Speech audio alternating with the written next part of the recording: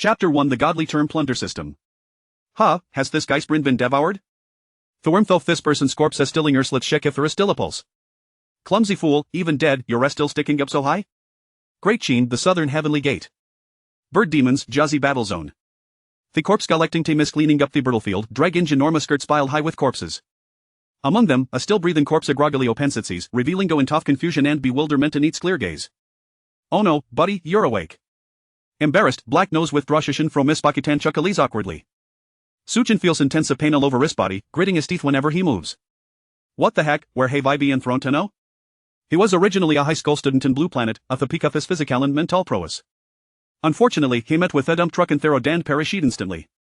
Open opening his eyes, he arrived here. A stream of clarity floods his mind, and Suchin instantly becomes aware of a situation. The Pango continent, where humans, demons, and monsters coexist in a three-way standoff, with numerous countries among the humans. Great Sheen, Divine Han, Immortal Tang, Scholarly Song, Martial Ming. There are real so traitorous nations that they've switched sides, such as Ghost Gene, Magic Yuan, and Demon Qing. Suchen is no in southern heavenly gate, the battlefield between the southern territory of Great Kin and Thiedmans. Great Kin is undeniably the foremost nation among the human countries. Theker and Temperor of Great Qin, Emperor Qin Shi Huang is the fierce emperor of the human race, favoring the military, legalism, and Moism. With its twin tyrant nobility system and warrior system, Great Kin has created an unstoppable force on the battlefield. Suchin's expression slightly changes as the information he receives differs from his previous life. The Supreme Commander of Southern Heavenly Gate is Neathurthan Baichi. Isn't Baikai Marshal in June, during Emperor Qin Shi Huang's reign his grave must have been covered in weeds. He struggles to lift the Shadan gazes at the nearby battered mix, realizing that this is not a Marie carbon best world. His shy school is to renologize some what is full but not much. Hess already traveled through time and a thing just possible. Suchin Sorajinali squadways attacked by demons and wiped out after a bloody battle. The subsequent demon force is Rihanna highlighted with Great Kin warriors, leaving Gunlay Suchin alive among the entire squad. Hey there, buddy, take ITC, we'll take you back for treatment. The corpse collecting team in a grand procession lifts Suchin onto their cart and brings him back to their camp. Returning to Jayazakam area. The military medic takes look at Suchin, squeezes his scavis and biceps, diagnosing muscle damage due to excessive AMEC operation. Do you hold Danny rank? Suchin tries to shake his sheet, but the trapezius muscle is in intense pain, so he can only say no. His throat feels burning, ace of stone Serrera bing against it. He raise some warm blood paste.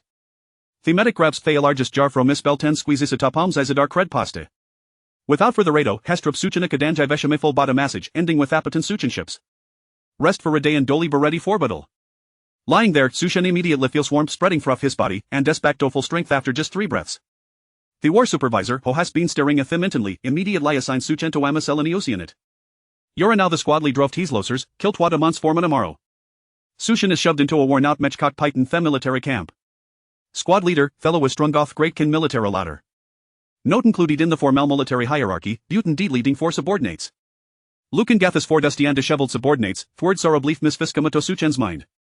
Report your names. Black Hip. Iron Root. Big Strong. Big Ox. A dark clut persever Suchin's facia shara call step brutality of the demons. The efficiently operating military camp doesn't know talo these lowly warrior store lacks in any way. The next day, a pure black mitch approaches, and demon with a square face steps out. I'm Sergeant Wang Goyao, follow your squad.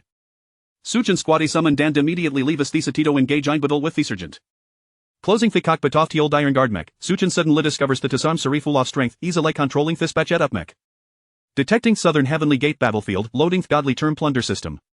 Suchin's crystals crescent flickers, and Disoriai shed 2 drops of liquid, up and opening them again, whirled around Hamash change drastically. Above Iveryon shed different colors, corresponding to different terms. Personal panel. Name Suchin.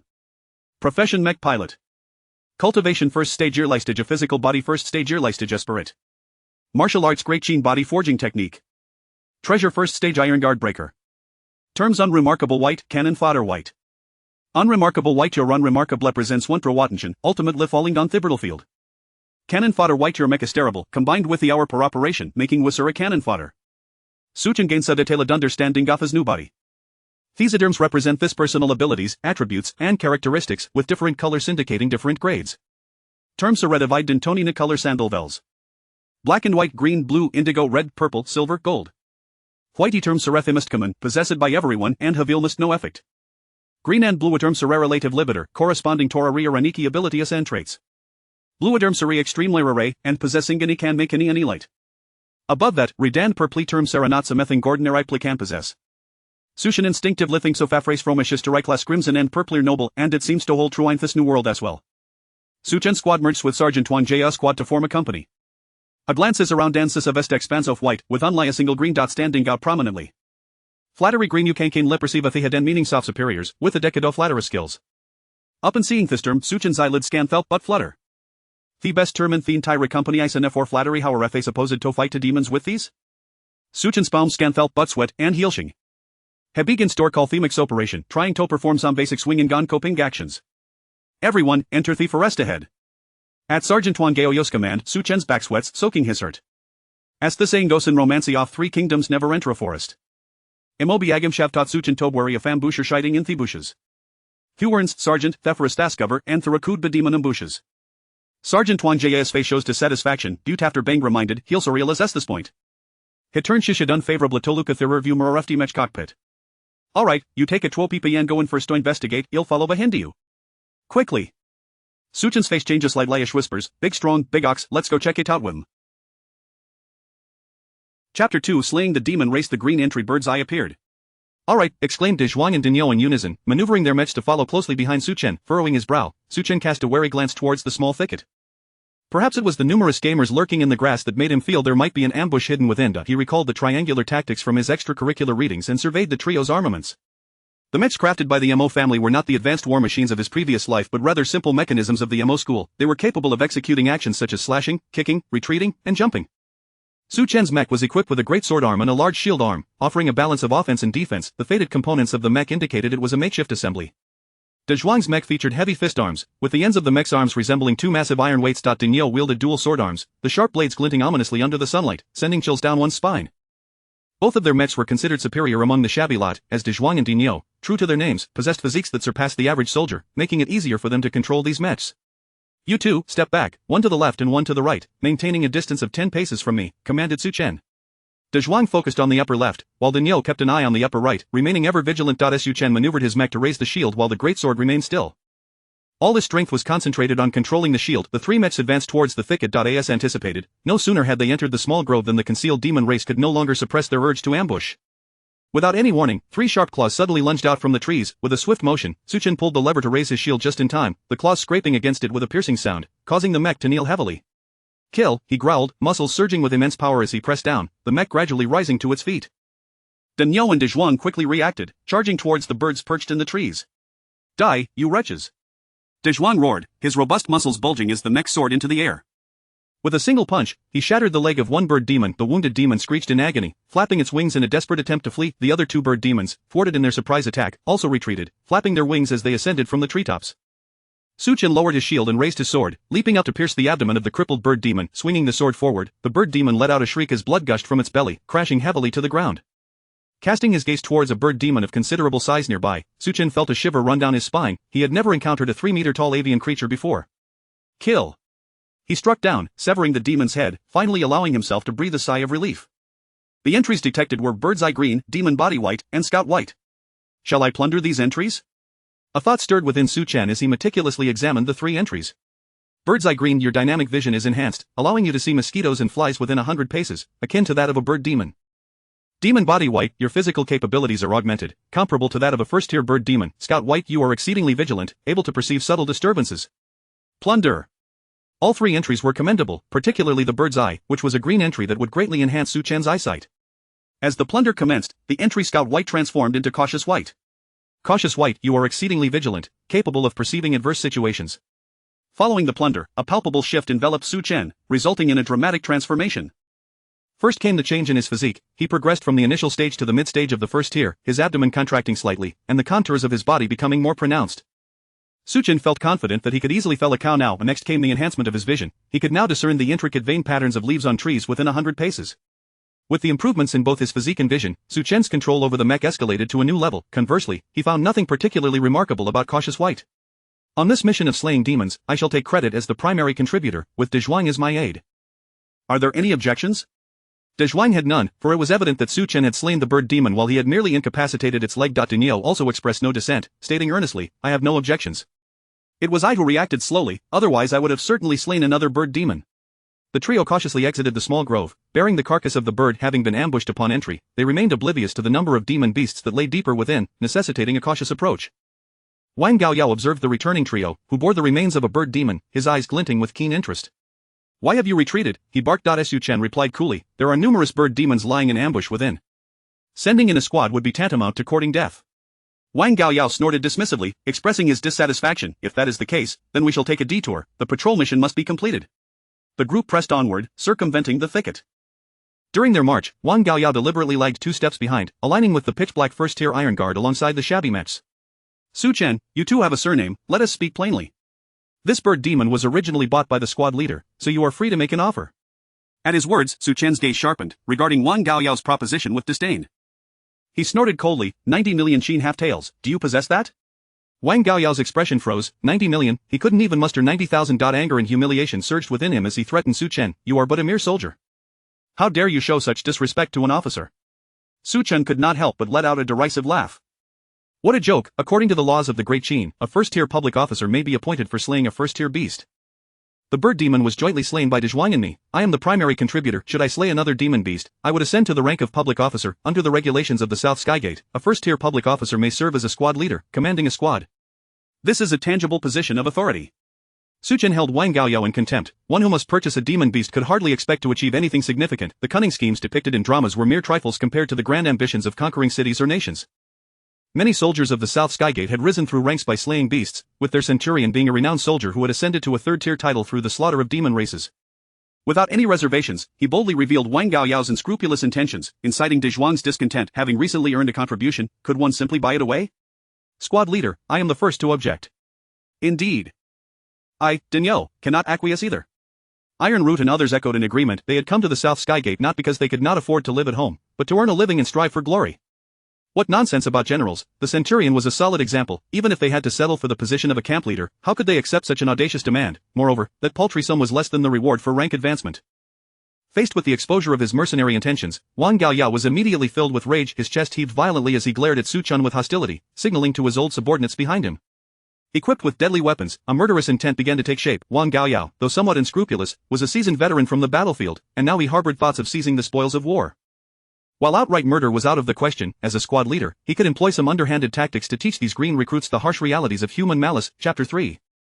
Assault and Struggle, Mental Transformation. Returning to the barracks. Su Chen and Dezhuang brought the corpses to the military merit office to record their achievements. Su Chen received a commendation of 7 points, while Dezhuang was awarded 3 points.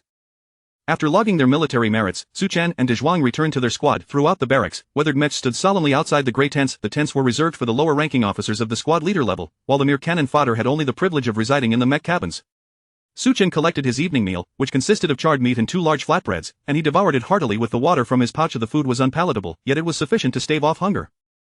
The following day, Wang Gaoyao was to lead the squad on another patrol mission. The route remained unchanged from the previous day, but Wang Gaoyao opted to circumvent the small grove, choosing instead to traverse a field of scattered rocks. Su Chen, Daniel, and Dezhuang, you 3 will scout ahead. Tai Zhen and He Tun, you 2 will cover the rear. Wang Gaoyao's desire for revenge was swift. This formation of 3-5-2 was particularly vulnerable to ambushes, especially for the last 2 in line. With only 10 men, why insist on a complex formation as if commanding a grand army? Su Chen understood Wang Gaoyao's intentions were deliberate, yet he had no choice. It was a legitimate military order that must be obeyed. Otherwise, upon returning to the barracks, this single infraction could condemn him to death. Fully immersed in the battlefield, Su Chen and his companions maintained a triangular formation, with him holding the shield at the forefront.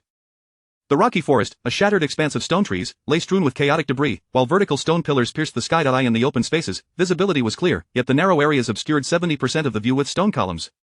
Suddenly, Su Chen's keen eyes spotted a black chicken claw peeking from behind a stone pillar. Upon seeing the claw, 3 words appeared in his mind: stone feather white. The feathers of the stone chicken are as brittle as rock. Stone chicken white. The silent stone chicken can remain motionless for 2 hours. Slow half-step white. The stone chicken's heavy body causes them to always be a half-beat slow. Realizing that there must be more than one stone chicken lurking behind the pillar, for these creatures were inherently social, he gestured to retreat and moved back to Dezhuang and Daniel's side. Squad leader, what is the situation? Su Chen pointed to the stone pillar, indicating, there's a chicken revealing itself. There are stone monsters lying in ambush. We should fall back. As the 3 withdrew, Wang Gaoyao became agitated. What are you 3 doing? Why aren't you advancing? Are you refusing to obey orders on the battlefield? Without turning back, Su Chen replied, there are chicken monsters ahead. There's an ambush behind the stone pillars. Upon hearing this, Su Chen attentively scanned the surrounding rocky forest, drawing from his years of experience lying in wait to ambush enemies. He knew that ambushes rarely involved solitary individuals. They were typically a case of many against few. An ambush? Wang Gao's alertness surged as he scrutinized the situation in the rocky forest, seeing no sign of movement whatsoever. Could there be beastly monsters here? That's impossible. Our route is so poor. How could the monsters execute precise ambushes? Moreover, this place is utterly silent. Who would come to such a desolate area? Just as Wang Gaoyao finished speaking, a loud crowing of a rooster echoed through the stone forest. The stone chickens, realizing that the first three had not entered their trap, regretted their excellent concealment but nevertheless initiated their charge with a cacophony of clucks. The forest trembled, and the debris on the ground danced like performers, flipping and leaping in disarray. Shadows of grayish-white figures darted through the rocky terrain, encircling the squad like dumplings in a pot. We're surrounded? Wang Gaoyao screamed in horror. Break through. Though he was indeed a soldier, he had honed some acumen. Wang Gaoyao understood how dire it was to be encircled. Failure to break through immediately would render them as lambs led to slaughter. The situation was entirely under the control of the enemy, and with only a day's worth of rations, being trapped would force them to resort to cannibalism. Of course, Wang Gaoyao was more concerned about his own life than the prospect of cannibalism. Su Chen, along with Daniel and De Zhuang, swiftly regrouped with He Tun and Tai Zhen.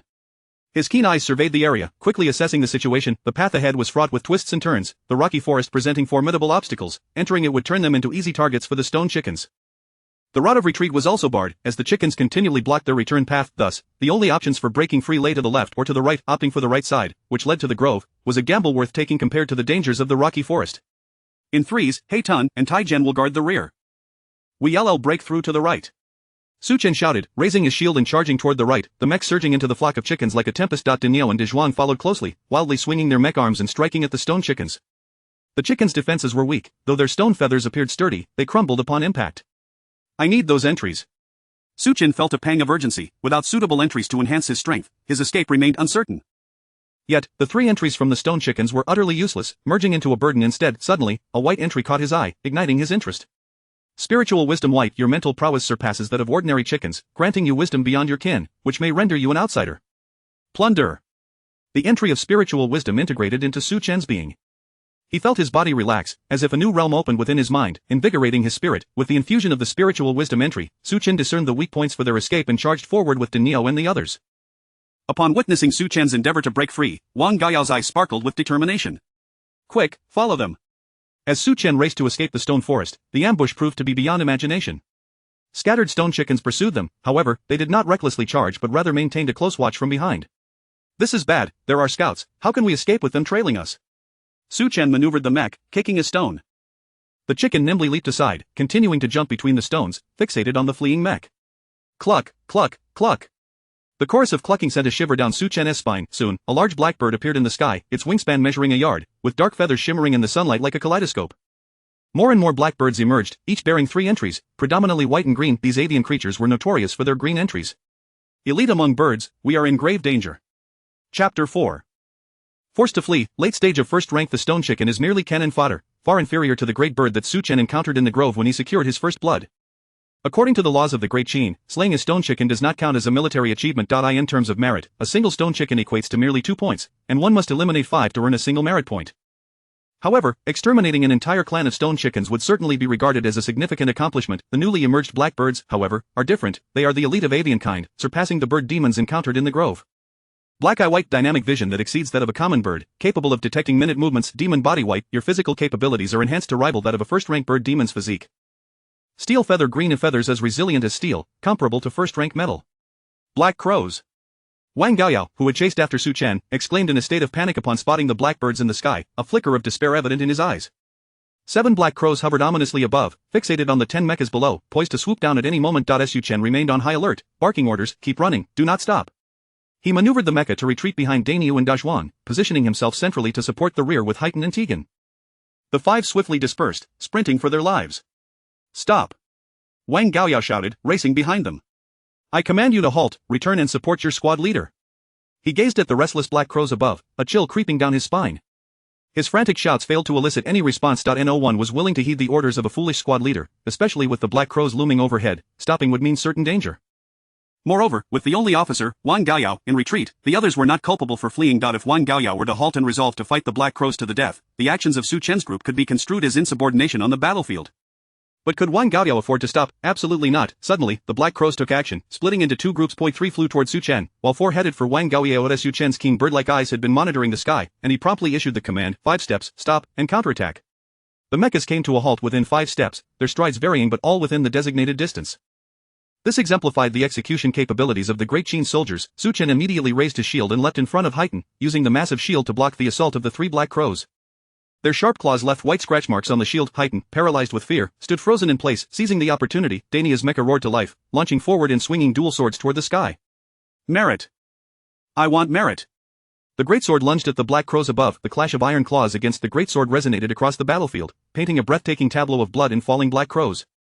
One Black Crow plummeted, and as Dania's mecha touched down, the 2 greatswords crossed in a cruciform manner, severing the crow's head. Color! Su Chen roared, cheering for Dania's outstanding performance. Detected terms: a demon body white, black eye white, steel feather green. Shall these terms be plundered? Plunder, demon body white, steel feather green, steel body green, black eye white, bird eye green, crow eye green, steel body green. Your body is as resilient as steel, enhancing your skin's defensive capabilities. Crow eye green, your eyes shine with a deep black luster, providing exceptional dynamic vision. The same terms can only be plundered once, yet similar terms will merge. Su Chen's demon body advanced to a steel body, the white terms transforming into green. His physical form radiated a faint silvery gray hue. His bodily strength underwent another transformation, from mid-stage first rank to late-stage first rank. He glanced up at the 2 retreating Black Crows and sternly instructed, be wary of ambushes, continue the retreat. In stark contrast, Wang Gaoyao immediately activated his pure black iron guardian as the Black Crows descended. He disregarded the other 4 mechas. 4 Black Crows surrounded a single mecha, encircling it from all sides. 2 Black Crows restricted the mecha's movements, and a third pierced the cockpit with its iron claws, dragging the occupant out. The remaining 3 fled desperately, abandoning their comrade without a backward glance. After a brief delay, over 10 stone chickens came rushing from behind, trailing the group in search of an opportunity. The Black Crows retreated to the sky, emitting chilling cries, summoning their brethren from afar. A quarter of an hour later, Su Chen retrieved his water skin and took 2 large gulps of water before looking up at the blazing sun and the circling Black Crows, alongside the restless stone chickens. Suddenly, a flash of green appeared in his peripheral vision. A narrow grove came into view. Enter, rest. Su Chen commanded without hesitation, directing them into the grove for a temporary respite. Utilizing the natural cover provided by the trees would shield them from the Black Crow's onslaught. Wang Gaoyao galloped over, witnessing Su Chen and the others pausing to rest. Without distinguishing friend from foe, he reprimanded, you dare to flee in the face of battle. Su Chen, not bothering to turn around, replied coolly, is squad leader Wang determined to fight to the death? I have no objections. He maneuvered his mecha, adopting a posture as if he were preparing to charge back into battle, inviting Wang Gaoyao to give the order. Wang Gaoyao found himself in a precarious position, unable to respond. If he truly possessed the resolve to fight to the last, he would not have been the first to flee at the first sign of danger, losing a soldier in the process. Had it not been for the cockpit obstructing the view, everyone would clearly see Wang Gaoyao's face flushed red, steam rising from his head. Su Chen glanced at the 3 mechas behind Wang Gaoyao and said nonchalantly, we need to rest a bit before continuing our breakout. Otherwise, we will be trapped here. He raised his large shield and declared, will you follow my lead or his? With that single statement, Wang Gaoyao's composure faltered. What nonsense are you spouting? I am a level 1 officer, the squad leader, the highest authority here. You are challenging my authority. These words might have held weight, but they dissipated the moment he fled. First, the other 3 had witnessed the prowess of Su Chen's squad. They could not only withstand the assaults of the demon race but also repeatedly secure achievements. They did not come to the battlefield to merely survive but to slay enemies and earn glory. The 3 positioned themselves behind Su Chen, no longer casting a glance at Wang Gaoyao. In threes, coordinate with one another and prepare to break out. Su Chen, calm and collected, restructured their formation from a triangular to a diamond shape, allowing for mutual support among the 4, with him at the forefront. Casting a glance at the isolated Wang Gaoyao, Su Chen subtly shook his head. Here, there would be no superior to flatter. Only through slaying enemies and achieving merit could one win the hearts of the soldiers. Otherwise, one was no different from a useless being. As they advanced through the grove, racing back to the military camp while remaining vigilant of the Black Crows, Su Chen raised his large shield, his senses heightened, leading the charge out of the grove. Dust billowed, obscuring Wang Gaoyao's resentful gaze. Must we all live quietly and not cause trouble? Why must you be the one to stick your neck out? Why must you obstruct my progress? At that moment, Su Chen became a thorn in Wang Gaoyao's side. After cursing under his breath a couple of times, Wang Gaoyao still followed suit, unwilling to be left behind alone in the clutches of the Black Crows. Chapter 5 Decapitating 3 levels in one stroke. Wang Gaoyao's jealousy as Su Chen and his companions sprang into action, the ominous Black Crows above them stirred restlessly. Relentless in their pursuit, they trailed the mechas below. In a fleeting moment of respite, the number of Black Crows swelled from 6 to 9, while the stone chickens outside the forest clucked incessantly. The 8 members of Su Chen's team piloted their mechas at full speed toward the military camp, bursting forth from the narrow grove. The Black Crows circled ominously in the sky, their 9 heads fixated on the 9 mechas, alongside the approaching stone chickens. The advantage is ours. With a commanding cry, the leading crow descended upon the mechas, its flock following suit. The timid stone chickens, seemingly invigorated, flapped their feathered bodies toward the mechas with fervor. Steady, do not panic. Su Chen's physical strength had now reached the late stage of the first tier, complemented by a mid-tier mental acuity, elevating his control over the mechas to an extraordinary level. Personal profile: name of Su Chen. Occupation: Mecha Master. Cultivation: late stage of first tier physical, mid-tier of first tier mental skill. Great Gene. Body refinement technique. Treasures of first tier. Iron Guard Breaker. Attributes: cautious white, cannon fodder. Soldier white, spiritual wisdom white, steel body green, black eye green. Cautious white. You are exceedingly vigilant, capable of detecting adverse situations. A spiritual wisdom white. Your mental prowess exceeds that of ordinary beings, granting you wisdom beyond your kin, rendering you somewhat out of place. Steel body green. Your physique is as resilient as steel, enhancing your surface defense. Black eye green. Your eyes are dark and lustrous, providing exceptional dynamic vision. Cannon fodder. Soldier white. Your soldier's capabilities are abysmal, and coupled with your poor execution, you are undoubtedly a source of failure. The sword and shield mecha leaped forward, raising its shield to block the iron claws of the black crows, while the greatsword traced a deadly arc through the air. Blood rained down as a crow let out a piercing shriek, its body cleaved in two and collapsing to the ground. With a swift motion, Su Chen severed the bird's head, swiftly collecting his spoils to assist his comrades. 1 level of military merit secured. Having undergone 9 years of compulsory education, Su Chen could not help but marvel at how intoxicating this military rank system was. With the slaying of a single beast, he could ascend to the rank of a level 1 public officer, filling him with motivation. Dainio and Dezhuang handled the black crows with remarkable ease. Their accumulated military merits spurred them on, ensuring they held their ground against the crows without faltering. Tegan and Haiten, working in tandem, managed to temporarily fend off the crows, while the three under Wang Gaoyao struggled to keep up. The iron claws of the crows swept perilously close to the cockpit, nearly breaching the confines. The situation was fraught with danger. Kill. Su Chen charged forward, forcefully intervening in the fray of the three, executing a series of blocking and slashing maneuvers that felled a black crow. The remaining two crows sensed the imminent threat and attempted to ascend to the sky to escape, but how could Su Chen allow them such an opportunity? With a powerful leap, his sword arm extended, he pierced the slower crow, sending its lifeless body crashing to the ground, stirring up a cloud of dust. After severing the heads of two crows, Su Chen collected the military merits and coldly regarded the three soldiers. His lips moved as he spoke. We come to the battlefield to earn achievements. You are not green recruits. It is time to hone your skills. With a thunderous force, Su Chen dispatched 3 black crows, not only intimidating the incoming crows but also startling his fellow soldiers, who had not anticipated such ferocity from Su Chen, a mere squad leader. The crows, disheartened, hurriedly retreated to the safety of their aerial domain. 1 crow, unable to escape in time, was struck down by Dainia's cross slash, severing its wing and causing it to lose balance and crash. As it flapped its remaining wings feebly on the ground, Dainio approached and decapitated it with a single stroke. Another military merit acquired. Dainio beamed with joy. He had now secured 2 military merits, firmly establishing himself as a level 1 public officer. With the slaying of 4 more beasts, he could apply for a level 2 rank. The laws of the Great Qin stipulate that decapitating 1 beast grants one the title of public officer, while decapitating 5 earns the title of upper officer. With the title, one is no longer a commoner and can aspire to possess a pure black iron guard like Wang Gaoyao. Dezhuang, however, faltered, failing to strike the crow's vital spot. Sensing danger, the crow turned and ascended into the skies, resolute and unhesitant. Oh no, my military merit is slipping away, Dezhuang fumed, hopping on the ground in a futile attempt to call back the fleeing crow. Meanwhile, Tegan and Haiten's coordination proved seamless, bringing down another crow and claiming its head as a trophy to eye in the distance. Wang Gaoyao strained with all his might to control his black-armored iron guard to slay a crow. He cast a glance toward Su Chen, a derisive smile forming on his lips as he anticipated witnessing the folly of others, but to his astonishment, his expression twisted in disbelief. His face contorted with rage as he gritted his teeth, exclaiming, "How is this possible?" Dainia's mecha sported a crow's head dangling from its waist, a conspicuous trophy. Haiten and Tegan also displayed their own crow heads. But Su Chen's mecha bore 3 crow heads, 3 complete military merits. Wang Gaoyao, having never faced a true battle, had earned his level 1 public officer title through time and military merit, later leveraging his sycophantic skills to acquire a black-armored iron guard. Yet, to have 5 crow heads in this battle, he found it hard to believe that Su Chen possessed such capability, effortlessly slaying 3 crows, exhibiting ferocity that belied his status as a mere commoner squad leader. Unsurprisingly, Wang Gaoyao's envy surged. 5 crow heads, 5 military merits. If only he could secure 3 more, attaining level 2 upper officer status would be a certainty, and landing a lucrative position would be within reach. Contemplating Su Chen's astonishing performance, he wondered what fate awaited this individual should he return to the military camp and gain influence. This was a case of a petty man's mind attempting to gauge the intentions of a gentleman. Regardless of his stature, Su Chen had completed 12 years of high school in China, possessing a moral character of the highest caliber. He looked down upon Wang Gaoyao's demeanor and actions, never considering the notion of oppression or retaliation. The two bore no grievances, and Wang Gaoyao was not worthy of Su Chen's concern. Yet, as the seeds of malice took root within his heart, they drew nourishment from various negative emotions, rapidly flourishing. Su Chen paid no mind to Wang Gaoyao and promptly issued the command, "All units, return to the military camp." This scene only fueled the flames of fury within Wang Gaoyao. He was the highest-ranking leader of this squad, the squad leader, the sole individual with a title. How dare a commoner presume to take command? Su Chen, you have sealed your own doom. Wang Gaoyao's voice echoed within the cockpit, his visage contorted in rage, silently severing the crow's head. Wang Gaoyao, now burdened with the weight of his military merit, gradually raised his gaze toward Su Chen, brandishing the great sword of the black-armored iron guard. Su Chen, meanwhile, was contemplating the path ahead. With 3 military merits secured, he was on the cusp of becoming a level 1 public officer, and a leap to level 2 upper officer was within reach. As he pondered the road ahead, the attribute of cautious white came into play, heightening Su Chen's vigilance as he raised his great shield. Could there be a lurking beast nearby? In the next moment, a shadow materialized behind him, causing Su Chen's pupils to constrict violently. Chapter 6, The Battlefield Taboo. Fratricide. In a moment of peril, Su Chen raised his shield to deflect the impending blow.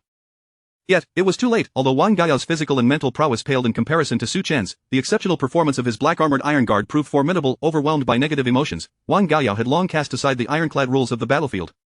Failing to achieve a decisive strike, he retaliated by severing Su Chen's mech's mechanical leg with a swift stroke, sending 2 crucial components flying. With a thunderous crash, one leg of the mech was rendered inoperative, causing Su Chen's machine to topple sideways. A smug smile crept across Wang Gao's face. How could he not discern the weaknesses of this battered mech? Having once wielded such a makeshift construct on the battlefield, reacting with remarkable speed, Su Chen executed a roll on the ground, leveraging his late-stage physical prowess to force the mech to regain balance on one leg. This critical maneuver allowed him to narrowly evade Wang Gao's lethal strike. Coldly, Su Chen fixed his gaze upon Wang Gao, his heart racing and breath coming in heavy gasps. The rapid succession of events was more exhilarating than facing a monstrous beast. What are you doing? Roared Daniel, brandishing twin swords as he charged forward, the blades aimed directly at the black-armored iron guard. Fratricide. Wang Gao, you seek death. Dashwang trembled slightly, controlling his mech as he rushed forward. Heiha and Tegan also blocked Wang Gao's retreat, incredulous at his reckless actions. Su Chen, trembling, managed to reach for his water pouch, taking a deep swig to gradually quell his emotions. It was unfathomable to him, what deep-seated enmity could drive Wang Gao to risk annihilation and betrayal on the battlefield. Fratricide was a grave taboo, and with no animosity between them, why? Wang Gao laughed maniacally, his black-armored iron guard trembling alongside him. He enunciated each word slowly. Why is it that you can slay 3 black crows in succession, earning military merit as casually as one eats and drinks? I have spent 3 long years at the South Heavenly Gate. 3 whole years, only to rise from a mere foot soldier to a level 1 officer, becoming a lowly squad leader in the Great Qin. As Su Chen listened to Wang Gao's words, a moment of clarity washed over him. The tale of Pang Wan and Sun Bin materialized in his mind. Consumed by jealousy for his fellow disciple Sun Bin's talents, Pang Wan had schemed to cripple him, rendering Sun Bin a mere shell of his former self. Wang Gao, envious of Su Chen's remarkable performance, was willing to stab him in the back on the battlefield. Is it worth it? Su Chen murmured, shaking his head slightly. It was no surprise that a blinded individual would act in such a manner. There was nothing more to be said to such a person. Sergeant, what should we do? Daniel fidgeted, eager to confront Wang Gao. His previous attempts to curry favor had already left a bad taste in his mouth, and now, to betray his comrade on the battlefield. Brothers! This is intolerable. Su Chen had clearly become the pillar of support for the others. He spoke calmly. Fratricide is a grave taboo on the battlefield. The laws of the Great Qin must be upheld, and the punishment must be severe execution for the entire family. Take him back for military justice. Wang Gao snorted derisively, raising his great sword. The victor is yet to be determined. Perhaps it will be this squad leader who returns with your corpses. In stark contrast to his earlier lack of combat spirit against the beasts, Wang Gao now exhibited an intense battle determination, embodying a spirit unafraid of death. Su Chen lifted his shield and great sword, pointing them at Wang Gao's black-armored iron guard. Stand aside. I intend to deal with this coward who strikes at his comrades.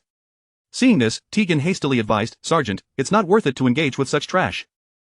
Your mech has lost a leg. Let us join forces and take him down together. Heiha also urged, this is no time for bravado, Sergeant. Everyone was acutely aware of Su Chen's formidable combat prowess and knew that Wang Gao was no match for him. However, with Su Chen's mech compromised, the disparity between their machines, one a level 1 iron guard, the other a decrepit construct, was not something an ordinary person could bridge. Stand aside. Su Chen commanded, propelling his mech forward with explosive force on one leg, charging toward the black-armored iron guard. Upon witnessing Su Chen's solitary advance, Wang Gao's face broke into a conspiratorial grin. Still too young, are we? A mere provocation, and you crumble. Controlling a crippled mech to engage him, did Su Chen really believe that Wang Gao's 3 years of experience were for naught? The standard level 1 iron guard was a well-crafted sword and shield mech, superior in quality to the makeshift constructs. Su Chen's movements were devoid of any embellishments, as he raised his great sword to strike at the cockpit. Wang Gao wore a smug expression, maneuvering the iron guard to raise its shield and deflect the blow, then swinging his great sword toward Su Chen's mech. Su Chen promptly raised his shield. The blades of the two mechs clashed, momentarily achieving a stalemate. In that fleeting instant, Su Chen's dark eyes caught a glimpse of opportunity. He saw Wang Gao's distorted face opening the cockpit. He thrust his upper body outwards, effortlessly accessing the black-armored iron guard's cockpit. A series of actions flowed seamlessly, creating a sense of aesthetic grace. Gazing at the open cockpit, a flicker of fear emerged in Wang Gao's eyes as he attempted to retreat. But Su Chen swiftly reached out, grasping Wang Gao's wrist with an iron grip. A terrifying force restrained Wang Gao's movements. As a soft silver-gray glow emanated from Su Chen, he forcibly dragged Wang Gao out of the cockpit. Just as Wang Gaoyao was about to speak, a fist the size of a sandbag struck him squarely in the face, raining down like a tempest. As Su Chen and Wang Gaoyao fell from their mechs, they landed heavily on the ground, with Wang Gaoyao serving as a makeshift cushion, spitting blood from his mouth. You scoundrel! How dare you launch a sneak attack on your grandfather, die! In the cockpit, Su Chen remained calm, but upon making contact with Wang Gaoyao, an uncontrollable fury surged through him, landing heavy blows on Wang Gaoyao. For the first time, he felt so close to death. His first encounter with death was to save another, or he perished instantly without any sensation. The second time, he was pulled from a pile of corpses. The original owner had died, and he had taken his place, also devoid of feeling, yet it was the betrayal from behind that sent chills down his spine. In the sky, a massive black mechanical bird patrolled the Jiazi district. Suddenly, the mech's pilot, surveying the ground below, caught sight of a scene unfolding in an open area. A squad of Qin soldiers was embroiled in a brawl, two individuals having exited their mechs to fight barehanded. One of them was bloodied from the nose and mouth, while the surrounding soldiers looked on with cold indifference. Almost instantaneously, the young man within the mechanical bird furrowed his brow, coldly observing the scene. Private disputes on the battlefield are utterly detestable. A flash of silver light flickered as the mechanical bird vanished from the sky, transforming into a dark streak that entered the man's wrist bracelet. With a portion of the world under his mental control, he stepped into the void, descending toward the ground. Just as Su Chen was getting into the thick of the fight, an invisible pressure suddenly immobilized his actions. Chapter 7. Inspector Li Changkong. A fleeting aura passed by. Su Chen rose, delivering a swift kick that sent Wang Gaoyao flying, his gaze warily fixed upon the newcomer. The visitor, clad in a black short robe, elicited an involuntary response from Su Chen, nearly causing drool to escape his lips. The 4th-tier mecha master, Lan, possessing an exceptionally high level of control over mechs, commanding the 4th-tier biological mech, the Black Hawk, the Celestial Dao prodigy, Lani endowed with extraordinary talent in the realm of Celestial Dao, with hopes of reaching the 6th-tier division of the spirit realm. Qin Guanfang Qing, a 6th-tier noble of the Great Qin Li family direct lineage, Hong, a direct descendant of the prominent Li family of the Great Qin, highly regarded by the court, the Li family of the Great Qin. Su Chen immediately recalled a figure from history, Li Xin, known for his devastating defeat of the state of Chu. He served as a backdrop during Wang Jian's conquest of nations, representing the Longxi branch of the Li family. In his past life, he was well acquainted with Li Xin, having delved deeply into his exploits, having participated multiple times in the annihilation of nations, with his presence felt during the downfall of Yan, Zhao, Qi, and Chu. Was this individual also a member of the Li family? Bold indeed. How dare one commit such an act of violence before me? Li Changkong stood suspended in midair, ethereal energy swirling around him, his gaze piercingly sharp. Observing the battlefield scene, he mentally constructed a vivid image of a squad leader repressing the soldiers of the Great Qin. Su Chen, filled with righteous indignation, bellowed, "Who are you? Why do you openly shield this treacherous coward who has betrayed his comrades?" Shield? Betrayal of comrades, such niche terminology, Li Changkong mused, having recently been appointed as an inspector and now confronted with such explosive information. To betray one's comrades on the battlefield is a grave sin. Do you possess any evidence? Su Chen straightened his posture and pointed to the remaining soldiers, declaring, "They are all witnesses. Wang Gaoyao launched a surprise attack on me from behind. When he failed to incapacitate me and destroyed a leg of my mech, I had no choice but to subdue him."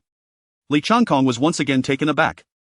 The bloodied figure sprawled on the ground was a squad leader who could not best a mere soldier, controlling the Great Qin Iron Guards. He had attempted a sneak attack, only to be countered by a battered mech? Dragged from the cockpit and slammed to the ground? I am the inspector of the Southern Skygate's Aviary Demon Zone, tasked with overseeing all battlefield matters, from the commanding officers to the common soldiers. Speak the truth. Every individual present could attest to Su Chen's claims. Wang Gaoyao's actions were nothing short of inhumane. Listening to the accounts of others, Li Changkong fell into contemplation. Was it possible for a person to sink to such depths of disgrace? According to the laws of the Great Qin, betrayal on the battlefield and the slaughter of comrades warrant extermination of one's clan. Upon hearing this, Wang Gaoyao, who had been feigning death, scrambled to his knees before Li Changkong, desperately bowing his head. "My lord! I deserve death. I admit my wrongdoing. I should not have turned on my comrades. My family is innocent. I beseech you, show mercy." Li Changkong glanced coldly at Wang Gaoyao, his expression devoid of warmth. Had I known this would transpire, why act so rashly? With a single, decisive strike, he reduced Wang Gaoyao to a pulp. With a gentle flick of his sleeve, Wang Gaoyao's identification token flew forth. Su Chen observed the fallen token, detecting the inscription. "E flatterer. Shall I seize it?" "Yes." While Su Chen held Wang Gaoyao in low regard, he begrudgingly acknowledged that flattery was indeed a skill, albeit one that merely served to enhance his eloquence. Collecting Wang Gaoyao's token, Li Changkong scrutinized Su Chen. "Do you have a name?" Su Chen replied, "I am Su Chen of Fufeng, Su as in dust and smoke." Li Changkong's eyes lit up with interest. "A gentleman of good family, indeed. Have you received any formal education?" Su Chen pondered momentarily. This question was somewhat delicate. Having attended a private academy for a few years, his studies were somewhat eclectic, encompassing military strategy and poetry alike. His surname and origin indicated at least a modest background, lending credibility to his status. Having studied at a private academy and familiarized himself with military strategy, he undoubtedly surpassed the majority of Great Qin soldiers. A young man of considerable potential. Li Changkong felt a sudden inclination to recruit Su Chen as his personal guard. He glanced at the battered mech, stating, "Your military merits are sufficient for a promotion. This iron guard shall be placed under your command." Thank you, my lord. Su Chen regarded the black-armored Iron Guard, recognizing that this tier of mech far surpassed the tattered remnants he had previously piloted. Li Changkong laughed. I am new to this role as inspector and find myself lacking in personnel. Do you wish to serve under me? Upon hearing this, the likes of Dainio and Heiken cast envious glances. Su Chen promptly replied, you are an inspector, my lord, associating with you would undoubtedly lead to a boundless future. However, I have a small query. Ask away. Li Changkong, displaying great magnanimity, admired Su Chen's youthful ambition. May I inquire, if I were to follow you, could I slay enemies and achieve military feats? Would I be granted nobility and high office? Su Chen's words conveyed an air of determination, as if he were destined to attain nobility and office. Li Changkong did not respond immediately, instead reflecting carefully on whether he would be able to achieve military exploits alongside Su Chen. At present, it seemed unlikely the inspector's role was to oversee. How could one attain military accomplishments? Li Changkong merely intended to utilize this position to familiarize himself with the battlefield, eventually transitioning to a military commander to lead troops into battle. His thoughts crystallized into a single statement: nobility and high office require achievements on the battlefield. He grew increasingly appreciative of this young soldier of the Great Qin, who, despite being only a first-tier warrior, possessed an indescribable aura that he had not encountered in his other soldiers. If Su Chen aspired to attain nobility and high office, the Great Qin's physical training alone would not suffice. A true powerhouse could single-handedly rival 1,000,000 troops. Li Changkong offered Su Chen a few pointers. This world was far from a mere realm of mechs and demon races. The Longxili family exemplified a quintessential celestial family. Harnessing the celestial Dao through mechs, they could command the very elements while being protected by their own mechs. The paths of celestial, martial, divine, and Confucian cultivation on the Pango continent were fraught with difficulty for those without a guiding mentor. Su Chen, deep in thought, noted Li Changkong's designation as a celestial Dao prodigy, realizing that matters were far more complex than he had previously imagined. The waters of this world ran deeper than he could conceive. The Great Qin's physical training merely served to strengthen first-tier warriors. Thank you for your guidance, my lord, Su Chen said, bowing slightly in genuine gratitude. At the very least, he now had loftier aspirations beyond military merit and titles. Just as Li Changkong was about to speak, his expression suddenly shifted, and he rose abruptly, scanning the horizon with alarm, spotting a surge of demonic energy soaring skyward. The battlefield here lay far from the southern skygate, barely on the periphery of the main battlefront. The presence of such a formidable beast was inconceivable. Had a fourth-tier great demon slipped past the main battlefield without any warning? Li Changkong's fury was palpable. Had he not been here to inspect, a fourth-tier great demon passing through would have wreaked havoc upon all the Great Qin soldiers, save for those in the military camps. Withdraw at once. I shall cover your retreat. As Su Chen opened his mouth to inquire about the situation, Li Changkong's chilling command nearly sent everyone into a state of panic. Chapter 8, The Hybrid Golden Crow, son of the demon general. A fourth-tier great demon is approaching. You must retreat swiftly. A fourth-tier great demon. Without a moment's hesitation, Su Chen leaped onto the mech and entered the cabin of the black-armored Iron Guard. Even a second-tier great demon could easily overpower their meager Kalami mech. A fourth-tier great demon, it would likely require a regiment of 500 soldiers to have any chance of standing against it. Fortunately, with the inspector present, otherwise, their squad would surely face annihilation. Children! Today we shall fight fiercely. A piercing voice echoed as a golden bird soared from the horizon, its 3 azure golden claws adorned with streaks of black feathers amidst its crimson golden plumage. Another squad of black crows charged in. Among them was a black crow that had previously attacked Su Chen and his companions, one of the very ones that had escaped. Su Chen's keen eyesight allowed him to recognize it instantly. He turned his gaze to the 3-legged golden crow, gasping in astonishment. The attributes of this golden crow were exceedingly formidable. Hybrid golden crow blue. The golden crow belongs to the royal lineage of the demon clan, holding a position of immense prestige.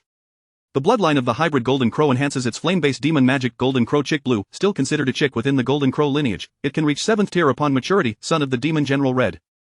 The favored offspring of the avian demon general, held in high regard by the avian demon commanders. Golden crow divine eyes red, an innate ability of the golden crow clan, capable of unleashing divine fire and seeing through illusions.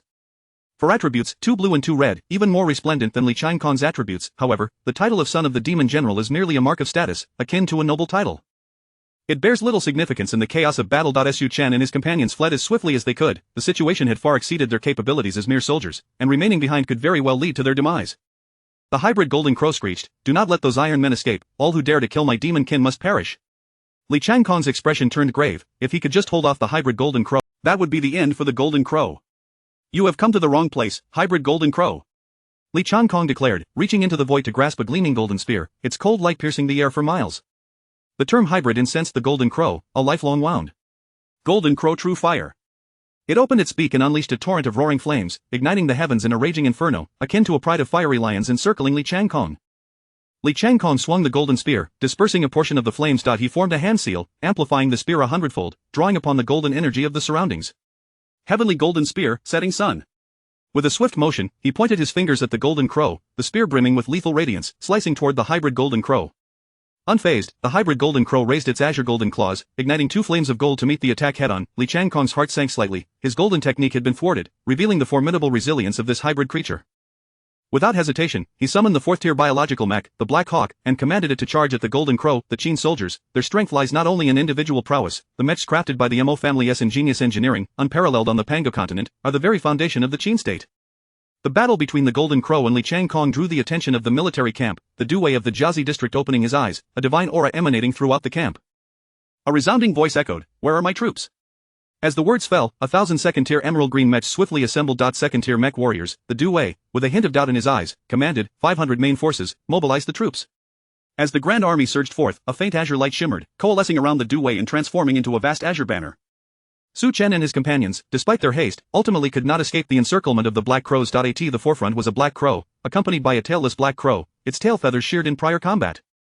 The tailless black crow caught incessantly beside its leader, vocally condemning the actions of the villains below. The black crow leader let out a mighty screech, its crimson eyes fixated below, as it commanded the black crows to swoop down into the mech.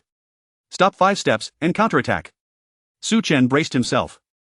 23 black crows were approaching, double their own numbers. How could they possibly fight? He stepped forward to confront the black crow leader. The glaring green and azure attributes left Su Chen somewhat unsettled. Attributes detected: short-sighted white, steel beak green, demon body green, red-eye green. Among these 4 attributes, only the short-sighted attribute shown white. Short-sighted white inclined to showcase themselves before powerful figures, often forgetting everything else in their haste. Su Chen realized this was an opportunity to exploit. The black crow leader was a red-eyed black crow, a second-tier demon beast, yet the current circumstances demanded that Su Chen stand firm. He bellowed, "Red-eyed crow, your master is about to perish. Are you truly willing to linger here, fearful that a single word from above could seal your fate, slaughter your kin, and let the eggs in your nest be scattered to the winds?"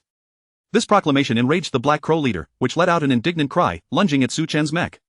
Raise the shield. Swing the sword.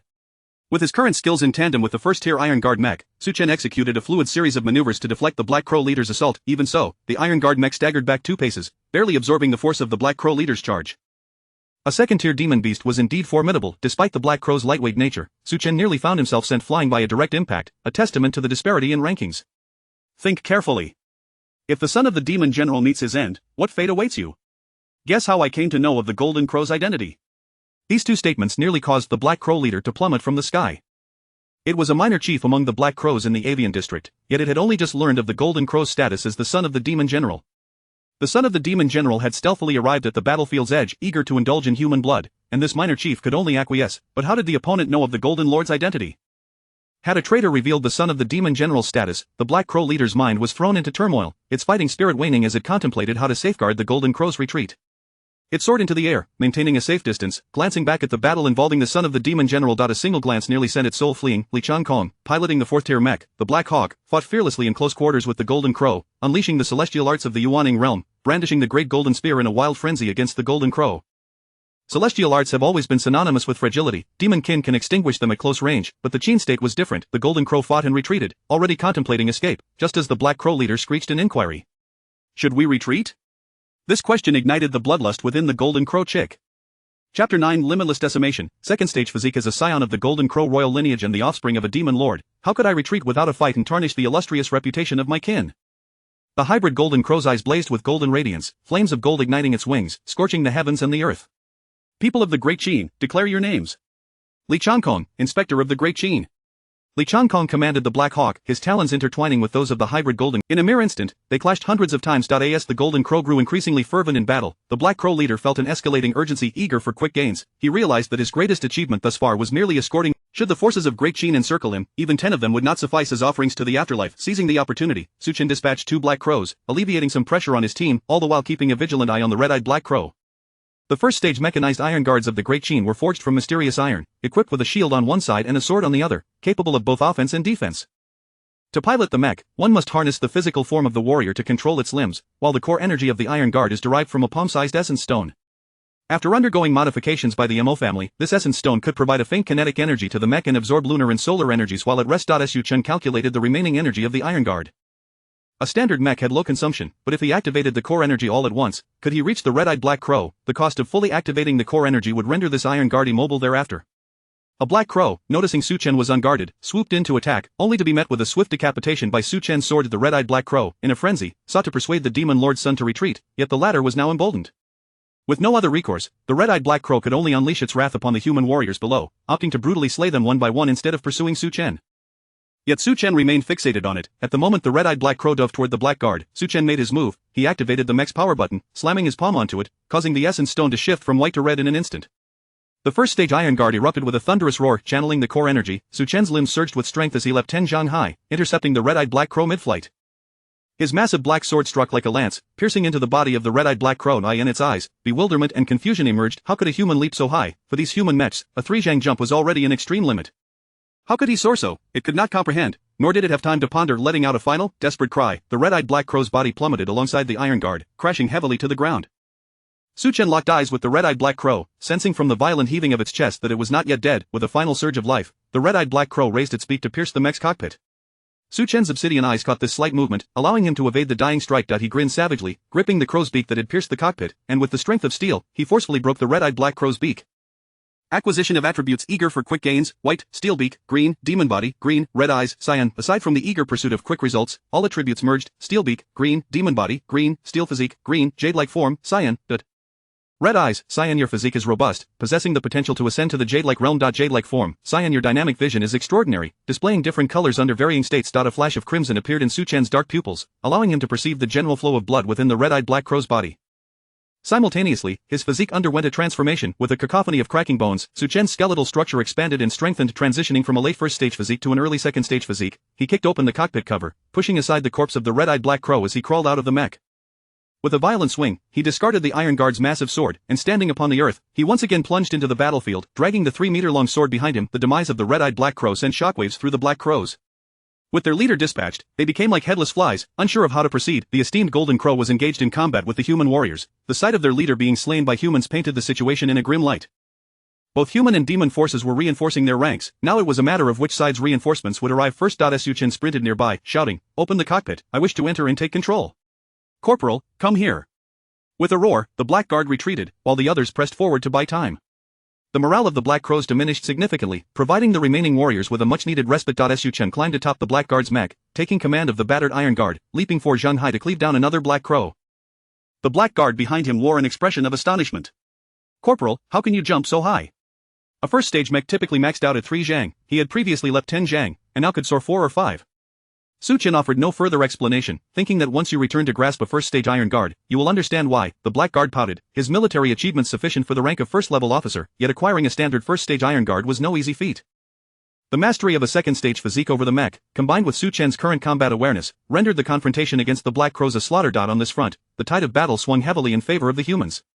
The only troubling aspect was that one of the 3 subordinates of Weingao had been overly careless in battle, losing an arm, while another was yanked from the cockpit by a Black Crow, devoured mid-air. On the battlefield between the Golden Crow and Li Changkong, flames and golden blades intertwined, casting a golden glow that enveloped the clouds above like a resplendent golden robe. 2 colossal birds, one black and one gold, clashed in the sky, blood raining down upon the earth. The hybrid Golden Crow found itself in a dire state, its golden feathers uprooted, exposing a bloodied hide, no longer resembling its former majestic self. Its left wing had been partially severed, and one of its 3 azure golden claws was broken. Li Changkong's situation was no less dire. The biological composition of the Black Hawk had been shredded, while the core mechanical components bore scorch marks. He had exhausted too much of his magical energy, leaving his nascent soul weakened. To unleash another high-powered spell might jeopardize his very essence. The standoff persisted. Neither could deliver a decisive blow yet remained too enraged to relent. Growing increasingly frantic, the hybrid Golden Crow resolved to break the stalemate, surprised that its initial assault had encountered such formidable foes.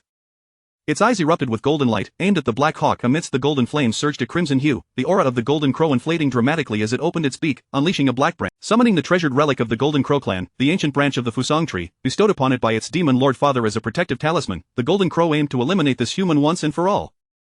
Chapter 10 Upgrade, the purple attribute breaking the illusion. Golden Eye Death. A golden rune flickered in Li Changkong's gaze. The Gangjin rune radiated with the brilliance of laws, enveloped in an ethereal aura of the immortal path. Who does not possess a bit of background? The 3 foremost military families of the Great Qin, Wang Baimeng. Besides these 3 illustrious families, the Li family stands as the preeminent military clan, the vanguard of the immortal path of the Great Qin's military. As the youngest legitimate son of the Li family, Li Changkong shares a fraternal bond with Li Xian. The family has dispatched Li Changkong to serve in the military, naturally equipped with a safeguard for his life. Celestial Division Summoning. In contrast to the pureblood Jinmuo's ancient branches, Li Changkong's trump card is the family's immortal path seal, bestowed by his 6th-tier Celestial Division elder brother. South Heaven Gate Main Battlefield. The camp of the Lieutenant. Lixan sat cross-legged in the center of the main tent, clutching a jade slip of the immortal path, endeavoring to amalgamate the immortal practice with military formations. Suddenly, Li Xian furrowed his brow, his eyes penetrating the void as he gazed toward a distant corner. A division spirit detached from his body, instantly appearing beside Li Changkong, surveying the battlefield within a 1,000-mile radius to grasp the general situation.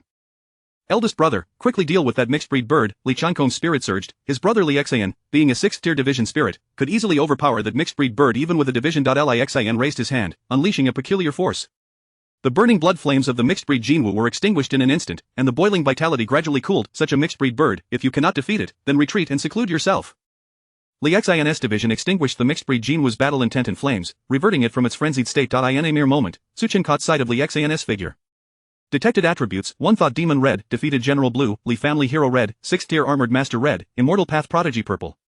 Witnessing the figures from history emerge, Su Chen felt a momentary standing shoulder to shoulder with historical heroes. Without the enhancement of its flames, the mixed-breed Jinwu's combat power plummeted significantly, even its fighting spirit waning by 2 or 3 layers. Li Changkong let out a long howl, maneuvering the Black Hawk to strike down the mixed-breed Jinwu.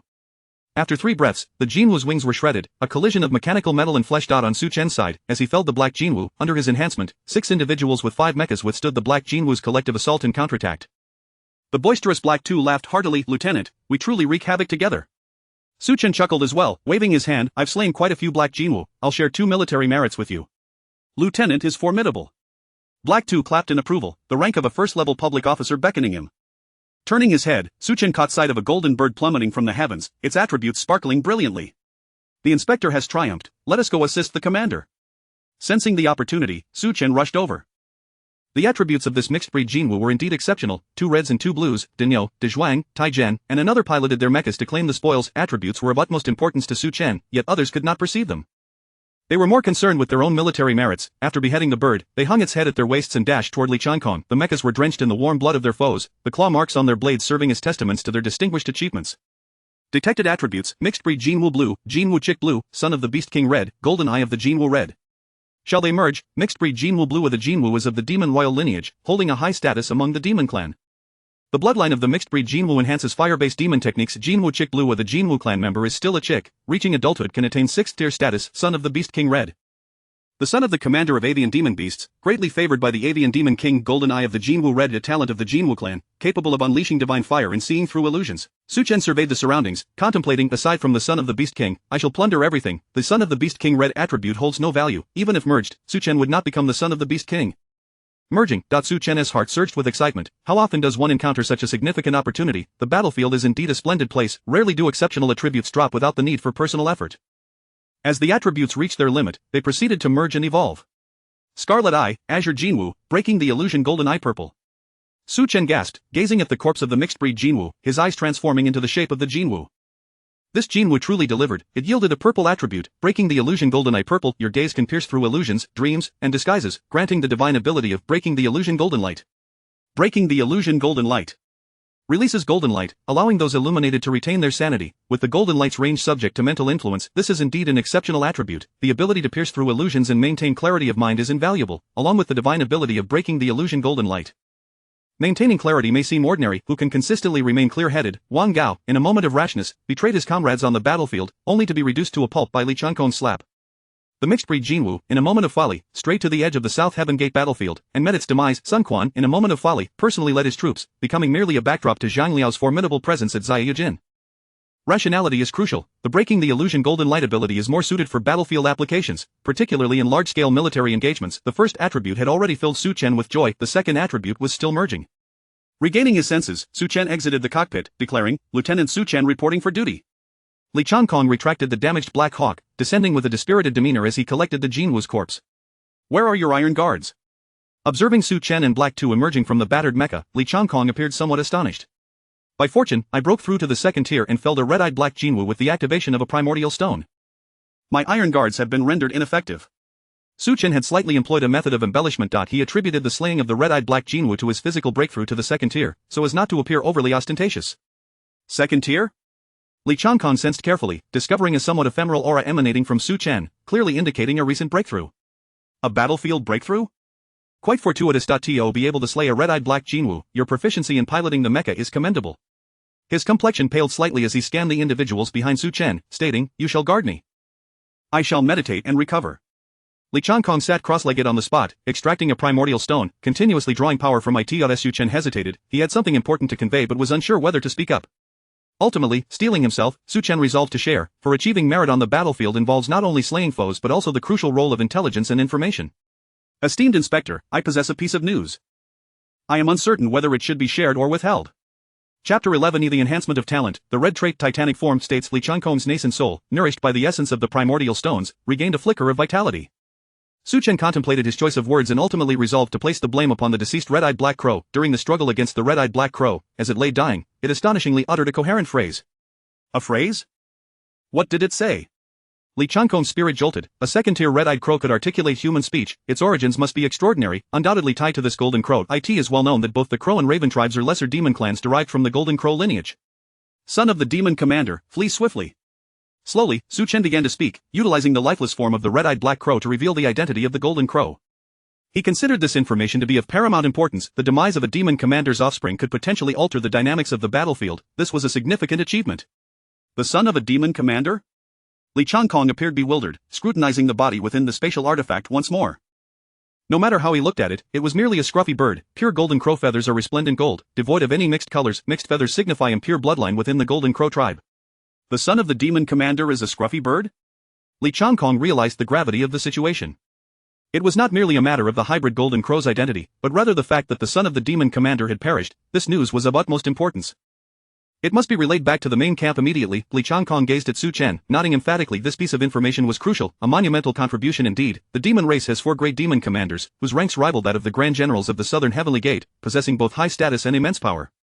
The death of the Golden Crow demon commander's son could very well incite turmoil. In warfare, a single thread can unravel the entire fabric, potentially leading to a full-scale conflict. Just then, reinforcements for the hybrid Golden Crow, the scruffy bird, hastily arrived.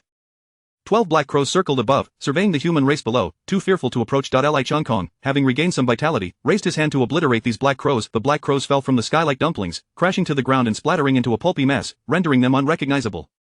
Su Chen's eyes flickered. What power is this? He glanced skyward at the black crows. The traits were monotonous, and the rare red-eyed ones had already been plundered. Truly, my lord possesses unparalleled might. I have yet to witness anyone so young and accomplished on the battlefield. Li Chunkong's lips curled into a faint smile as he waved his hand dismissively.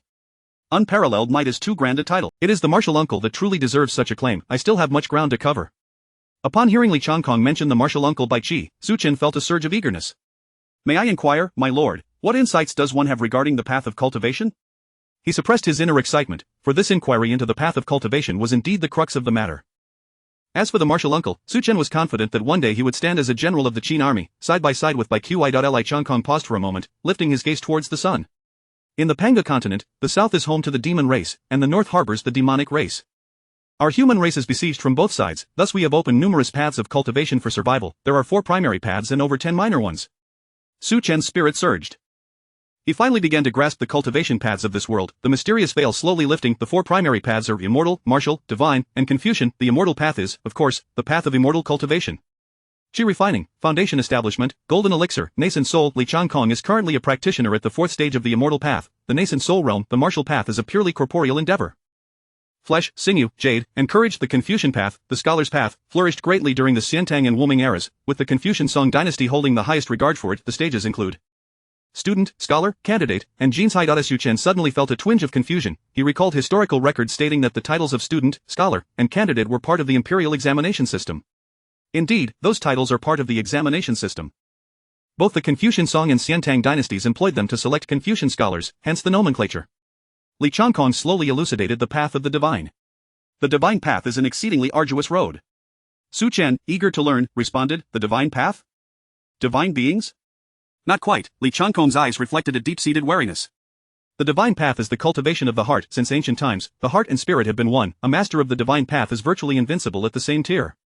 A hint of bitterness laced Li Chunkong's words as he continued, in today's great Qin, the 3 pillar nations are all divine path masters. Su Chen's mind conjured images of the current 3 pillar nations of Great Qin. Martial Uncle Bai Qi, the Marshal of the Southern Heavenly Gate, known as the Demon Slayer, General Wei, Meng Ao, the Marshal of the Northern Great Wall, hailed as the Stronghold, and Grand General Wang Qian, currently enjoying retirement at home. Without exception, all 3 are masters of the divine path. Su Chen was astonished. The divine path is so formidable, and all 3 national commanders cultivate it. Regardless of the path one chooses, the entry point is the simplest, yet the journey of cultivation is extraordinarily challenging. Li Chunkong regarded Su Chen and remarked, without inheritance, even if one embarks on the path of cultivation, it is difficult to ascend to great heights. Do not be deceived by your innate talent that has brought you to the second tier of physical strength. The limit of the Great Qin's body tempering techniques is precisely that. Inheritance. Su Chen's eyes gleamed with determination. Li Chunkong's words illuminated his future path. To acquire inheritance. Thank you, my lord. Su Chen once again bowed deeply, for imparting knowledge and resolving doubts. Li Chunkong deserved this gesture of respect. Ding, the merging of traits is complete. The hybrid golden crow, blue golden crow chick, blue jade form, green titan form, red titan form. Your aptitude in martial cultivation is remarkable, with the potential to reach the 7th tier of the martial path, the titan realm. Another red trait. Su Chen inhaled deeply, surprised that this golden crow was so formidable. This trait transformed into a red one after fusion. He now possessed both a red and a purple trait. He was not inferior to Li Chunkong in the slightest. The key was that this trait signified an enhancement of talent, indicating Su Chen's exceptional aptitude in martial arts. If he could find a martial inheritance, he might rapidly break through to the 3rd or 4th tiers. Su Chen's heart stirred, and he once more inquired about martial arts from Li Chunkong. Li Chunkong chuckled, the martial path is truly a double-edged sword. Our Great Qin's Mo family's mechanism path is unparalleled among humanity. Even the strongest martial artists must weigh their options against their mechanized counterparts, let alone those whose primary cultivation lies in the divine or immortal paths. Mechanized practitioners of the divine or immortal paths can achieve results greater than the sum of their parts. In contrast, mechanized martial arts yield results far less than expected. Thus, the prevailing currents of the upper echelons of Great Qin lean towards the immortal or divine paths, with a few Confucian practitioners, but notably absent are martial practitioners. Then, my lord, what do you think of my martial talent? Su Chen was brimming with confidence, believing his titan form to be commendable. Li Chunkong slightly opened his eyes, narrowing them as he scrutinized Su Chen, before suddenly expressing disbelief. No wonder you could break through on the battlefield. Your physique is indeed remarkable. The reinforcements arrive, reporting military achievements splendid, truly splendid. As the legitimate heir of the Li family, Li Chunkong was acutely aware of the significance of talent. His own aptitude was rather mediocre. At the tender age of 20, he had only attained the 3rd stage of the Golden Core realm, and now, at 25, he had only progressed to the 4th stage of the nascent Soul realm. In contrast, Su Chen's temperament resonated well with him, and to his surprise, Su Chen's talent was exceptional. Your foundational qualities are indeed of high caliber. While your path in cultivation may be fraught with challenges, you possess great potential in the martial arts. As his words fell, Li Chunkong produced a jade slip and inscribed 2 lines upon it with ease. The martial arts are the only heritage accessible to you within the Great Qin.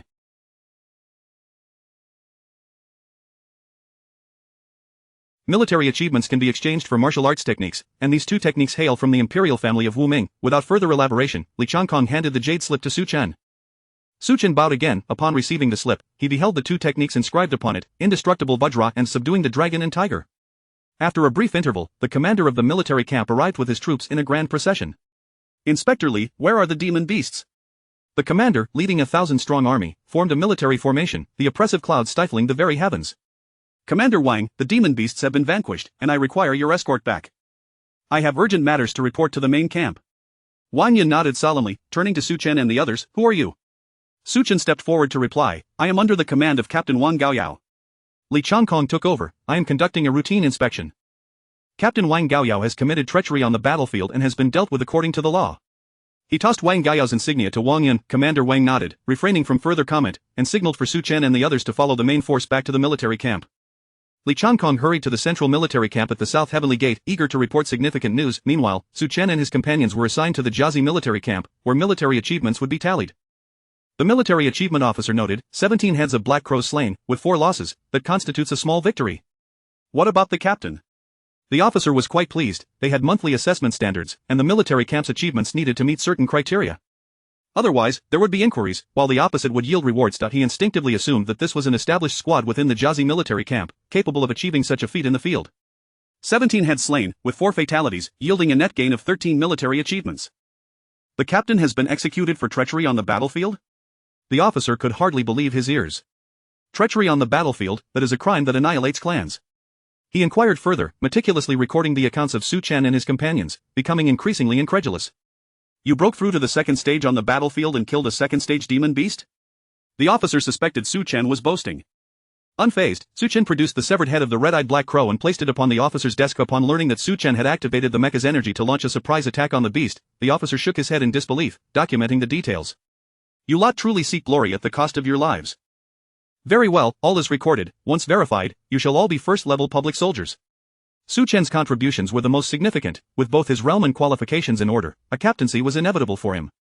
The officer chuckled, anticipating a substantial reward for the month ahead, thus adopting a very cordial demeanor. After documenting the military achievements, Su Chen and his companions returned to their tents, awaiting news from the camp. Su Chen went to the kitchen to fetch his meal, consisting once again of 2 flatbreads and a meager portion of meat, scanty but better than nothing. With Wang Gaoyao deceased, his tent now belonged to Su Chen. He gathered the remaining members together. Big Zhuang began to complain. This meal consists of 2 flatbreads and a thumb-sized portion of meat. It's hardly enough to fill one's stomach. How can we muster the strength to fight if we are not well fed? Su Chen reassured him, do not fret.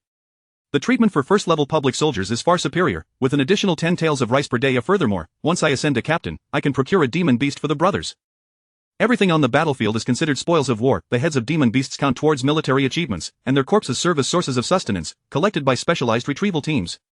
Ordinary soldiers lack the privilege to claim the corpses of the beasts they slay. Possessing spoils privately incurs severe penalties. However, lower-ranking officers and captains are authorized to handle a demon beast's corpse, effectively encouraging soldiers to fight valiantly for merit and promotion. Alas, your Iron Guard has also suffered damage. None of our 6 can assemble a proper mecha. Have you seen the commander's 1,000-strong army? Each one is a second-stage elite warrior. Enough, my mouth is watering. Second-stage elite warriors have so many tricks up their sleeves. After some time spent chatting in the tent, Su Chen and the others departed to rest. Following intense combat, ample recuperation was essential, otherwise, their bodies would not endure. I in the central military camp, within the tent of the school officer, Li Changkong lifted the curtain and strode to the center. Elder brother, I have returned. Li Xian set aside the military tome in his hands, his brow furrowing slightly. What nonsense! As an inspector, you should be on the battlefield, yet you come to the central camp? This is a dereliction of duty. Li Changkong dismissed his concerns, stating, I bear important news to convey to you, brother. This will be a significant achievement. He retrieved a jade slip from his bosom. On the way here, he had detailed the events leading to the current situation within the slip, from the cause and progression to the ultimate outcome. Primarily, it was the corpse of the Golden Crow. I needed to deliver it personally for assurance. Li Changkong placed a spatial ring upon the table, within which lay the corpse of the demon lord's offspring. Li Xian perused the jade slip, exclaiming in surprise, this Su Chen is indeed a promising talent. Indeed, he is quite remarkable. I've assessed his qualifications, and he is well suited for the path of martial arts. Li Xian mentioned it briefly and did not pursue the topic further. There were many individuals with outstanding martial arts talent across the realm, and it was not worth the inquiry of the future head of the Longxili clan. Does this matter pertain to him? Could he be falsely claiming credit? Li Xian harbored doubts. Should he report this and the information be true, it would be a merit. If false, then punishment awaited. Li Changkong shrugged. Brother, you are truly overly suspicious. The avian demon clans are numerous. The Dapeng, Golden Crow, and Bifang are under the command of the Golden Crow demon lord leading the avian demon clan this time. Such news would only circulate among school officers. How could a mere corporal possibly be privy to it? Li Changkong's reasoning was sound. Li Xian took the jade slip and ring and rose to exit the tent. You wait here, I shall pay a visit to the general. Li Changkong felt a surge of excitement. The general referenced by Li Xian was none other than the supreme commander of the South Heavenly Gate, the god-tier mechanized master of the Great Qin, the legendary general Bai Qi, the butcher of the Qin. Chapter 13 A Great Achievement, a 3-level promotion. Li Xian arrived at the central military tent, where the black dragon flag loomed majestically against the vast sky. Despite Li Xian's illustrious lineage and considerable talent, each visit here cast a shadow over his heart. The elder, with a weathered face and white hair, sat upright in the general's chair, his indifferent gaze fixed upon the battlefield sand table before him, contemplating the shifting tides of war. General, I come to pay my respects, Li Xian announced. Li, you are not permitted to enter my tent without cause. What brings you here? The general replied. Li Xian retrieved the corpse of a golden crow from his spatial ring and laid it before the central military tent, subsequently handing a jade slip to Bai Qi's guard. Inspector Li Changkong has slain a golden crow in the Jiazi battle zone, suspected to be the offspring of the golden crow demon general. Present it to me, Bai Qi commanded. After glancing at the contents of the jade slip, he turned his attention to the sand table depicting the battlefield at the South Heavenly Gate and suddenly burst into laughter, exclaiming, the solution lies here. Li Su and his companion have achieved a great feat. His words were few but resonated deeply, instilling fear and respect. Since the arrival of the martial lord at the South Heavenly Gate, he had remained still, expanding the battlefield in all directions from the central military camp. Utilizing the heavenly stems and earthly branches as designations, he divided the area into 60 battle zones. The heavenly stems indicated the sequence of the zones, while the earthly branches denoted their proximity to the South Heavenly Gate. The Z battle zone was the farthest, while the high battle zone was the closest. Minor skirmishes had been incessant, yet large-scale battles had yet to unfold now. However, the martial lord declared, the solution lies here. Following this proclamation, 3 military orders were dispatched from the central tent to the left, right, and forward military tents. The human forces at the South Heavenly Gate stirred into action. The terrifying machine of the Great Qin officially commenced its operations. Far away in the Jiazi battle zone, Su Chen was but a mere component of this colossal entity. Corporal Su Chen, he heard as he stepped out of his small tent, encountering the military merit officer and the armored soldiers beside him. Upon verification, Corporal Su Chen has distinguished himself with remarkable military achievements, meeting the required standards for promotion. He shall be conferred a title. Su Chen is to be ennobled. The excitement bubbled within Su Chen as he finally grasped the opportunity to ascend, shedding the identity of a commoner in Great Qin and attaining nobility. With an impressive tally of 8 enemy heads, including 2 second-tier demon beasts, and a decisive victory netting him 13 merit points, Su Chen's rank was elevated by 3 levels, receiving the title of Zanyao. Level 1 Igongshi, Level 2 Shangzhao, Level 3 Azanyao. In a leap, Su Chen transformed from a nameless commoner to a third-level noble of Great Qin. Congratulations, Corporal Su Chen. The voices of his comrades resounded, as the camp anticipated the imminent bestowal of official titles and mechas. Thank you, gentlemen. Corporal Su Chen, do not rush. There are several Gongshi awaiting their titles as well. Dainio, Dezhuang, and others had also claimed multiple enemy heads, receiving the title of Level 1 Gongshi after verification. This spectacle drew numerous armored soldiers from the camp, the overwhelming majority drawn by the battlefield, eager to carve out their names and secure wealth and status for their families. 3 levels in a single promotion. Starting as a squad leader, who knows, I may even aspire to the position of a battalion leader. How enviable. When will I also ascend to nobility? I hear those with titles enjoy a far better standard of living than us commoners. Kill the enemy. I must slay demon beasts to achieve nobility. Nobility, kill the enemy. These 4 words etched themselves deeply in the hearts of the Great Qin soldiers. With military merit comes everything. The allure of the military merit system in Great Qin lay in its transparency, bestowing great honor upon those elevated, simultaneously spurring on the new recruits. Corporal Su Chen, follow me. Captain Wang would like to see you. The military merit officer's words brought Su Chen back to reality. Yes. In the camp's tent, Su Chen bowed. I pay my respects to the captain. The captain, an officer commanding 1,000 troops, could oversee 100 personal guards. At this moment, for Su Chen, the captain represented the highest-ranking officer he could encounter. You possess considerable merit, displaying both valor and wisdom. Inspector Li praised you highly before his departure. It is indeed a pleasure to see you excel. How old are you? Captain Wang spoke with commendation, then shifted the conversation to assess Su Chen's age, evaluating his potential for investment. If Su Chen were older with average accomplishments, he would merely remain an old soldier. However, if he were young and exceptionally gifted, Captain Wang would be inclined to invest in him. After a brief reflection, Su Chen replied, I am Su Chen, a native of Fufeng in Great Qin, having joined the army for just over a month. I recently celebrated my 17th birthday. Captain Wang's eyes brightened.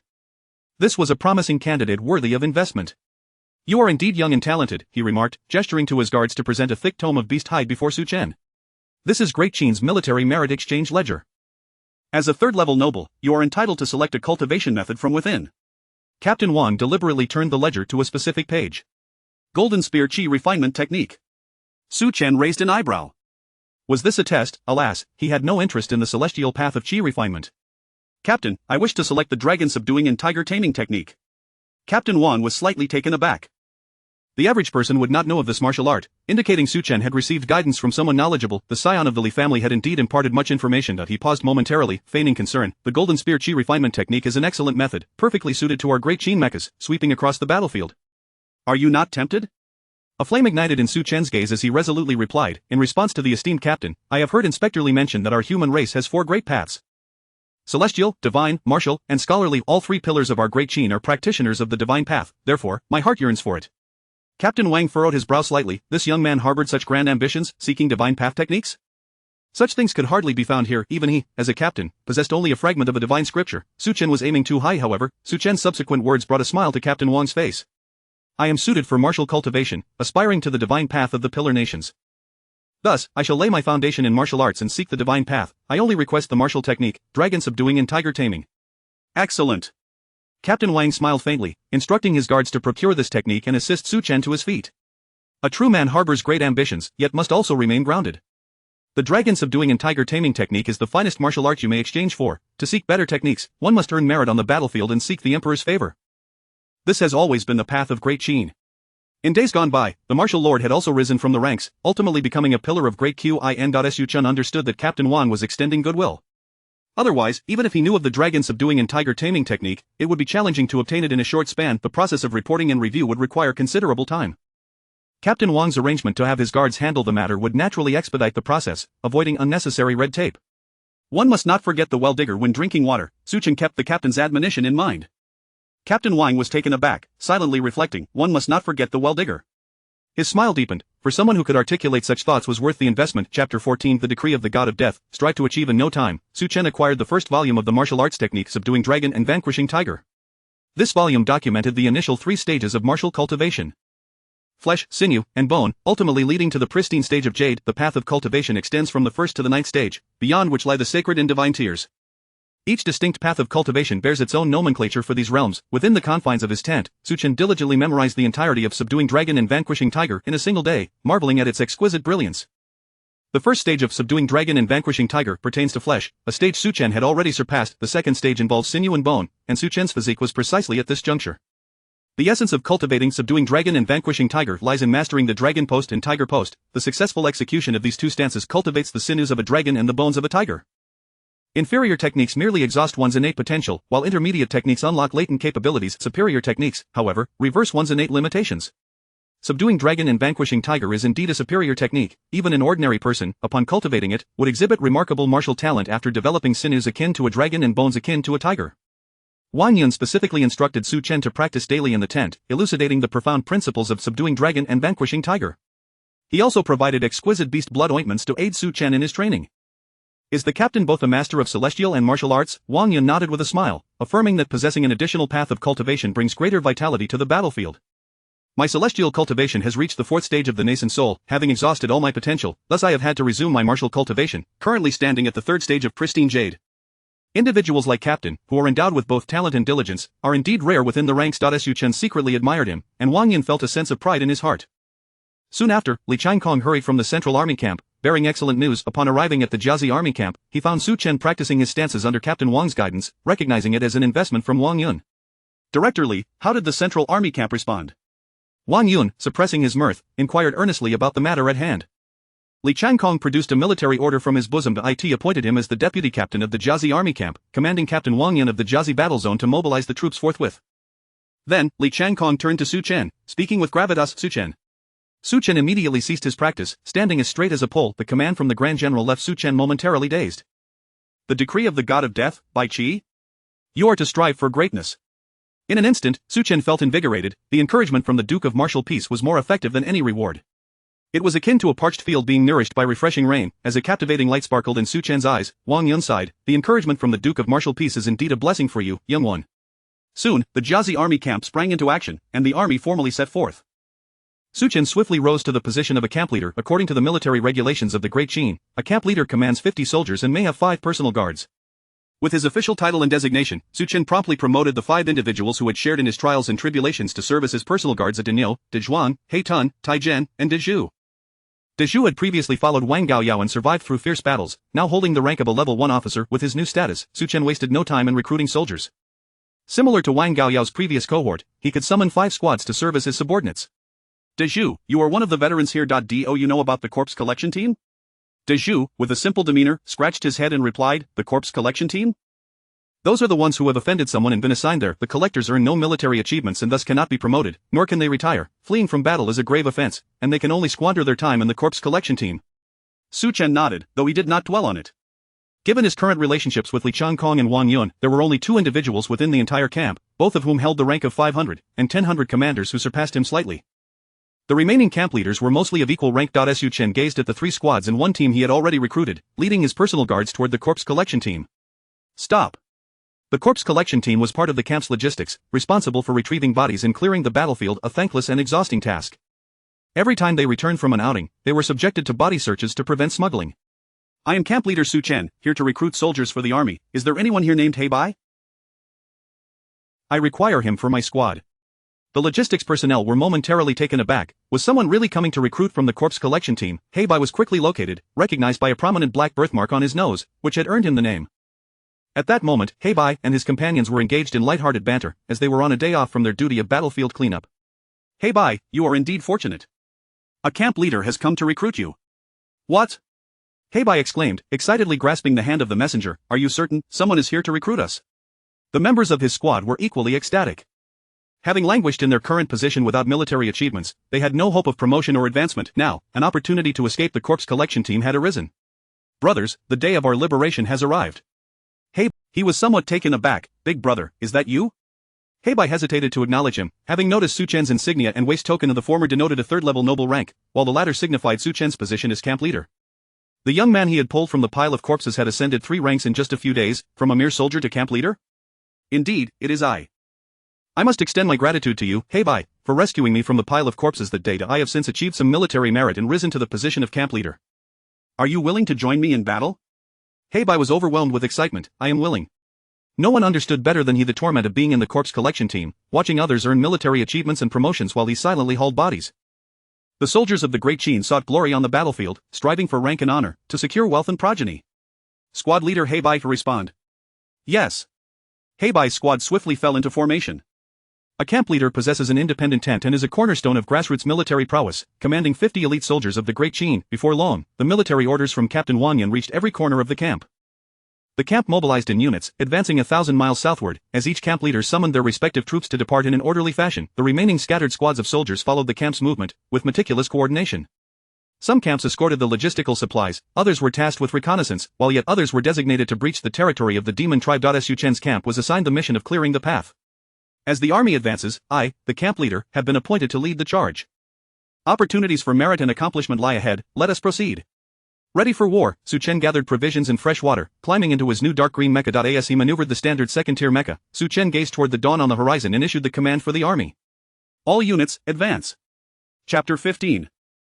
Climb the trees, ambush. Su Chen skillfully maneuvered the agile mech, the Ruishi, becoming increasingly familiar with its lightweight structure. The Ruishi was somewhat lighter than the Iron Guard, yet its operation posed a greater challenge. The mechanical arms of the first-tier Iron Guard ended in sword, shield, and hammer, while the second-tier Ruishi featured 5 dexterous metallic fingers at the tips of its arms. At its waist, it bore a slender sword measuring 3 meters in length. Although referred to as a slender sword, it was half a meter wide, nearly slender in comparison to conventional mech weaponry. If the defining trait of the Daqin Iron Guard was its rigidity, then that of the Daqin Ruishi lay in its ability to breach defenses. The 3-meter-long sword, sharpened at both ends, had a hilt spanning 2 handbreadths, and its elegant Mo family curve was exceptionally adept at penetrating armor. Personal panel name: Su Chen. Occupation: Mech Master. Cultivation. Early stage second-tier bone refinement, mid-stage first-tier spirit technique: dragon subduing tiger taming artifact. Second-tier Ruishi attributes: cautious white, insightful white, flattering green, elite soldier green, diamond form red, illusion breaking golden eye purple. Cautious white. You maintain a vigilant awareness, capable of perceiving adverse situations. Insightful white: your mental acuity surpasses that of ordinary beings, bestowing upon you wisdom that sets you apart. Flattering green: you possess a keen sense for discerning the nuances of your superior's words, backed by a decade's experience in flattery. Elite soldier green: a second-tier soldier, exhibiting exceptional operational prowess, an elite among the Daqin soldiers. Diamond form red: you display a remarkable talent in martial arts, with the potential to cultivate to the diamond stage of martial arts at the 7th level. Illusion breaking golden eye purple: your vision can pierce through deceptive illusions and nightmares, granting you the ability to dispel falsehoods with divine light. As Su Chen became acquainted with the Daqin Ruishi, he surged southward, anticipating his arrival at a dense woodland.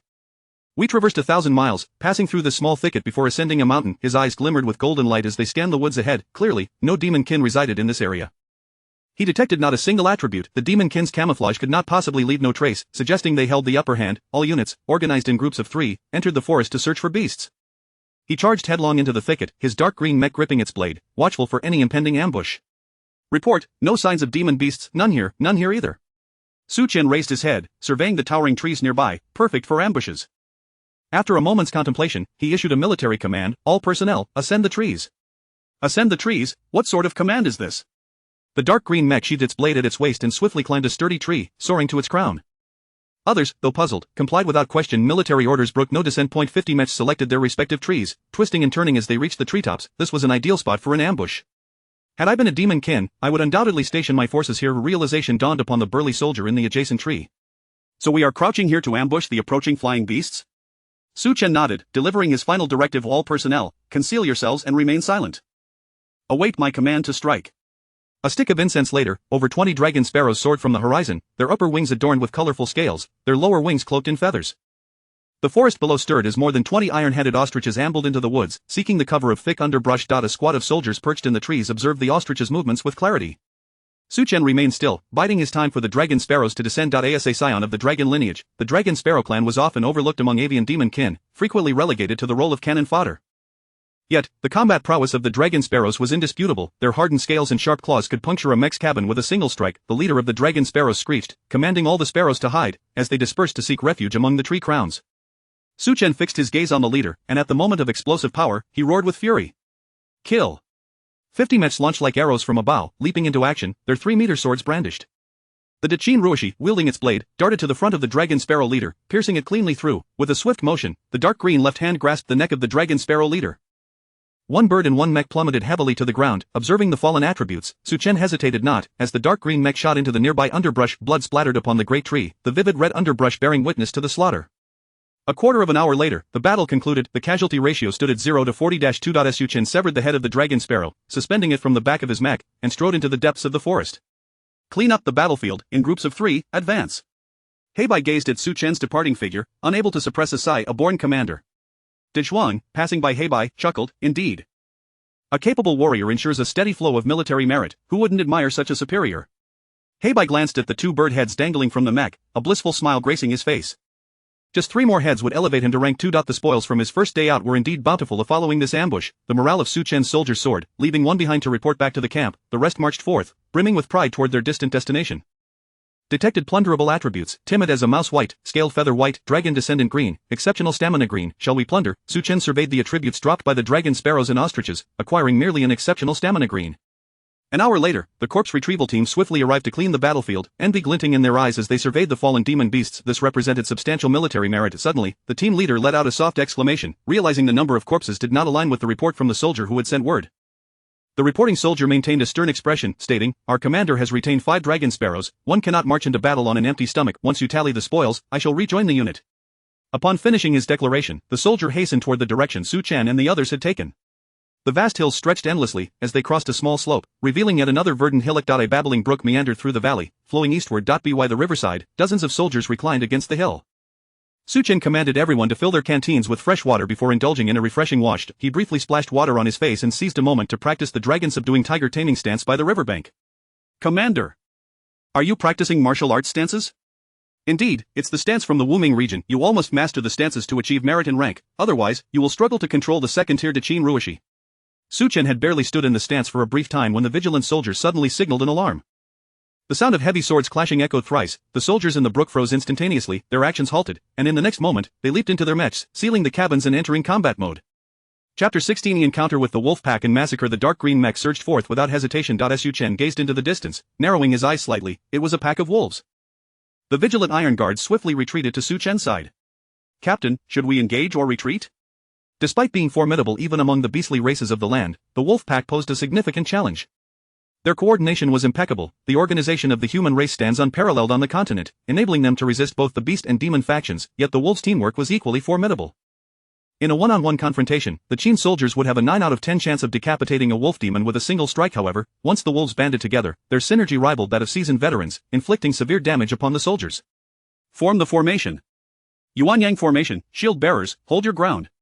The soldiers of one unit split into 4 Yuanyang formations, with 12 soldiers per group, maintaining a disciplined offense and defense. Su Chen had briefly explained the formation to them.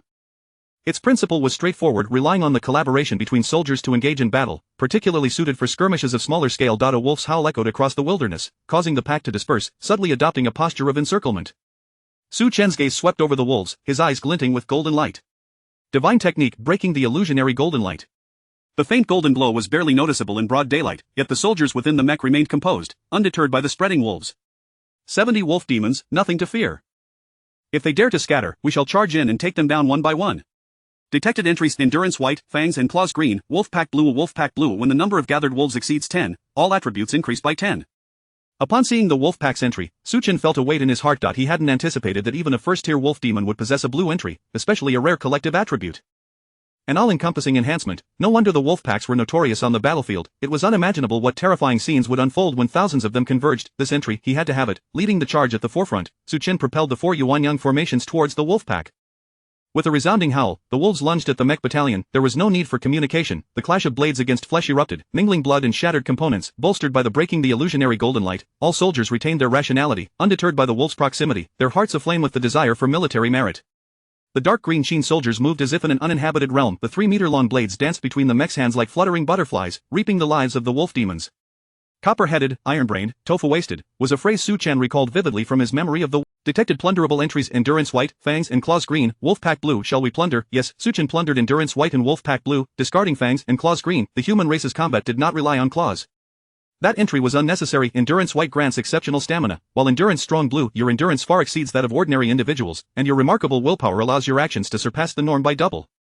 Su Chen's physical fatigue swiftly diminished, a continuous surge of strength empowering the Qin soldiers. After a bloody confrontation, the wolf pack soon realized something was amiss. These soldiers showed no signs of retreat.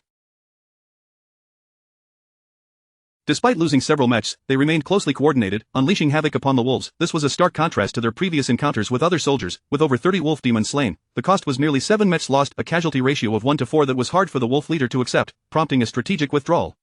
Do not pursue the desperate enemy. Su Chen maintained his composure, swiftly securing the fallen wolf demons' bodies to prevent any loss of military merit. The other soldiers also quickly shielded the corpses, ensuring the wolves could not carry them away. After tidying the battlefield and issuing instructions to his subordinates, Su Chen maneuvered his dark green mech to arrange the 7 bodies alongside the mechs. Whose soldiers are these? Squad leaders, step forward. 5 squad leaders emerged, each claiming their fallen soldiers. Do they all hold titles? Black Nose stepped forward, pointing to a young man. This is a commoner, his compensation is quite low. Su Chen nodded slightly, allocating 50 Qin halftails from his salary to be sent to the soldier's family. The purchasing power of halftails was exceptionally high. A commoner's annual expenses in the Qin dynasty were roughly 100 halftails. 50 halftails equated to a month's salary for a captain. Official positions came with pay. Titles provided grain and land. Do the others hold titles? They were all level 1 gentry. Su Chen nodded slightly. The compensation for level 1 gentry would be considerably higher. Observing the bodies, a sense of heaviness settled in Su Chen's heart. The soldiers, having finished clearing the battlefield, gathered around to gaze at the 7 bodies, a wave of melancholy rising within them. Even the usually optimistic Blacktail appeared somewhat dazed. Captain, will we also perish here? Su Chen turned and instructed one person to remain behind while the others continued marching, his voice echoing among the living. No. We shall survive, we shall rise in rank and achieve great feats. The Wolfpack Blue entry began to resonate with the emotions of all soldiers, gradually forming a nascent bond. The Qin soldiers, once tempered by the crucible of battle, would slowly transform into elite warriors. This cohort already exhibited the early signs of an elite military unit. The recovery team hastened their approach. They were there not only to collect the fallen but also to serve as a line of defense, alerting the following troops. Have you gone mad? There are 30 wolf demons here, your casualty ratio is 1 to 4? The recovery team's leader looked on incredulously. Wolf demons were not a disorganized mob like ostriches. Their coordination often troubled many Qin soldiers, making this casualty ratio sound implausible. Isn't the number of dead and surviving recorded? Can we truly resurrect the fallen? The station soldiers displayed a hostile attitude, glaring at the recovery team, feeling that their slow pace hindered their prospects for promotion. In just one day, the soldiers had already secured 3 military merits. With only 2 more, he could attain level 2 status and aspire to become a squad leader. Once the recovery team and accompanying merit officer finished their tally, the station soldiers dashed off, fearing that any delay would cost them military achievements. The recovery team members felt aggrieved. What is the fuss? It's just about killing more. Their voices gradually diminished as they realized that the Qin soldiers' ability to slay enemies was indeed commendable. In the cheesy military camp, South Chinli, Su Chen and his team pressed on, routing 2 waves of all remained vigilant, taking turns to rest. Su Chen halted the mech, disembarked from the elite soldier, and resumed practicing the dragon descending and tiger lying stances. The remaining soldiers stood guard every 10 steps, watching the surroundings and the sky as per Su Chen's instructions. Chapter 17. The second stage of Midway, Dragon Tendons and Tiger Bones. At the Jiazi military camp, the Grand Army advanced at a measured pace. The supply carts laden with provisions left 2 winding tracks on the ground, forging paths through mountains and bridging rivers. Captain Wang Yun and his deputy rode on horseback, attending to messages from various encampments. 2 successive reports arrived. Su Chen's troops had achieved 2 resounding victories in battle, annihilating over 40 beastly foes without sustaining any injuries in one encounter, and slaying more than 30 wolves in another, with a casualty ratio of 1 to 4. Such splendid and astonishing achievements lay before the 2 officers. Wang Yun, holding a jade slip detailing the exploits of Li Changkong, remarked with a smile, "This lad is indeed extraordinary. From his remarkable victories, I can discern the shadow of elite prowess." Li Changkong shook his head slightly, replying, "While there remains some distance to true elite status, he is undoubtedly qualified to become a regular soldier. With a bit more honing, he could easily transition into the reserve of the elite." His gaze drifted towards the distant mountains and rivers, a stirring ambition igniting within him. A true man of valor seeks to slay foes on the battlefield and establish unparalleled legacies. Su Chen's battle reports invigorated Li Changkong, who felt an overwhelming urge to rush to the front lines and engage the demon tribes in combat. The seasoned Wang Yun sensed Li Changkong's restlessness. "Changkong," he said with a stern tone, laced with a hint of pressure, "you are of the Longxi Li clan, a 6th-grade official, and the deputy commander of the Qin. You must strive for monumental achievements, capturing cities and annihilating clans. That should be your goal." Su Chen, drenched in blood, has taken considerable time to attain your current standing. Do not let small matters lead to great losses. Wang Yun's words rang like a wake-up call, rousing Li Changkong from his reverie. Li Changkong, slightly dazed, replied, "Rest assured, Captain, I was merely moved by the circumstances, and I shall prioritize the greater picture." At the new encampment, Su Chen practiced the dragon subduing and tiger subduing stances, exhibiting astonishing talent and making progress as if aided by divine intervention. His every movement bore a trace of the spirit of dragons and tigers. The contours of his physique became more pronounced, his sinews and bones reaching an incredible state. Dragon tendons and tiger bones. In the second stage of martial arts, the sinew realm, refining the sinews enhances the warrior's physical form, elevating it to an extraordinary level, enabling the body to withstand the might of mechanized armor. Su Chen's bones crackled and popped, his sinews stretching freely as he practiced the superior technique of dragon subduing and tiger subduing, resulting in a transformation and elevation of his own sinews from the ordinary to the extraordinary. In the early to mid stages of the second phase, Su Chen executed a series of punches from the dragon subduing and tiger subduing technique, and the gusts of his punches seemed to resonate with the roars of dragons and tigers.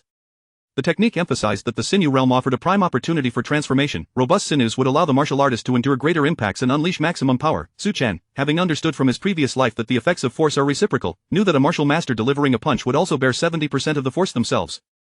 A frail body could be fatal when delivering a full-strength blow. With sinews strengthened, the body could endure greater forces, thus amplifying the unleashed power. The technique mentioned that dragon tendons and tiger bones are classified as superior sinews, yet they are not the ultimate form. Should one refine the sinews using the tendons of dragon demons and the true bones of tiger demons, one could forge the exquisite dragon sinews and tiger bones. These represent a surpassing quality beyond the superior sinews. The crucial point in the technique stated that once one successfully cultivates dragon sinews and tiger bones, celestial arts striking the body would be akin to sparks and waves, merely grazing the surface and failing to inflict fundamental harm. In terms of terminology from Su Chen's past life, this significantly enhances magical resistance. At this juncture, the roles of the dragon and tiger stances were limited, serving only to subtly enhance the physical form and propel Su Chen's realm forward. The profound truths of martial arts indeed require sustenance. Recalling his previous encounter with the dragon sparrow, Su Chen felt a pang of regret. The dragon blood was too diluted and likely ineffective. He steadied his mind, exiting his meditative state, and began to harbor an obsession with dragons and tigers. 2 hours later, a 100-man army approached from afar, led by a 100 captain mounted on a 3-meter-high black warhorse, clad in battle armor that harmonized perfectly with the black mechanized armor. The third-tier standard mechanized cavalry of the Great Qin. Form ranks, welcome the 100 captain. Upon realizing he was not the first to arrive at the new military camp, the 100 captain's eyes revealed a scrutinizing gaze. He took special note of the number of soldiers present. This time, the military camp advanced 1,000 miles, organized by encampment leaders, and he recognized the 100 captains of the Jiazi military camp as newly appointed leaders. 1, 2, 3, 4, 43, excluding the encampment leader, there were only 50 men left. They had lost 7 along the way. Unable to restrain himself, the 100 captain inquired, "Did you encounter formidable foes among the demon tribe?" He silently compared the casualties on both sides. His 100 men had come through, losing troops while taking down over 50 beasts, but they had also lost 23 men, an attrition ratio of 1 to 2. Su Chen understood the implication behind the question. My subordinates were fortunate. We encountered a wave of dragon sparrows and a pack of wolves, claiming quite a few spoils. This was largely thanks to the 100 captain, who drew most of the demon tribe's attention. Oh, nothing to it. It's merely part of the duty. The 100 captain assumed Su Chen had simply been lucky and had not faced significant enemies, believing the claim of abundant spoils to be an understatement. The two parties conferred, establishing a perimeter for vigilance, and began to clear the vicinity of wandering demon scouts. A day later, 400 captains and 6 encampment leaders had gathered. The supply-laden army soon followed, promptly setting up camp. Encampment leader Su Chen, the captain summons you to the command tent for discussion. In the new Jiazi military camp, within the large tent, 1,400 captains, 500 leaders, 1 commander and 1 deputy, along with 6 encampment leaders constituted the living strength of the Jiazi military camp. The 500 leaders were both aides to Wang Yun's 1,000-man army, while the 1,000 captains were grassroots leaders of the 1,000-man army. Only the 6 encampment leaders and 400 captains led independently. Upon the arrival of all personnel, Wang Yun announced the first order of business, the consolidation of the Jiazi military camp soldiers. Deputy Li, appointed from the central command, effective immediately, you 400 captains and 6 encampment leaders will be reorganized into 700-man troops under Deputy Li's command. Li Changkong stepped forward, surveying his subordinates with a cold gaze, stating, "This deputy commands military achievements, so anyone who obstructs my path to glory shall find themselves in my crosshairs." The new 300-man troops captains were announced. Su Chen, Black-Toothed Zhang Wei, this was a nominal position. You would still retain your duties as encampment leaders. Upon achieving merit and reward, this deputy will personally advocate for your promotion to captain. What is a nominal position? It entails performing the duties of the role, with substance but no title, akin to an acting squad leader. When you achieve formal recognition will depend on your performance on the battlefield. After reorganizing a battle-ready force, Wang Yun retrieved a parchment of animal hide from his bosom, stamped with the general's seal. The general has issued orders. In unison, all present knelt on one knee. We await your command. Chapter 18.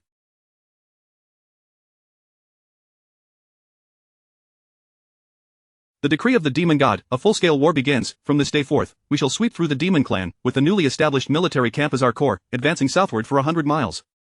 In compliance with General Shang's orders, Wang Yun tucked away the military edict and immediately commenced deployment. As commands flowed forth from the grand encampment. He divided the main combat soldiers of the camp into 3 segments. 2 500-strong units of the 1,000-man army, along with 700 soldiers under the command of Li Changkong. Each day, 1 contingent would head south to scour the demon clan and gather intelligence, while 2 units would remain to guard the camp, ever ready for action. In the city of 10,000 demons, the demon clan constructed a fortress to counter the might of the Great Qin, a coarse stone edifice that served as the stronghold for generations of demon gods during their northern expeditions. The supreme commander of the Great Qin Southern Gate is General Bai Qi. The highest authority among the demon clan is a demon god. Below the demon king, the demon generals hold ranks equivalent to those of Great Qin's generals, each being a formidable powerhouse at the demon saint level.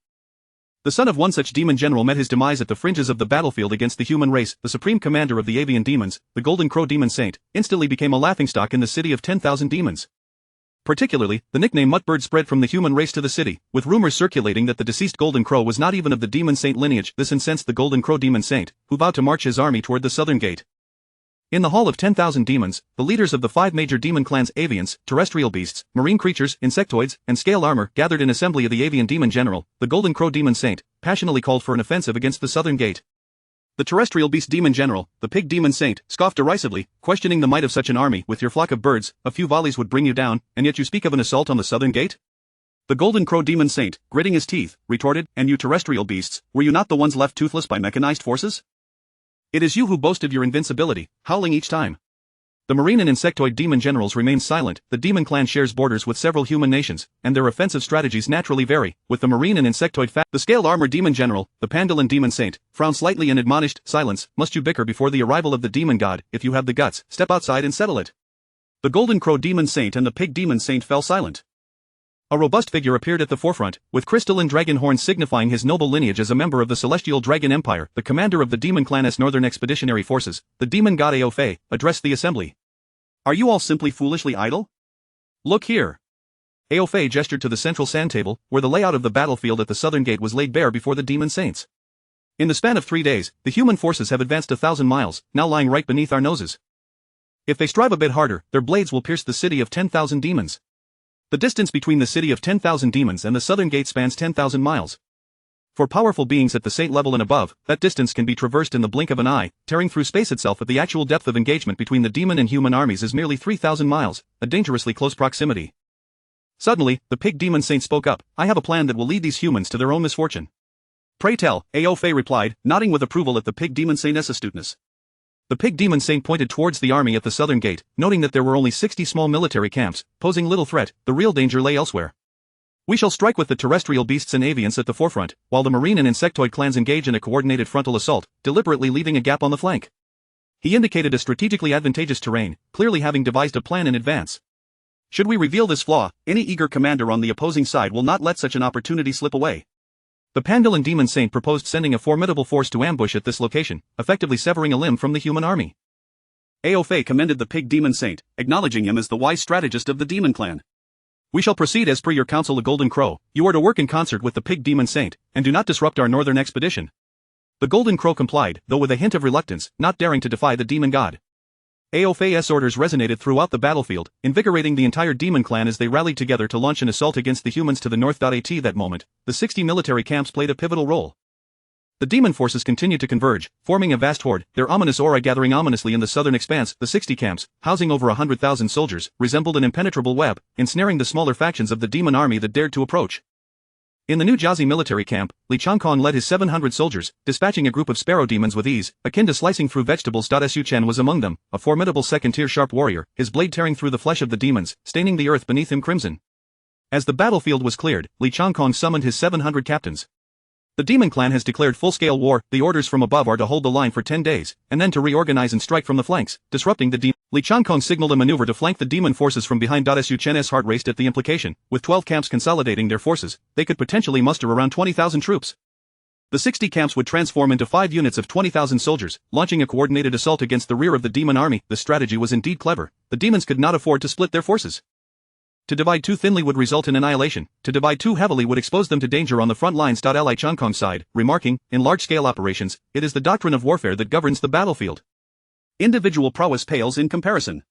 He then instructed, He Yi and Zhang Wei, prepare yourselves. Once we reorganize, promotions for capable officers are inevitable. If you perform admirably, you may well be appointed to significant positions by Lieutenant Li. Su Chen's heart raced with excitement. He felt an inexplicable conviction that this battle at the southern gate would be his opportunity to shine. That night, all soldiers rested in their camps, bracing for the impending clash between the human and demon forces. Su Chen stood in his tent, practicing his stances, his martial prowess insufficient to support a position of captain among the ranks, for second-tier sharp warriors were not uncommon in the army. Am I still too weak? Su Chen murmured to himself, clenching his fist and striking it against an imaginary foe. Warfare is a path of deception, as Lieutenant Li had said. It is not the individual, but the principles of warfare that dictate the outcome. He had often wondered how Li Changkong, a 4th-tier celestial cultivator, could annihilate dozens of demon beasts in an instant, with even higher tiers reaching the 9th-tier saint level and beyond. Was it the principles of warfare that constrained the might of these powerful beings? Rising, Su Chen made his way to the lieutenant's tent, feeling as though the truth of the world lay just beyond a thin veil. Chapter 19 The Art of War and the Gift of False Dragon Pill. The deputy commander, Su Chen, sought an audience. Upon entering, he found Li Qiankong seated behind the desk, which bore a hide inscribed with the topographical features of a 1,000-mile expanse. Su Chen, observe the current situation. From where shall we maneuver? How shall we engage the forces of the demon race? Li Qiankong gestured towards the hide, subtly probing Su Chen's insights. A true strategist must not only excel in the heat of battle but also possess the foresight to perceive the grander scheme at play. Su Chen glanced at the hide and settled himself at the desk. Deputy Commander, I believe that whatever course of action we undertake, we must remain vigilant to the fluctuations on the front lines. Otherwise, if the demon forces redirect their flanks and deploy their agile troops in conjunction with aerial creatures, even a contingent of 20,000 could easily find themselves in dire straits. Li Qiankong nodded slightly, acknowledging the truth in Su Chen's words. Indeed, we must not divert the attention of the demon army from the front lines. Otherwise, our auxiliary forces will struggle to exert their influence. What brings you here today? Li Qiankong inquired, sitting upright. Su Chen replied, I recently overheard you discussing the art of war, which seems at odds with the path of cultivation. Thus, I have come to seek your enlightenment. Li Qiankong paused before broaching the topic of the four paths of cultivation: the divine path, the immortal path, the martial path, and the Confucian path. What, in your view, is the fundamental essence of these paths? Su Chen had pondered this question but, hampered by his limited understanding, concluded that the essence of the path of cultivation lies in the great power returning to oneself. Great power returning to oneself? Quite an astute summary, Li Qiankong remarked, gesturing upwards and then to the ground. Human strength is finite, yet the cosmos is boundless. The essence of cultivation ultimately resides in harnessing the powers of heaven and earth. At the 9th level of cultivation, one ascends to the saint level, wherein the immortal path leads to true immortals, and the martial path to martial saints. They can sever rivers with a mere gesture or summon storms with a breath, yet, why do they not unleash their full might in a single decisive push? The root of the matter lies in the art of war, Li Qiankong explained. In the realm of warfare, even the mightiest of beings, be they demon saints or true immortals, find their strength diminished under the aegis of the art of war. A single individual may vanquish hundreds or even thousands, yet a well-coordinated army, consisting of just a few elite soldiers, can easily fell them. He then invoked the legendary figure of Qiyu, the war ancestor, who led 72 generals against the Yellow Emperor in the Central Plains. Qiyu, a martial emperor at the pinnacle of existence, remains a formidable figure in the present Pangu continent. Regrettably, his strategies paled in comparison to those of the Yellow Emperor, leading to the annihilation of his 9 soldiers, leaving him isolated. Under the influence of the art of war, Qiyu's imperial might, though fearsome, could be countered by several martial saints of the Yellow Emperor, wielding the Shenyuan sword, effortlessly severed Qiyu's head. Under the pressure of the art of war, even I, as deputy commander, would be no more formidable than an iron guard. 10 elite soldiers could encircle and slay me. Why is it at the 3rd level? Su Chen's questions flowed forth, as he began to grasp the concept of the art of war. When an army reaches a certain scale, and the soldiers meet the requisite standards, the essence of the art of war emerges. Does this imply that one touches the powers of heaven and earth only after reaching the 3rd level of cultivation? Li Qiankong, impressed by Su Chen's quick deduction, nodded in agreement. At the 4th level of the immortal path, one reaches the nascent soul stage, enabling the utilization of heavenly powers. Below this stage, spells consume the practitioner's energy, while those above leverage their energy to manipulate the forces of heaven and earth. Thus, most formidable figures on the battlefield are those who lead armies rather than fight alone. The son of the Golden Crow demon saint fell victim to this very principle, committing a grave error on the battlefield. Thank you for your enlightening discourse, Deputy Commander. Not at all, Li Qiankong waved his hand dismissively as he produced a jade box containing a blood-red pill. This is a masterpiece crafted by the Imperial Sidious alchemists, a 4th-grade false dragon pill, which is immensely beneficial for martial cultivation.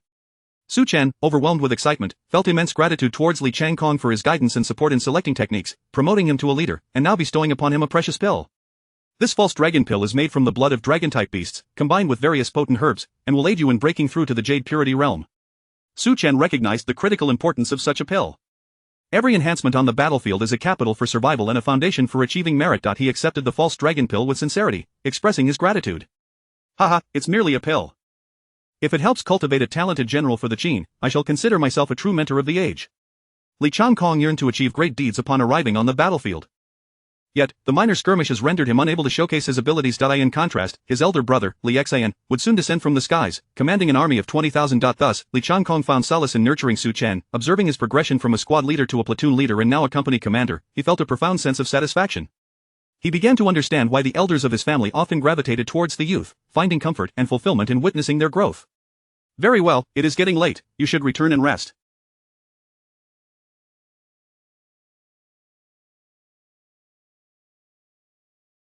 Tomorrow, my elder brother will arrive, leading 12 legions. That will be the true battlefield. The following day, Deputy Commander Wang Yun assembled his troops, his 1,000 elite Qin soldiers, along with 700-man contingents, totaled 1,700 men. As they traversed the military camp, a number perished, but they quickly replenished their ranks with scattered Qin soldiers. The logistics team continued to supply mechanical armor, ensuring that the soldiers honed through this experience would qualify to don the Iron Guard and elite soldier armor.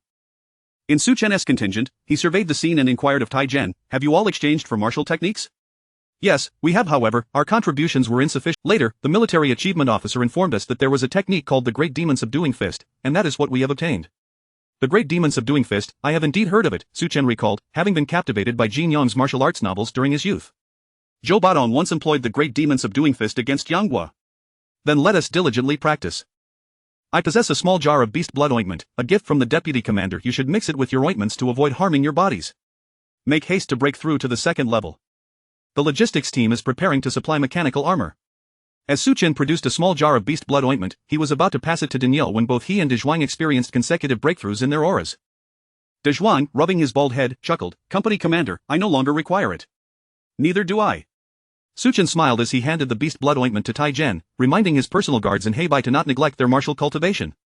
Upon hearing that they would be receiving new mechanical armor, everyone was invigorated and committed to their training. Currently, their unit still had soldiers operating outdated mechanical armor, which hampered their effectiveness in combat prowess. The new first-level Iron Guards and second-level elite soldiers would undoubtedly outperform the old mechanical armor. Soon, the emerging star of the Qin, the Captain Li Xian, arrived nearby, heralding the imminent commencement of a grand military engagement. Chapter 20. Li Xian assembles his troops. Promotion unchanged. Su Chen had previously caught but a fleeting glimpse of Li Xian, without discerning the particulars of his attributes at this time. However, he beheld the burgeoning star of the great Qin dynasty. He detected the following attributes: 1 thought of divine demons, read a choice of fate, or 1 thought may lead to nobility or ministerial status, or transform into a demon. Defeated General, blue. After accumulating 3 victories, one shall inevitably face a significant defeat. Qin's 5 ministers, blue, the 9th rank within the Great Qin. Talented progeny of the Li family, red. The 3rd-generation heir of the Longxi Li clan, destined to be the future leader of the celestial martial lineage. 6th rank armored master, red, a harmonious blend of celestial and philosophies, possessing profound mastery over mechanized armor, commanding the 6th rank vessel, Qi Shuang. Celestial prodigy, purple. An extraordinary talent in celestial cultivation, poised to reach the 9th rank of celestial mastery. As Su Chen scrutinized Li Xian's attributes, he rubbed his eyes, finding them rather absurd. The first attribute, 1 thought of divine demons, bore a striking resemblance to a game he had once played. The second, defeated general, implied they would not be harassed near the demonic forces and would be swiftly overwhelmed instead. The remaining attributes, while noteworthy, seemed less pertinent. However, the second attribute bore significant implications for his own interests, directly impacting his life and military achievements. Li Xian did not arrive alone. He brought with him 1,000 personal guards, all elite 3rd-rank mechanized cavalry. Immediately, he commenced the reorganization of the living forces from 12 military camps. The captains of these camps, without exception, commanded the valiant troops of the Great Qin, totaling 12,000 emerald green mechanized soldiers, who exuded an indescribable sharpness merely by standing. The remaining soldiers, primarily organized in units of 100, numbered over 6,000. Li Xian, with decisive reform, extracted 2,000 men, all of whom met the foundational requirement of 2nd rank. The remaining 4,000 were designated as reserves, tasked with guarding the new military encampment to prevent incursions by the demonic forces. The 2,000 elite soldiers drawn from the ranks included 2 captains, one of whom was Li Changkong. Su Chen, accompanied by his personal guards, parachuted into a 100-man squad, where he was unexpectedly appointed as a 100 captain under Li Changkong's command. Li Xian appointed 3 seasoned captains as military marquises to lead 5,000 valiant soldiers of the Great Qin. The military hierarchy of the Great Qin encompassed ranks from 100 captain to 1,000 captain, marquis, and colonel, corresponding to command over 100, 500, 1,000, 5,000, and 10,000 soldiers respectively. As colonel, Li Xian commanded 20,000 troops, bolstered by the lineage of a military family, a privilege that also enabled Li Changkong to attain his rank. Once the troop assembly concluded, the remaining 4,000 reserves commenced the construction of a new encampment, meticulously designed to accommodate an army of 10,000. Additional logistical personnel were also summoned from other camps. Su Chen, having secured 2 victories, one of which was a resounding triumph, was eligible for a 4-level promotion. The military achievement officer, bustling with activity, promptly replaced Su Chen's rank insignia and subsequently distributed them to his personal guards. Among the 10 personal guards of the 100 captain, he selected Black Nose and 4 other valiant soldiers, all of whom had achieved a rank of 2. Logistical personnel delivered new 2nd-rank soldiers, transforming the entire contingent of 14,000 into 2nd-rank troops. Many 100 captains' 3rd-rank cavalry were upgraded to enhanced versions. Li Changkong's mechanized armor was replaced with a custom 4th-rank variant, further equipped with a mechanized warhorse. Only Li Xian's 1,000 personal guards retained their cavalry status, forming a complete battalion of Great Qin cavalry.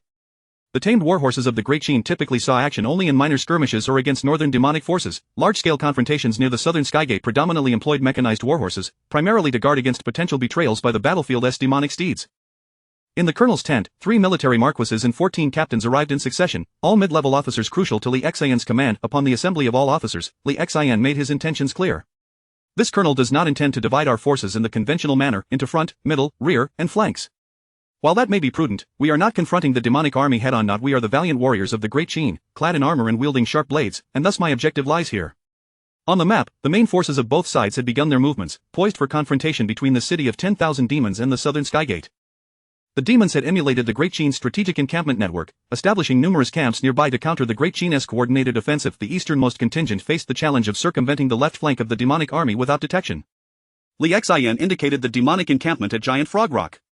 By capturing Giant Frog Rock, we can support nearby allied forces and retreat to our main camp if necessary. Marquis Wang Yan furrowed his brow, pointing to 2 positions north of Giant Frog Rock, Crocodile Creek and Crab Cape. Is it wise to approach Giant Frog Rock from this route? Li Xian, undeterred, smiled with unwavering confidence. We shall advance in 3 directions. The army will split into 2 to assault Crocodile Creek and Crab Cape, while I lead my personal cavalry straight towards Giant Frog Rock. My decision is made, commence execution immediately. As dusk fell and preparations were made, within half an hour, the camp was deserted. 14,000 valiant soldiers surged towards Crocodile Creek and Crab Cape. For the first time, Su Chen witnessed the grand military maneuvers of the Pango continent. The newly formed 4,000 soldiers fell under the command of Marquis Zhang Han, targeting Crab Cape. 2 formidable cultivators, one a 4th rank Yuan Ying and the other a 4th ranking Shen, served as scouts, systematically eliminating the demon sentries along their path. The 4,000 troops marched swiftly, their mechanized units racing across the terrain, showcasing the lightweight advantage of their valiant mechanized armor. The moonlight cascaded upon the land, as the emerald green armor darted through the hills, startling mindless insects and birds. Crab Cape, aptly named, rose as a small hill, offering a panoramic view of the surroundings, guarded by the crab demons of the sea beast tribe. An 8-meter-long blue crab dozed atop Crab Cape, while below, numerous 20-meter-long hermit crabs, carrying massive shells, formed the crab tribe's encampment. At the base of Crab Cape, countless river crabs clustered together, wielding 1-meter-long pincers, rotating defensively around the cape. Above, a dense gathering of demonic clouds loomed, casting an oppressive and restless atmosphere. 20 miles away, in a small grove, silhouettes clad in emerald green concealed themselves behind the trees, gripping their blades and observing the distant demonic clouds. Su Chen awaited in the cabin, gazing at the ominous clouds. Strange, why have our 4,000 armored soldiers not stirred the clouds? He pondered, perplexed, yet the command was clear: await for dawn to launch a surprise attack on Crab Cape. With time still on his side, Su Chen retrieved a pseudo-dragon pill and swallowed it whole. The elixir surged within him, igniting his vitality and prompting him to cultivate his blood essence. His face flushed crimson as he resisted the urge to refine the pill, opting instead to wait, intent on utilizing this battle to refine its effects. As the first rays of dawn pierced the clouds, the call to charge sounded. Chapter 21 Ma Bold Advance, late stage of the 2nd tier. The moment the horn sounded, Su Chen propelled his mech forward with great speed. A faint azure glow enveloped the 3-meter blade in his hand, and he sensed an elevation in its sharpness. Elite talent, armor piercing. Armor piercing. The effectiveness of your weapon in penetrating armor is enhanced. A flicker of astonishment crossed Su Chen's eyes. He had unexpectedly acquired the boon of elite talent, but what was the underlying principle? As he regained his focus, he noticed clouds forming above him, yet Su Chen felt no unusual sensation. Perhaps only cultivators above the 4th tier could discern the changes in the clouds. The monstrous crabs at Crab Cape, upon witnessing the sudden emergence of the mech, brandished their mighty pincers in alarm. The massive blue crab at the apex opened its eyes and, spotting the dark green mech in the wilderness, a hint of panic flickered in its gaze. However, as the commanding general of Crab Cape, General Blue Crab forced himself to appear composed and urged the river crab army to prepare for defense. Nearly 8,000 river crabs quickly responded, forming a battle array. The grayish-blue crab shells gleamed with a metallic sheen, a testament to the elite talent of the river crab army. Thick armor. The thickness of your armor is increased. Lightweight metal of Tianqian. Reinforced metal of Zai-Dui. Li Qiankong instantly depleted his internal magical energy, casting 2 gold-based spells to empower his 1,000 elite soldiers. Under the suppression of the clouds, Li Qiankong could not draw power from the heavens and earth, relying solely on his own nascent soul's magical energy. Su Chen maneuvered his mech forward, appearing 50 meters away, the weight of the Qin elite soldiers feeling even lighter. Attack! With a roar, Su Chen's dragon bones and the effects of the pseudo-dragon elixir surged forth, leading his 100-man team to the forefront. Golden light flickered in his eyes as he discerned the flaws in the river crab army's formation. Under his guidance, the 100-man team sped away from the 1,000-man formation, carving a dark green arc as they plunged into the wall formed by the river crabs. The Qin elite soldiers wielded their blades, instantly piercing through the river crabs before them. Su Chen's power erupted, and the Qin elite soldiers roared, straining to push deeper into the river crab ranks. Daniel and De Zhuang let out furious roars, using sheer brute strength to hurl 2 river crabs aside as if they were naught but feathers. The 3 of them, like an arrowhead, pierced into the river crab's wall, tearing open a breach. The subsequent soldiers rushed through the opening created by the trio, frantically squeezing in as though a moment's delay would cost them their military glory. Li Qiankong, witnessing this scene, felt his spirits lift. The opening expanded further. General Blue Crab, seething with rage, watched as the wall was torn apart. With a thunderous roar, he personally descended into the fray, leading his elite crab guards into battle. Golden light flowed in Su Chen's eyes, and in the state of armor-piercing golden light, the nearby Qin elite soldiers showed no signs of fear. Even surrounded by river crabs, they wielded their blades with calculated precision, striking at the joints of the river crabs. Though the river crabs were numerous, only a few could reach the mech. The Qin elite soldiers coordinated effectively, swiftly dispatching the river crabs to clear space for their comrades. The river crabs, not to be underestimated, slammed their fallen mechs became springboards for the river crabs, who, emboldened by their thick armor, charged towards the soldiers. Yet, Su Chen's aura was enduring, bolstered by the formidable stamina of the Azure Wolf clan. His attributes overpowered these river crabs. He continued to swing his blade, and under the armor-piercing talent, the river crab shells were barely stronger than paper, barely equating to wooden planks. The military leaders, positioned behind, were somewhat astonished. Whose subordinate is that? Such valorous prowess. Ha, it's the 100 generals under Deputy Li, the first to breach this horde of feeble crabs. Military leader Zhao Han's face flushed with excitement. He resolved to report this achievement upon returning. Zhao Han marveled at Su Chen's boldness, visibly impressed. Meanwhile, elite soldiers in other directions continued to assault the defenses. Su Chen's path had already carved through their lines. The mechanical arms swung their blades, piercing the heads of the river crabs as Su Chen pushed forward, clearing his way.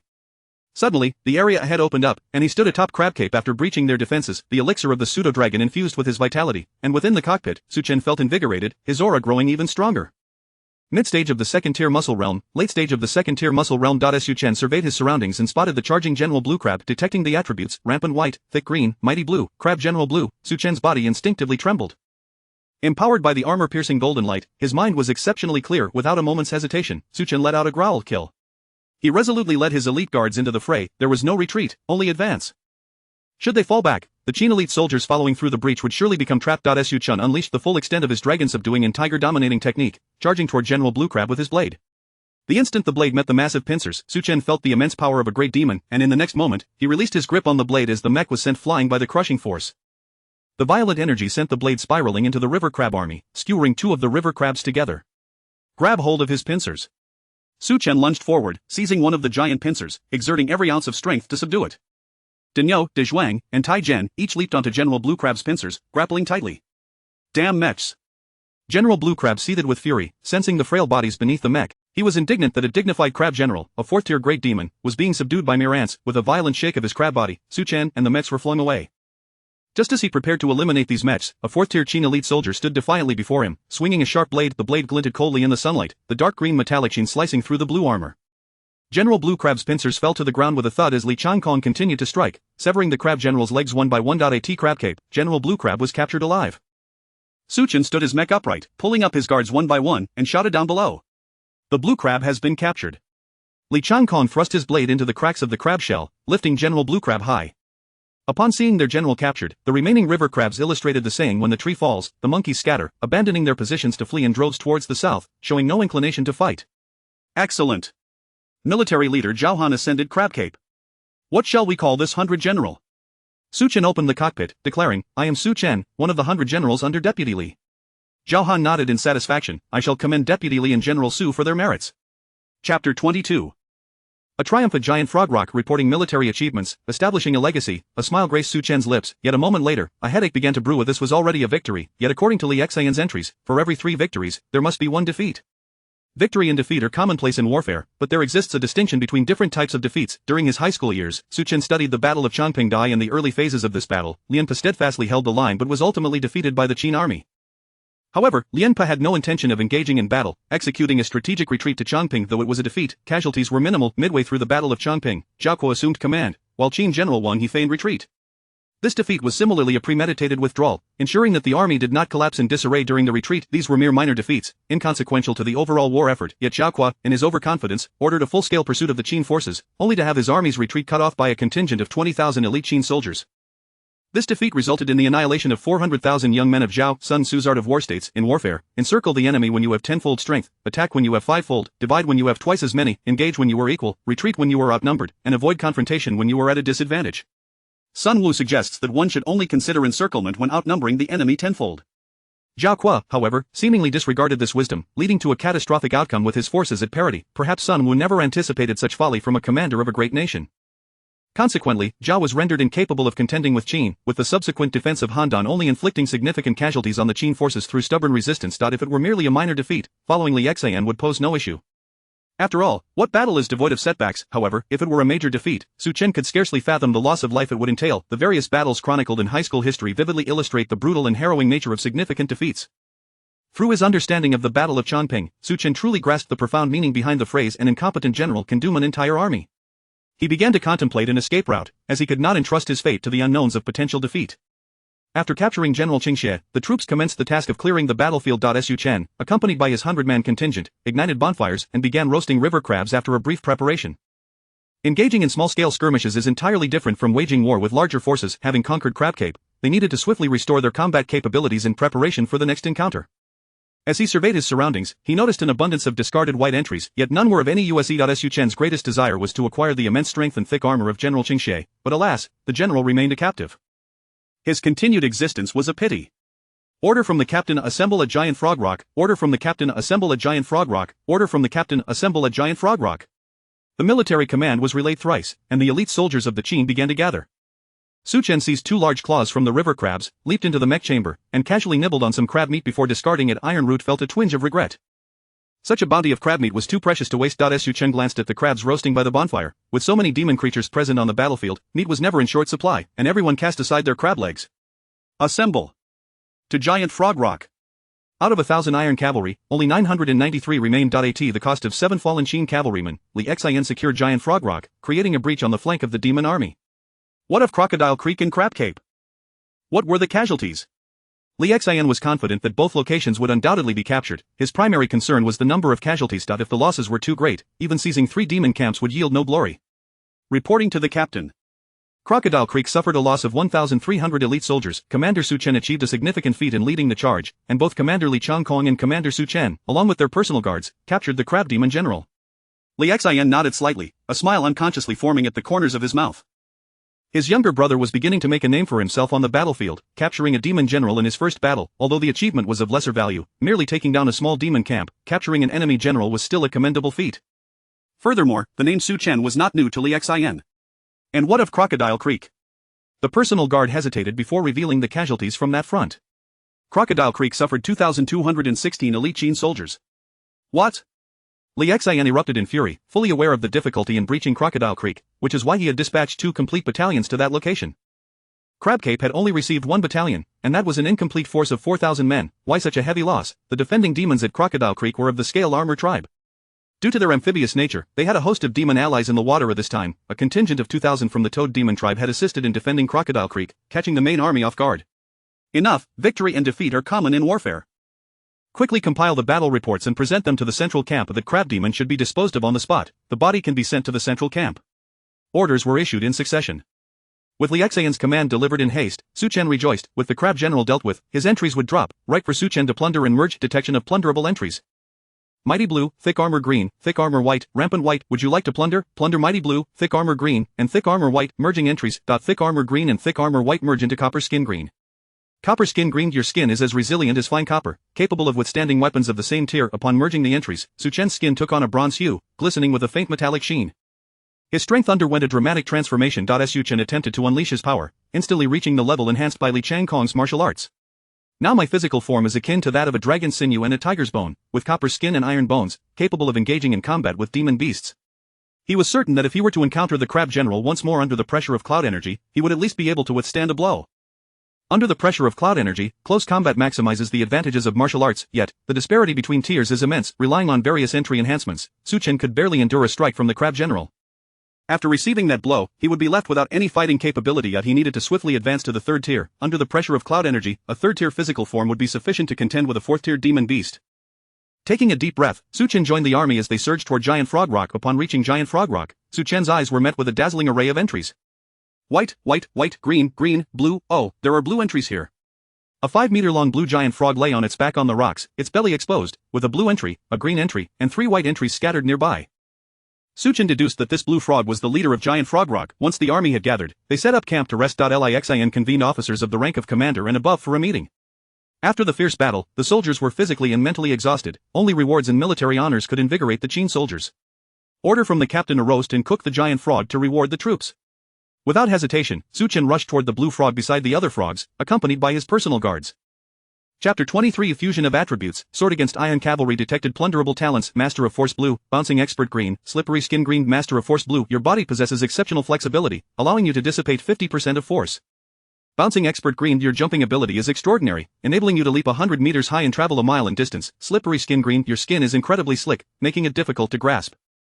Shall the fusion of attributes proceed? Yes. Su Chen gazed at the countless wounds on the blue giant frog. No matter how skilled the Master of Force and Bouncing Expert were, a single charge from the Iron Cavalry would turn them into a sieve.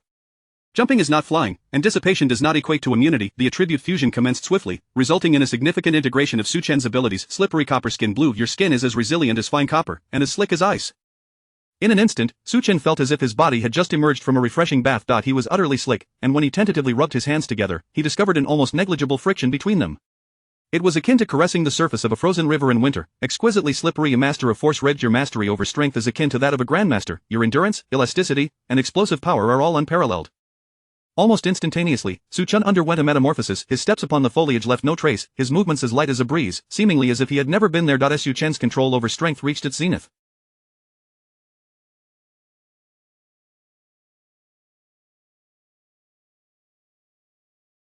The techniques of force dissipation, explosive power, and the heights and distances of jumping all were now firmly within his grasp. I am now terrifyingly powerful. Physically confronting a mech is no longer an issue. Su Chen inhaled deeply, confidence radiating from his eyes, his posture erect as a spear. Personal panel name Su Chen. Occupation Mech Engineer. Cultivation late stage of 2nd tier bone refinement, mid stage of 1st tier spirit skill.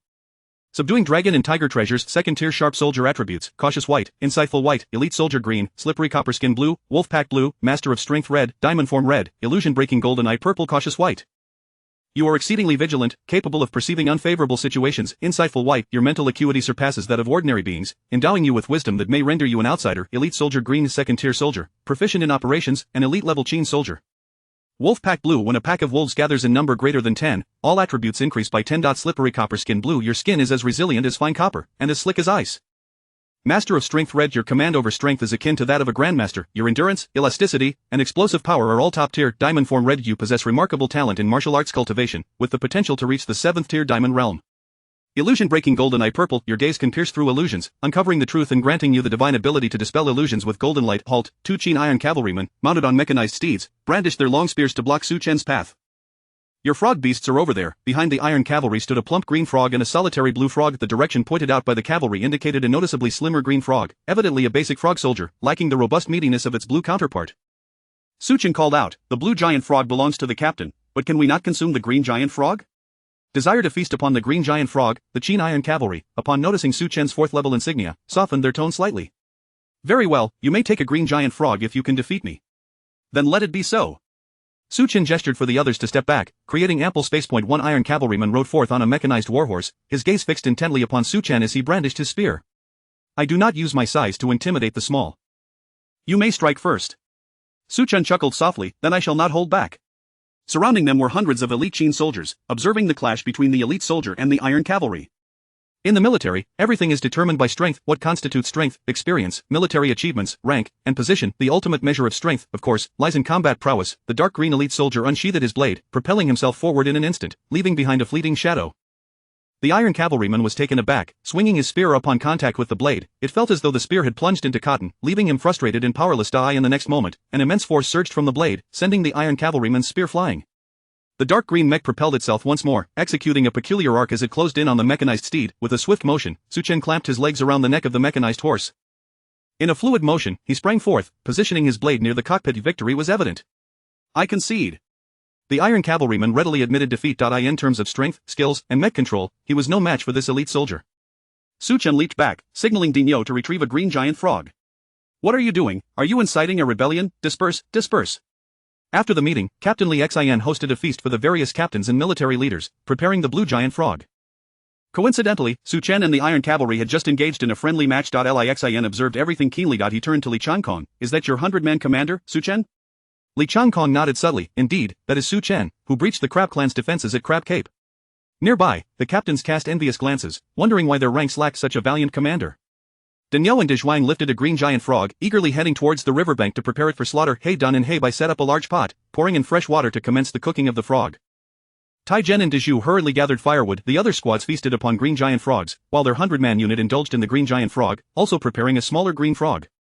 Both giant frogs simmered in the pot. The size of the green giant frog was clearly a generation larger than the green frog, towering significantly over its smaller counterpart. The nearby 100-man squad glanced at the green giant frog and then at their own pot containing the diminutive green frog, feeling a palpable sense of disappointment. Commander, why do I feel the giant frog is far more succulent than the green frog? The questioning soldier was promptly kicked. Do you wish to have some? The commander pointed towards the distant Qin Iron Cavalry. Go challenge him. If you win, you may have some. The soldier glanced at the cavalryman, shrugged, and wore a disgruntled expression. If I could defeat him, would you still be commanding me as a 100-man leader? Chapter 24. Bai Qi's attention and the exceptional talent of Su Chen. Once again, the name of Su Chen was placed before Bai Qi, a testament to his remarkable achievements. His merits included the first to ascend a stronghold and participating in the slaying of a formidable demon. From the perspective of a general, such accomplishments seemed rather trivial. Capturing a mere outpost and eliminating a major demon held little weight, yet Bai Qi gazed at the military merit jade slip throughout the entire night, deep in contemplation. General, you should rest. Tomorrow we face a series of fierce battles, a loyal guard suggested. It matters not, Bai Qi replied, picking up the jade slip and caressing Su Chen's name. Wang Jian has a fine son.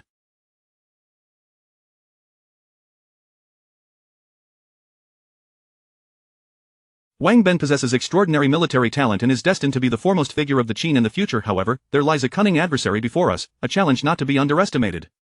The general's personal guard appeared somewhat dazed. He seldom heard the master speak of such matters. He was not only Bai Qi's bodyguard but also a member of the Bai family. The three pillars of the Qin, Mengao, Bai Qi, and Wang Jian, were renowned, yet Bai Qi openly declared that the next foremost figure of the Qin would be Wang Ben. The guard hesitated for a moment, then questioned, but General Yang and General Tu, along with General Meng, are all famed generals of the Qin. Bai Qi raised his hand to interrupt. Indeed, they are famed generals, but they have reached their limits, practicing the path of immortals. Only Meng Wu remains far from Meng Ao, only Wang Ben alone holds the potential to ascend to my level and command the military path of the Qin. The guard was taken aback. No one knew better than they the formidable strength of this white-haired elder. Having ascended to the divine realm, Bai Qi's prowess in military strategy was unparalleled. While General Wang Ben was indeed fierce, he was still merely at the saint level. The chasm between the saint and divine levels was vast. After a moment of silence, Bai Qi ordered, investigate the background of this Su Chen. Within the span of a fragrant stick of incense, the guard retrieved a jade slip and presented it before Bai Qi. Su Chen, of the Fufeng Su clan, born in the first year of the first emperor. He has just turned 17 before joining the army. In a mere 3 months, he has risen to the rank of level 2, and his martial arts proficiency is commendable. The investigation was thorough, detailing Su Chen's connections with the Black Nose, the techniques he practiced, and his conversations with Wang Yun in the camp. Bai Qi listened intently until he inquired, which Su family is this? What official position do they hold in the court? The guard's expression turned peculiar as he replied, General, only the surname remains. The Su family has but one member, Su Chen. Bai Qi nodded thoughtfully. With aspirations in the divine path, exceptional martial talent, leading from the front, and achieving the first ascent, he is indeed a promising candidate. For this merit, let him be awarded the rank of a noble officer. The guard was momentarily stunned. This accomplishment merely consists of capturing a small stronghold. Su Chen is at level 4. Promoting him to level 6 noble officer, 2 ranks higher, might be somewhat excessive? Follow my orders. What of the merits of Lieutenant Li? Bai Qi inquired. Li Changkong was promoted 1 rank, and Li Xian also ascended 1 rank, the guard responded. What? The guard was truly astonished. While he understood Li Changkong's promotion, being the scion of the Li family and having made notable contributions in battle, what of Li Xian, a mere lieutenant who had captured 3 outposts, could also be considered a merit? To promote a lieutenant by 1 rank is insignificant, while promoting a noble officer by 2 ranks can be justified as recognition. None would object to that. However, if Li Xian is promoted, the other lieutenants in the army may not remain placid. General, might this be too hasty a promotion? Moreover, Lieutenant Li has already reached the rank of level 9, 5th noble officer. Any further promotion requires the Emperor's personal review. Bai Qi produced a decree. Without the Emperor's mandate, would I indulge in such actions? His Majesty desires these young talents to venture forth. I, as their general, shall support them and hone this batch of youth. The guard's heart sank at the implication of the Emperor's will.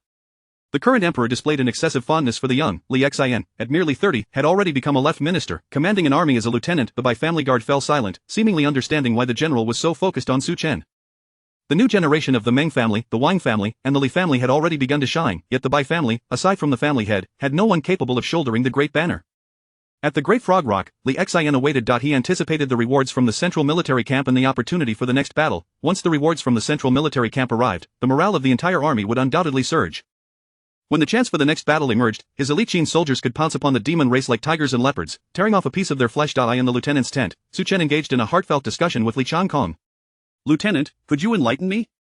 Why does the demon energy at Crab Cape gather into clouds, while we, gathered in the woods, remain devoid of such clouds? Li Changkong chuckled. The cloud energy is a military phenomenon. While the demon race possesses intelligence, they lack true wisdom. A military commander, as the leader of an army, intentionally controls the situation, hence the cloud energy cannot naturally coalesce. Cloud energy can be manipulated? Su Chen was taken aback, having not perceived it before. The Azure Crab Demon had directly led the guards down without any manipulation of the cloud energy. Was this what one might call foolishness disguised as wisdom, such exceptional talent? When the conversation turned to exceptional talent, Li Changkong's expression grew serious.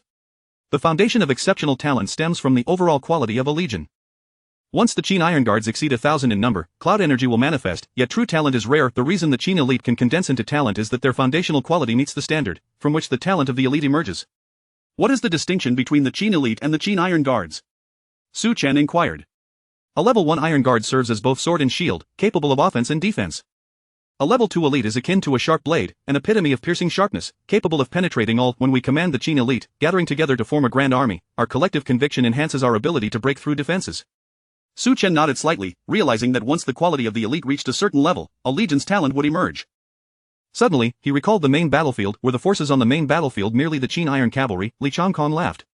Are you dreaming? My brother, as a lieutenant, can barely equip his guards with level 3 Iron Cavalry, and we have just over 1,000. Only a few of the generals at the southern Skygate command the Qin Iron Cavalry, the rest are mostly Qin Iron Guards. Su Chen was momentarily taken aback. Not elites? Li Changkong slowly clarified, the Qin elite are already exceptional. When they assemble, they form an army with innate talents. Not just anyone can be part of it. We have many elites here because all the elites of the southern Skygate are under the command of 5 lieutenants. The central army consists only of Iron Guards and Iron Cavalry. Su Chen felt a sense of disorientation. All the Qin elites were under the command of 5 lieutenants. The 60 military camps were utilized by the Qin for training soldiers. Does the Qin have any special legions? He pondered aloud. When discussing exceptional talent, if there exists one talent, there must also be second and third talents. A wave of curiosity surged within Su Chen. Li Changkong took a deep breath and began to reveal the current state of the Qin military. Chapter 25 of the diverse customs of other nations and the 6th rank officials in the realm of the Great Qin. There exists no such thing as foreign customs. It is solely populated by the ironclad elite and valiant cavalry. Even the most distinguished soldiers from the 3 pillar states cannot escape this paradigm. The mechanisms of the Maoist sect provide Great Qin with an exceedingly high baseline, yet simultaneously bind the personal ambitions of its generals.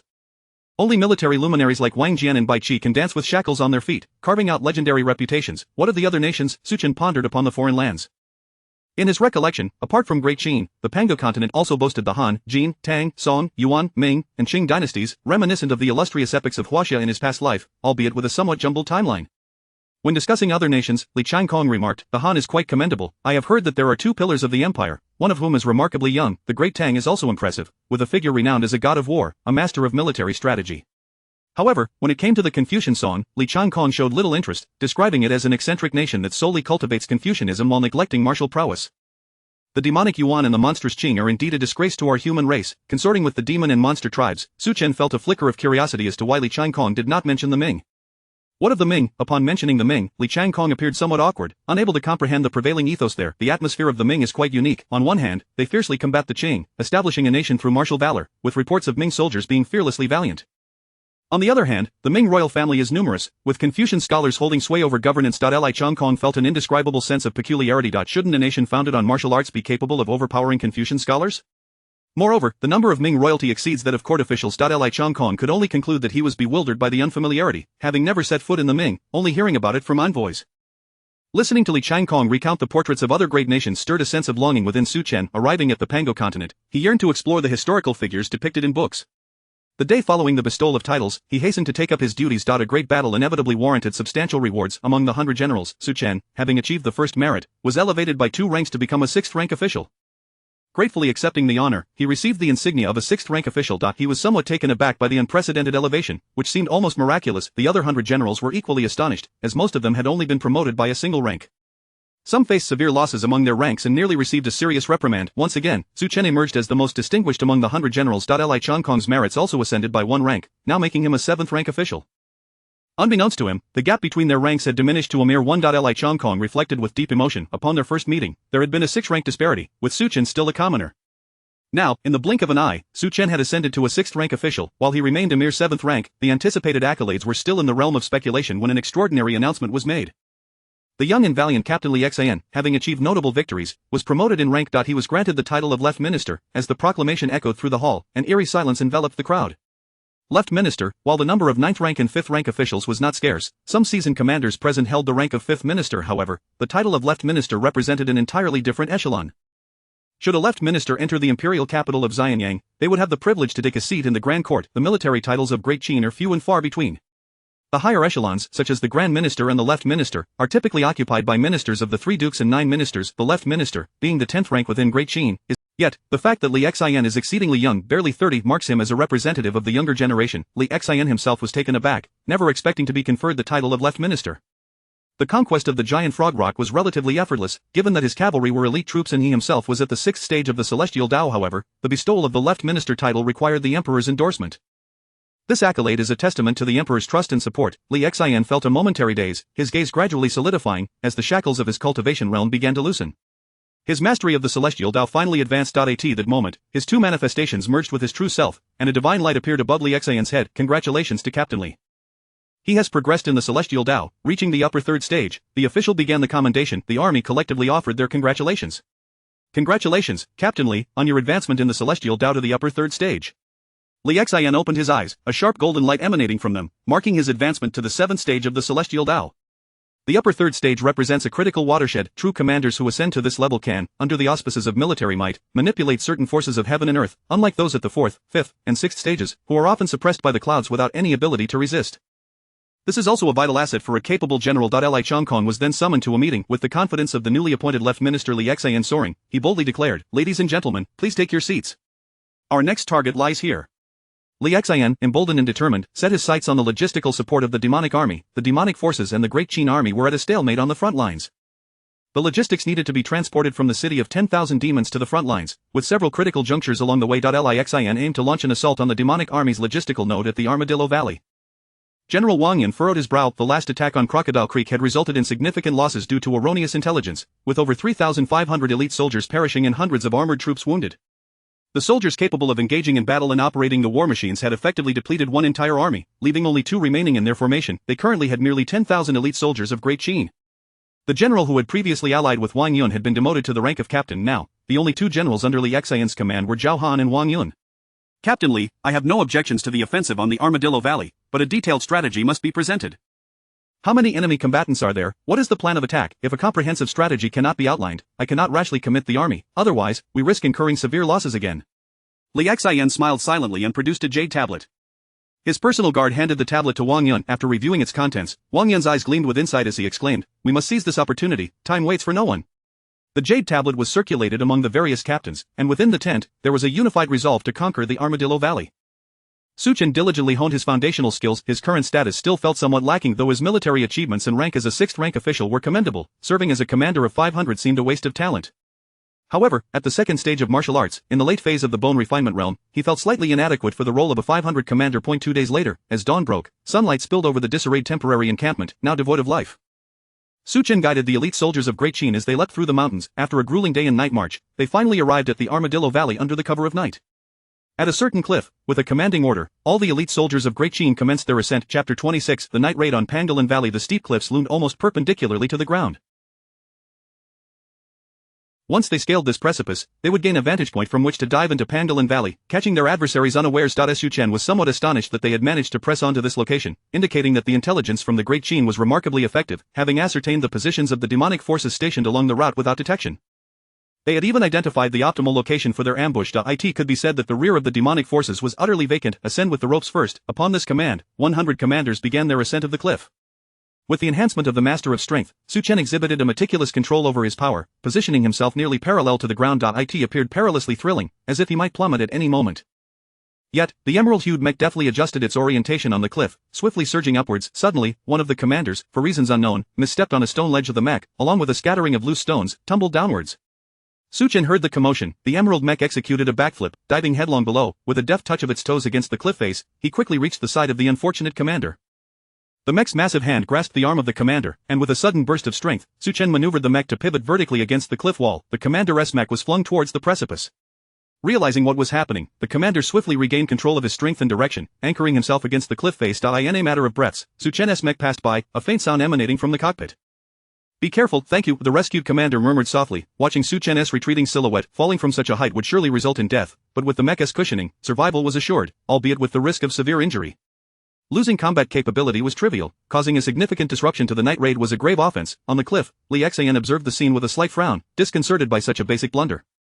Zhang Kong, you lieutenants need to keep watch. If any noise arises, we won't be able to escape. Su Chen ascended the cliff effortlessly, casting the ropes downwards. The 100 men under his command began to scale the cliff with greatly diminished difficulty. With the oversight of the celestial cultivators, none would falter at such a crucial moment. One after another, they successfully reached the summit. The bugler sounded the charge. The strategist unfurled Li Xian's battle standard. Li Xian raised his spear, and a massive ethereal cloud suddenly enveloped the Great Qin forces, instantly dispersing the demonic miasma that shrouded Pangolin Valley. Charge, the armaments of 1,000 armored soldiers shimmered with radiant light, and mechanized steeds emerged from within. The Great Qin cavalry mounted and surged forward, executing the maneuver seamlessly with a mighty roar. Su Chen gripped his blade and dove downward, the emerald mech tracing an arc through the air. Enemy attack, the Great Qin is launching a night raid. Pangolin Valley demonstrated an extraordinary responsiveness. The azure pangolins swiftly formed a defensive formation, curling into ball-like shapes the moment the cavalry descended. Utilizing their spherical bodies to absorb the impact, their scaled armor braced against the spears. Regrettably, the Great Qin cavalry's spearheads were remarkably sharp, effortlessly piercing through the lesser-ranked pangolins. Nonetheless, the Pangolin strategic response did impede the charge of the Great Qin cavalry to some extent. Several unfortunate cavalrymen found themselves slipping upon the pangolins and, before they could regain their footing, were overwhelmed. All pangolins, Burrow, the golden pangolin stepped forth, commanding the creatures of Pangolin Valley to retaliate against the Great Qin's incursion. Li Xian, brimming with confidence, bellowed, "Charge with me, everyone." A golden radiance emanated from him, cascading over the cavalry behind him, an unstoppable sharpness reaching for the heavens. The spirit of the Great Qin cavalry resonated with Li Xian, their foundational qualities meeting standards. Though they numbered merely 1,000, at that moment they ascended to the ranks of elite dual-talented troops. The elite talent, armor-piercing, charge of the Great Qin cavalry requires no preparatory run. This is an inherent talent of the Great Qin cavalry, and when foundational qualities and spirit align with the commander, they step into the echelon of elite dual-talented forces. Those cavalrymen who gained the charge talent truly manifested the terrifying prowess of the Great Qin cavalry. Without any prior momentum, over 900 cavalrymen charged directly, colliding with the pangolins before they could burrow into the earth. With each charge, blood stained the ground. Sensing the dire situation, the golden pangolin immediately rallied its elite guards, commanding the other pangolins to burrow and disrupt the terrain beneath them.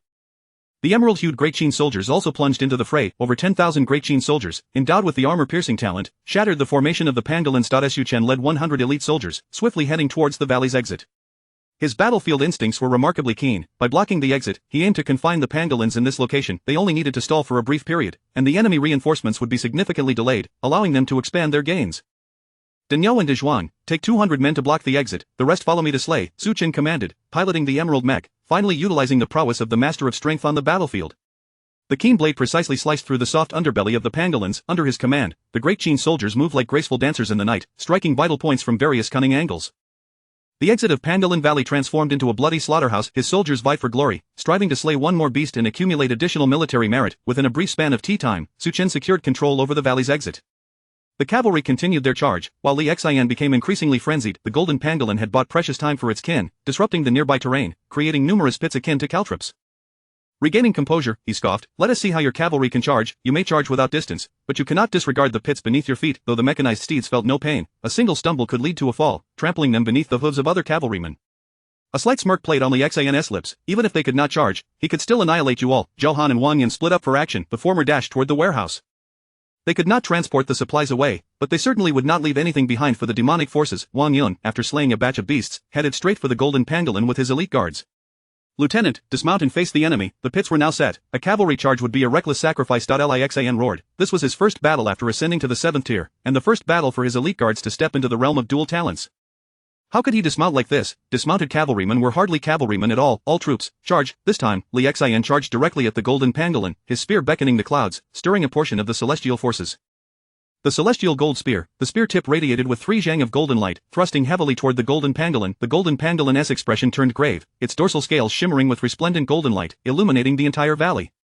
Chapter 27. The Second Order of the Spirit, jade skin and golden flesh. The tip of Li Xian's spear dripped with thick blood, splattering heavily upon the ground, releasing a cloud of scalding steam. The golden pangolin lay defeated, its eyes filled with deep-seated resentment. As the battlefield was being cleared, Li Xian uttered a terse command and led the remaining iron cavalry towards the demon tribe's encampment nestled in the valley. Wang Yan's expression darkened as he observed the scene unfold. How reckless, he had already encircled the enemy, with the clouds suppressing the elite soldiers. They could have annihilated these demons, yet, Li Xian chose the most costly approach. Such needless sacrifice. Wang Yun was indifferent to the manner of Li Xian's victory. The moment they ascended the cliff, their conquest of the Pangolin Valley was assured. Each member of the Great Qin Iron Cavalry was of immense value. Li Xian's tactics were excessively extravagant. With the situation now settled, the Qin army commenced the cleanup of the battlefield. Su Chen stood guard at the exit, and upon recognizing the resolution of the conflict, he, alongside his personal guards, proceeded to clear the area. He detected plunderable items, white scales, white claws, and green digging. The ordinary pangolin spoils held little worth, which did not pique Su Chen's interest. General Su, General Su. Numerous junior officers greeted Su Chen along the way. His reputation had soared under Li Xian's banner, and with tangible military achievements leading to his nobility, he garnered respect among all ranks of the army. Approaching the golden pangolin, Su Chen noticed two gleaming blue items. He detected plunderable items of blue fine gold scales, blue dark gold claws, and green vigorous wool. Blue fine gold scales. Your exterior resembles fine gold, capable of withstanding sharp divine weapons. Blue dark gold claw. Your claws, strong enough to shatter gold and split stone, can demolish metals of the same tier. Green vigorous wool. Your wool remains ever potent, sustained at a consistent level. Shall you plunder? Yes, plunder. Blue fine gold scales and green vigorous wool. The blue skin of jade. Your skin is as smooth as mutton fat jade, yet as resilient as fine gold. A slight itch enveloped Su Chen's body as the ancient bronze hue of his skin gradually faded, transforming into a lustrous golden jade.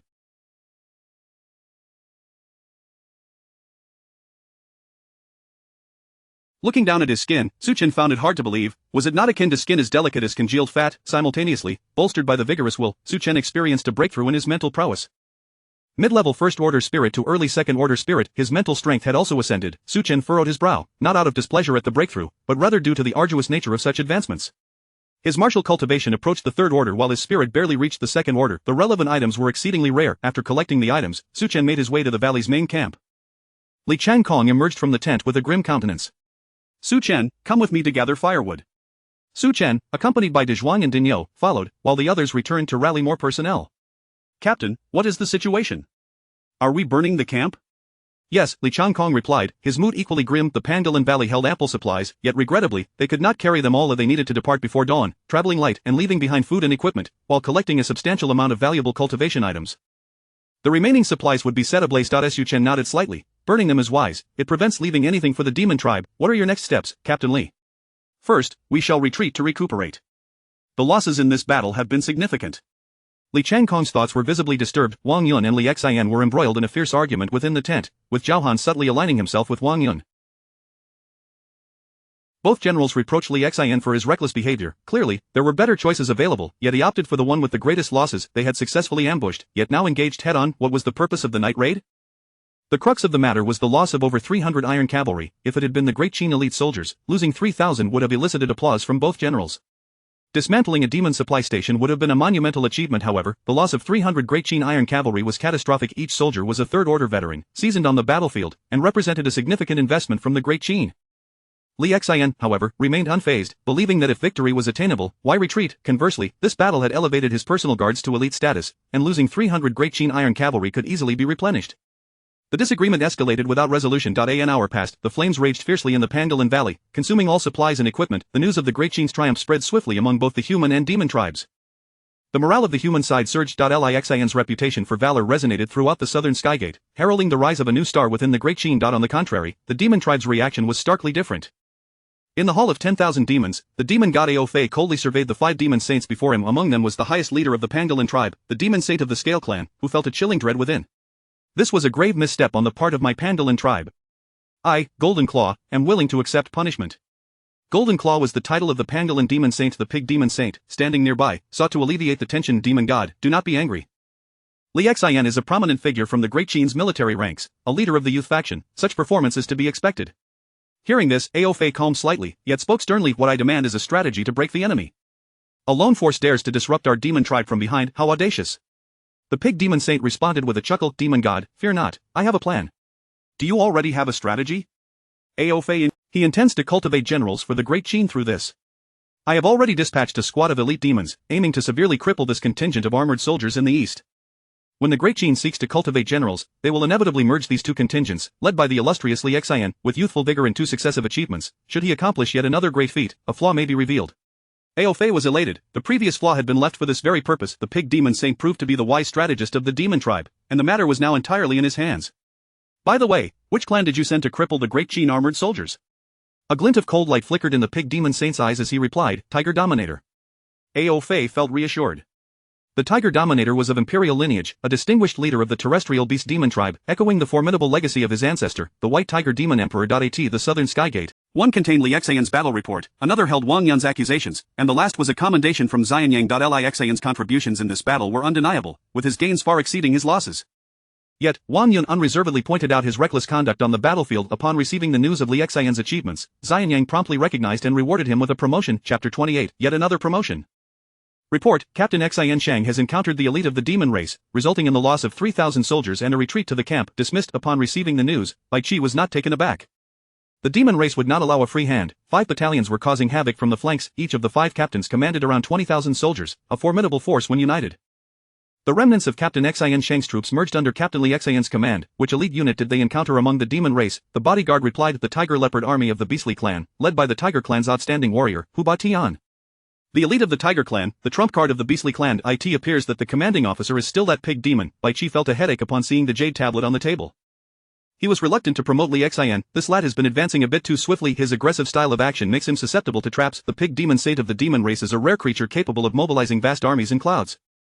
It is indeed a cunning pig. Since the onset of war, the general has repeatedly sought opportunities for a grand battle with the demon race, yet the pig demon saint has consistently evaded confrontation.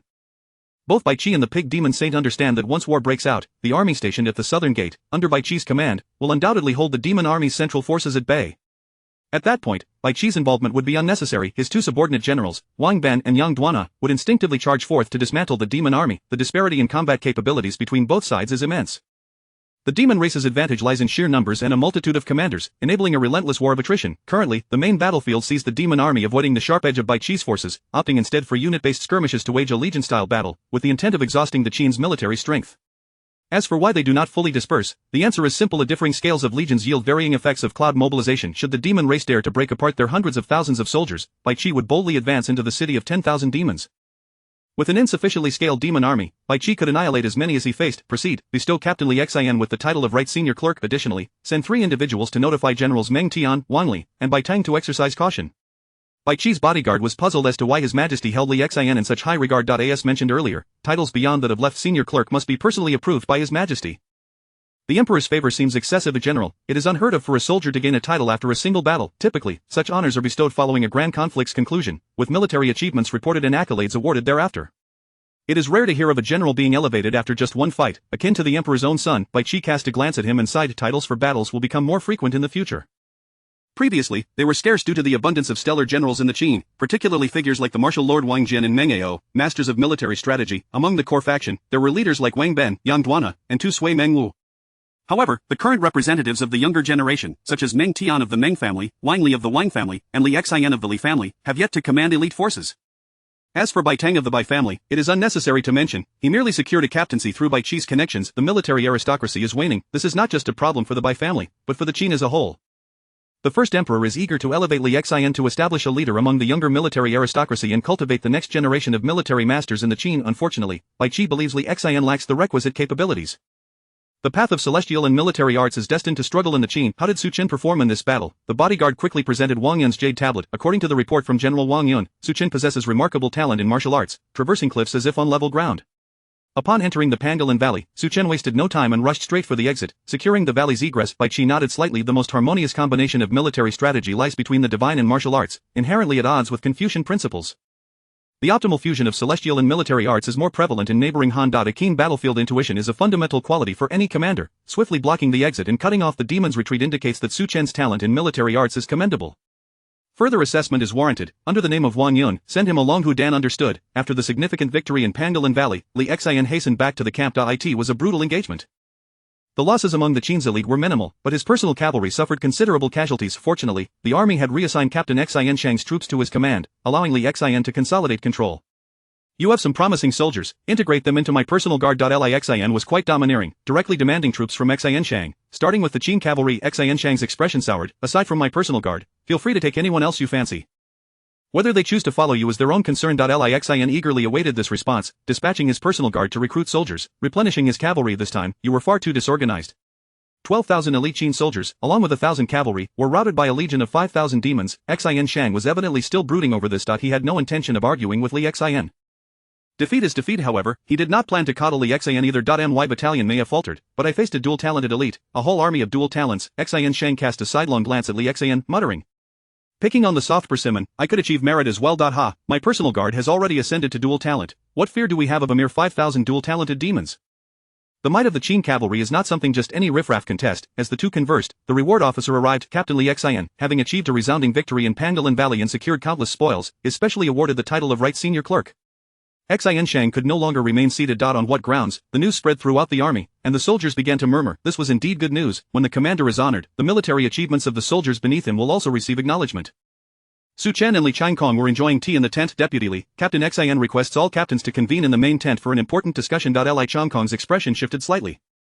His elder brother is about to strike again. Su Chen was equally speechless. Li XIN is truly a war fanatic. However, upon reflection, if it were him, receiving a title for every battle, he might engage in warfare even more frequently than Li XIN.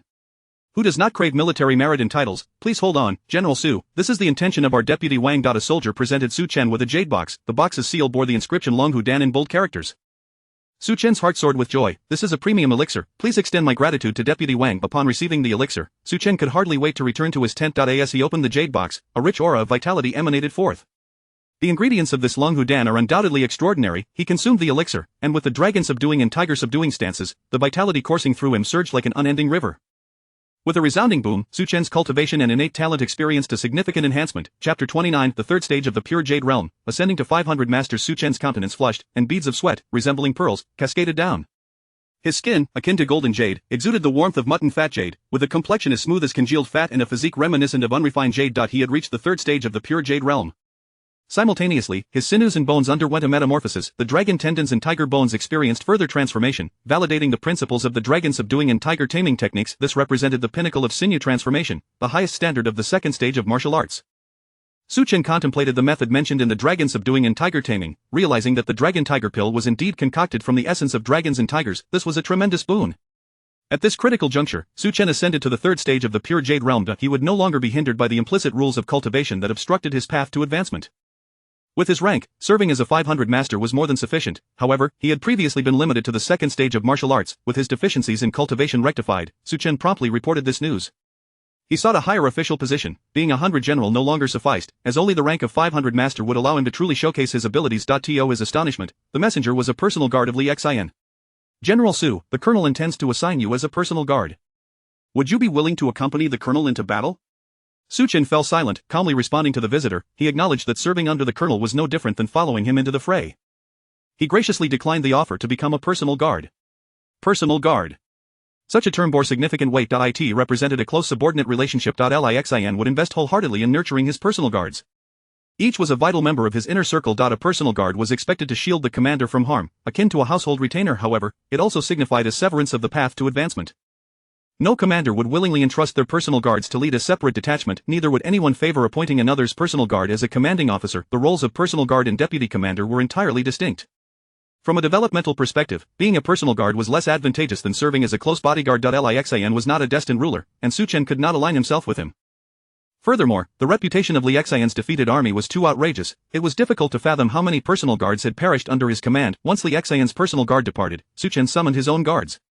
He had a mere 10, each a valiant warrior forged in the crucible of battle. Is it not preferable to serve as the colonel's personal guard? Upon hearing that Colonel Li was the legitimate son of the Li family from Longxi, De Zhuang was oblivious to the underlying complexities, believing that becoming the colonel's personal guard would confer a higher rank than that of a 100 general. Su Chen inquired nonchalantly, "Are you familiar with the personal guards of the general?" The group shook their heads in unison. While the name of the general resonated, the notion of personal guards did not. "I aspire to become a general of the Great Qin in the future, not merely a personal guard of someone else." Deng Yo scratched his bald head, finding the question rather perplexing. However, Heitan, ever attentive, interjected, "Speaking of which, General, with your recent advancement, do you not foresee the possibility of being elevated to 500 master? Indeed, if you ascend to 500 master, your personal guard could expand to 50 men, allowing each of us to lead 10 soldiers." Su Chen felt as though he was speaking to a brick wall. He understood that in the Great Qin, military merit surpassed all, and the level of cultural literacy was relatively low. The perspectives of Tai Zhen and the others were limited to their immediate surroundings. He, however, was a high school graduate who had excelled in 9 years of compulsory education, far surpassing their knowledge. "Enough idling around, stop wasting time standing here." Su Chen was well acquainted with the changes in his physical form. The third stage of martial arts, the pure jade realm, referred to unrefined beautiful jade. As the saying goes, unrefined jade must be sculpted into form, only then does the pearl's brilliance emerge. This stage was about refining the physical body, laying the groundwork for the fourth stage of martial arts. A narrow martial arts foundation encompasses the first stage, the flesh realm. In contrast, a lofty martial arts foundation spans from the first to the third stage, encompassing the flesh realm, sinew realm, and pure jade realm. These three stages represent critical periods for martial artists to transform their innate talents. Once they enter the fourth stage, their talents become firmly established, making further breakthroughs exceedingly rare. The Dragon Subduing and Tiger Taming mentioned that the refinement of unrefined jade occurs in three tiers. Pure jade, beautiful jade, and exquisite jade. Ordinary martial practitioners who reach the latter stages of the pure jade realm typically attain the level of pure jade. Those practitioners who advance to the later stages of the pure jade realm and the Dragon Subduing and Tiger Taming can achieve the status of beautiful jade. Ascending further to exquisite jade requires fortuitous circumstances. However, according to the records of Dragon Subduing and Tiger Taming, those who refine unrefined jade into beautiful jade are destined to achieve no less than the sixth stage in the future. Without refinement, jade cannot become a tool. It seems I must meticulously hone this physical form. Su Chen mused, lamenting the scarcity of useful entries. In the camp, Li Xian was once again preparing for a perilous military maneuver. Colonel Xian remarked that this colonel had only fought soft battles, never encountering true elites. This time, I shall confront the elite of the demon race. Li Xian pointed towards a hill located 50 miles east of the demon army. Xian Shang's face turned pale upon seeing the map's markings. Monkey Head Mountain, that is home to a formidable army of monkey warriors, consisting of double-gifted elite demons. Was Li Xian out of his mind? The monkey race, akin to humans, had already constructed fortifications at Monkey Head Mountain, and they were elite demons with dual gifts. Are you challenging a tough opponent? This is far too risky, I cannot consent. With your few iron cavalry, do you dare to launch a direct assault on Monkey Head Mountain? Li Xian scoffed derisively. I have my own strategy in mind, unaware of the encirclement and reinforcement tactics. My decision is final, relay the orders to the entire army, prepare to march. Su Chen achieved his long-desired rank of 500 master. The combined forces of Xian Shang and Li Changkong remained a captain. The additional army commander was an experienced old commander under Xian Shang, whose rank and qualifications were quite high. 50 soldiers were selected from his command and entrusted to De Zhuang and his team to lead. Li Changkong expressed his sentiments. How little time has passed, and you have already become a 500 master, while I remain merely a captain. Su Chen retorted humorously, I have no idea when I will become a captain. You have already commanded 1,000 troops for several months. The disparity during this period was not solely due to one person's efforts. The captain's words would surely shame countless seasoned veterans.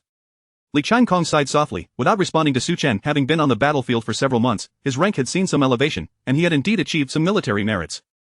Yet, it always felt somewhat insufficient. Su Chen had begun to exercise caution. Li Xian had already secured 2 victories. Should this battle result in victory, an impending catastrophic defeat would follow. Su Chen found it difficult to imagine what kind of defeat could be labeled a catastrophic one.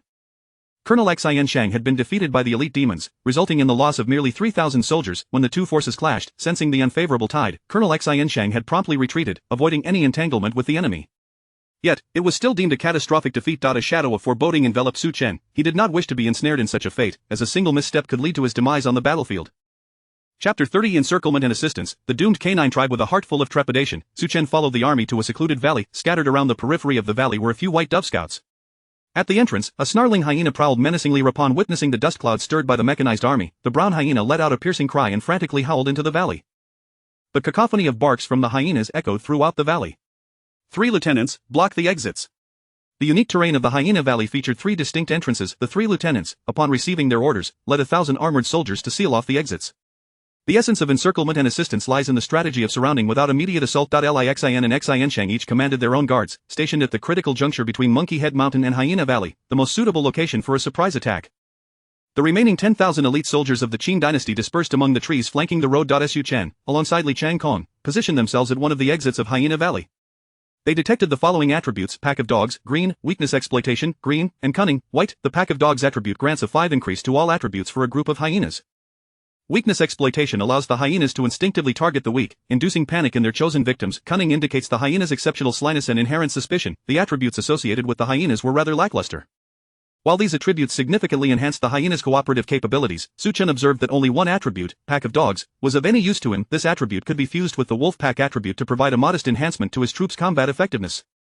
The other attributes were best left unmentioned. Within Hyena Valley, a hyena leader, brandishing a black dagger and standing atop a lookout tower, surveyed the elite soldiers of the Qin dynasty below. What sorcery is this? How can the Qin soldiers appear so suddenly in this desolate place? Who among you dares to take the dogs out and test the mettle of these armored soldiers? The nearby hyenas shook their heads in fervent denial. They had no intention of charging into a futile confrontation. Some hyenas had already attained the 4th tier, capable of articulating human speech. Commander, I believe a direct confrontation with the Qin soldiers would be unwise. We should dispatch a team to Monkey Head Mountain for assistance. Indeed, the forces at Monkey Head Mountain are formidable. These soldiers are no match for them, concurred the hyena leader. This sentiment was widely shared, and the commander resolved to personally lead a breakout with his larger hyenas to seek reinforcements from Monkey Head Mountain. You must hold your ground and steadfastly defend Hyena Valley. Do not act rashly. Before any other hyenas could voice their opinions, the leader leapt down from the lookout. Elite soldiers of the Qin dynasty, the order is given: do not obstruct the first wave of hyenas. Do not obstruct them. Understanding the strategy of encirclement and assistance, most of the Qin elite soldiers recognized the necessity of allowing some hyenas to escape in search of aid. The hyena leader revealed his true form, leading 200 third-tier hunters, moving swiftly and lightly. All hyenas, charge with me. As the pack of dogs attribute activated, the leader surged forth, leading the hyenas out of Hyena Valley with remarkable speed. Without a moment's hesitation, they plunged into the dense forest, embarking on the road to Monkey Head Mountain, all under the watchful eyes of the Qin elite soldiers. Commander, why is no one here to intercept us?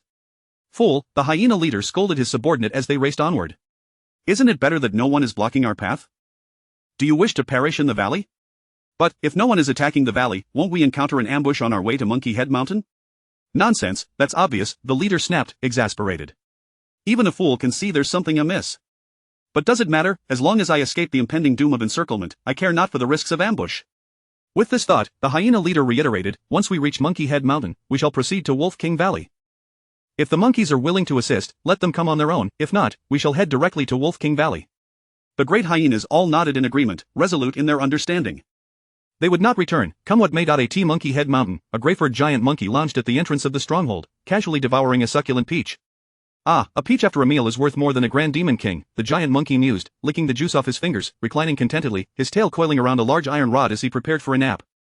Suddenly, the distinctive howls of hyenas pierced the air, prompting the giant monkey to spring to his feet. Shielding his eyes from the sun with one hand, he scanned the horizon for signs of the approaching hyena pack. Halt! Who goes there? He demanded. The hyena leader skidded to a stop, transforming into a human form with the head of a dog, panting heavily. I have come to seek assistance. The Qin soldiers have encircled Hyena Valley, and I am here for reinforcements. The giant monkey paused in disbelief. He signaled for the monkeys to open the gates while scrutinizing the group of hyenas. Not a drop of blood on them. The Qin soldiers had not hindered their escape. Before long, the hyena leader faced the chief of Monkey Head Mountain, the white ape general. How many Qin soldiers are encircling your Monkey Head Mountain? The hyena leader promptly replied, estimating 5,000, with an additional hidden force en route, likely totaling around 20,000. Without hesitation, the hyena leader provided a number. 20,000 Qin soldiers represented a formidable force, undoubtedly accompanied by a contingent of elite cavalry. Thus, the hyena leader's request for help seemed entirely justified. Otherwise, he would appear cowardly. The white ape general furrowed his brow slightly, aware that the hyena leader had not divulged the complete truth. However, the nearby elite demon commanders had received orders from the supreme commander of the beastmen, the pig demon saint. When encountering Li Xin, they were to ensure a defeat, not a victory. A contingent of approximately 20,000 Qin soldiers could only refer to the elusive forces led by Li Xin. After a moment of silence, the white ape general declared, we shall mobilize the entire army, and you will accompany us. Our efforts will be coordinated. The hyena leader's expression changed dramatically. Dozens of yellow monkeys, armed with iron rods, encircled the hyena leader. The hyena leader spoke in a low voice, I find this arrangement rather precarious. I must still seek help from Wolf King Valley. He was reluctant to involve himself in this affair, fearing for his life. The white ape general shot him a knowing glance, and the yellow monkeys tightened their grip on the hyena leader. Does a 5th-tier dog demon dare to refuse me? My forces comprise 5,000 elite monkeys, all of whom possess dual talents. Assemble the troops and march. The white ape general summoned the 5,000 elite monkeys, ordering the remainder of the monkey tribe to retreat from Monkey Head Mountain, leaving only a handful of monkey soldiers behind. Unable to defy the orders of the demon saint, the white ape general could only strive to protect his people as best he could. As the 5,000 elite troops amassed, a powerful aura surged forth. With a thunderous roar, the white ape general led the monkey elite into the fray, charging toward Hyena Valley. Chapter 31 of the Dual Talent Elite Golden Monkey Legion. As the moment of ascension enveloped the 5,000 elite monkeys, a palpable shift in momentum ensued. The monkeys' erstwhile laziness and mischief evaporated, replaced by the formidable presence of seasoned warriors. The towering figure of the great ape at the entrance, wielding a hefty club, glimmered with the fire of battle in his eyes. The white ape general gazed into the distance, a hint of sorrow etched upon his brow, yet his gaze remained unwaveringly resolute. Without a moment's pause, the Golden Monkey Legion surged forth with fervor. As they neared the site of the ambush, the hyena leader could no longer contain himself. He spoke up, White Ape General, there seems to be an ambush from the great Qin ahead. We ought to proceed with caution. The hyena leader's concern lay not with the survival of the monkeys, but rather with his own precarious existence. Silence! The white ape general commanded with a sweeping gesture, instructing his loyal guardian, the yellow ape, to thrust the hyena leader forward. Take your hyenas and charge ahead. Charge ahead? The hyena leader's eyes widened in disbelief. He couldn't recall having offended this white ape, yet here he was, being thrust into the jaws of death, expected to be the first casualty. Fully aware of the impending ambush, he was bewildered by the order to hasten their advance without regrouping. Do you truly know how to wage war? The hyena leader inwardly cursed the white ape general's ancestry. Nonetheless, he led his pack of hyenas toward the hyena valley, unable to voice any dissent in the presence of the white ape general. The 5,000 elite golden monkeys possessed the power to rend them asunder. The hyena leader could only hope their ambushers would regard him as inconsequential. As they raced forward, the hyena leader surveyed the shadowy woods on either side, where it appeared as if legions of hidden foes lurked. The white ape general guided his legion closely behind, poised for the lurking ambush of the great Qin soldiers. Xing Shang watched the rising dust from a distance, surprised that reinforcements had indeed arrived. However, he mused that a dual-talent elite unit should not pose a significant challenge even for seasoned generals. A shadow of doubt crept into Xing Shang's heart as he felt that Li Xian was underestimating the situation. Soon enough, the Golden Monkey Legion followed the hyena leader into the ambush zone. As they entered the trap set by the Great Qin's elite soldiers, Li Xian bellowed, "All troops, advance." The intertwining elements of ice and fire from the chilling frost battle mech emerged, as Li Xian prepared for a decisive clash against the Golden Monkey Legion. With a thunderous charge, the Great Qin cavalry, led by the chilling frost, crashed into the throngs of monsters. The leading hyena leader found himself utterly defenseless. The 20-meter lance of the chilling frost pierced through the hyena leader, along with two of his companions. Kill! The white ape general roared, and a glimmer of gold ignited in the eyes of the Golden Monkey Legion. Dual talent elite Golden Monkey Legion abilities: Heavy Strike, Battle Spirit. Heavy Strike, the power of wielding a large blunt weapon, increased by 10. Battle Spirit, the collective mental fortitude of all golden monkeys rises significantly. This remarkable talent amplified their overall spirit. Despite the Great Qin's surprise attack, as they stormed into the Legion, they were soon met with the devastating blows of the Golden Monkeys' clubs, shattering their battle mechs. The intellect of the monkey soldiers rivaled that of the human race. They did not engage in blind assaults. Instead, they coordinated their attacks, striking directly at the mech compartments. The deep green armor of the Great Qin soldiers faltered under the relentless onslaught, blood mist erupting from the breached compartments. Fight! The white ape general called out, turning to his deputy, the red ape. The red ape, struggling to suppress his tears, transmitted his thoughts to the white ape general. Why must we face defeat? At the behest of the demon sage, must we allow our kin to perish without cause? His heart ached, knowing they were a battle-hardened force yet destined for failure. Red ape, the white ape general replied with unwavering resolve, do not forget the monkeys behind the city of 10,000 demons. This is the decree of the demon sage, and we must comply. Remember, when we return, do not engage in further battles. We shall cry, we shall rage, we shall demand resources. The future of our kind relies upon you. When the golden monkeys return to the battlefield, we will avenge our fallen children. The red ape's expression twisted with rage, barely containing the fury within. In the next moment, the white ape general struck the red ape, sending him flying to the rear. Break through! The white ape general halted the charge of the chilling frost. Children, stand with me against this foe. Red ape, break through! In the face of the ambush, the 5,000 golden monkeys sustained only a loss of 400. Li Xian and Xing Shang's cavalry trampled the hyenas ahead. Li Xian was confronted by the white ape general's formidable strike and was compelled to regard the aged white ape as a worthy adversary. With no general to impede him, Xing Shang charged into the Golden Monkey Legion, trampling with impunity. The red ape glanced back at the white ape's retreating figure, his fury boiling over as he swung his club, shattering a deep green mech. Follow me to break through. Leading 800 yellow monkeys, the red ape plunged into the encirclement, refusing to look back. As they raced toward Monkey Head Mountain, a golden monkey could no longer contain his outrage and questioned the red ape. Red ape deputy, even if we are outnumbered, why do we flee from the white ape general? The red ape had taken with him the elite forces. The 4-tier yellow monkeys and the 3-tier golden monkeys. These yellow and golden monkeys were the backbone of the legion, akin to the core leaders of the Great Qin. They could not comprehend why the red ape deputy chose to abandon them, nor could they fathom why the white ape general permitted their escape. With eyes aflame, the red ape offered no reply to the golden monkey's inquiry, instead murmuring, there is an ancient saying among humans, when a lord commands, a subject must perish. You are the bloodline of my golden monkey legion. With your presence, we can yet raise the banner of the golden monkeys once more. As his words hung in the air, the red ape steeled himself, leading them back to the city of 10,000 demons. As the last deputy of the Golden Monkey Legion, he finally grasped the weight of his responsibilities. Die in the Hyena Valley, Li Changkong and Su Chen commanded the Great Qin elite soldiers, staunchly obstructing the hyenas' escape. The hyenas, spotting the distant clouds of demons, recognized their singular chance to flee. Otherwise, once the Great Qin soldiers regained their breath, they would turn and raze the valley to the ground. Su Chen could not see the distant battlefield, yet the swirling clouds above indicated the ferocity of the conflict. He wondered if his elder brother would emerge victorious. Li Changkong felt a twinge of worry, glancing frequently toward the horizon. As for Su Chen, he was unperturbed, triggering the conditions for a defeated general's trait. He was convinced that Li Xian's third battle would undoubtedly end in victory. The real danger lay in the next confrontation. If they were to lose, Su Chen would feel a strange sense of relief. Given the distance, even in the event of a rout, they would surely outrun Li Xian, detecting the potential for plunder.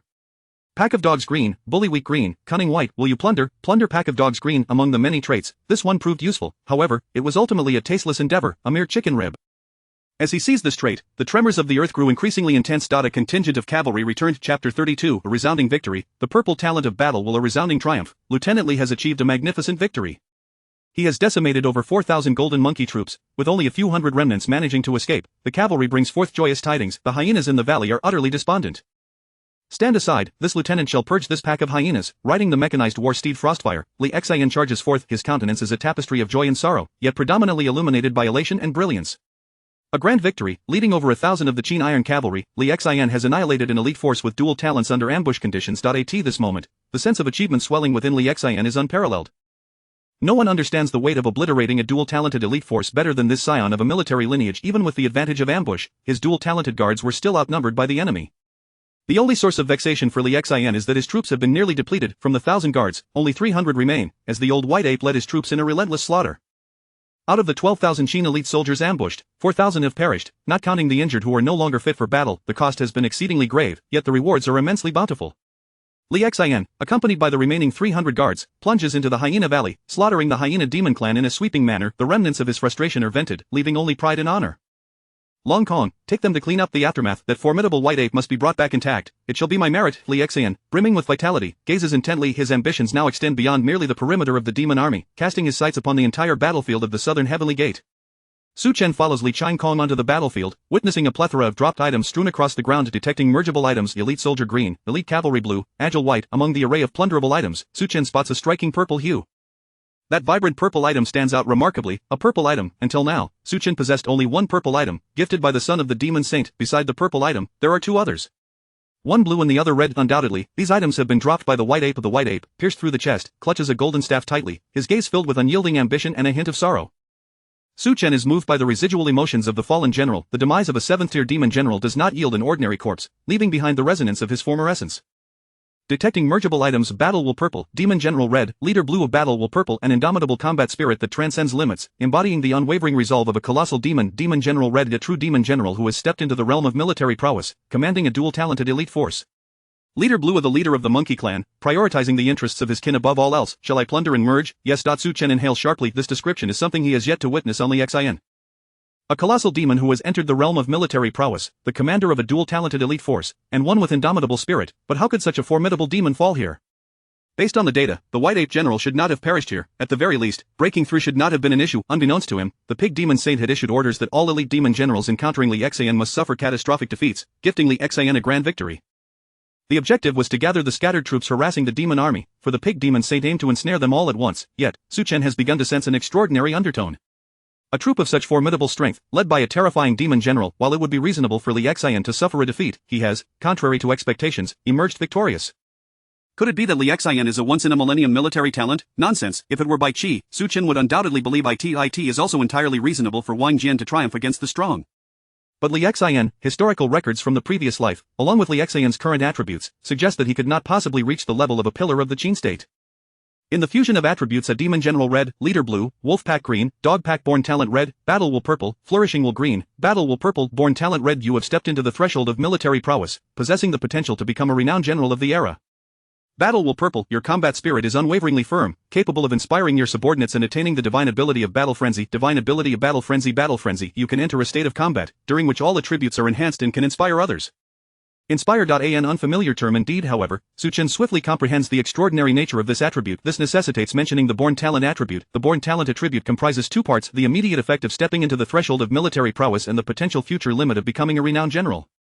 The latter raises Su Chen's ceiling, akin to the endowment of a diamond. The former is the tangible strength. Stepping into the threshold of military prowess entails mastery and utilization of the essence of soldiers, manifesting under the influence of military prowess, severing the forces of heaven and earth, and limiting the solitary combat capabilities of the strong. However, only a general capable of mobilizing the essence of the entire army is considered to have entered the realm of military prowess. A competent commander can harness the army's essence, bestowing enhancements to the soldiers and augmenting their fundamental qualities. Su Chen roughly understands that the essence of soldiers is akin to a halo skill, possessing enhancing effects. The effectiveness of the essence depends on the commander's level. A commander lacking sufficient skill may treat the essence merely as a means to sever the forces of heaven and earth, leaving it as a mere ornament.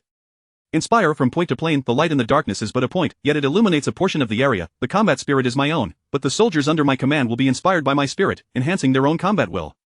Grasping this concept, Su Chen finds Li Xian's victory even more astonishing. Early stage of second-tier spirit, late stage of second-tier spirit. The cultivation of spiritual power has been elevated, and Su Chen opens his eyes once more. In his gaze, there seems to be the clangor of metal and the galloping of steeds. Passing soldiers unconsciously bow their heads, unwilling to meet his gaze. This marks the third consecutive victory. Su Chen feels a tautness within, akin to a storm brewing on the horizon. The next battle will undoubtedly be exceedingly arduous. He must hasten to elevate himself, ideally finding a pretext to detach from Li Xian's command. As for counsel, Su Chen wishes to avoid seeking trouble. The man is brimming with ambition, having secured 3 consecutive victories. What would it serve to approach him with the possibility of impending defeat? Who would receive the blame if misfortune were to befall? Su Chen silently scours the battlefield, believing that discreetly amassing wealth is the true path to success. Chapter 33 of the renowned general of the age, future pillar of the nation, Li Xian's battle against the Golden Monkey. Leading an elite force of 12,000 sharp soldiers from the Great Qin, in conjunction with his dual-talented personal guard cavalry, he bravely confronted a legion of dual-talented warriors. Such exhilarating news sent shockwaves through the ranks of the Great Qin. The illustrious titles of the contemporary general, future pillar of the nation, and the second Wu Jun were heaped upon Li Xian. At the southern heavenly gate, in the central military tent, the rarely seen General Wang Ben stepped out to meet Wu Jun. General, there may be treachery afoot, Wang Ben stated bluntly, sensing the peculiarity of the situation. It was indeed an extraordinary feat for a celestial general to accomplish. Report, General Yang Duanhe requests an audience.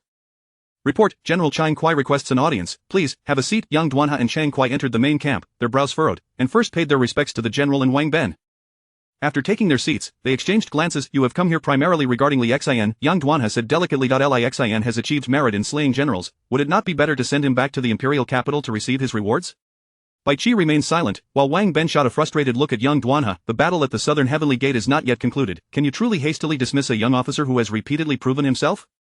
Li Xian would never consent, the Li family of Longxi would not agree, and neither would the court. His Majesty would certainly not acquiesce. It is merely an auxiliary army. Rewards and promotions are not matters for you to deliberate.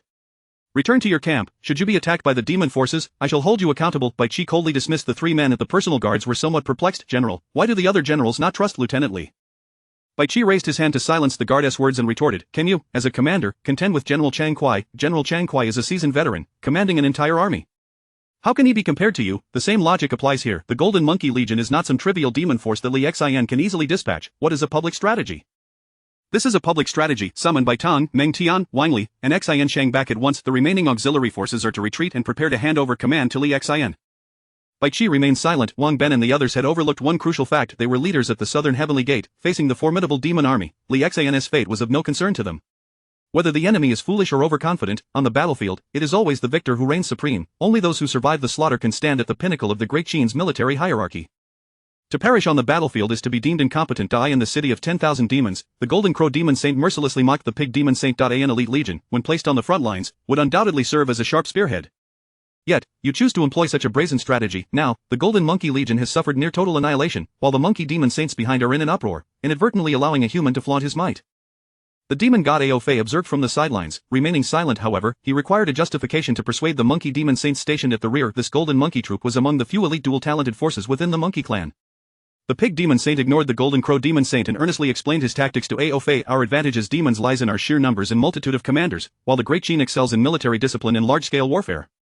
Thus, I have devised a strategy of exchanging soldiers for soldiers, and generals for generals. The armored soldiers of the Great Qin are limited. Each casualty necessitates drawing a replacement from the rear, requiring training from the Iron Guards.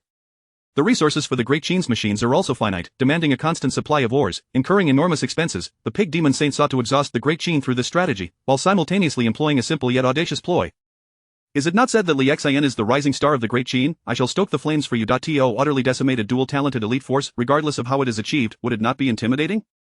The Great Qin must reward merit. Li Xian, being a favored general of the Great Qin's emperor, will undoubtedly ascend through the ranks after this battle. The Pig Demon Saint nodded thoughtfully. Victorious in battle, promoted to higher ranks, and gaining control over a greater number of Great Qin armored soldiers, he suddenly discerned a brilliant opportunity that could potentially collapse our army's flank. It was then that Ao Fei spoke. So, the dual-talented elite of the armored Pangolin Demon Saints faction has already been strategically positioned in Silent Valley. The armored Pangolin Demon Saint rose. Indeed, my dual-talented elite is prepared, skillfully concealed. Should Li Xian even entertain the notion of attacking our flank, he will swiftly find himself surrounded from both sides, caught in a trap. Ao Fei nodded in satisfaction, recognizing that capturing a rising star of the Great Qin would indeed be a magnificent achievement. Very well, I shall entrust this matter to the Pig Demon Saint. In the imperial capital of Qin, the court was in chaos, as the frontline reports were utterly shocking. The foremost reaction of the Great Qin military leaders was suspicion of deceit. Li Xian's grandfather, Li Chong, the former head of the Longxi Li family, was once again summoned. Within the Li household, Li Chang's expression darkened. What is Li Xian's current proficiency in the celestial path? And in military strategy, 7th level in the celestial path, having broken through just a month at Go.as for military strategy, it remains unknown. Li Chong slammed his hand on the table, exclaiming, "This is sheer absurdity. It is plainly a ruse by the demons. Li Xian still lacks the necessary experience. How could a dual-talented legion possibly be so weak?" Falling directly into an ambush, Li Yao, too, struggled to believe that her son could be so formidable. A reincarnation of Wu and Jun, with Wu and Jun stationed at the southern heavenly gate. Li Xian should be safe. Safe? Nonsense. Li Chang's countenance darkened further. Is Bai Qi such a pious man? Would he alter the battlefield plan for the sake of a mere lieutenant, even if he were to assume the role of an aide at the southern heavenly gate? If it meant your demise, Bai Qi would show no mercy. If one must die, so be it. Winning the battle is what matters. Moreover, Li Xian's current prestige holds no weight in Bai Qi's eyes. Prepare the writing materials. I shall petition His Majesty to assign Li Xian to the northern frontier to combat the demon race, to temper his arrogance. You too, draft a letter advising him to temper his ambitions, lest he become a target for the demons. In the imperial palace, Qin Shi Huang sat upon the dragon throne, while Zhao Gao presented the Li family's memorial. He casually crushed the jade tablet from the Li family. I am not Zhao Qian, and Li Xian is not Zhao Qua. The one commanding at the southern heavenly gate is Wu and Jun. If successful, he shall rise as a leading figure among the great Qin military. If not, he may perish, and I care not for the fate of a single individual. He was indifferent to the triumph or failure of Li Xian. Whether it be Li Xian or Wang Xian, what Qin Shi Huang sought were the leaders of the great Qin military. It just so happened that Li Xian, among the younger generation, currently stood out the most, thus catching Qin Shi Huang's attention. In other words, it was akin to nurturing a poison. If he perished, so be it. With Bai Qi as a safeguard, the southern heavenly gate would remain secure. At worst, they would simply train another individual.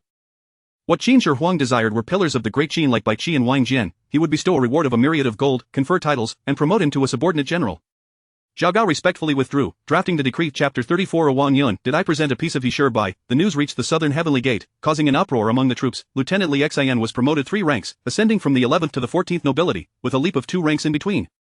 From the 12th rank, he advanced to the 13th and then to the 14th, within the left camp of the southern heavenly gate, in Wang Ben's grand tent. Wang Li furrowed his brow. Father, why has the general summoned us back? Only Li Xian seems to be able to achieve merit, yet the Wang family remains sidelined. Filled with righteous indignation, Wang Li felt a pang of pain in his heart as he considered Li Xian's rising status. Without lifting his head, Wang Ben chastised, "Fool, a general who fails to consider the overall situation cannot hope to become a great commander." Li Xian is already in a precarious position, being roasted over the fire by both the emperor and the demon tribe. A slight misstep could lead to his downfall. The general has called you back to prevent the future of our Qin military from being buried in a single battle. Father, the troops call me General Wang. Go back and copy Sun Tzu's Art of War 10 times. In the central military tent, Bai Qi did not even spare a glance, instructing his subordinates to deliver the rewards to Li Xian. Additionally, he assigned the remaining 3 lieutenants of the Qin elite soldiers under Li Xian's command, solidifying his position as a subordinate general. Su Chen, what of him? The personal guards reported Su Chen's performance, indicating that he seemed to have undergone a transformation, though he remains somewhat restless.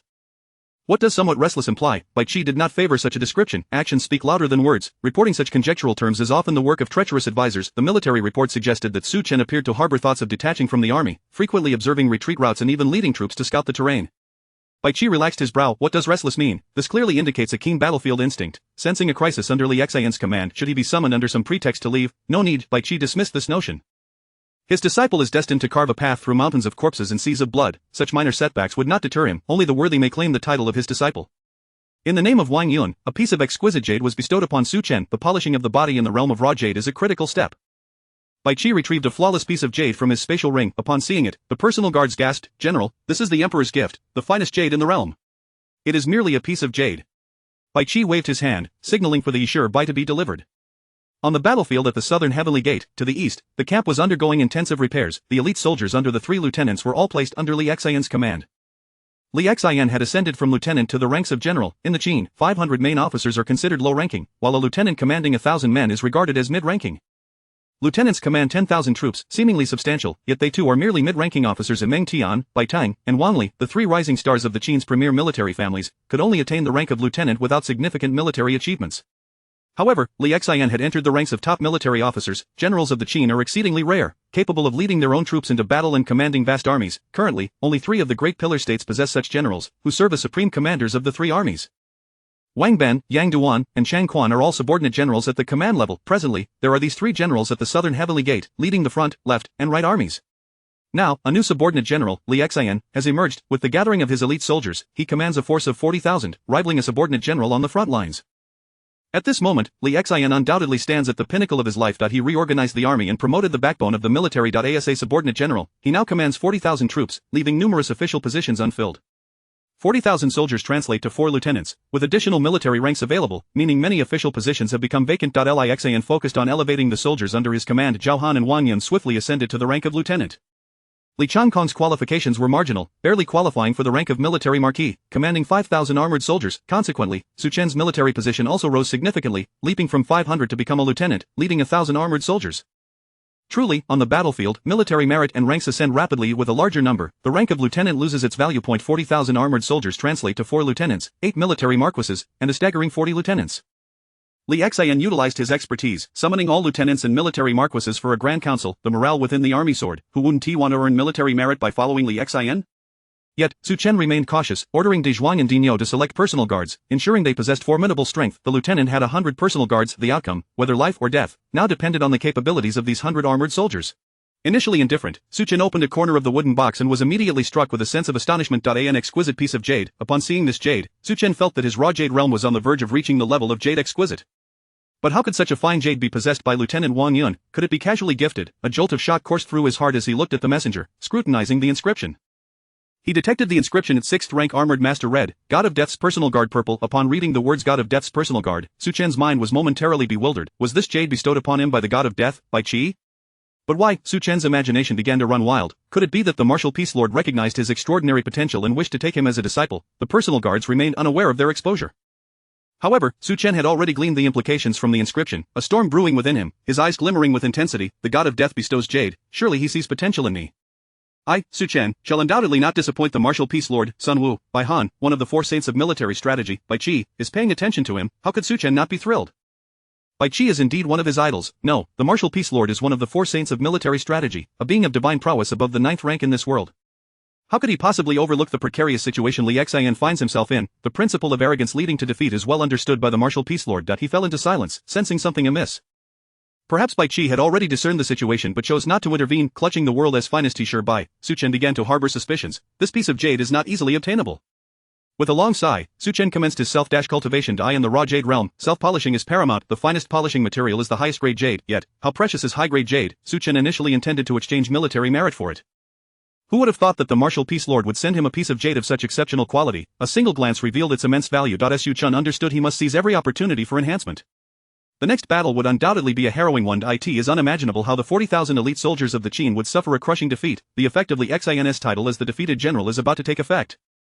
Chapter 35 of the Polishing of Jade. Undercurrent stirring the power of the He Bai nourished Su Chen's physique. The He Bai, a premier jade of the Pango continent, was discovered by a jade craftsman of the He family, hence its name.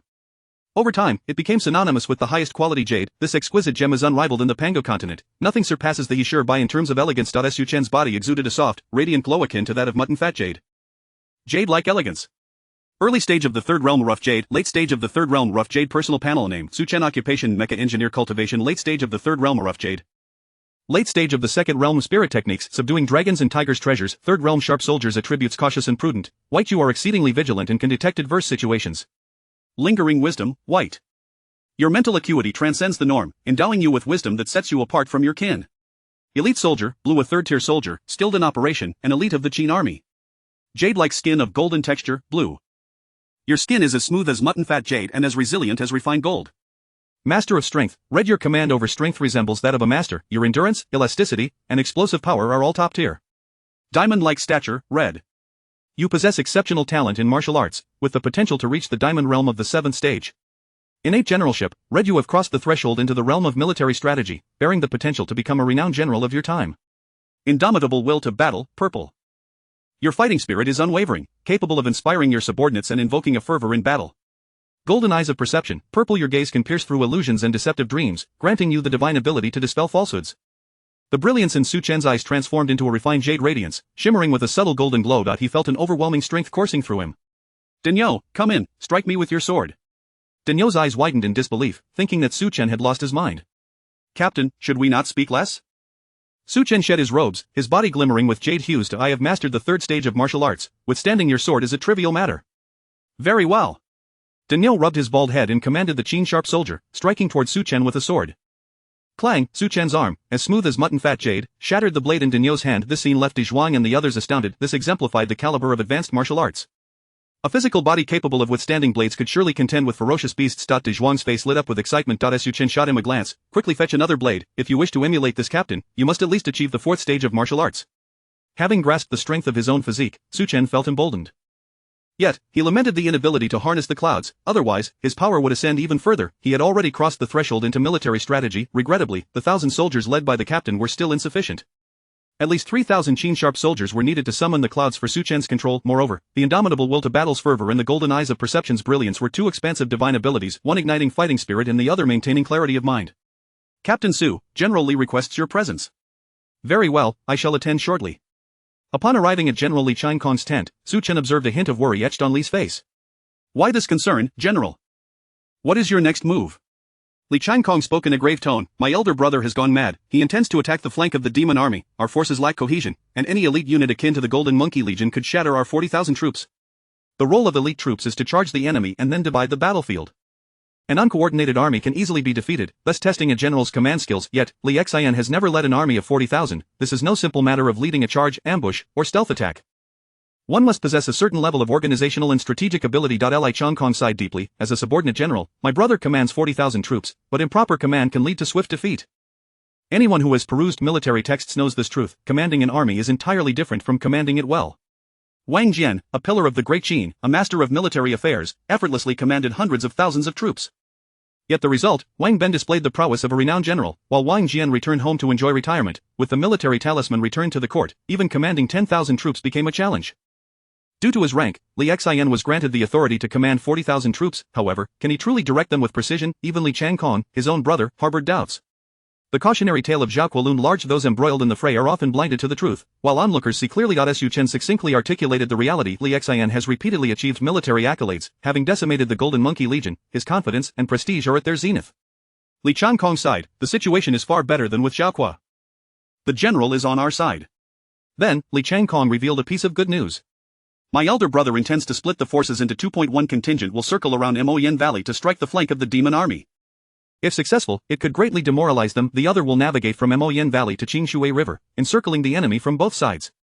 The demon army's flank has a contingent of approximately 20,000, stationed south of Moyen Valley and Qingshui River. If they execute a surprise maneuver from these two locations, the rewards could be substantial. I would prefer not to traverse Moyen Valley and will accompany Captain Wang Yun along the Qingshui River. Su Chen exhaled in relief. Yet he soon pondered how to divide the 40,000 troops. To ensure that this significant catch does not escape, Li Xian entrusted the primary command to Wang Yun, leading 20,000 troops along the Qingshui River while he himself commanded the other 20,000 through Moyen Valley. A perfect 50-50 split. Su Chen may not have extensive knowledge of military strategies, but he had heard of the principle of harmonious alignment. Warfare is a realm of deception, yet, military strategy is also a grand path, advancing with overwhelming force. Each time Li Xian launched a surprise attack on the demon army, it felt like a gamble. His repeated raids and ambushes had brought him significant military achievements, making it difficult to break free from this combat style. Would he continue to pursue the demons? When do we depart? Considering the time and combat capability, they would set out at dusk and aim to encircle the enemy by dawn. The flames of battle ignited fiercely within Su Chen's heart. The martial peace lord was watching him. Su Chen gazed into the distance toward the main battlefield. A surge of motivation welled within him. Perhaps the martial peace lord was also keeping an eye on this battle.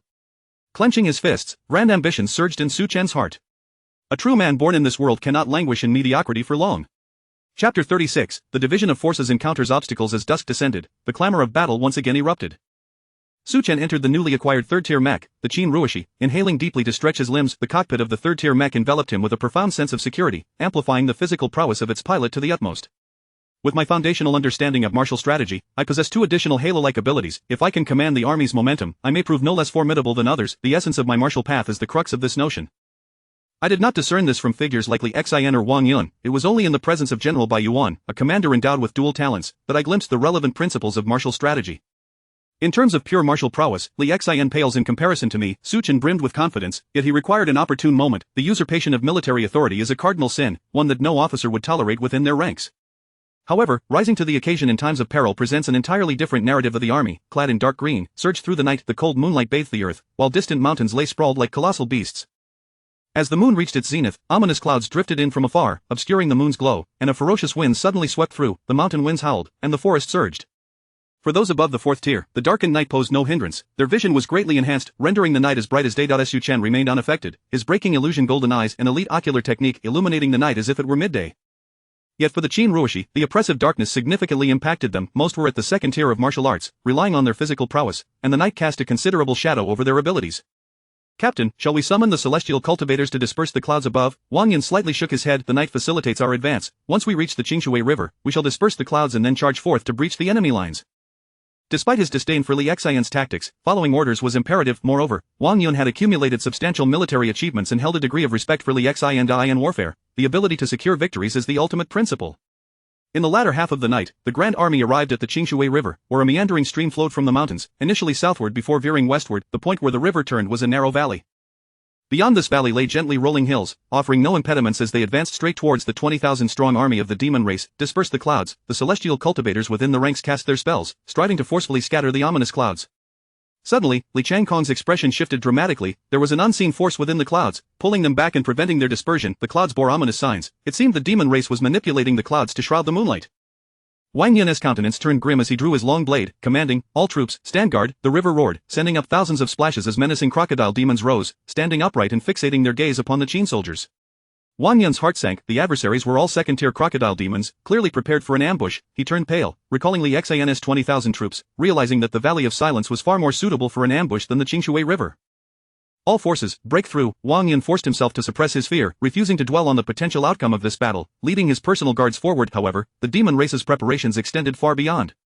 Between the Qingshui River and the Valley of Silence, a legion of elite pangolin warriors stood ready for battle. Which direction is Li Xian, the Qingshui River or the Valley of Silence? The blue pangolin, eyes glinting with fury, harbored a vengeful mission. His golden armored brother had perished in the Pangolin Valley, the killer being none other than Li Xian. This time, the blue pangolin took the initiative to seek vengeance, determined to slay Li Xian and avenge his brother.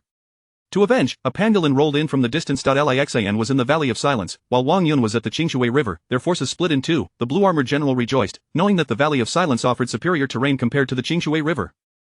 Brothers, follow me to cut off Li Xian's retreat. This time, we shall ensure he comes back empty-handed. Moreover, in the distance, the 20,000 demon troops, serving as bait, were hastening towards their position. On the front lines, the sly and evasive pig demon sage rarely dispatched multiple legions to harass the Qin army, providing cover for the Valley of Silence and denying Bai Qi any chance to intervene. Su Chen, with piercing focus, led 1,000 elite soldiers towards the crocodile demons ahead. At this moment, retreat was not an option. Should the crocodiles advance, a tailing pursuit would lead to a catastrophic rout. Kill! The tide of battle surged forth with the brilliance of the breaking illusion golden light. Su Chen's fervor ignited the spirits of his soldiers, each warrior emboldened and resolute. Simultaneously, the augmentation of the breaking illusion golden light instilled exceptional clarity among them, preventing any panic despite the ambush. The keen blades pierced through the armor of the crocodile demons, and Su Chen's gaze turned frigid as ice. The dark green mech danced through the fray, empowered by the mastery of strength attribute, as Su Chen single-handedly decimated the ranks of these elite crocodile warriors.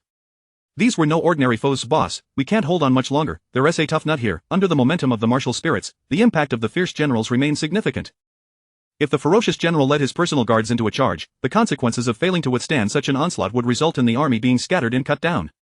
Su Chen was not a fierce general, his cultivation level did not qualify him as such. However, his skill set was extraordinarily formidable. With exceptional technique, he dispatched the crocodile demons with lethal precision. While he could not slay dozens in a single charge, one by one they fell, and even 5,000 crocodile demons could not withstand his assault for long. After all, should casualties mount excessively, their morale would crumble, leading to a hasty retreat, and ultimately, a complete rout. The demon army faced a threshold of despair at 30% losses, while the Qin's ironclad principle dictated that a 50% loss would plunge their ranks into chaos. A 4th-tier crocodile commander sought to intercept Su Chen, yet the lieutenant firmly held the line against the 4th-tier commander. What the crocodiles perceived, the Qin forces could also see. By withstanding the crocodile onslaught, Su Chen could amplify his victories. Suddenly, a crocodile roared, "Reinforcements are arriving." The 20,000 troops, serving as bait, advanced, splitting a contingent of 10,000 to hunt Li Xian while the remaining 10,000 rushed to support the Qingshui River, intent on annihilating Li Xian's entire army. From afar, the formidable demon army approached, their ominous presence casting a chill over the hearts of the Qin Ruoshi. The morale of the soldiers began to waver as they confronted the crocodile demons. Kill! Yet Su Chen's army remained undeterred, their spirits unyielding. Just then, a 4th-tier lieutenant from the Qin side felt the pressure, falling victim to the crocodile commander's vicious strike that shattered his skull.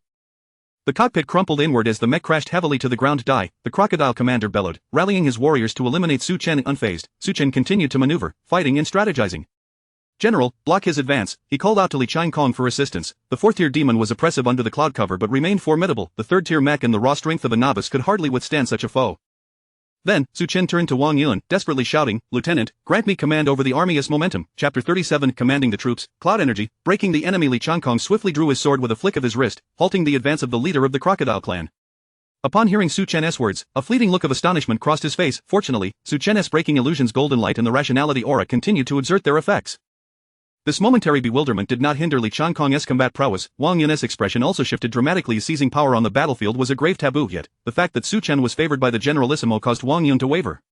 If he had gained the Generalissimo's attention, it implied a formidable mastery over cloud energy, rendering success plausible. Wang Yun glanced at the Crocodile clan before casting his gaze toward the approaching army of the Monster clan. Could they break through? Very well. Wang Yun chose to place his trust in Su Chen for once. In the face of their current predicament, it was a desperate gamble that he transferred command of the cloud energy to Su Chen. As the vast cloud energy enveloped him, Su Chen felt a hazy sensation permeating his mind. The cloud energy of over 19,000 soldiers was indeed immense. With his mental acuity, harnessing such cloud energy proved to be somewhat taxing. The combat will of the purple and the innate talent of the red attributes began to manifest gradually. Su Chen gained control over the cloud energy, utilizing the combat will to mobilize the vast army's cloud energy. In truly mastering the cloud energy, Su Chen discovered that the inner and outer realms of the cloud energy were entirely distinct worlds. Within the cloud energy, the power of heaven and earth was isolated. Only cultivators above the 7th tier could exert even a modicum of such power. For instance, Li Xin, a 7th tier cultivator of the immortal path, could effortlessly shatter mountains and split stones outside the cloud energy. However, within its confines, even with the enhancement of spells, his attacks barely reached 10 Zhang in length. The IT was a stark contrast, one representing the heavens and the other the earth. With the cloud energy as a medium, infused with the might of combat and the breaking illusions, Su Chen projected his fervor and golden light onto the soldiers beneath his command. Under his guidance, a portion of the cloud energy merged with 5,000 soldiers. In an instant, their battle spirit surged, a veil of ethereal golden light enveloped them. 5,000 soldiers was the limit of Su Chen's current capability. By amplifying his abilities through the cloud energy, he could only enhance 5,000 soldiers, yet 5,000 was more than sufficient. Kill. Among the 20,000 elite Qin soldiers, only 18,000 remained in the fray. The elite Crocodile clan still boasted over 4,000 warriors. In the recent battle, the Crocodile clan had suffered only a little over 800 losses, while the elite Qin soldiers had incurred over 1,000. Following Su Chen's mastery over the cloud energy, the tide of battle shifted dramatically. The 5,000 soldiers radiated a shimmering golden light, illuminating the battlefield in an instant. The elite Qin soldiers launched a fierce counterattack. The Crocodile clan, caught off guard, was bewildered. Under the cloud energy's influence, wasn't everyone supposed to be of the 3rd tier? How could the elite Qin soldiers suddenly be aglow with golden light? If one individual radiated golden light, it could still be attributed to individual cultivation, but an entire legion glowing with golden light, good heavens, was there a cadre of dual-talented elites hidden within this 20,000-strong army? The warriors of the Crocodile clan, realizing this, saw their morale plummet. The main force of the Monster clan consisted of the blue-armored Pangolin Legion, a dual-talented elite force. The ambushing 2 legions and the baiting legion were all single-talented elites. For instance, the talent of the Crocodile clan was heavily armored, significantly enhancing their defensive capabilities. The elite Qin soldiers naturally possessed the talent to penetrate armor, and now, with their golden radiance, it was clear they were dual-talented elite Qin soldiers. As the morale of the Crocodile clan plummeted, the 5,000 golden light soldiers wreaked havoc, decisively breaching the Crocodile clan's ranks. Su Chen commanded the army. The 5,000 golden light soldiers charged through the Crocodile clan's formation, while the remaining elite Qin soldiers encircled and began a large-scale massacre of the Crocodile warriors. The expression of the Crocodile clan's commander shifted dramatically. The change in circumstances was overwhelming. They had initially aimed to shatter the elite Qin soldiers, with the anticipated reinforcements from the Monster clan bolstering their confidence. Yet, in a moment of distraction, their ranks were breached and divided. Damn those rodents, they need to run faster. The Crocodile clan commander cursed under his breath. His task was to impede the enemy, with the 20,000-strong rodent army serving as bait. 1,000 rodent soldiers surged to the flanks, aiming to obliterate the sides of the Qin forces. Now, he found himself thrust into the role of the main force, while the elite Qin soldiers concealed their devastating trump card, which his Crocodile clan could not withstand.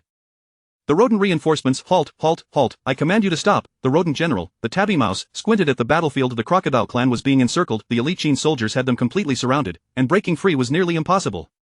The vast expanse of golden light was infuriating. Which side was the main force? I have a unit of dual-talented elites here. It was imperative to remember that the Monster clan had deployed 2,000 single-talented rodent soldiers as bait to lure Li Xian's forces. 2 single-talented elite legions lay in ambush on either flank to obstruct the enemy, with a dual-talented elite Pangolin Legion prepared to strike Li Xian's position at the first opportunity. The confidence of the pig demon saint in their ability to subdue Li Xian spoke volumes of the intimidation posed by dual-talented elites. The tabby mouse swayed back and forth atop his war chariot, unwilling to march to his demise. Suddenly, a glimmer of cunning flickered in his eyes. Hamster commander, you shall lead 5,000 rodent soldiers to support our crocodile allies. Me? The hamster commander pointed at himself, incredulity etched on his face. You don't even dare lead your 10,000 troops, and you expect me to take 5,000? Will you go or not? If you refuse, you will face military punishment. The hamster commander, though feeling aggrieved, had no choice but to comply and lead his troops to assist. Watching the hamster commander depart, the tabby mouse general chuckled to himself. The crocodile clan appeared destined for annihilation. The hamster would likely return with no survivors. Thus, the waters of the Clearwater River would witness the rise of a dual-talented legion, obliterating the crocodile clan. I shall support the crocodile clan, but alas, the enemy is too formidable. Under my sagacious command, our forces will retreat in an orderly manner, preserving our remaining strength. The tabby mouse smirked with satisfaction. He playfully slapped the giant rat guardian beside him. What are you standing there for? Withdraw. The rodent's audacity was not to be underestimated. The tabby mouse led 5,000 troops in retreat. The crocodile clan commander beheld this scene with despair. These unreliable rodents, 5,000 were hardly sufficient to withstand the slaughter of the elite Qin soldiers. Their race was inherently weak, and 5,000 rodents were nothing. Seeing this unfold, Su Chen felt a wave of relief wash over him. The elite crocodile clan was no ordinary force. They were single-talented elites with a pronounced racial advantage. Under the relentless assault of the Golden Light soldiers, they managed to hold out for a time. Had the rodent army arrived, he would have had genuine concerns about whether the remaining elite Qin soldiers could withstand the onslaught of the rodents. But now, the crocodile clan was effectively trapped. Su Chen stood resolute among his forces, directing a contingent of 5,000 elite Qin soldiers to obliterate the hamster commander as 5,000 rodents. As the crocodile clan commander recognized the futility of escape, he roared in fury, entering a state of frenzy for a final counterattack. After a quarter of an hour, the battle concluded.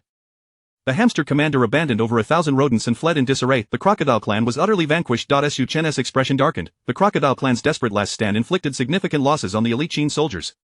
All forces, regroup. After a brief respite, we shall support General Li. Chapter 38 Casualty support and breakthrough. The dying counterattack of the crocodile clan claimed the lives of over 2,000 elite soldiers from the Great Qin. In contrast, the 5,000 rodent warriors led by the hamster commander exhibited no fighting spirit, suffering negligible casualties. Soon, the casualty statistics emerged. From 20,000 Great Qin elite soldiers, only 14,000 remained, resulting in an almost 1-to-1 casualty ratio. Su Chen felt a twinge of dissatisfaction. Such a casualty ratio was excessively high, yet there was little that could be done, for the crocodile clan possessed a significant racial advantage, excelling among the single-talent elites. Moreover, his divine techniques, the illusory golden light and the war frenzy, primarily bolstered morale and willpower, while the fundamental qualities of the soldiers still exhibited slight discrepancies. As the battle drew to a close, Wang Yun and Li Qiankong gazed at Su Chen with complex expressions, particularly Li Qiankong, whose eyes were filled with disbelief. He opened his mouth, unsure of what to say, feeling that Su Chen had stepped into the realm of military strategy. Coming from the prestigious lineage of the Great Qin, Li Qiankong was not lacking in theoretical knowledge. He understood that the ability to mobilize the vast army's aura was akin to having one foot firmly planted at the threshold of military mastery. Su Chen nodded slightly, acknowledging the undeniable truth that there was no need for concealment. The threshold of military strategy was a hurdle every aspiring general must eventually overcome. Wang Yun let out a sigh of relief, comforting himself that it was only natural for a promising talent favored by the Marquis of Wuan to stand out. However, how old could Su Chen possibly be? Reflecting on Su Chen's youth, Wang Yun could not help but mock himself internally, realizing that he had wasted half his life. His understanding of military strategy was inferior to that of Su Chen, who had yet to reach adulthood. Su Chen spoke solemnly, indicating that swift support was required for General Li, urging the officer to issue the necessary orders. Wang Yun shook his head slightly, transferring command to Su Chen while he prepared to lead 5,000 Great Qin elite soldiers into the fray. This was the true demeanor of a renowned general, undaunted in the face of ambush, methodically directing the army rather than succumbing to impulsive assaults and nighttime raids. Without hesitation, Su Chen took command of the army and, after a brief respite, set off towards Silent Valley. The majestic army surged forth, its aura rushing towards Silent Valley. As they approached, Su Chen once again infused the aura with golden light. The foremost 5,000 armored soldiers were enveloped in a brilliant golden glow, shimmering in the night. In Silent Valley, Li Xian fought valiantly aboard the Qishuang, his personal guard dwindling from 1,000 to a mere 300. Of the 20,000 Great Qin armored soldiers under his command, only about 3,000 remained, encircled by the enemy. Could it be that Li Xian would meet his demise here? A hint of sorrow crept across his lips. The blue-armored Pangolin Legion, a formidable dual-talent elite force, demonstrated overwhelming dominance on the battlefield, as Li Xian's rear lines were decisively breached. The ambushing Porcupine Legion, another strong single-talent elite force, further complicated Li Xian's situation, leaving him unable to manage both fronts effectively. He had mobilized a contingent of Great Qin cavalry, bolstering his personal guard to 2,000. Had it not been for the steadfast support of these 2,000 dual-talent Great Qin cavalry, Li Xian would have faced total annihilation long ago. Yet, the rodent army, numbering 10,000, re-entered the fray, delivering a heavy blow to Li Xian's 20,000 troops. As the battle reached a desperate impasse, Li Xian found it increasingly difficult to break through the Pangolin's defenses. The Porcupine Legion had been shattered by the Great Qin cavalry, suffering the most significant losses, with their 5,000 troops reduced to just 1,000. The 1,000 rodent soldiers caused considerable trouble, yet their inferior racial qualities ultimately led to their slaughter. Only the Pangolin Legion, with their dual-talent elite heavy armor and reinforced claws, managed to sustain relatively low casualties, having lost only 300 of their 5,000. At this moment, Li Xian truly grasped the combat prowess of a fully formed dual-talent legion. Had the Golden Monkey Legion not been demoralized due to the absence of their commander, the White Ape General, they would have readily dispatched the Red Ape Deputy Commander to break through at the first opportunity. Even against the Porcupine Cavalry's numerical advantage, the Golden Monkey Legion would have been able to retreat with composure. Suddenly, a radiant golden light burst forth from the distance, accompanied by the sounds of battle echoing across the land. The majestic aura surged from the flank, charging directly at the Pangolin Legion led by the blue-armored commander. Who could it be? Both the blue-armored commander and Li Xian exclaimed in unison. Li Xian was astonished to discover reinforcements, realizing he had been ambushed in this location. The reinforcements could only be from another army he had dispatched. However, whether that other army had encountered an ambush remained uncertain. Where did such golden light originate? As a formidable figure at the 7th tier of the celestial path, Li Xian found his spear light constrained to mere dozens of feet under the oppressive aura of the demon race. Yet, regardless of who the newcomers were, they were undoubtedly human reinforcements. A surge of hope ignited within Li Xian, a longing for survival, as he called for a breakthrough. Over 300 Great Qin cavalry and 3,000 elite soldiers began their charge towards the blue-armored commander. The blue-armored commander seethed with rage, veins bulging on his forehead as his scales bristled with fury. Where did this army come from? He bellowed, blocking Silent Valley. Li Xian was already akin to a turtle in a jar, with any remaining resistance proving futile. Yet, suddenly, a new army emerged, radiating golden light, clearly not a force to be trifled with. You block Li Xian, I shall confront this army. Leaving behind 1,000 dual-talent pangolins, the blue-armored commander led 4,000 elite troops directly towards the golden-clad soldiers. The two sides clashed violently, igniting a fierce battle. Su Chen, stationed at the center, directed the armored soldiers from all directions. 4,000 soldiers to the left, 4,000 to the right, encircle them. Golden armored soldiers, advance.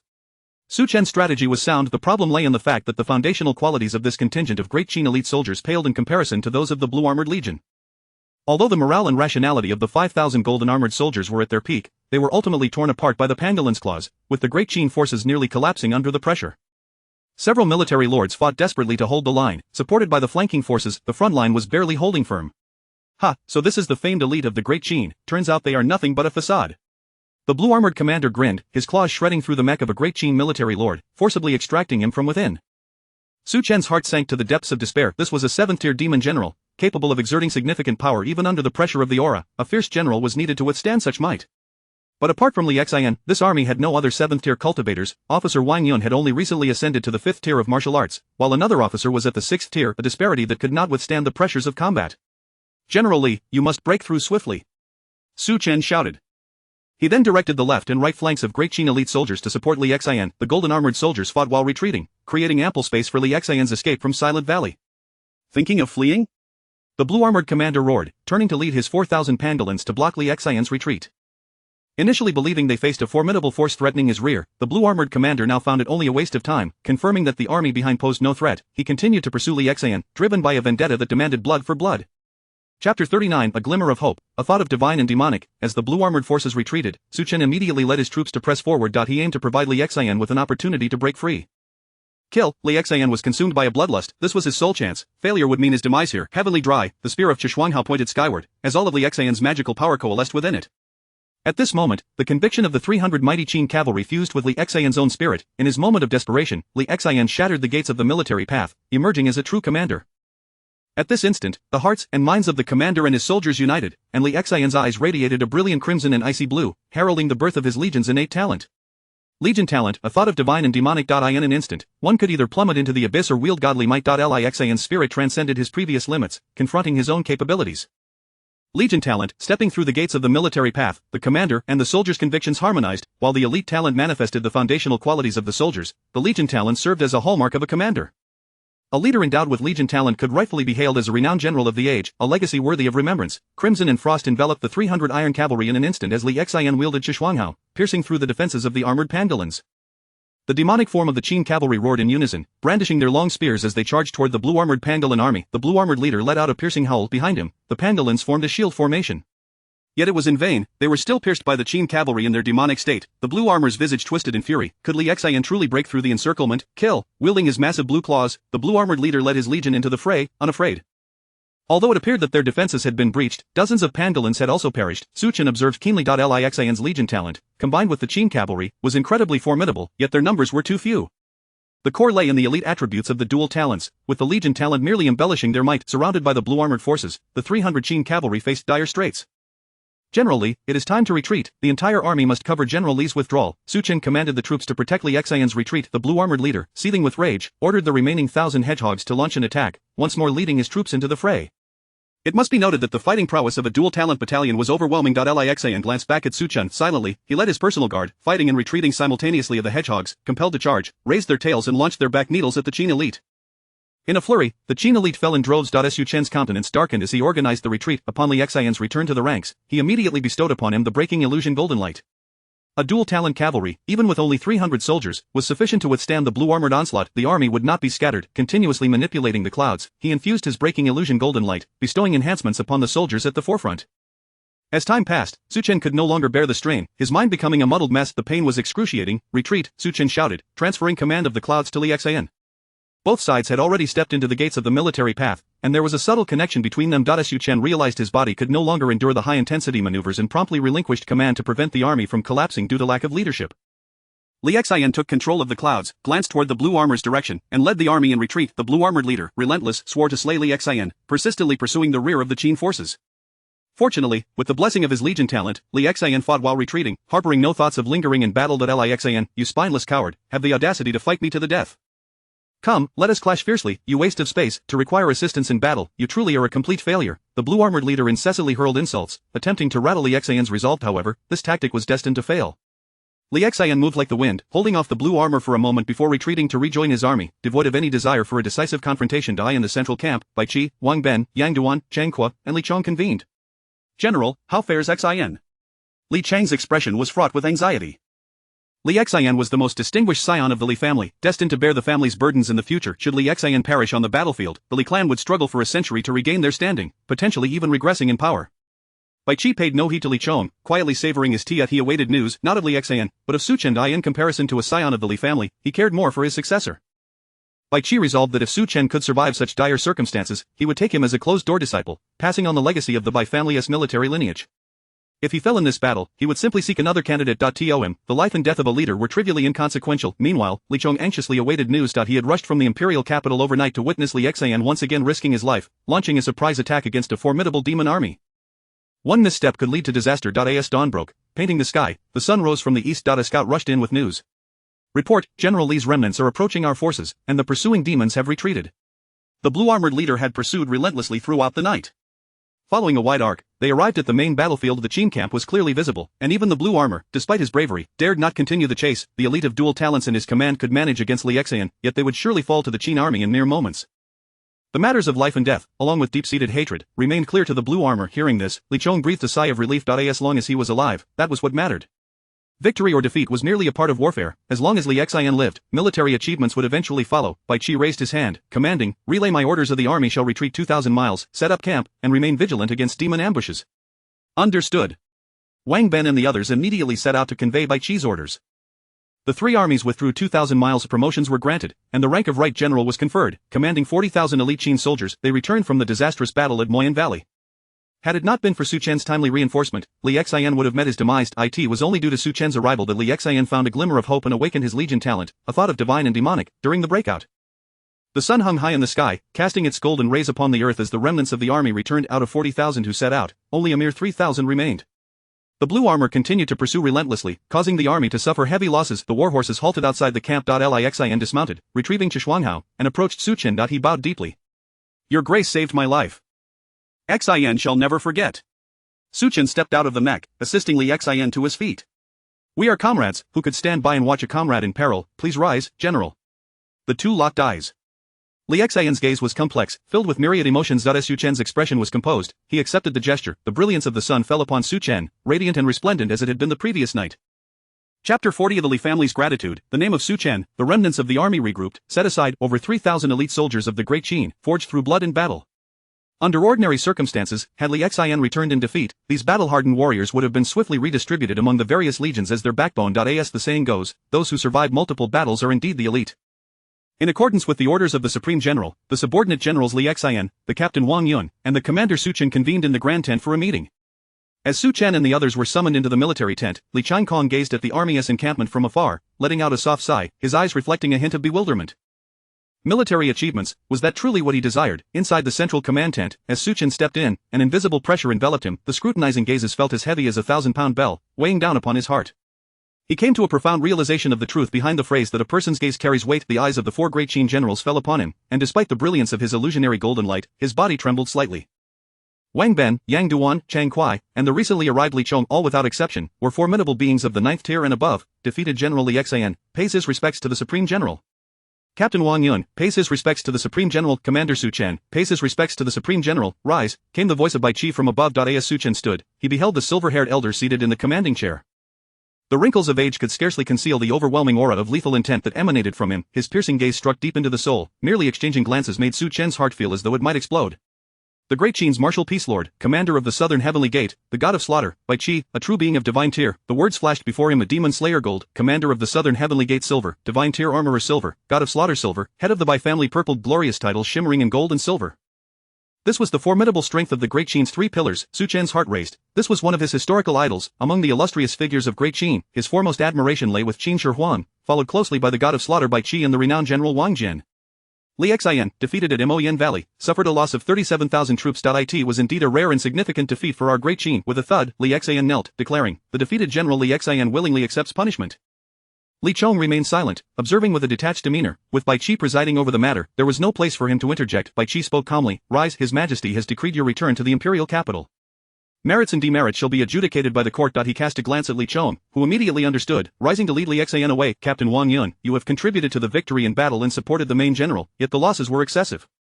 Your merits and demerits balance out. Wang Yun breathed a sigh of relief. Li Xian had the backing of the Li family. He did not doubt a balance of merits and demerits was still a favorable outcome. Thank you, Supreme General. Commander Su Chen stepped forward. Having regained his composure, he declared, in breaking the enemy lines, I have contributed significantly, and I have supported the main general. This should be recognized as the foremost merit of this battle. I have already submitted my report to the court. Once their response arrives, your merits will be duly rewarded. Different identities carry different responsibilities. Li Xian, as the main general, bore the brunt of the blame for such a disastrous outcome. Captain Wang Yun, having managed to save the main general while ensuring his own safety, still faced considerable losses. No merits, no demerits. However, Su Chen, in his capacity as commander, had accomplished numerous grand feats. He had merits without demerits. Su Chen, thank the Supreme General. Dismissed. Yes. As Su Chen exited the military tent, a wave of emotion surged within him. At last, he had met the martial peace lord in person. Commander Su Chen, please hold. A soldier blocked Su Chen's path, respectfully inviting him to a nearby tent for a discussion. The tent adjacent to the central command tent belonged to the subordinate general Li Xian. Of course, once Li Xian returned to the imperial capital, this tent would be dismantled. Upon entering, Su Chen spotted two familiar faces alongside the elder from earlier. Both Li Xian and Li Changkong were present. Military Lord, General, and may I ask how to address this esteemed gentleman? Su Chen inquired, maintaining a respectful yet composed demeanor, his illusionary golden light ensuring his clarity of mind. Indeed, heroes emerge from the youth. Li Chong wore a warm smile. I am the grandfather of Xianer and Changkong. I have come to escort them back to the imperial capital. This battle, I must deeply thank Commander Su for risking your life to save them. Our Li family shall never forget this kindness. I have heard that Commander Su was on the path of martial arts and has now reached the Jade stage. At this moment, our Li family possesses a treasured divine demon pill, which I wish to present to you. Without further ado, Li Chong stepped forward to offer a generous gift. Words were superfluous. A 17-year-old commander, having stepped into the realm of martial arts, was destined to stand among the ranks of Great Qin's military leaders, achieving greatness on par with Li Chong, Yang Duan, and others. Such a prodigy, Li Chong naturally seized this opportunity to strengthen their bond. Before Su Chen could respond, Li Chong produced a jade tablet and pressed it into his hand. An invisible force emanated from it, compelling Su Chen to accept this jade tablet. No wonder he was regarded as an equal among the generals. The former head of the Li family must possess a cultivation level of at least the 9th tier, if not divine tier. Su Chen could not refuse and accepted the jade tablet. Will Military Lord also be returning? Su Chen inquired, casting a puzzled glance at Li Changkong. It was understandable that Li Xian was leaving due to the significant defeat, bearing the primary responsibility.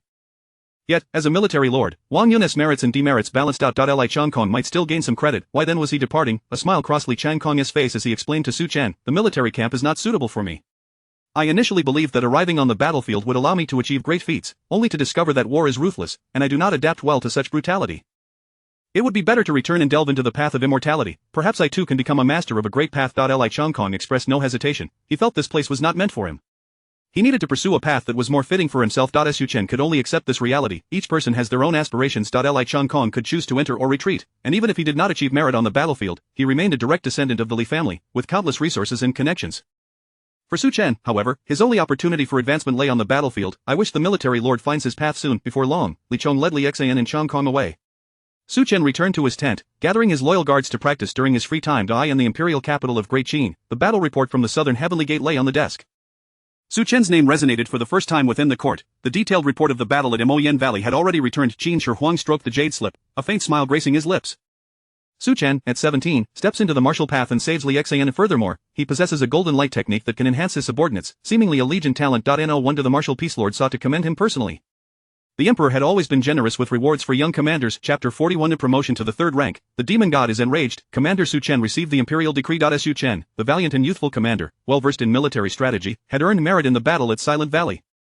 Thus, he was specially awarded 1,000 taels of gold and promoted 3 ranks, ascending to the title of military marquis. Surprised by the sudden elevation, Su Chen, who was already a 6th grade official, found himself now elevated to a 9th grade rank, achieving the status of a 5th grade noble. Before Li Xian's accomplishments, he too held the title of 5th grade noble. Unbeknownst to him, Su Chen's rank had risen significantly, surpassing even some county magistrates in the Great Qin, who established their authority through military exploits. Defying fate, even if Su Chen were to retire to his hometown, he would be regarded as a prominent gentleman, deserving of respect from the county magistrate. He had truly accomplished a remarkable leap in social status. Thank you, Your Majesty, for your profound grace. The eunuch who delivered the decree smiled, producing a jade slip from his sleeve. His Majesty has a message. Commander Su Chen, with your youth and accomplishments, should not be limited by the constraints of your current martial arts. This contains the entirety of the great Ming royal family's revered martial arts techniques. With gratitude, Su Chen accepted the jade slip, glancing over it, his brow relaxing. The second and third volumes contained the revered saintly martial roll and the divine martial roll. All the techniques of subduing dragon and felling tiger were encapsulated within. Quickly memorizing the techniques, Su Chen, in the presence of the eunuch, destroyed the jade slip to prevent the knowledge from spreading. Was subduing dragon and felling tiger precious, beyond measure? It represented the foremost martial arts of Wu Ming, reserved exclusively for the royal family as cultivation. For the Great Qin to acquire such techniques, they had undoubtedly paid a hefty price. Yet, Qin Shi Huang recognized Su Chen's potential and generously bestowed this martial arts tome upon him. As he bid farewell to the eunuch, the latter, before departing, transferred a chest containing 1,000 taels of gold into the carriage. Su Chen, having nothing but his own merit, found the gold of little use. The eunuch, surprised, realized that 1,000 taels was a significant sum, even for him, a mere eunuch. Though he stood close to Qin Shi Huang, his monthly stipend consisted merely of grains and a meager half-tael, with little gold to speak of. Su Chen's generosity contrasted sharply with Zhao Gao's rudeness. Zhao Gao, flustered by his unexpected favor, remained merely a minor eunuch at this time, otherwise he would not have been sent to deliver the message. Of the prospect of 1,000 taels stirred his heart, filling him with a warm sensation. In matters of gifts, reciprocity was paramount, and time was on their side. At a loss for an appropriate gift, Zhao Gao retrieved a wolf hair brush from his bosom, presenting it to Su Chen with both hands.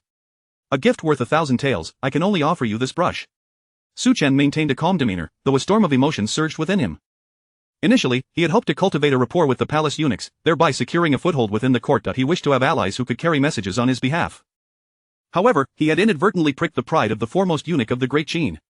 Though the gift may be modest, the sentiment is profound, Zhao Gao remarked, taking his leave. Su Chen accepted the brush, bidding farewell to Zhao Gao while simultaneously examining the entries associated with him. He detected the entries ambition for greatness in purple, distorting truth in silver, and the sunflower cannon in red. Distorting truth. One who distorts truth will sow chaos within the court and the realm. Ambition for greatness, an insatiable desire for power, ever aspiring higher. The sunflower cannon : naturally suited for cultivation, it represents the pinnacle of martial arts for the great Ming's eunuchs. Su Chen found the entries remarkably fitting for Zhao Gao's historical persona. The name of the sunflower cannon, a legendary martial art, resonated in his mind. It seemed he had unwittingly connected to a significant thread, though he remained uncertain whether it would prove advantageous or detrimental. A fate had a peculiar way of intertwining paths. In the city of 10,000 demons, the demon god Ao Fei was exceedingly furious. Pig demon saint. I demand a reasonable explanation. How could 2 elite troops, along with 1 dual-talented elite, fail to subdue a detachment of Qin soldiers caught in an ambush? The demon god Ao Fei's wrath shattered the clouds above the city of 10,000 demons. The pig demon saint was left speechless, unable to fathom how he had let Li Xian escape when he had been so confident of victory. I had meticulously arranged everything. Li Xian entered Silent Valley as planned. Why did he manage to escape? I cannot comprehend. The armored armadillo clan's demon saint, Golden Claw, glanced at the pig demon saint and seized the opportunity to cast blame. The dual-talented elite dispatched was from the armadillo clan. The pig demon saint refused to shoulder the blame, it was solely his responsibility.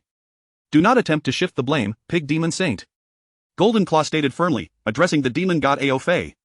Ever since the demon army began its northern campaign, the pig demon saint has been timid, unwilling to engage in direct conflict with the Great Qin.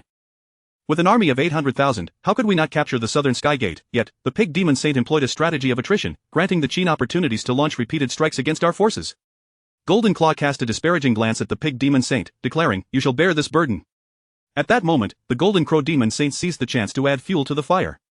Indeed, Golden Claw's words ring true. I can see that the pig demon saint is merely putting in appearances, flaunting the title of our demon clan strategist, yet repeatedly facing setbacks. Enraged, the pig demon saint retorted, wasn't Silent Valley a great victory? We merely allowed 1 Li Xian to escape, as for how he slipped through our fingers, do you think I am unaware? He hastily explained his strategy, aiming to engage in a war of attrition with the Great Qin to exhaust their living forces. Such nonsense, retorted Golden Claw. Is it the living forces of the Great Qin you wish to exhaust, or is it our demon army's combat effectiveness that is waning? Both Golden Claw and the Golden Crow Demon Saint echoed their disbelief. The expression of the demon god Aofei darkened. He had no interest in hearing about strategies, he sought results. The result was that Li Xian had escaped. Report, the Great Qin army has retreated 2,000 miles. Upon hearing this news in the 10,000 Demons Hall, Aofei's eyes brightened. He immediately commanded the army to march north, compressing the space available to the Great Qin. The Pig Demon Saint felt uneasy at this news. If the enemy yielded 2,000 miles, their own demon army would find themselves stretched thin, with 7,000 miles from the city of 10,000 demons to the front lines. This was not a favorable situation. Just as he prepared to voice his concerns, he was interrupted by the demon god Aofei. Do not speak further, Pig Demon Saint, my mind is made up. The entire army shall advance. Aofei turned to the Insect Clan Demon Saint. The Mantis army shall engage. I intend to strike at the southern Skygate. The Mantis Demon Saint readily agreed. With a soft sigh, the Pig Demon Saint accepted his fate. The demon army began to mobilize swiftly, advancing 2,000 miles. As the demon forces moved, Bai Qi immediately adjusted the left and right flanks, creating a semblance of encirclement around the demon army. The Pig Demon Saint arrived at the front lines, commanding the army to halt to prevent any potential flanking maneuvers. The demon god Aofei decided to relocate the 10,000 Demons Hall to the army's forefront, personally overseeing the battle. Upon receiving this intelligence, Bai Qi smiled slightly. Go, summon the generals and officers, bring Su Chen as well. After bidding farewell to Zhao Gao, Su Chen hurried to the central military camp. Upon entering the tent, he found himself the center of attention. Bai Qi's personal guard guided him to a seat at the far end of the tent, where 3 generals and over 30 officers awaited. Bai Qi began by outlining the strategy. He surveyed his generals, allowing his gaze to linger momentarily on Su Chen. The demon army has advanced 2,000 miles, creating a lengthy rear line. We require 5 officers to consolidate our forces, with 20 legions to harass the demon army, who is willing to step forward. At that moment, Su Chen felt a gaze upon him. He looked up to see Bai Qi watching him, his eyes filled with encouragement. Suddenly inspired, Su Chen stood up, stepping forward. General, I am willing to go.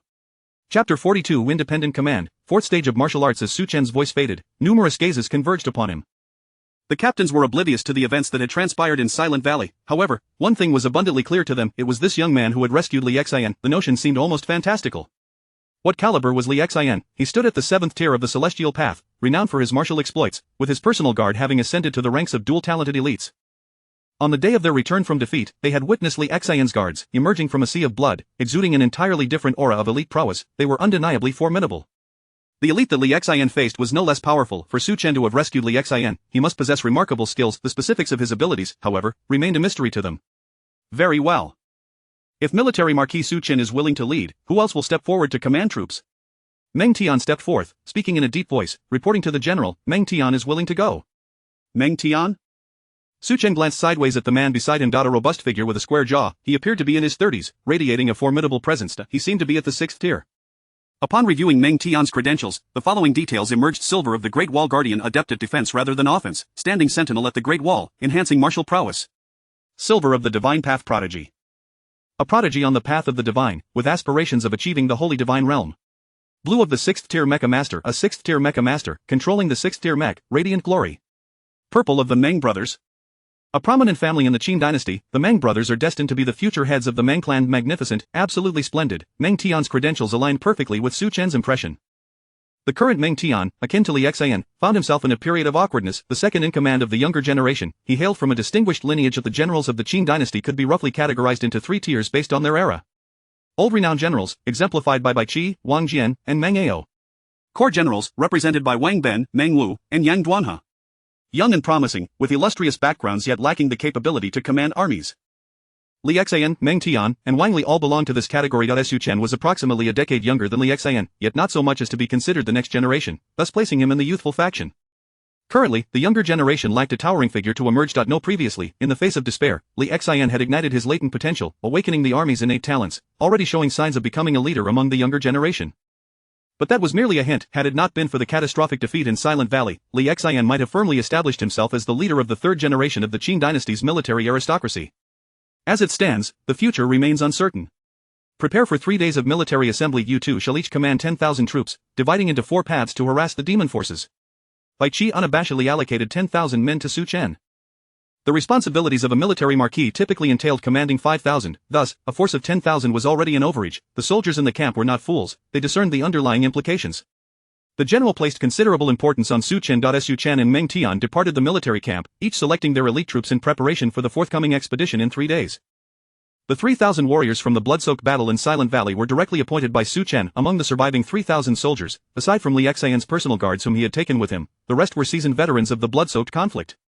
Moreover, Su Chen had commanded them for a period, and despite having fought only one battle, their synergy was significantly stronger. These veterans held great respect for Su Chen. Daniel, Dejuan, you two are tasked with selecting 500 personal guards. This time, it will be a prolonged guerrilla warfare. Dejuan and Daniel complied and set off to select Su Chen's personal guards. Instead of hastily choosing the remaining 7,000 soldiers, Su Chen resolved to first break through his current realm. He had completed the supplementary techniques for the dragon subduing and tiger subjugation arts, and thus lacked no martial arts methods. The general had also gifted him a piece of He Sure Bi. Su Chen had refined his physique to the level of exquisite jade within the pure jade realm, reaching the limits of the lower 3 tiers of martial arts. Simultaneously, Su Chen recognized that the 3rd tier pure jade realm was no longer sufficient. Fortunately, he possessed a god demon pill, a token of gratitude from the Li family. This pill was exceedingly rare, requiring the brain marrow of a royal from the northern demon race, the heart's blood of a royal, and materials from 7 different royal families to concoct a single batch. Royal families are those with demon saints presiding over them, and their bloodlines must reach a certain density. This was akin to the demon saint's offspring that Li Changkong had slain. A single god demon pill was worth its weight in gold. It was a unique formula of the Li family of the Great Qin. Countless celestial path cultivators sought but failed to acquire even one. Without hesitation, Su Chen seized every opportunity to enhance himself and ingested the god demon pill. He activated the dragon subduing tendons and tiger subjugation bones within him, striving to fully absorb the pill's effects. The medicinal properties surged through Su Chen's limbs and meridians like a mighty river. Su Chen had refined this body to perfection. Soon, warmth enveloped his body, and a portion of his consciousness melded with his physique. The fusion of essence and spirit seemed to imbue Su Chen's body with a semblance of sentience, manifesting an invisible and intangible force. As Su Chen meticulously contemplated, he discovered it was indeed his consciousness that had integrated with his physique. His aura suddenly surged, and his body resonated with a dragon's roar and a tiger's howl, unleashing an invisible wave of energy that swept aside the tense drapery. Late 3rd tier pure jade realm, early 4th tier gallant spirit realm. Su Chen's eyes snapped open. The 4th tier of the gallant spirit realm signified the emergence of true courage within the physical body, causing it to resonate with the very fabric of the universe. By cultivating the dragon subduing and tiger subjugation arts, Su Chen had distilled the essence of dragon's courage and tiger spirit. Typically, this courage lay dormant within his physique, awaiting the moment of battle to manifest as 2 extensions of Su Chen. Harnessing the forces of heaven and earth, he could wield threefold intent, instilling terror in the hearts of his foes. The myriad applications of this power awaited Su Chen's exploration. With a mere thought, the strength of the dragon's courage and tiger spirit lifted him, suspending him in midair. Martial arts possessed a unique nature. After the 4th tier, the physical strength equaled that of the demon race, but one could only soar after reaching the 4th tier. In contrast, celestial path cultivators at the 2nd tier of foundation establishment could fly freely. However, such abilities were of little use in military campaigns. In the chaos of battle, flying merely made one a target, easily subjected to concentrated fire. Su Chen exhaled a breath of stale air. The effects of the god demon pill within him had yet to wane, continuously nourishing his dragon's courage and tiger spirit. The gallant spirit realm was peculiar. Martial artists at this stage could truly stand against 100 foes in the midst of an army. Although they would be suppressed by the cloud of energy, surpassing the 3rd tier was already sufficient. Regardless of whether it was the Great Qin or the demon race, tiers 1 to 3 comprised the rank and file soldiers. Among them, Tier 1 soldiers were often cannon fodder, while Tier 2 represented the standard troops with commendable combat prowess. Standard troops could easily give rise to elite talents, becoming single-talented elites. Tier 3 represented the ceiling for regular soldiers. For an ordinary soldier to reach this level was sufficient to act as a captain of 100 or join the ranks of true elites. Why are dual-talented troops so rare? It is precisely because Tier 3 soldiers are scarce. Even among the demon race, despite their numbers, there are but a few dual-talented troops worthy of mention. Currently, Su Chen's command primarily consisted of single-talented soldiers. Having concluded his cultivation, Su Chen proceeded to the military camp in search of the remaining 7,000 troops. Chapter 43 of the Great Xia Dragon Sparrow. General Zhao Tuo breaks through to the 4th stage. Su Chen assumes the role of general, with no objections regarding his qualifications, military achievements, or rank. General Su, the commander has sent me to deliver a sword. A sword? Su Chen expressed surprise at the unusual request. Please. The personal guard of Bai Qi, no longer withholding, presented a dragon sparrow sword to Su Chen. As Su Chen accepted the treasured blade and swung it a couple of times, he felt it almost slice through the very fabric of space. May I inquire why the general has sent this sword? The guard of Bai Qi chuckled awkwardly. There is a shortage of mechas in the army. What? Su Chen was taken aback. This justification seemed absurd. How could a vast military camp be lacking in a single mecha? The guard then elaborated, stating that while the mechas of the Great Qin are renowned across the Pango continent, they are still in short supply. The northern front faces the demonic tribes, while the southern front combats the beast tribes. The emergence of biological mechas is due to the inability of mechanical mecha production to keep pace. Biological mechas utilize the organic materials of the beast or demon tribes, substituting a significant portion of the precious metals required. In principle, there are 2 ways to acquire 4th stage mechas. Personal customization by the soldiers or allocation by the Great Qin. However, there are currently no purely mechanical mechas above the 4th stage at the Southern Heaven Gate. There are, however, 2 biological mechas, which Su Chen found somewhat amusing but also understandable. Warfare is a costly endeavor that devours resources. New recruits can only don makeshift mechas, highlighting the plight of the Great Qin. Yet, the 2 biological mechas consist of a newly manufactured crab mecha and a monkey mecha. Su Chen grasped the explanation. Biological mechas retain certain biological mechanisms, allowing for a reduction in the consumption of precious alloys. The crab mecha, while formidable in its brute force, lacks substantial utility on the battlefield. In contrast, the monkey mecha is particularly well suited, especially humanoid mechas like Li Xian's Qishuang. However, the Qishuang itself is derived from the northern demon tribe, entirely covered in a highly defensive carapace. It remains uncertain who possesses superior defense, the monkey or the martial artist. After all, the monkey tribe's exceptional trait is their ability to wield tools, granting them commendable combat prowess even at the 1st stage, albeit with concerning defensive capabilities. The general's implication is clear. For the time being, wield the Great Xia Dragon Sparrow Sword. As martial artists are not inferior to mechas, this Dragon Sparrow Sword employs the blood refining technique of the immortal path, resonating with its master and enhancing its grade through the consumption of blood. Su Chen's interest peaked at the mention of such a treasure. The artifact refinement technique of the immortal path. In that case, I shall wield it for now. As he swung the Great Xia Dragon Sparrow Sword, he found it remarkably comfortable. After conducting a blood refinement, it transformed into a dragon sparrow imprint that melded into his palm. After securing the sword, Su Chen bid farewell to Bai Qi's personal guard and began scouring the military camp for troops. He still required 7,000 men, roughly the size of a legion plus 2 lieutenants. His own legion needed an additional 2,000 troops, a task he could manage personally without concern. However, for the other legion, he needed to select a qualified general. His current status had evolved. He practically commanded 5,000 troops while officially leading 10,000, making him a half-colonel. In warfare, the focus shifts from mere headcount to assessing losses and gains. A victory marred by excessive losses results in reprimands, whereas a defeat with greater gains than losses still warrants commendation. Bai Qi's orders dictated the formation of 2 legions, primarily aimed at harassment. Thus, this general must remain astute, lest they fall victim to ambush behind enemy lines. Su Chen had reached a level of command where the adage "an incompetent general can exhaust 3 armies" rings true. As he searched the main camp, the Supreme Word Tracking System conducted a thorough investigation, assessing every general he encountered. Regrettably, he discovered that among the first-level generals of the Great Qin, the highest tier of blue tags was exceedingly rare, with green tags being the norm. Historically, renowned figures, even those who had not fully realized their potential, often possessed some red or purple tags. While he continued his search, a young general suddenly blocked his path. With a youthful visage that seemed to mirror Su Chen's own age, the insignia upon his chest signified a 7th-grade public noble. Who goes there? De Zhuang and Daniel immediately shielded Su Chen, glaring fiercely at the newcomer. Although this was the Great Qin military camp, the unexpected appearance caused concern. It is known that demons can transform upon reaching a certain level of cultivation. Assassination by transformed demons is not uncommon. Hold! Su Chen raised his hand, signaling the 2 to stand down. He noticed the newcomer's tags, one of which shimmered with a purple light. Having toiled tirelessly, he only possessed 2 purple tags, while most of the others were attributed to prominent figures. It was reasonable to surmise that this newcomer was destined to make a name for himself in history as well. The Great Qin General Zhao Tuo tags detected a Sovereign of Nanua, purple, General S stature, red, Immortal Path Prodigy, red, Sovereign of Nanua, purple. The future Sovereign of Nanua, distinguished by a crimson hue. General S stature, red, possesses considerable talent in the martial arts domain, with hopes of becoming a renowned general. Immortal Path Prodigy, red, a genius in the realm of immortality, with significant potential to reach the 9th stage of the Immortal Path. A promising candidate indeed. Su Chen regarded Zhao Tuo, who met his gaze.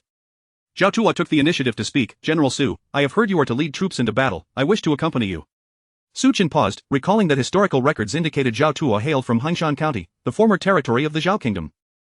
Zhao Tuo bore the same surname, having attained the rank of general at a young age. Are you of the Zhao royal lineage? Zhao Tuo nodded slightly, revealing he was from a collateral branch of the Zhao royal family, seeking military service to gain a title and prominence. The history of the Pango continent is shrouded in ambiguity, with various regions having their own warring states. For instance, before the Great Qin was the warring states of the past, while the Great Han contended with the Chu-Han conflict, and the Great Tang followed the northern and southern dynasties. All history has undergone revisions on the Pango continent. 3 days hence, I shall march with the troops.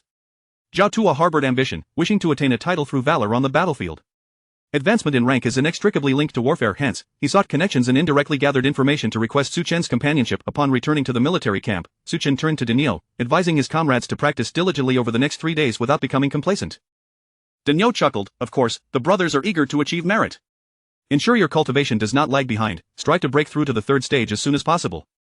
Daniel and the others still lingered at the 2nd stage, while he had already reached the 4th, widening the gap between them.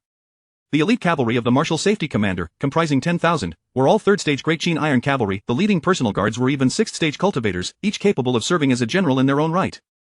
Daniel and De Zhuang exchanged glances, a hint of seriousness in their eyes. They too needed to hasten their pace and keep up with the general's strides. 3 days later, Su Chen led his troops into battle. Chapter 44. The 16-character Maxim Su Chen and Zhao Tuo, accompanied by an army of 10,000, set forth from the eastern front in two separate contingents. Meanwhile, Meng Tian's 10,000 troops also advanced from the west in divided formations. Su Chen, mounted upon a mechanical war steed, with the formidable Daxia Longke hanging at his waist, rode alongside Zhao Tuo. General Zhao, he began, our objective this time is not to engage the demon army in direct confrontation. Instead, we shall harass and distract them, drawing their attention away. If they seek to engage us on the battlefield, we will disrupt their supply lines from behind. Should they wish to battle, we will retreat.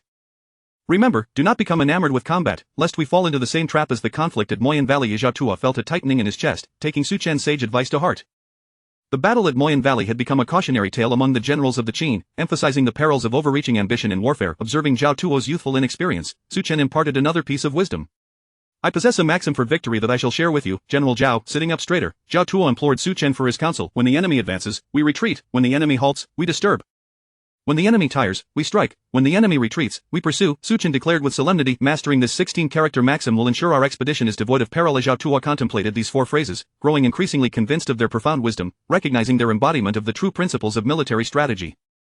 Thank you, General Su, for your enlightening words, Zhao Tuo expressed, filled with admiration for the depth of meaning contained within such succinct counsel. Su Chen smiled, remaining silent. These 16 words were indeed the essence of military doctrine, perfectly aligning with their mission. After traveling 10 miles, Su Chen and Zhao Tuo separated their forces. Let us march 3,000 miles and rest at the banks of the clear water river, Su Chen resolved, opting not for an alternative route. Returning to the battlefield after a fortnight, he once again chose the clear water river as their encampment. Iron Root was perplexed. General, if our aim is to harass the demon army, why then do we proceed to the clear water river? He questioned, for the river had formerly belonged to the demon's flank. After advancing 2,000 miles in front of the demon army, the clear water river sits at their side and rear. Su Chen chuckled, do you seriously intend to use these 5,000 soldiers to trouble the demon forces? Such a meager number would scarcely be enough to withstand even a single charge from them. Our true objective lies in attacking the demon army's supply routes. With a relentless march of a day and a night, Su Chen's forces eliminated demon scouts and arrived at the banks of the clear water river. The river, after a fortnight's cleansing, shimmered crystal clear, revealing its bed beneath. Though the banks bore remnants of dark blood, many soldiers returning here were filled with an unspoken indignation. All troops, rest by the river's edge, black, but take your men to stand guard. Su Chen opted for caution, choosing to rest rather than launch a hasty attack. He unfurled a nearby map, where several red lines marked the demon army's supply routes, indeed, their lifeline. The Pandalin Valley served as a critical logistics hub, but such locations were typically heavily fortified, rendering them untenable for their 5,000 men. Thus, Su Chen pointed to a lesser demon encampment. The Five-Clan River mouth, guarded by aquatic demon beasts. Daniel scratched his bald head, bewildered by the choice. The Five-Clan River mouth was a confluence of 5 streams, serving as a minor transit point for the demon's logistical operations. Due to its nature as a river mouth, supplies could be swiftly transferred elsewhere without substantial storage. Precisely because this location is small, our chances of success in an assault are greatly enhanced. Furthermore, should we destroy it, the demons can swiftly rebuild. They need only dispatch a single squad of demon soldiers to reconstruct their supply line, suffering only a loss of materials. Su Chen's intentions were straightforward: to create disturbances. By attacking the Five-Clan River mouth and incinerating a portion of their supplies, he would send a clear message to the demon army that they were not alone. The losses at the Five-Clan River mouth would be minimal, and the demons would not muster a significant force in retaliation. Rest for the night, we shall assault the Five-Clan River mouth at dawn. Su Chen adhered strictly to the 16-character maxim in his strategy. On the following day, at the break of dawn, 2 clam demons stood guard by the riverbank. Although they claimed to be on alert, they were merely playing in the water. This was the deep rear of the demon army, not a critical position, and they believed it improbable that they would be attacked. Moreover, the clam demons were far more adept at transportation than at combat. A 4th-tier clam demon commander, having assumed human form, launched in his shell, wielding a long whip to lash at the clam demons transporting supplies along the banks of the 5 rivers. Several 3rd-tier transformed clam demons acted as overseers, wielding whips to supervise the 1st and 2nd-tier clam demons as they moved cargo. The army stealthily approached a hillock near the 5-river mouth, near 10 miles away, capable of launching a surprise attack in an instant. De Zhuan was somewhat speechless at the laxity of the clam demons, who had not even posted a few sentinels. It seemed there was no cohesive military presence. De Zhu was equally astonished. Since their initiation into warfare, they had yet to encounter such a slack and disorganized demon army. How fortuitous! The military achievements of vanquishing these clam demons and burning their supplies are within our grasp, Su Chen remarked, glancing back. Are there any cultivators among our ranks? It would be truly laughable if 5,000 men could not muster even a single cultivator. Fortunately, there were indeed cultivators within the army. 2 scout captains, one a 2nd-tier foundation establishment cultivator of the gold element, the other a 3rd-tier core formation cultivator of the fire element. Having them is sufficient, Su Chen commanded an offensive, mounting his mechanical war steed and leading the charge. The elite soldiers of the Qin surged forward, launching an assault on the supply transit point. The clam demon commander, suddenly hearing the cacophony of battle, initially thought himself to be imagining things. What is this place? How could an army dare to invade? Suddenly, he turned to see the army advancing rapidly toward the 5-river mouth, a contingent of Qin soldiers appearing out of nowhere. His face drained of color, he let out a wail, summoning his personal guards to confront the approaching forces, and swiftly leaped into the river, fleeing downstream. Seeing their commander abandon them, the clam demon guards immediately followed suit, diving into the river to escape. Kill, Suchen commanded. No clam demons were to be spared, and all supplies were to be gathered. The disorganized clam demons crumbled under the assault, many of the transporting clam demons, paralyzed by fear, froze in the river, trembling and unable to move. The supplies amassed together, 90% grain, 10% materials. Suchen surveyed the gathered supplies with a critical eye, noting the crude weaponry, poorly crafted by the demon artisans. Burn them. The army retreated, unleashing a torrent of flames. The third-tier scout captain gestured dramatically, igniting a conflagration that engulfed all the supplies. Sensing it was insufficiently secure, the scout captain summoned the forces of nature, transforming the entire five-river mouth into an inferno. Suchen activated the army's cloud-like momentum, empowering all soldiers as they swiftly withdrew from the vicinity of the five-river mouth, advancing northward without a moment's hesitation, covering 1,000 miles. Chapter 45. Rumors end with the wise. A select elite from the demon clan made a futile attempt. The five rivers mouth was reduced to a desolate wasteland. The transport troops of the clam demons were charred to perfection, their supplies and provisions consumed by flames. The commander of the clam demons abandoned his post in the heat of battle, only to be hanged in the camp, his body sundered into a desiccated shell. The force pursuing Suchen was the Swan Legion, a single aptitude battalion from the avian demon clan. The combat prowess of the Swan Legion was formidable, possessing air superiority and excelling in tracking adversaries. Moreover, as a single aptitude battalion, they wielded the elite aptitude of feathered arrows, capable of unleashing a storm of arrows when necessary. In contrast to the backstabbing capabilities of the Porcupine Battalion, the feathered arrows of the Swan Legion were far more lethal. Once released, most of the Swan Demon soldiers were rendered flightless, awaiting the regrowth of their feathers. Report to the Swan Commander. No traces of the human race have been found. It is suspected they have fled 1,000 miles away. The Swan Legion, centered around the five rivers mouth, conducted a thorough search within a 1,000-mile radius but found no sign of the Qin forces. This battalion seemed to have vanished into thin air. The Swan commander wore a grim expression. Search, we must locate this force, otherwise, what face do we have as the demon army? The higher-ups demand an explanation. The Swan Legion dispersed, expanding their search area. Suchen's army had long retreated to a concealed grove 1,000 miles away to regroup. He would not repeat Li Xian's mistake. After attacking the five rivers mouth, he swiftly repositioned and selected a new target situated at least 1,000 miles apart, to evade detection by the demon army. From the previous battle, where the blue armor led the troops in a relentless pursuit for a day and a night, nearly reaching the human camp, he understood that the elite of the demon clan were exceedingly troublesome. Simultaneously, Zhao Tuo and Meng Tian also took action. Zhao Tuo chose a small locality to launch a surprise attack before retreating to hide in a valley. Meng Tian, however, differed from the two. He first gathered an army of 10,000 and launched a decisive strike, obliterating a stronghold rivaling that of the Pangolin Valley. He then divided his forces into two, concealing them and scattering them. Reports of successive victories reached the main command tent on the front lines. The pig demon Saint frowned. They could not allow this situation to persist, or else their logistics would encounter dire issues. Deploy two elite The commander of the Sea Beast Demon clan had even more compelling reasons. Their clan's influence in this region was weak, and they had not brought dual aptitude battalions this time, relying instead on logistics from clans like the Clam Demons. The pig demon Saint glared at these individuals, one after another shirking responsibility. Anger boiled within him. Did they not comprehend the significance of logistics? They knew but did not care, believing they could survive for 10 days or half a month without sustenance. But the demon army below needed food. Without provisions, what would the first-tier demons eat, and what about the second-tier? Even the fourth to sixth-tier demon commanders required substantial nourishment to maintain peak combat readiness. Failing to eliminate the rear army now would surely lead to their own demise. When the great battle commenced, Golden Claw smirked coldly. The pig demon Saint is exaggerating. Just a few battalions, and Li Xian's 40,000 troops fell apart with a mere touch. We can deal with those minor forces and sweep them away later. Our focus must be on the human army. The pig demon Saint hesitated to initiate battle, disregarding the orders of the demon god. Was he harboring ulterior motives, or had Bai Qi bestowed upon him too many favors? The beast demon Ao Fei's expression shifted slightly. The pig demon Saint's strategy was inconsistent with his character. Initially, he had thought the pig demon Saint to be clever and resourceful, yet he had allowed Li Xian to escape after encircling him. After Li Xian's dismal defeat, the Qin retreated 2,000 miles, clearly to evade the demon army's might. Yet, the pig demon Saint continued to delay, creating an illusion of allowing the Qin to recuperate. Commence battle, engage swiftly. To deal with those small battalions in the rear, a mere assembly of demons will suffice. There is no need to employ the elite forces.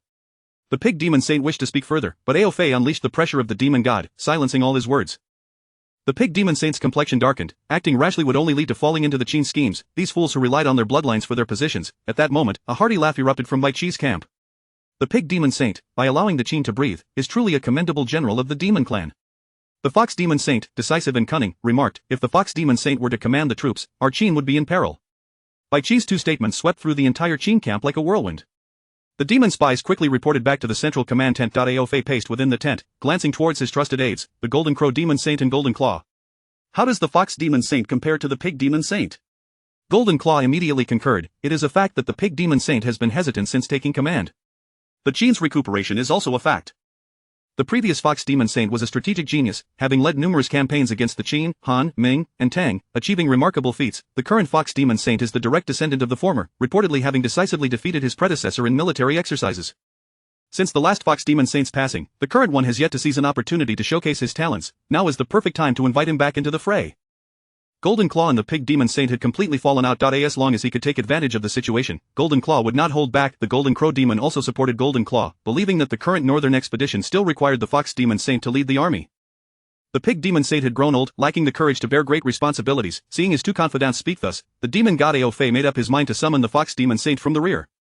The command of the Pig Demon Saint was directly handed over to the Fox Demon Saint. In the camp of the Beast Demon General, the Pig Demon Saint seethed with indignation, exclaiming, "The demon god lacks wisdom, appointing an incompetent youth.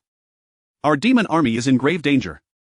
This statement was not unfounded. What caliber of generals did the Qin possess? He had to tread carefully in the presence of Bai Qi, fearing any oversight might expose a flaw. Remarkably, he had now become the greatest flaw within the demon clan. The Pig Demon Saint paced back and forth, ultimately deciding to contest the decision. The demon army would undoubtedly perish under the command of the Fox Demon Saint. He knew all too well the caliber of the demon saints when it came to military command. The old Fox Demon Saint indeed possessed skill, but he was merely on par with the Pig Demon Saint. The Fox Demon Saint had perused a few human military texts and dared to boast of his military knowledge, yet the Pig Demon Saint still went forth, imploring the demon god. Before the Pig Demon Saint could finish his words, the demon god Aofe expelled him from the tent. Aofe's expression was grim. The Pig Demon Saint's remarks were a slap in the face, embodying the saying that rumors end with the wise. Was he, Aofe, along with the Golden Crow Demon Saint and Golden Claw, truly foolish? Chapter 46 The Wisdom of the Demon God and the Ascendance of the Fox Demon Saint. The Pig Demon Saint was hastily dispatched back to the rear of the demon clan by the demon god during the night. Aofe had no desire to behold this swine. Does he truly consider himself an indispensable figure within the demon race? Among the vast demon army, there exists but one demon capable of making promises that carry the weight of mountains. That is he, the demon god Aofe, not some mere demon saint like you. The Lubi's demon clan boasts numerous demon saints. Without you, the Pig Demon Saint, there are still the Fox Demon Saint and the Tiger Demon Saint. The demon god will not tolerate any demon daring to challenge his authority. After driving the Pig Demon Saint from the camp, the demon god urgently summoned the Fox Demon Saint to command the demon forces in the upcoming northern expedition. Upon returning to his demon kingdom, the Pig Demon Saint led out alongside the Fox Demon Saint, being young and lacking in strategy, posed a grave threat to this northern campaign. Should the demon god Aofe suffer defeat, he would undoubtedly seek retribution and place the blame squarely upon my shoulders. The Golden Pig General beside him trembled in fear. What could be done? The Pig Demon Saint's eyes flickered with determination. The only course of action was to seek an alternative path, venturing to other lands in search of the demon goddess protection. Who else can we turn to? The Pig Demon Saint snorted in discontent. Is it only the Scale Armor clan that possesses an imperial lineage? Does our Lubi's demon clan lack an imperial lineage?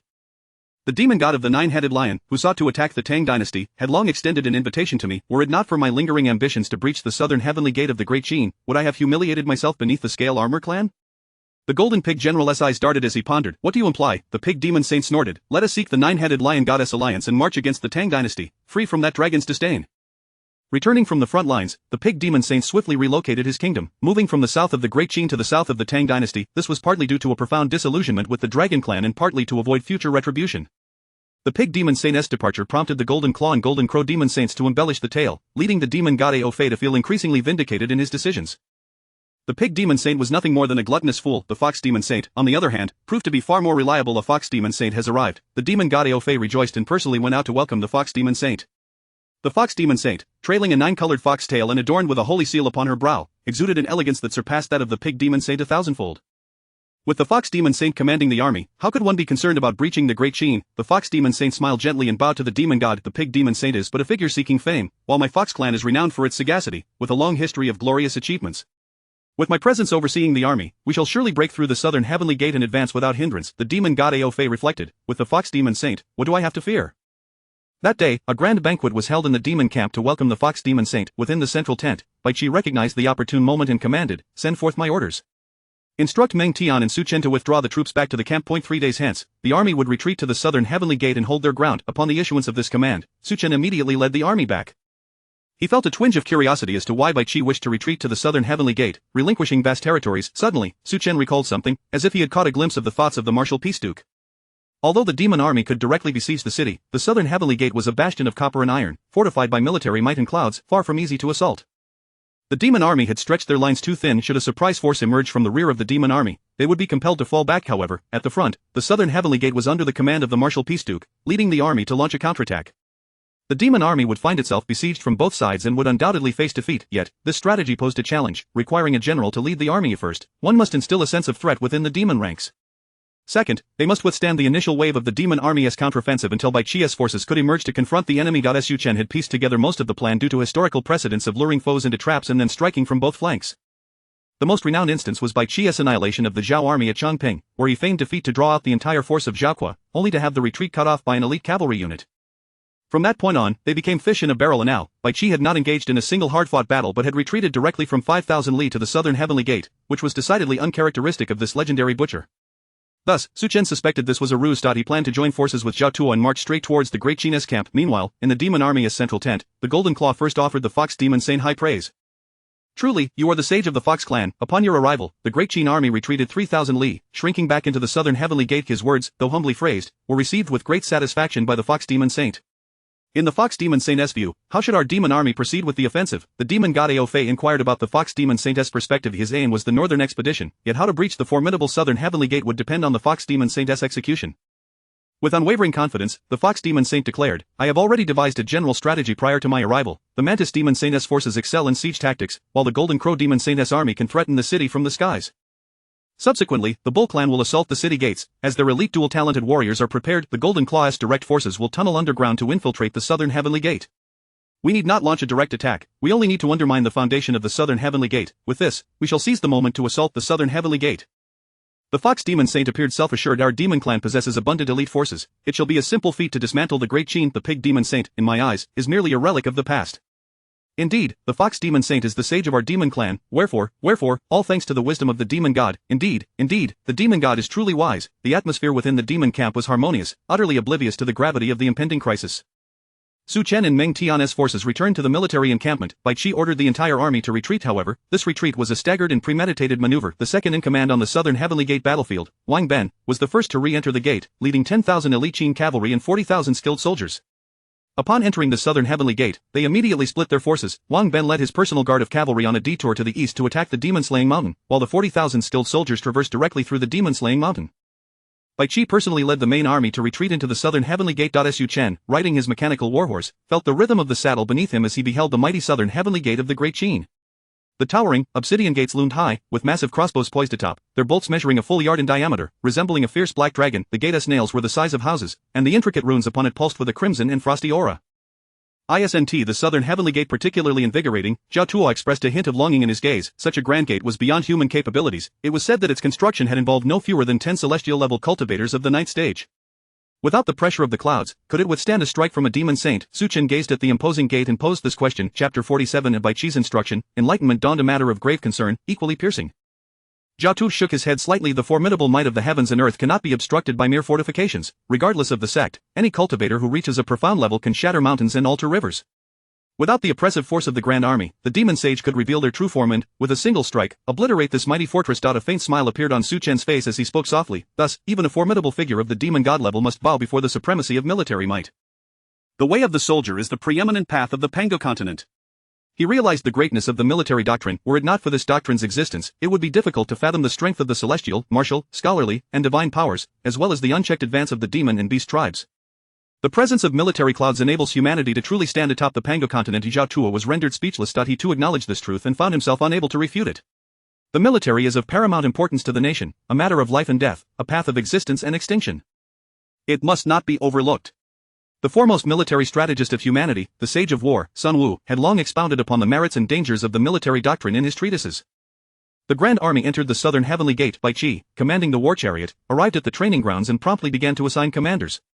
Yang Duanhe, you shall lead 5,000 of your unit, alongside 50,000 elite Qin iron guards, as the vanguard. This subordinate obeys. With his words, Yang Duanhe stepped forth, approaching an elite cavalry unit. The banner of the Shattered Mountain Army was raised. General Yang Duanhe commanded 5,000 of the Shattered Mountain Army, a force of unparalleled dual aptitude. General Chang Kuai. This subordinate is here. You shall command 5,000 of your personal guards, alongside 50,000 elite Qin iron guards, to repel the first wave of the demon tribe's assault. This subordinate obeys. Chang Kuai proceeded to his unit, and the banner of the Flying Chang Army was raised. General Chang Kuai commanded 5,000 Flying Chang soldiers, equally of dual aptitude. Bai Chi continued to assign troops. Colonel Meng Tian, Wang Li, Bai Tang, and Xian Shang stepped forward. Present. You five shall each lead 2,000 elite Qin crossbowmen and 10,000 sharp soldiers to defend the city walls of the southern heavenly gate. Understood. Su Chen was somewhat taken aback by Bai Qi's arrangements. The Qin crossbowmen were the most elite of Qin's forces, not solely due to their high foundational qualities, but rather because of the immense power of the crossbows. Under the pressure of the military clouds, a volley from the Qin crossbows could rival the charge of 7-tier demon generals. The task of defending the city is indeed a clever one. If Qin were to launch an offensive, there would be no need to defend the city. However, with General Wang Ben absent within the walls, it was evident that a strategy of encirclement was in play. Let the demon tribe assault the city, and then trap them beneath the southern heavenly gate. The southern heavenly gate was established based on the east and west demon subjugation mountains. Both outside and behind the southern heavenly gate lay a flat avenue, devoid of advantageous terrain, yet, if one were to leverage the southern heavenly gate and the cliffs on either side, a favorable battleground could be formed. Annihilate the demon tribe. The troop assignments concluded. Bai Qi looked toward Su Chen. Follow me. The name of Su Chen echoed once more throughout the Qin military camp. Meng Tian hailed from the renowned Meng family of generals, Wan Li from the esteemed Wang clan, Bai Tang from the illustrious Bai family. Even Xian Shang was of noble military lineage. However, aside from these four, Bai Qi had chosen to assign Su Chen, which truly astonished the others. What could this signify? Was Bai Qi's illegitimate son being summoned? Su Chen maneuvered his mechanical warhorse, with surrounding officers parting ways for him. Arriving at Bai Qi's war chariot, he greeted, "General." Bai Qi remained silent until they reached the commander's mansion at the southern heavenly gate, at which point he slowly began to speak. "Prepare for battle, you all. Su Chen, come with me." Su Chen felt a surge of excitement. He seemed to grasp the intentions of the martial Anjuan. Previously, he had dispatched personal guards to deliver cultivation resources to him. Now, being favored in troop assignments was another sign of his esteem. Standing atop the high walls, surveying the entire battlefield, this was a rare opportunity to witness the great conflict between Qin and the demon tribe. It appeared that the martial Anjuan intended to take him as a disciple. Su Chen had surmised the martial Anjuan's intentions, yet his heart was still filled with immense anticipation. "Please, take a seat." "Thank you, General." Su Chen activated the breaking illusion's divine light, striving to maintain his composure, determined not to lose his demeanor at such a pivotal moment. Bai Qi scrutinized Su Chen. He was among the elite few who stood at the pinnacle of military doctrine. Across the entire Pango continent, there were scarcely more than a handful who could rival him.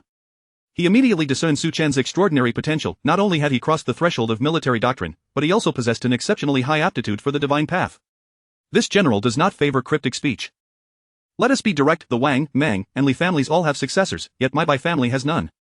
Su Chen hastily interjected. Colonel Bai Tang is still in his prime. He will surely. Bai Qi interrupted. I am well aware of his capabilities. A mere colonel is the pinnacle of his potential, yet to inherit my legacy, he is still far from qualified. Do you wish to become my closed-door disciple and inherit my teachings? Su Chen swiftly stood, kneeling on one knee in the center. Disciple Su Chen pays respects to master. Bang, bang, bang. Su Chen bowed 3 times to Bai Qi, leaving no opportunity for Bai Qi to refuse. What a jest! The god of death, Bai Qi, the martial Anjuan, a pillar of the Qin state, a foremost master of military doctrine on the Pango continent.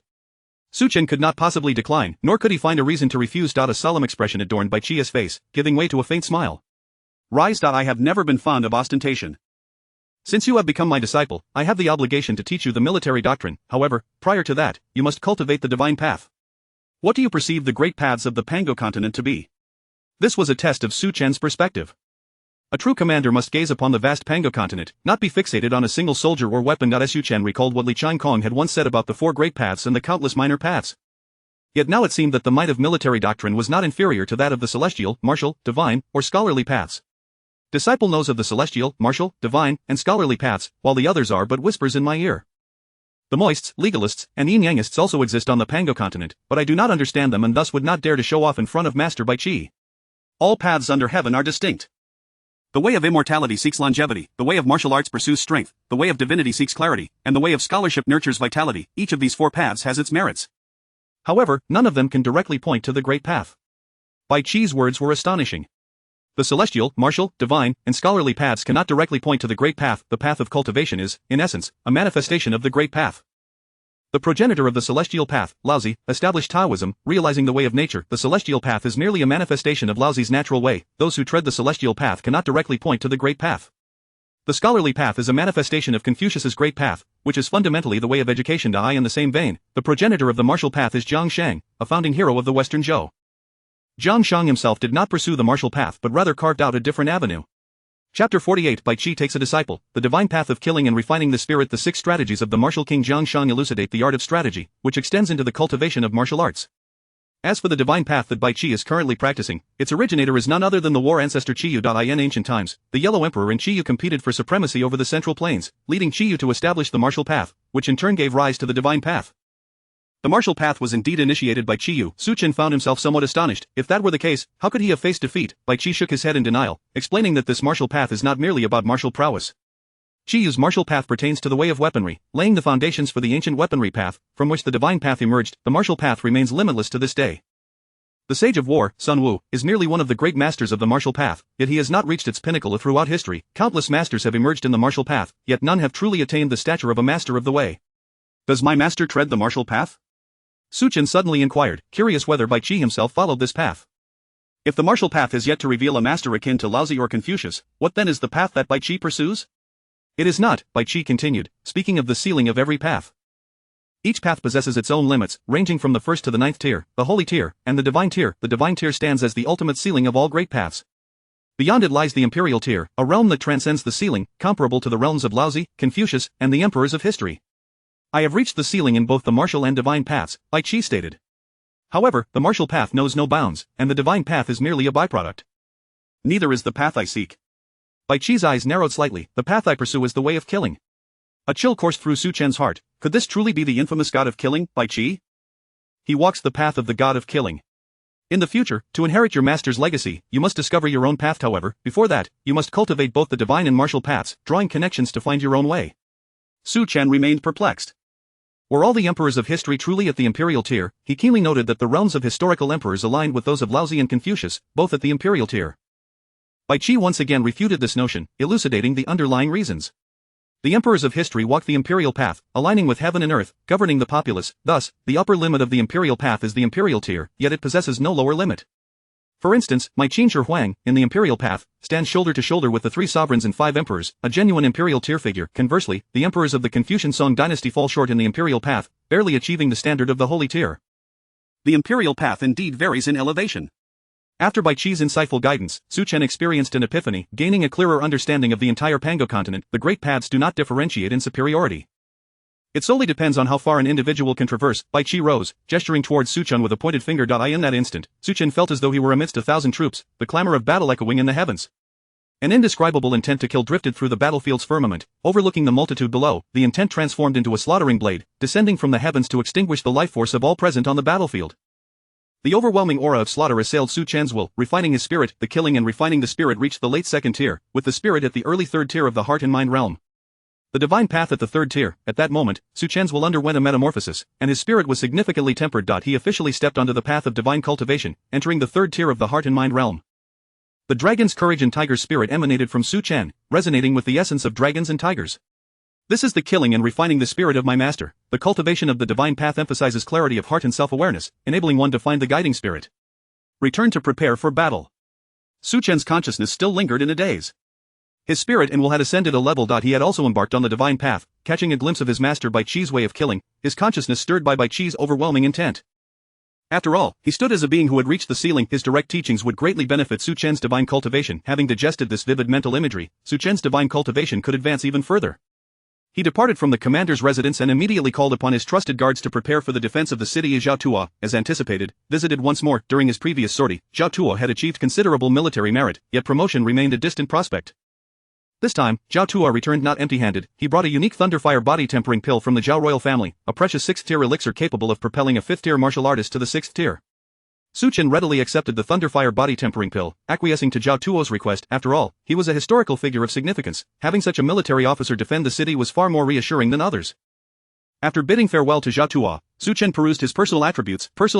Name, Su Chen. Occupation, Mecha Master. Cultivation, early 4th tier of Courage realm, early 3rd tier of Heart and Mind realm. Technique, Dragon subduing, tiger suppressing, killing and refining the spirit. Treasures, 3rd tier sharp soldier. Attributes, cautious white, insightful white, elite mecha master blue, jade skin golden flesh blue, master of strength red, diamond form red, natural general red, fighting will purple, breaking illusions golden eyes purple, disciple of the god of killing purple. Cautious white. You are exceptionally vigilant and can detect unfavorable situations. Insightful white, your mental acuity surpasses that of others, granting you wisdom beyond your kin, which may render you an outlier. Elite mecha master blue. 4th tier mecha warrior, skilled in operation, an elite mecha master of the Qin. Jade skin golden flesh blue, your skin is as smooth as mutton fat jade and as resilient as fine gold. Master of strength red, your mastery over strength resembles that of a grandmaster. Your endurance, elasticity, and explosive power are all top tier. Diamond form red, you possess remarkable talent in martial cultivation, with the potential to reach the 7th tier of diamond realm.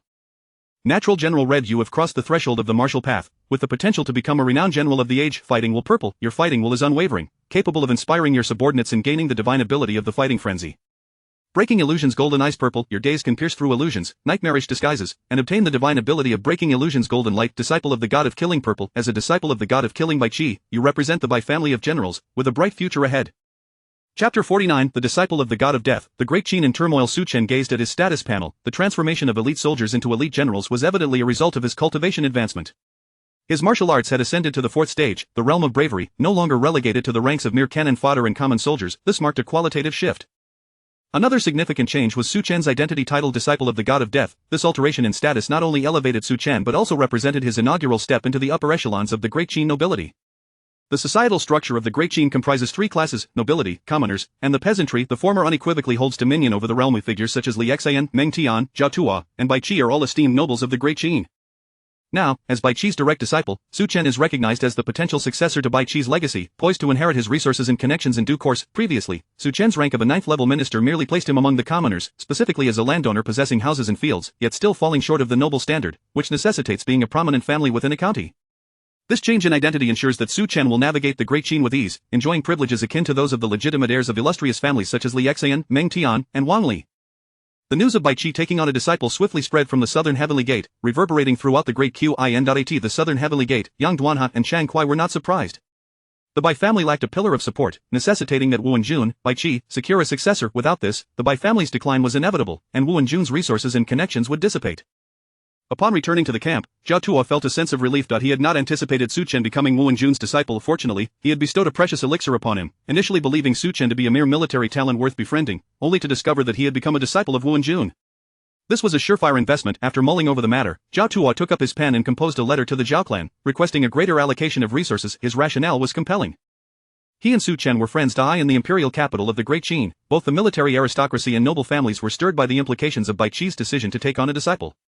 The military families and noble clans wielded significant power within the court. However, power is finite, an increase in numbers necessitates a division of authority, and power comes in varying degrees. Bai Qi's decision to accept a disciple signified the re-establishment of the third leg of the military aristocracy of the Great Qin. The Wang family boasts Wang Ben, while the Meng family has Meng Wu, both representing the core faction. Wang Li and Meng Tian represent the younger generation. Yet, the Bai family remained in a state of uncertainty, lacking a figure to step forward.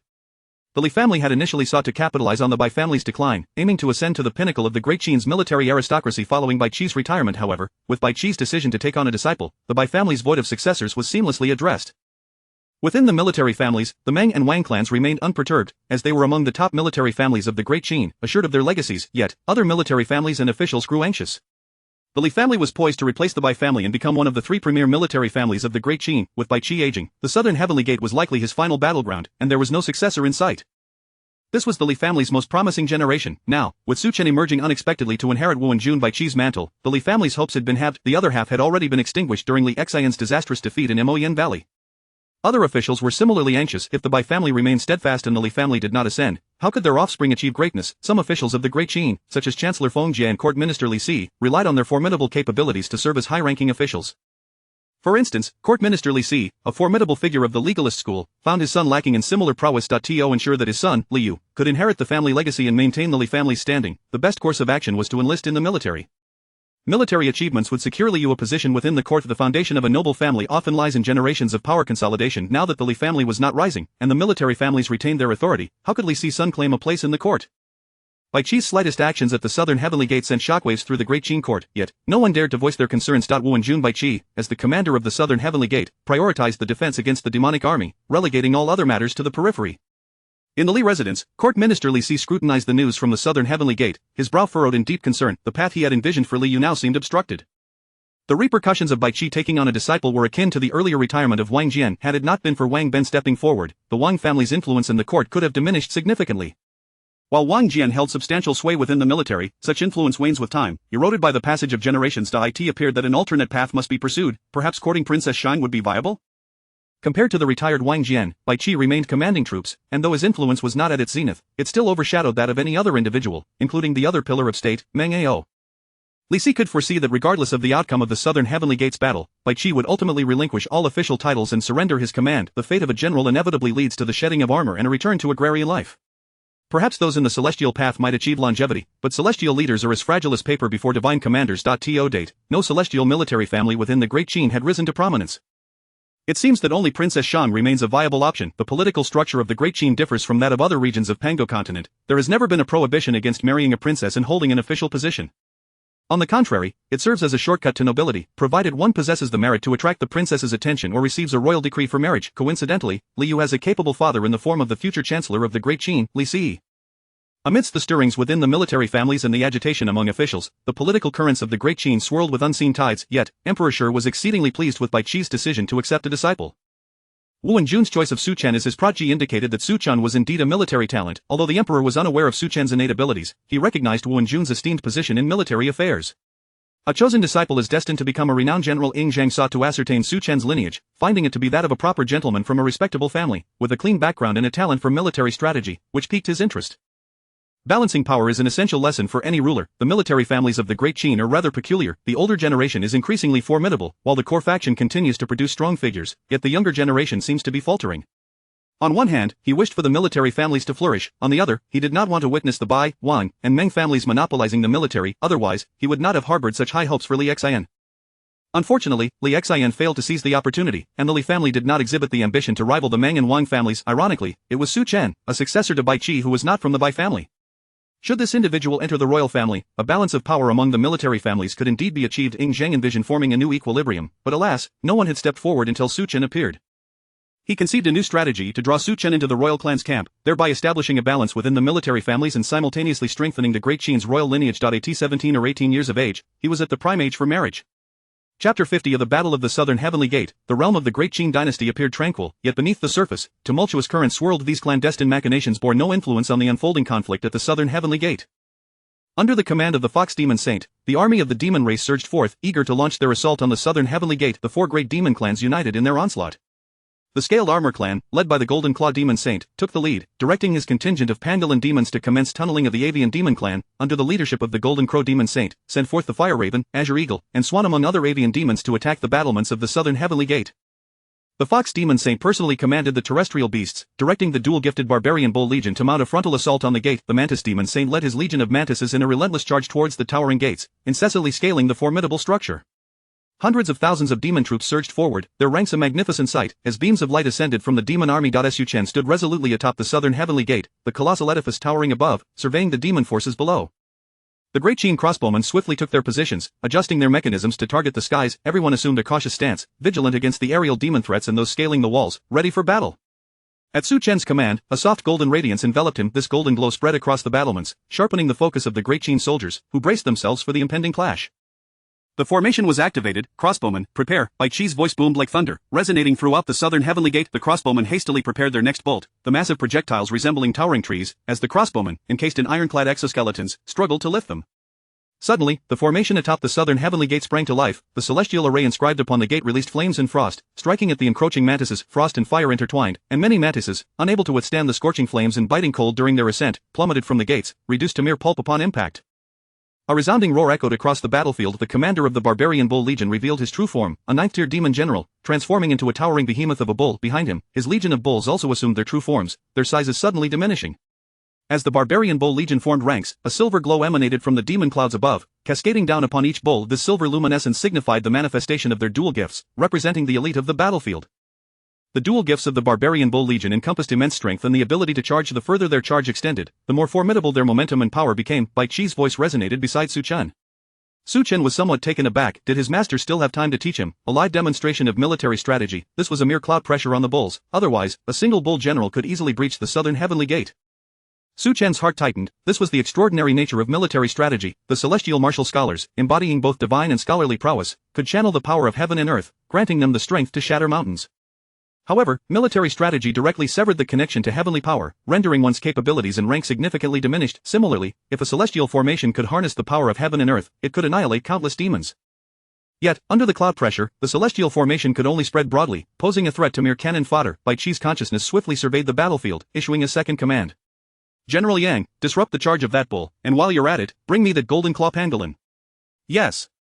Yang Duanhao led 5,000 elite cavalrymen, accompanied by 50,000 Great Qin Iron Guards, positioned behind the Southern Heavenly Gate. The celestial formation activated. Over 50,000 soldiers materialized outside the Southern Heavenly Gate. Shatter the mountains, charge. A mighty cloud of energy surged forth. Yang Duanha's 5,000 personal guards were enveloped in a layer of silver light, all of them dual-gifted elite cavalry of the Great Qin. Gift 1 Armor Piercing, Gift 2 Charge. Without any preparation or build-up, they charged forth from their positions. A heavy, earthy glow enveloped Yang Duanha, sweeping up the 5,000 Shatter Mountain troops behind him. The Legion's gift, Shatter Mountains. At the moment the 5,000 iron cavalry charged, a formidable wave of energy surged forward, causing the entire Barbarian Bull Legion to shrink in size by 70%. The ground trembled violently, akin to an earthquake. The Golden Claw Demon Saint, tunneling beneath the surface, was caught off guard by the powerful shockwave. While he remained largely unharmed due to his Demon Saint physique, his Pandalin Legion suffered a catastrophic loss of 70%. Though he felt little sorrow for the loss of lesser soldiers, the death of 1/3 of his 5,000 elite guards was a significant blow. This left the Golden Claw Demon Saint enraged. He had yet to even see the enemy and had already lost 1/3 of his dual-gifted elites. Retreat, withdraw from the tunnels. The Golden Claw Demon Saint was filled with resentment towards the Fox Demon Saint. Before devising a strategy, couldn't you have investigated the capabilities of the opposing commander in detail? This has resulted in a needless loss of precious elites. Yang Duanha, noticing the commotion below, revealed a disdainful expression. The old trick of tunneling to attack the city was outdated. Shatter Mountains. Yang Duanha commanded his sacred class mech, Shatter Mountains, as the heavy earthy glow burst forth from its tip. The Great Qin cavalry collided fiercely with the Barbarian Bull Legion. As anticipated, the mech spear pierced through the heart of the Bull General, and Yang Duanha's eyes gleamed with earthy light. What dares to clash with me? The 5,000 Shatter Mountain troops faced off against the 5,000 Barbarian Bulls. In a single charge, the Barbarian Bull Legion suffered over 3,000 casualties, while the remaining 1,000 were swiftly surrounded and annihilated by the approaching Great Qin Iron Guards. The Shatter Mountain troops incurred no losses. Upon witnessing this, the demon gods were thrown into disarray. A powerful dual-gifted elite had been obliterated in a single encounter. The gaze of demon god Aofei cast immense pressure upon the Fox Demon Saint, yet he found himself powerless to act. The opposing commander was a Demon Saint-level warrior. Must he, as a strategist, charge into battle himself? The Golden Claw Demon Saint, seeing the retreating figures, had no time to reprimand his comrade for his cowardice. He simply urged him to take the lead. Golden Crow Demon Saint, it is your turn to take the stage. Quickly encircle Yang Duanha. The Golden Crow Demon Saint rallied the avian demon forces, soaring into the sky, casting an ominous shadow over the southern heavenly gate. 100,000 avian demon troops blotted out the sun, a sight most terrifying. Fire arrows, General Chang Huai, go bring that mantis down for me. Yes. Yang Duanha charged into the fray, carving out a space outside the southern heavenly gate, just enough for General Chang Huai to deploy. General Chang Huai led 5,000 flying Chang troops, accompanied by 50,000 iron guards. As they teleported outside, the flying Chang were not the Great Qin cavalry but rather the elite troops of the Great Qin.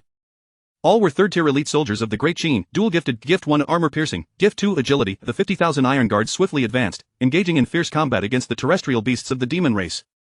A green light enveloped General Chang Huai. The azure glow surged forth, enveloping all the flying Chang troops. In the next moment, the 5,000 flying Chang ascended to the southern heavenly gate, their blades harvesting the climbing mantises. General Chang Huai, piloting the sacred class mech, Flying Chang, charged directly at the Mantis Demon Saint. As the clouds intertwined, the Mantis Demon Saint roared in fury, leaping from the city gate to pounce upon General Chang Huai. Amidst the chaos atop the city, Bai Qi discerned the opportune moment and issued the third command, Fire Arrows. Chapter 51 The Flying Chang and the Swift Mountains. At the moment the crossbowmen of the Great Qin activated their mechanisms, thousands of crossbow bolts soared into the sky. The sky, once filled with avian demons, was instantly pierced by the bolts, exploding into a mist of blood, suspended in midair. Shortly thereafter, the battlefield was drenched in a deluge of blood and carnage. A terrifying will to kill rose at the southern heavenly gate, where Bai Qi's spirit loomed, commanding the entire conflict. His gaze was piercing, calculating that Wang Ben should have reached his position by now. With a wave of his hand, his voice resonated across the battlefield. Chang Kuai, intercept the Golden Crow, and rotate the crossbows for continuous fire. The Shattered Mountain Army, led by Yang Duanha, clashed with the Golden Claw Demon Saint's armored guards. The guards of the Golden Claw Demon suffered heavy losses, quickly finding themselves at a disadvantage. With a single charge from the Shattered Mountain Legion, over 100 armored demons fell, unable to withstand the onslaught of the Great Qin cavalry. General Chang Kuai yanked the Mantis Demon Saint down from the city gate, his blade bursting forth with a brilliant azure light. A dazzling blue radiance emerged from the back of the mech, as 5,000 flying Chang troops ascended to the heavens, intercepting the Golden Crow Demon Saint's guards.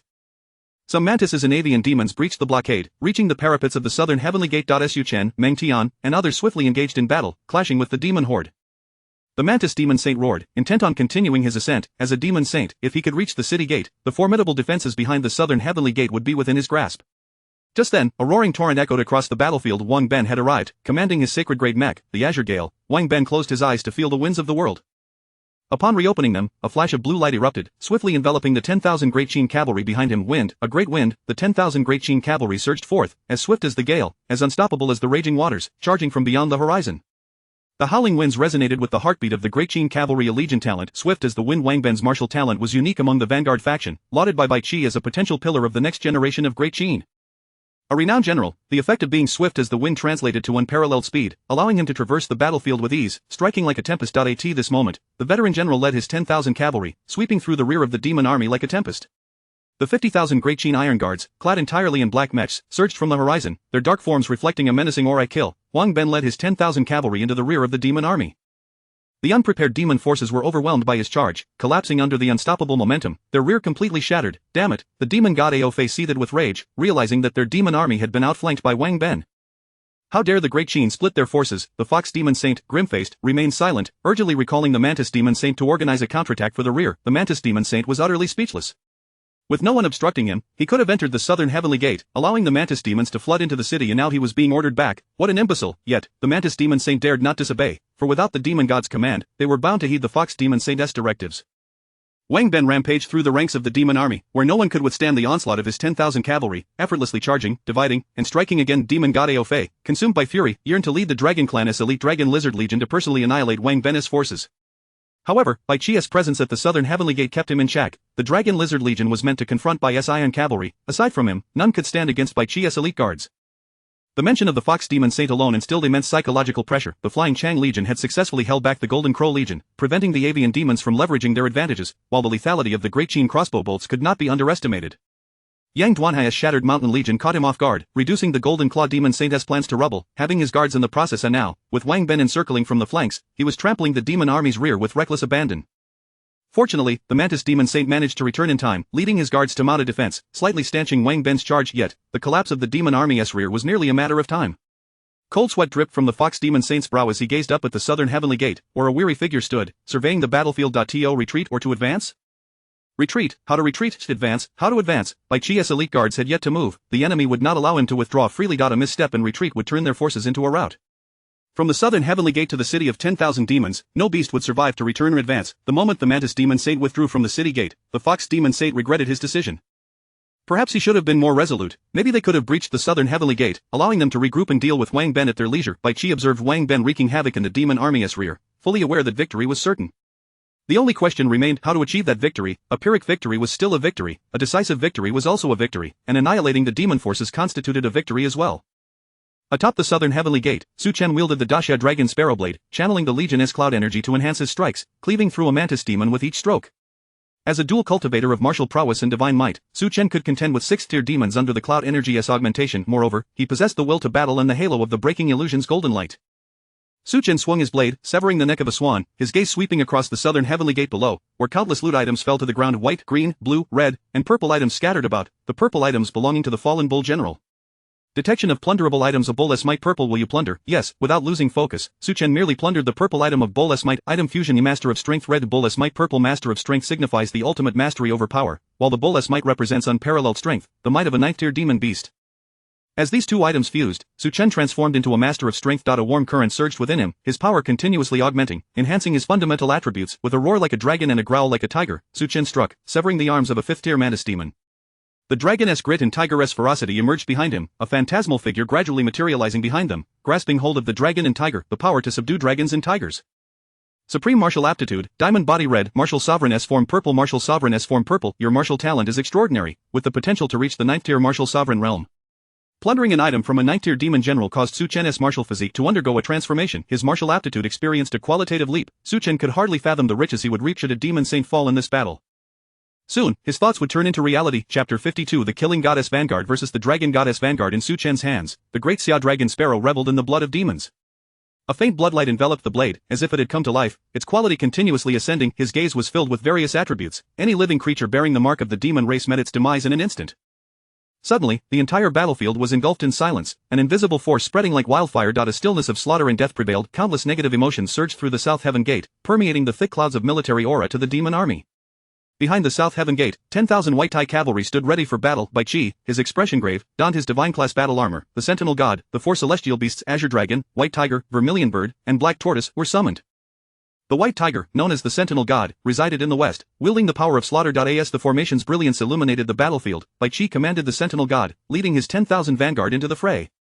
With Bai Qi's entry, the military aura of the human forces twisted, forming a swirling vortex. At the vortex's center, a torrent of cosmic energy surged into the Sentinel God's armor. The killing god Bai Qi, the martial prince of Qin, the commander of the South Heaven Gate, embarked upon his final battle. The demon army, led by the demon god Aofei, gazed with piercing eyes, inhaling deeply as a vast wave of demonic energy surged skyward. He arrogantly seized command of the demon army's aura, channeling it entirely into himself. The dragon goddess vanguard. As his voice fell, towering dragon lizards rose, unleashing earth-shattering roars. Their resilient scales, sharp claws, and blazing tails of dragon fire marked them as the elite of the celestial dragon empire. The kin of the celestial dragon empire were few in number, and their vanguards were often potent subdragons with a rich draconic lineage. Aofei's dragon god vanguard belonged to the fire dragon lizard clan. With a thunderous roar, the demon god Aofei revealed his true form, a serpentine dragon soaring into the military aura. Gazing down upon the sentinel god, Bai Qi's battle standard ascended. Yang Duan and the golden claw demon saint made way, creating a path to Bai Qi's left flank. With a furious roar, Aofei led the dragon god vanguard against the sentinel god.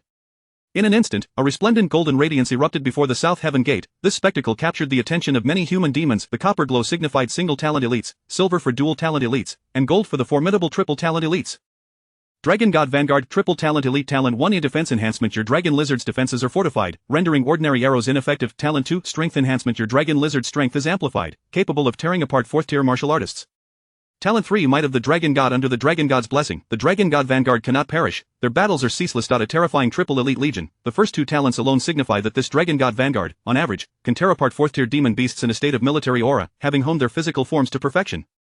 The third talent is even more formidable, representing an undying spirit. As long as the Dragon God Aofei draws breath, the Dragon God Vanguard will not retreat. Even with 100 casualties, their morale will remain unbroken. An exceedingly fearsome legion, Aofei's gaze burned with intensity, his sinuous dragon form adorned with divine armor crafted by demon artisans. His voice thundered like rolling thunder across the heavens. Killing God Bai Qi, this demon god has trained for many years, cultivating this batch of triple talent elites. It is for this day, to seize the South Heaven Gate. Bai Qi chuckled lightly, not overly concerned with the triple talent elites before him. Rather, he found the prospect of eliminating demon god Aofei somewhat troublesome. He pondered how to ensure Aofei's corpse remained intact. The warhorses continued their charge. At that moment, a voice echoed in Su Chen's ears. Disciple, observe closely. I shall demonstrate what the path of military strategy entails, what the divine path signifies, and what the path of slaying life means. Su Chen's mind stirred as a thread of consciousness aligned with Bai Qi's perspective, witnessing the entirety of the army. Bai Qi employed this method to impart the essence of military strategy to him. He discerned the intricacies of the triple talent elite Dragon God Vanguard in the full might of his master Killing God Vanguard. Su Chen sighed softly. Demon God, your death is not unjust. Bai Qi's hair billowed as he withdrew the last vestige of his heart from the South Heaven Gate. At this moment, his eyes burned crimson, his mental state reaching its zenith. Kill. Kill, kill, kill. The resounding voices of the 10,000 White Tai cavalry converged, coalescing into a blood-red banner, its emblem of slaughter etched into the hearts of all on the battlefield. Upon witnessing this banner, the formidable demons felt a surge of trepidation, while the weaker ones quaked in fear. A crimson glow enveloped the Killing God Vanguard as the 10,000 cavalry surged toward the Dragon God Vanguard. The Qin cavalry entered a state of killing frenzy, the Army Soul Legion. The essence of unity between commander and soldier reaches its pinnacle, birthing a super legion, surpassing the dual talents. To some extent, the soldiers of the Army Soul Legion also embody triple talents, as does the Triple Talent Legion itself. However, what makes the Army Soul Legion truly formidable is that its third talent is a mind-based talent. Killing God Vanguard Talent 1 a Armor Break Talent 2 Charge Talent 3 a Mindful Slaughter. All enemies standing before them shall be slain. Those who fall shall not rise again. Su Chen found this mind-based talent exceedingly unreasonable. I gaze upon you, and you shall perish, you fall, and your demise is inevitable. Yet, this is the essence of the mind-based talent. A glimmer of white light ascended from Bai Qi. The white light infused the swirling military aura, spreading to each soldier, unifying the mind of the killing god with every vanguard. The path of slaying life, Bai Qi had transcended the realm of legion talents, nearing the essence of the path of military strategy. The blood-red killing god Vanguard clashed with the golden glowing dragon god Vanguard. Blood and flesh flew asunder. The killing god Vanguard, with indifferent gazes, skillfully maneuvered their mechs, tightly gripping their long spears. Charge, in a single charge, the dragon god Vanguard was pierced through, collapsing lifelessly without a hint of blood or struggle. The sentinel god and demon god Aofei clashed. With a flourish of his spear, Bai Qi did not linger in battle but instead charged once more at the earliest opportunity. Aofei pulled a thread of divine thought, glancing at his dragon god Vanguard. His dragon eyes nearly bulged. The demon god Aofei was astounded by the vast disparity between the two forces. With every clash, over 1,000 Dragon God Vanguards fell. In contrast, only 300 to 400 of the Killing God Vanguard's mechs dismounted from their warhorses. A casualty ratio nearing 1 to 3? Aofei could hardly believe that his Dragon God Vanguard was so fragile, so utterly weak before the Killing God Vanguard. In the next moment, an event that would astonish and plunge Aofei into despair unfolded. With a flicker of Bai Qi's divine thought, the swirling clouds above underwent violent transformations, gradually forming a battle formation. Chapter 53 The Fall of the Demon God. Golden text. The prowess of a general in the realm of military strategy transcends mere manipulation of clouds to amplify power. It extends further into the orchestration of these clouds to form formations, thereby strengthening the entire army as a cohesive unit. At this moment, Bai Qi exemplifies the pinnacle state of the four saints of military strategy. He deftly maneuvers the clouds into a formation, enveloping the clouds of the demon army. This is not an elaborate formation but a simple encirclement, designed to prevent the demon army from escaping. However, the rapid establishment of this cloud formation, which effectively seals off the demon army's clouds, subtly reveals Bai Chi's exceptional skill. In the next instant, Bai Chi's will envelopes the battlefield outside the southern gate, establishing his unique realm of military strategy. The realm of military strategy, severing all vitality. Bai Chi has never favored allowing enemy troops to flee. If he can annihilate the enemy in one fell swoop, why let them escape to regroup? Is that not a futile endeavor? The realm blankets the entire battlefield, with Bai Chi's will descending upon each general and soldier, mobilizing the cloud formation to empower them all. Wang Ben's 10,000 iron cavalry rends the elite guards of the Mantis Demon Saint, completely breaching the rear ranks of the demon army. Yang Duanhai's fractured mountain army, thundering forth with their formidable mechanical steeds, strikes from the flank, shattering the demon army's right wing. The Fox Demon Saint still attempts to resist, frantically manipulating the clouds of the demon army to bolster their forces, striving to turn the tide, yet, all is in vain. Bai Chi discerns the Fox Demon Saint's commands, preemptively adjusting the cloud formation to restrict the demon army's clouds. Bai Chi's gaze remains remarkably calm, as if he had foreseen this very scenario. Were it not for the presence of a demon god overseeing the army, Bai Chi could have commanded the forces to obliterate the self-important Fox Demon Saint without stepping onto the battlefield himself. Alas, with the demon god Ao Fei stationed among the ranks, any formidable adversary could easily breach the army's lines. Bai Chi may disregard the charges of fierce generals, yet when such charges reach a certain zenith, simplicity prevails. This too is an extreme within the realm of military strategy. In other words, as long as one is sufficiently fierce, pressing through the clouds with the force of a battering ram, cutting through the enemy as if they were mere vegetables, no army could withstand such relentless assault. Could they not endure, one could just charge through and slay them. Unfortunately, the demon god Ao Fei has yet to reach such heights. Bai Chi, commanding a divine-grade mech, is capable of intercepting Ao Fei. Had it not been for his concern for his old subordinate's life, Bai Chi could have led a charge with his elite guards to pierce through the demon army. However, he still wishes to afford others the opportunity to shine. Witnessing this scene, Su Chen feels a profound impact within. Bai Chi's maneuvers abruptly halt the raging momentum of Ao Fei, akin to a volcano poised to erupt suddenly extinguished.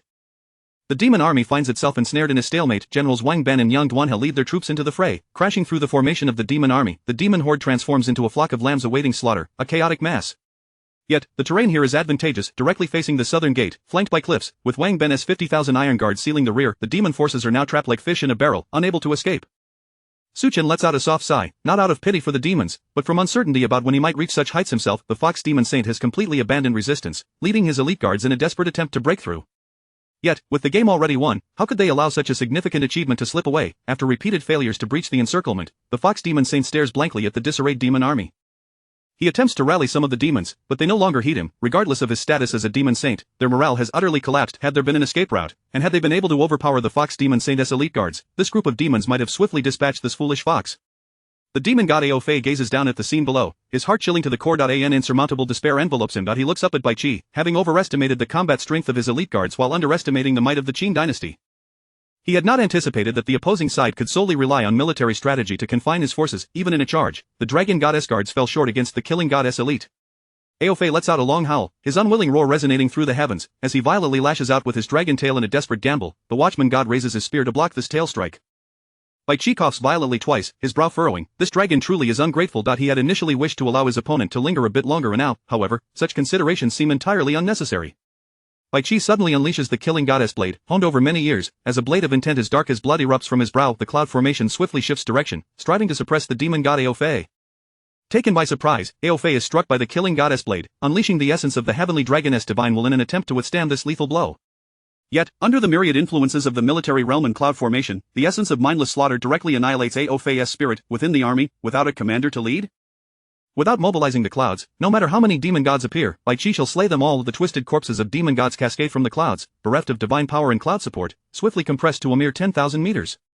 The watchman god raises his hand to collect the demon goddess remains. The demon army is utterly in ruins, and even the surviving dragon god guards hang their heads in despair, awaiting the arrival of death.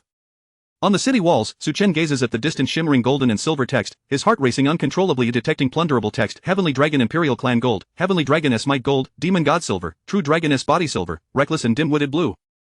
Heavenly Dragon Imperial Clan Gold. As a member of the Imperial Clan among the demons, the legitimate son of the Heavenly Dragon Emperor, one of the highest noble statuses, Heavenly Dragoness Might Gold. As an imperial clan within the demons, the essence of the dragoness might, inherently restraining myriad demons. Demon God Silver, a divine-grade demon, the deity of scaled demons. True Dragoness Body Silver. The body of a true dragon, possessing immense physical strength, rivaling divine-grade mech. Su Chen gazes at the text of the demon god Ao Fei, noting the 2 gold and 2 silver entries, 2 of which are applicable to him. After so long of plundering, Su Chen has unraveled the underlying logic of text plundering and fusion. Texts fall into various categories: identity texts, such as Commander of the Southern Gate, Heavenly Dragon Imperial Clan, Killing God Disciple. Realm texts, such as Demon God, Divine Grade Mecha Master Elite. Potential texts, such as Celestial Path Prodigy, Celestial Path Genius, Martial Arts Talent. Temperament texts, such as Reckless and Dim-Witted, Cautious and Prudent, Ambitious yet Incompetent. Among these, identity texts are beyond Su Chen's reach. For instance, even if he were to plunder the Heavenly Dragon Imperial Clan, he would still remain human. The other texts are within his grasp, with realm texts being situationally convertible into potential texts and his own realm. In the process of text fusion, can Heavenly Dragon's might gold yield a fighting spirit of purple? Chapter 54 Harvest of Terms and Transformation of Qualifications. The might of the Heavenly Dragon, the golden battle will of the purple dragon, the golden battle will of the dragon. 1. Your divine will embodies the supreme might of the dragon. 2. Your battle intent remains unwavering. 3. You possess the divine ability of the Dragon God Annihilation. Dragon God Annihilation, a divine ability that condenses spiritual essence and will into the supreme dragon sword, capable of obliterating all intentions. A thunderous roar echoed in Su Chen's mind. His entire spiritual will coalesced into a shadowy deity, with a true dragon coiling around its waist. Initial stage of Tier 3 Heart Realm, initial stage of Tier 4 Shadow Deity Realm. As the fusion of the demonic deity AO phase terms concluded, Su Chen acquired his first golden term with a golden battle will of the dragon. His spiritual will underwent a significant enhancement, elevating him from the Tier 3 Heart Realm to the Tier 4 Shadow Deity Realm. Simultaneously, the form of the martial sovereign, the purple demonic deity, the silver true dragon body, and the silver dragon martial god body manifested. Silver dragon martial god body. 1. You are the dragon martial god body, unrivaled in might.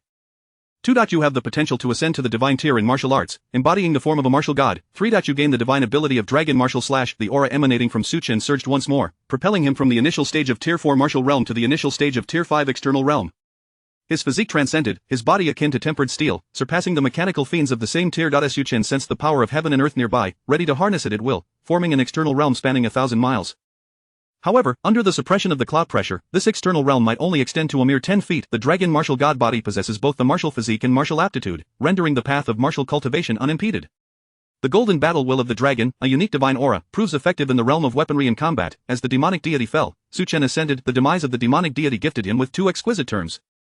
Not only did his cultivation realm experience a breakthrough, but he also shattered the constraints of his qualifications, paving the way for limitless possibilities in the future. On the walls of the southern heaven gate, Su Chen's evident breakthrough attracted the attention of others. Meng Tian, with eyes like blazing torches, observed Su Chen's profound transformation. Though he could not discern the specifics of the change, nevertheless, the concealment of a Tier 5 martial realm and Tier 4 divine realm was undeniable. Had Su Junho only been in the military for a few months, achieving the Tier 5 martial realm and Tier 4 divine realm, as far as he knew, Su Chen had previously not practiced the divine path. Such talent seemed astonishingly extraordinary. Nearby, Zhao Tu was equally taken aback. Had he truly broken through? Where were the signs? Zhao Tu suspected that General Bai Qi had provided Su Chen with special assistance. Otherwise, how could an ordinary person achieve such rapid advancement? Other officers shared similar thoughts. Surely, Bai Qi had secretly bestowed some precious items upon Su Chen. Otherwise, how could he have experienced a breakthrough on the battlefield? It must have been due to the consumption of some rare elixir, its effects refined amidst the chaos of battle, resulting in a breakthrough now that the situation was settled. Yet, was Bai Qi unaware of whether he had gifted Su Chen any treasures? He keenly sensed the dramatic transformation in Su Chen's aura, will, and physique. The change in cultivation was merely the most superficial aspect. A genius, Bai Qi remained silent for a moment before rendering such an assessment. Su Chen's performance was somewhat exaggerated, yet not overly so. The elderly Jiang Taigong attained enlightenment late in life, ultimately becoming King Wu, establishing his own strategic path. Meanwhile, the renowned cavalry general of the Han, at just over 20, stood at the pinnacle of military prowess. Bai Qi himself had risen through the ranks, ultimately becoming a legendary general, his name resonating throughout the Pango continent as the god of war and demon slayer.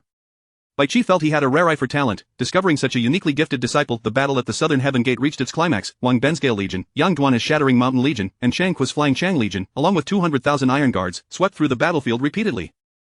The demon race's demon saints fell one after another. Wang Ben, commanding the gale, pierced the heart of the mantis demon saint with a single thrust, obliterating the spirit of the mantis beast with his divine will.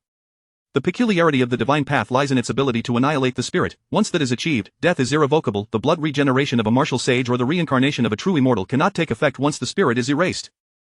With a resounding crash, the mantis demon saint's body collapsed, dropping several terms, silver, purple, and red lights that stirred Su Chen's heart. What a grand battle! The terms from battle are numerous and exceptional. Su Chen swallowed hard, surveying the battlefield for demon saints of the Fox Demon Saint, Mantis Demon Saint, Armored Demon Saint, and Golden Crow Demon Saint. 4 Demon Saint level existences in total. A bountiful harvest indeed.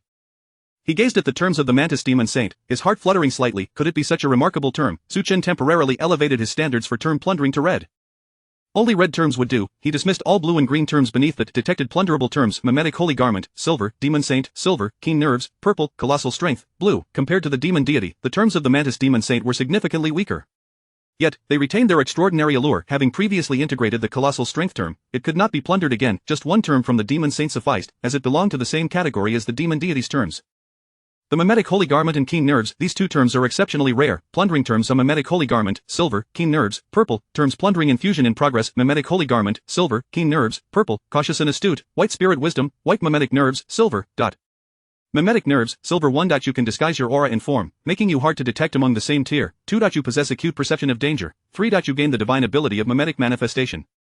Su-Chen inhaled sharply. This term is incredibly powerful. The mimetic nerves, silver, not only offers camouflage but also senses danger, akin to the spider sense of a past life. The mantis demon saint truly yielded a remarkable item. Su-Chen shivered with excitement. The anomaly of the dragon martial god body vanished, transforming into a martial sovereign physique, appearing less conspicuous. At least on the surface, he seemed to be on par with Meng Tian, Li Xian, and others, preventing envy and jealousy from the influential forces behind these distinguished figures of the Qin dynasty. Just then, the Golden Crow Demon Saint was struck down by General Changqua. Bai Qi hurled his spear, pinning the airborne Golden Crow Demon Saint against the cliff, confirming the successful execution of a heartless slaughter. The spirit and will of the Golden Crow Demon Saint rapidly dissipated. Detected plunderable terms: Solar True Claw, silver, Demon Saint, silver, Golden Crow Divine Eye, purple. Su-Chen frowned slightly. The terms from the Golden Crow Demon Saint seemed rather lackluster.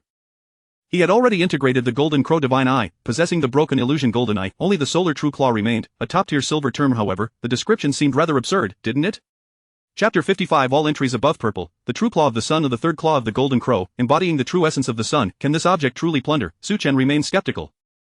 However, the system's feedback indicated that it could indeed plunder, enhancing the lower body strength and possessing special reinforcement effects. Then let us plunder. During the fusion of the plunder, Yang Duan led the Shattered Mountain Army, charging at the armored mountain demon saint, piercing through its lower abdomen with a single thrust. The divine will extinguished its spiritual resolve. The corpse of the armored mountain demon saint crashed heavily to the ground, its golden scales shimmering brilliantly under the sun's rays. The fox demon saint lay limp in the center of the battlefield, staring vacantly at the sun above. Sunlight filtered through the dense clouds of the army, cascading upon the fox demon saint's resplendent fur. If despair could be materialized, the forces of the southern gate would be engulfed by the overwhelming despair within the fox demon saint's heart. On the battlefield of the Southern Gate, the clash between the Great Qin and the demon race drew to a close. With a command from Bai Qi, the Southern Gate thunderously swung open, and the Iron Guard stationed in the city emerged to clear the battlefield. Su-Chen descended from the city walls, surveying the dazzling array of entries. Once again, he raised the standards for entries, discarding all those below purple. Such was his grandeur. Detected entries: silver. Paper Tiger Tactics, purple Celestial Fox Divine Thought, purple Arrogance, purple Golden Armor, purple Mastery of the Flesh. Paper Tiger Tactics, silver 1. No one can rival the great masters of military theory. 2. No one can contend with the evolution of military strategy. 3. Supernatural powers persuade through reason. Celestial Fox Divine Thought, purple, a rare demon race adept in the divine path, unique to the Celestial Fox clan, possessing the supernatural ability of multitasking. Golden Armor, purple. The unique armor of the demon saint with golden claws, comparable to sacred grade mechas, endowed with the supernatural ability of the golden armor stance. Mastery of the flesh, purple, a unique ability of the Black Tiger Vanguard, achieving the pinnacle of control over one's own body. The entries dropped by the Fox Demon Saint were commendable, even yielding a silver entry from a certain perspective. The Fox Demon Saint indeed possessed talent in the military arts. With diligent study, he might have become a master of military strategy among the demon race. Alas, taking to the battlefield was a grievous misstep. The entry of arrogance destined him to be a mere paper strategist. Plunder. Su-Chen hesitated not. Such caliber of entries would greatly benefit his military cultivation. During the fusion of entries: True Claw of the Sun, silver, Golden Armor, purple, Jade Skin, gold, Sun Golden Body, silver, Mastery of the Flesh, purple, Power Master, red, Elite Armor Master, blue, Martial Arts Controller, silver, Paper Tiger Tactics, silver, Innate General Talent, red, Celestial Fox Divine Thought, purple, Breaking Delusions, golden, Divine Eyes, purple, Ascend.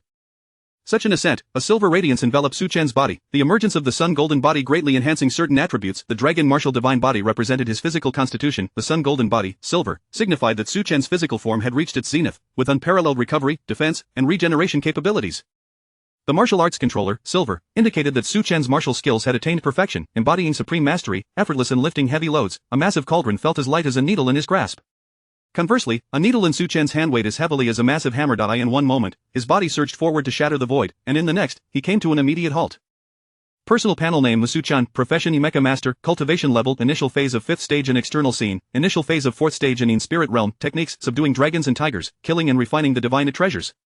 Great Xia Dragon Sparrow Blade, 4th stage entries: disciple of the god of killing, purple, breaking delusions, purple, martial arts controller, silver, Sun Golden Body, silver, mimetic nerves, silver, Dragon Martial Divine Body, silver, innate general talent, silver, Dragon Warrior Might, gold, disciple of the god of killing, purple. As a disciple of the god of killing, Bai Qi, you represent the Bai family of the military, with a bright future ahead. Breaking delusions, purple, your gaze can pierce through the illusions of deceptive formations, granting you the supernatural ability of breaking delusions with golden light. Martial Arts Controller, Silver. You have attained the utmost mastery over your own strength, gaining the supernatural ability to command heaven and earth. Sun Golden Body, Silver 1. Your physical defense is invincible. 2. Your physical regeneration is unparalleled. 3. You gain the supernatural ability of Sun Golden Radiance, Mimetic Nerves, Silver 1. You can disguise your aura and form, rare among the same level. 2. You possess keen perception of danger. 3. You gain the supernatural ability to mimic all things. Dragon Martial Divine Body, Silver 1. You are the Dragon Martial Divine Body, unmatched in dominance. 2. You are poised to reach the divine stage in martial arts, embodying the form of a martial god. 3. You gain the supernatural ability of Dragon Martial / innate general talent. Silver. You have stepped into the threshold of military arts, destined to become a renowned general in the martial temple. Dragon Warrior Might, Gold 1. Your divine will embodies supreme dragon might. 2. Your warrior spirit remains undiminished. 3. You possess the supernatural ability of Dragon Warrior Annihilation. Su Chen exhaled a breath of stale air. In that moment, he felt truly invincible, with no adversary among the mid-tier cultivators. Even those of the 6th stage were no match for him. His current strength was astonishing. Only 7th stage cultivators could qualify to challenge him. Bai Qi led the army back to the southern gate. Every soldier's face radiated with smiles. Victory signified military merit, which in turn represented noble titles and lands. General Wang Ben commanded the Gale Legion, leading the Shattered Mountain Army and the Flying Chang Army away. Master, is General Wang Ben heading to the city of 10,000 demons? Bai Qi nodded slightly, revealing no emotional fluctuations. Just a mere 100,000 demons. It is not as if I have not slain them before. The pig demon saint is hiding too deeply. I truly find it difficult to devise a means to encircle this group of demons. A little fox, however, made quick work of leading the army into the southern gate, sealing the fate of this great battle. Hundreds of thousands of troops perished. The demon god had already fallen. Wang Ben, leading 3 elite divisions and 100,000 iron guards, faced no difficulties in attacking a city of 10,000 demons. Within the city of 10,000 demons, there lingered a sea-dwelling demon saint, unable to form any significant threat. The vast land south of the southern gate had already become the spoils of the Great Qin. Upon returning to the command post, a messenger from the capital of the Great Qin hastily arrived at the southern gate just before dusk. Your Majesty has decreed. Lord Wuan, through your arduous efforts, today you have annihilated tens of thousands of demons and slain the demon god, the cursed dragon. You are hereby conferred the title of Marquis of Mai and rewarded with a fortune of 10,000 gold, appointed as the Grand Tutor to the Crown Prince. The messenger was none other than Zhao Gao. He respectfully presented the imperial edict to Bai Qi, wearing a sycophantic smile. Congratulations, Marquis Mai. His Majesty has commanded that you transfer the tiger tally to General Wang Ben, leading the meritorious back to the imperial capital. I shall accompany you, Marquis. Su Chen and Zhao Gao's gazes met, exchanging a subtle nod of acknowledgement. Congratulations, Master, on being conferred the title of Marquis Mai, ranking among the lords. The title of Marquis Mai held significance from Bai Qi's hometown, Mai County. Within the military merit nobility system of the Great Qin, the highest rank was that of a marquis. The marquis rank was further divided into 3 tiers, Ting, Xiang, and County. The county marquis is the most esteemed among the marquises. Chapter 56 The Pango Continent, a tremor across the lands. The 20 ranks of nobility within the Great Qin hold immense value. Currently, within the court of the Great Qin, the number of marquises of the 20 ranks is exceedingly scarce, barely enough to be counted on one hand. Not a single one has attained the status of a county marquis. The sole county marquis of the Great Qin is the retired Wang Jian, a pillar of the nation. The war at the southern gate of the Great Qin has come to a close. With a grand gesture, Emperor Qin Shi Huang once again conferred titles upon 2 county marquises. One is Bai Qi, and the other is Meng Ao, the remaining 2 pillars of the Great Qin's military. Zhao Gao only brought forth Bai Qi's conferred reward. The specifics of others' rewards would need to be addressed upon returning to the imperial capital. Zhao Gao and Su Chen traversed the military camp. Zhao Gao began with congratulations, asserting that Su Junho had become the disciple of the revered General Guan, destined to become a pillar of the Great Qin. Zhao, the inner servant, was overly complimentary. It was merely a stroke of luck. Zhao Gao smiled, offering no response. Luck. How many have yearned for such fortune yet found themselves devoid of opportunity? Bai Qi's standards are exceedingly high. Countless individuals have sought to become his disciples, yet none have caught the eye of the esteemed General Da. Is it mere coincidence that Su Chen possesses such fortune? This time, the emperor specifically requested to meet Su Junho and Meng Xiaoji, which surely indicates a reward is forthcoming. Su Chen gleaned some useful information from Zhao Gao. He inquired, Zhao Naishi, might I ask what intrigues are afoot in the imperial capital? Zhao Gao furrowed his brow slightly, replying that the capital was still dominated by those aristocratic families, lacking inheritance rights and unable to secure significant resources, hardly making waves. His expression shifted, and he discreetly conveyed a confidential message to Su Chen. It was rumored that a formidable military figure from the neighboring Xiantang had come to pay a visit to the Great Qin. A military figure, Zhao Gao, being an inner servant to the first emperor, undoubtedly had a keen perspective. The Great Qin has no shortage of renowned generals and esteemed pillars. Could it be Li Weigong from Xiantang? Zhao Gao was somewhat taken aback, not expecting Su Chen to deduce the identity of the visitor. Indeed, Li Weigong of Xiantang is a military powerhouse not inferior to Wang, the pillar of the nation. Su Chen felt a tinge of confusion. What could Li Weigong want in the Great Qin? According to the timeline, Li Weigong should be a minister under the reigns of Li Yuan and Li Shimin. Yet, with the dual threats of demons and monsters plaguing the Pango continent, as a military expert, he would undoubtedly be tasked with commanding the troops on the front lines. To avoid suspicion, it seems the only matter that could promptly weigh Gong to seek such precaution is that particular affair. Su Chen silently transmitted a message, wondering if there was unrest within Xiantang. Zhao Gao's pupils constricted, unaware of how Su Chen had acquired such intelligence. The internal conflict between the two heirs apparent of Xiantang was indeed a matter of concern. However, this was not a significant issue in itself.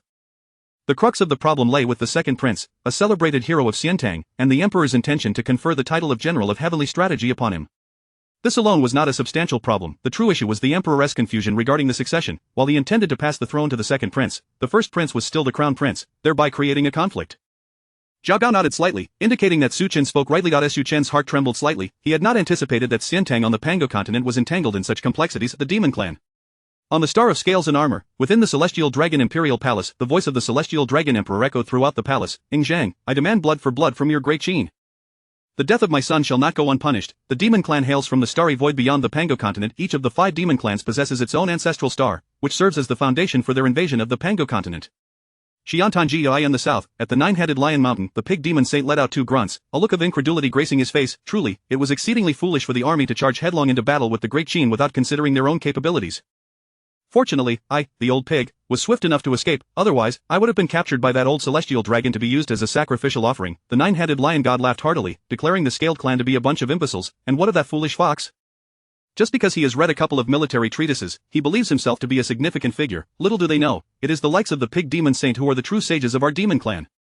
Too kind, demon god. After several rounds of drinks, the 9-headed lion god inquired about the means to incite chaos in Xiantang. The pig demon saint raised 3 fingers. I possess 3 strategies, both upper, middle, and lower, to wreak havoc upon Xiantang.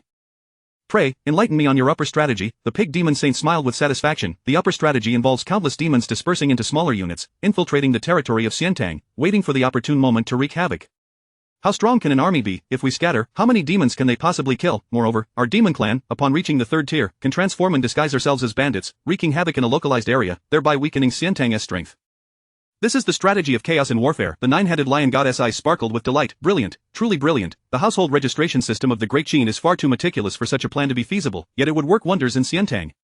You are indeed a sage of our demon clan. The pig demon saint smiled nonchalantly. If that is the case, I urge the demon god to issue the command for our clan to disperse and infiltrate Xiantang. Granted. A grand procession departed from the Tang dynasty towards the great Qin. Jing, glancing at the intelligence in his hands, casually passed it to the woman in red beside him. The victory of General Guan in vanquishing the demon serves as a model for all military practitioners. The woman in red cast a brief glance before setting it aside. She held little interest in the affairs of war, finding Li Jing's actions somewhat irrational. Why does the crown prince, the heir of the emperor, avoid meeting you? Li Jing fell silent, exhaling deeply. The path of the emperor is perilous. Should one ascend to the imperial rank, they would be unrivaled within the realm. Yet, the emperor has not yet reached that pinnacle, rendering my status as a military expert in the imperial capital rather conspicuous. The imperial path bears a high ceiling yet a low floor. Those who rise, like the first emperor of the Great Qin, who has achieved the imperial rank, can stand unchallenged in the capital. A million-strong army would pose no threat. However, the divine rank of the imperial path is markedly distinct from the military path. A military expert seated nearby possesses the capability to lead troops against a divine rank. It is only natural that Li Yuan would feel uneasy. With my departure, Li Yuan can find peace of mind, allowing Li Shimen and Li Jianqing to act freely. Since we are here, we shall make ourselves comfortable. The Mo family of the Great Qin stands unrivaled across the Pango continent. My lady, observe closely. Chapter 57 of the capital of the Great Qin Empire. In the scenic journey, a grand army, resplendent and formidable, departed from the South Heavenly Gate, making its way towards the capital of the Great Qin Empire. Bai Qi entrusted the Tiger Talisman of the South Heavenly Gate to Wang Ben, taking with him his personal guards and 40,000 elite Qin Iron Guards, leading a grand total of 50,000 troops back to the capital to receive accolades from the court. Along the way, Su Chen rode in Bai Qi's war chariot. Upon entering the territory of the Great Qin, the landscape transformed dramatically. Expansive fields were cultivated on either side of the thoroughfare, where farmers toiled amidst waves of golden wheat swaying gently in the breeze. As they passed through county towns, wisps of cloud hovered above, remarkably sparse. Occasionally, large groups of prisoners could be seen traversing along the roadside. Master, why do clouds linger above the city walls?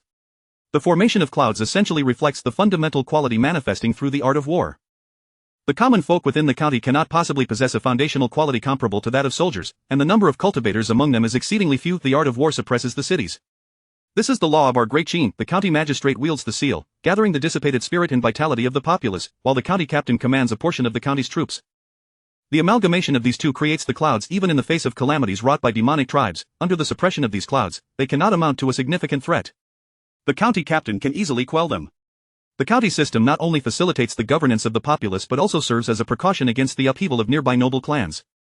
The existence of clouds provides substantial cushioning. As the army advanced towards the capital of the Great Qin, Su Chen observed peculiar sights. Mechanical hounds galloped furiously across the ground, while great mechanical birds soared gracefully in the sky. The Mo family of the Great Qin had long abandoned their original tenets, achieving an unparalleled mastery in creation. Even the alchemists of the celestial path would hesitate when faced with the creations of the Mo clan of the Great Qin. Su Chen, upon entering the capital, you shall find yourself in an entirely different battleground.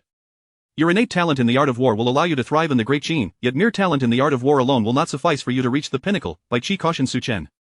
The battlefield is never confined to the borders. Life itself is a battlefield. Following Li Xian's devastating defeat in Moyan Valley, do you know why His Majesty reassigned him to the Northern Great Wall? Su Chen pondered for a moment.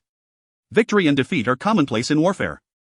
Although Li Xian faced a significant setback in Moyan Valley, he has nonetheless stepped into the realm of the art of war and developed his own military talents. Correct, yet also incorrect. Bai Qi pointed out the true reason. The genuine reason is that Li Xian has shone brightly among his contemporaries, standing out as the most exceptional. Others, such as Meng Tian and Wang Li, have yet to translate their talents into strength. As a young scion of the Great Qin's rising faction, Li Xian's performance is unrivaled. This is the real reason why the first emperor is willing to grant him opportunities. When no one else displays particularly outstanding talent, the first emperor's gaze naturally falls upon Li Xian.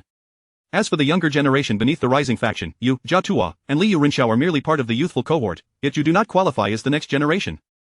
Thus, this is a prime moment to showcase your brilliance. Only by revealing your talents can you garner greater attention and acquire more resources. Bai Qi did not teach Su Chen the art of war.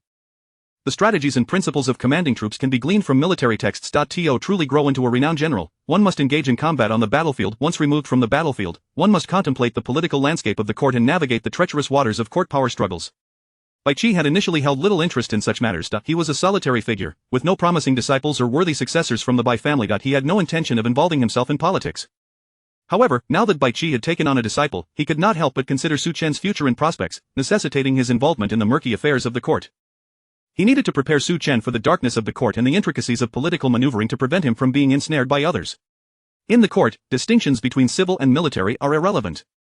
Only interests matter. It is only when interests align that distinctions arise. My return to the court has resulted in the loss of my military command and the acquisition of the title of Grand Tutor to the Crown Prince, which will not influence the political landscape. However, your situation differs. Your entry into the court represents me.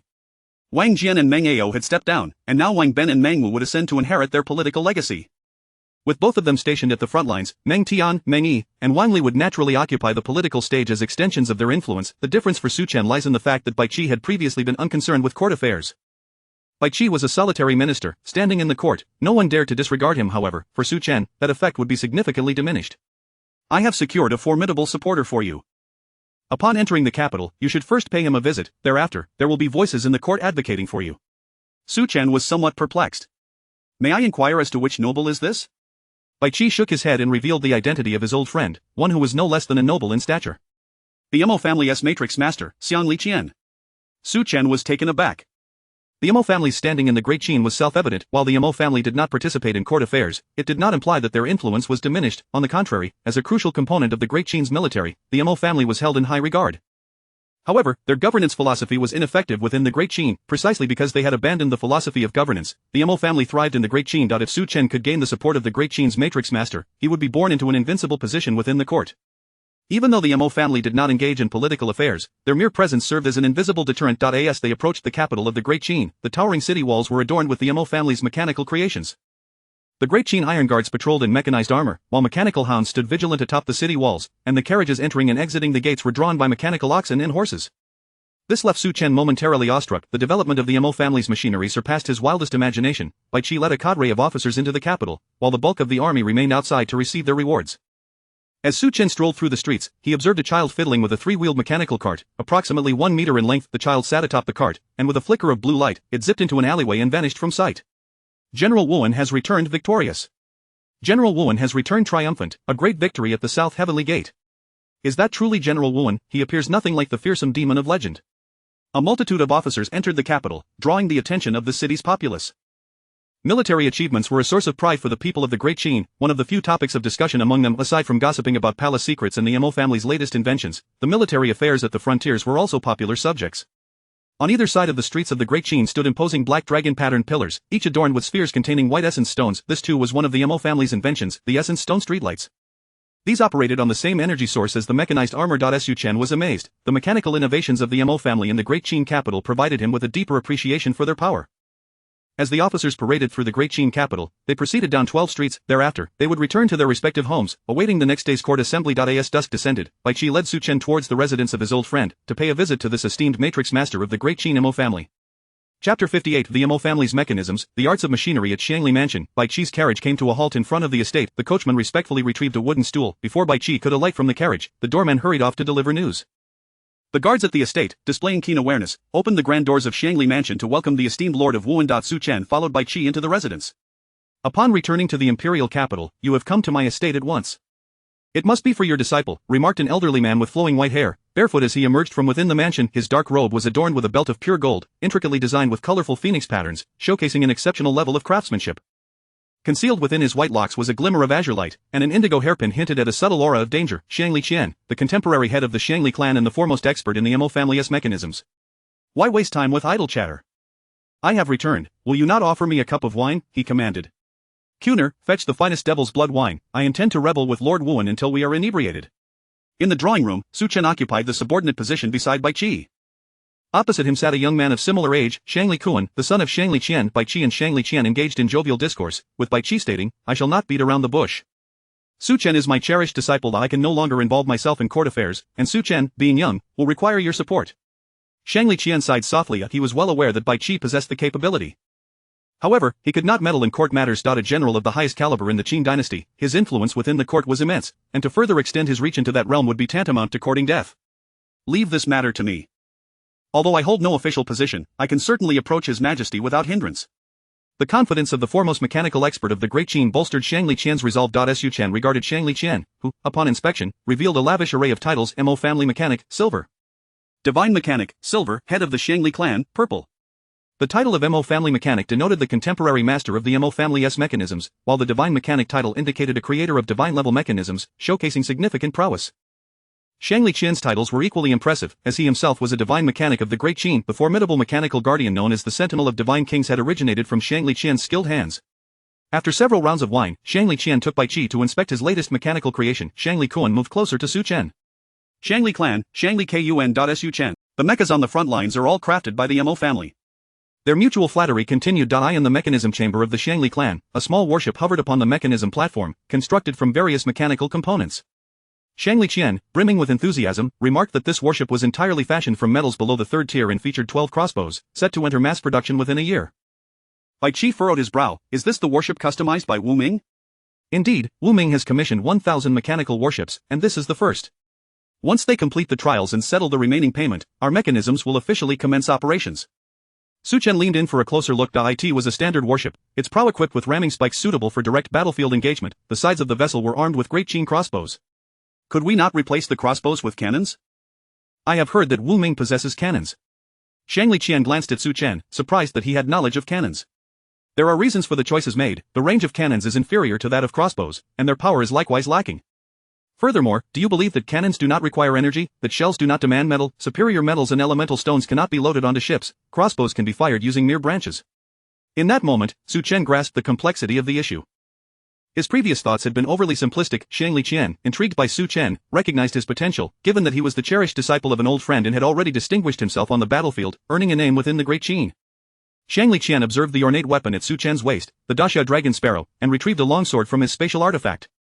Examine this sword. Should you discern its intricacies, you might possess a talent for mechanisms. The Mo family's mechanisms encompassed a vast array of disciplines, including metal casting artisans, mecha manufacturers, mechanism engineers, and component researchers. Su Chen accepted the long sword, and with his keen perception, he discerned that it comprised 72 mechanical components. Embedded within the sword was an elemental stone, inscribed with a complex array. As he grasped the sword, his spiritual energy surged within, projecting a 3-foot beam of sword light from its tip. Su Chen's eyes widened as he cautiously touched the beam. Is this a laser sword? Ah, do not touch it so carelessly, Xiangli Kuan advised kindly, yet was taken aback to find Su Chen unscathed. This elemental stone sword was his father's latest creation, intended as the next-generation weapon for mechas, significantly enhancing the utilization of metal. This sword can pierce through third-tier iron shields with ease. What? Su Chen inquired, a hint of confusion in his gaze. He had felt the sharpness of the sword's beam, yet it could not breach his solar golden body. A sword forged from 72 components and an elemental stone possessed a sharpness around the third tier, and with the innate armor-piercing abilities of the Great Qin's elite warriors, it could easily penetrate the scales of fourth-tier beasts. Shangli Qian was momentarily taken aback, surprised that Su Chen had discerned the sword's qualities so quickly. He then produced a star chart from his robes. Now, observe this star chart. How many components does it consist of? Su Chen's keen eyesight allowed him to instantly identify. I am tempted to recruit him into the Mo family. Bai Qi replied nonchalantly, one must gather the strengths of various schools to become a master in their own right. Learning a bit about the Mo family's mechanisms is hardly a detriment. Shangli Qian shook his head slightly. After a thorough exploration of Shangli Qian's mechanical creations, Su Chen accompanied Bai Qi back to the Bai estate. Young master, I am Bai Yumeng, here to assist you with your bath and attire, announced a voice. Su Chen's eyes widened as he beheld the newcomer, feeling somewhat at a loss. As a high school student from another world thrust into the chaos of battle, and with the original owner having been a destitute orphan, he pondered when he had ever experienced such feudal extravagance. Chapter 59 Audience with the First Emperor. Promotion of Left Minister Bai Yumeng was remarkably fair, clad in a delicate white skirt with a narrow-sleeved design. A cerulean ribbon was tied around her waist, accentuating her graceful figure. Her clear, bright eyes were fixed on Su Chen, causing an unsettling sensation within him. To claim that he was unaffected would be disingenuous, however, Su Chen felt a sense of unfamiliarity, as he had never encountered such an experience. It was not akin to the chaotic violence of the battlefield, where one merely charged forward with a weapon in hand. 10 seconds later, Su Chen fled in disarray from the room, making a beeline for Bai Qi's chamber. Master, is this too? Su Chen struggled to articulate his thoughts, for his 9 years of compulsory education had never prepared him for such matters, and he was still quite inexperienced. Yet, in this era, such occurrences were all too common. Bai Qi, momentarily perplexed, wondered why Su Chen had come to him in the dead of night. Later, Bai Yumeng, tear-streaked and resembling a weeping pear blossom, rushed to accuse Su Chen. Bai Yumeng held a respectable position within the Bai family. It was customary for disciples serving Bai Qi, such as Su Chen, to strengthen familial ties. Bai Qi, upon grasping the situation, furrowed his brow slightly and regarded Su Chen with a more scrutinizing gaze.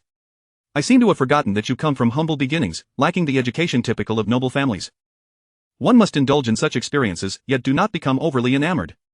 Su Chen's resolve in both divine and martial arts far surpassed that of his peers, and he was not one to be swayed by mere beauty. However, Bai Qi overlooked Su Chen's impoverished background, resulting in a moment of hesitation in the presence of the scions of noble houses. After a moment of contemplation, he instructed Bai Yumeng to attend to Su Chen's rest, promising to take him to explore the 4 grand buildings of the imperial capital in due time. Bai Yumeng gazed at Su Chen with tear-filled eyes, leaving him feeling overwhelmed. One cannot defy the master's orders. The following day, as dawn broke, the bells of the Qin reverberated throughout the imperial capital, signaling the commencement of court proceedings. Bai Yumeng arose to assist Su Chen in changing into formal attire. As a prominent figure among the 5 great officials of the Qin, he was provided with suitable garments. My lord, it is time to attend court. Su Chen playfully pinched Bai Yumeng's cheek and strode out of the chamber. Upon seeing Su Chen, Bai Qi nodded in satisfaction, for a general should never exhibit timidity, and there remained room for improvement in that regard. Though still struggling to find his voice, Su Chen's confidence had grown considerably. He and Bai Qi proceeded to the court in a carriage. Bai Qi donned resplendent formal robes, adorned with a red ribbon crown and the jade tablet of a formidable beast from the demon clan. The disparity was quite pronounced. The grand palace of the Qin featured countless steps of mysterious black jade, with the golden dawn illuminating the stairway. Resembling a ribbon of gold flanking the staircase were railings of black jade intricately carved with dragons and phoenixes, exuding an air of antiquity and vitality, as if they might leap into the heavens at any moment. The court officials of the Qin gathered at the steps, awaiting the proceedings. Leading the way were the nobles headed by Bai Qi and Feng Jia, advancing step by step towards the court. Today, Bai Qi, triumphant at the southern heavenly gate, was the focal point. The elevation to the position of Grand Tutor to the Crown Prince was well understood by all. It signified the conclusion of a political career. Su Chen stood tall at the foot of the steps, indifferent to the many gazes of the officials sweeping over him. The valiant general Bai Qi, who had defended the southern heavenly gate and vanquished countless demons, was being honored with a promotion to Grand Tutor to the Crown Prince, along with the title of Marquis of Mai and a fief of 10,000 households.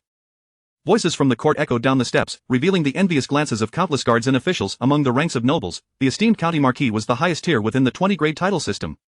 Even though the Grand Tutor to the Crown Prince wielded no real power, the title alone commanded respect from the 3 dukes and 9 ministers. Below the rank of marquis, one must bow deeply. Su Chen's thoughts wandered as he pondered when he might achieve a standing akin to that of his master, as a marquis and minister, firmly established at the pinnacle of the Qin military hierarchy.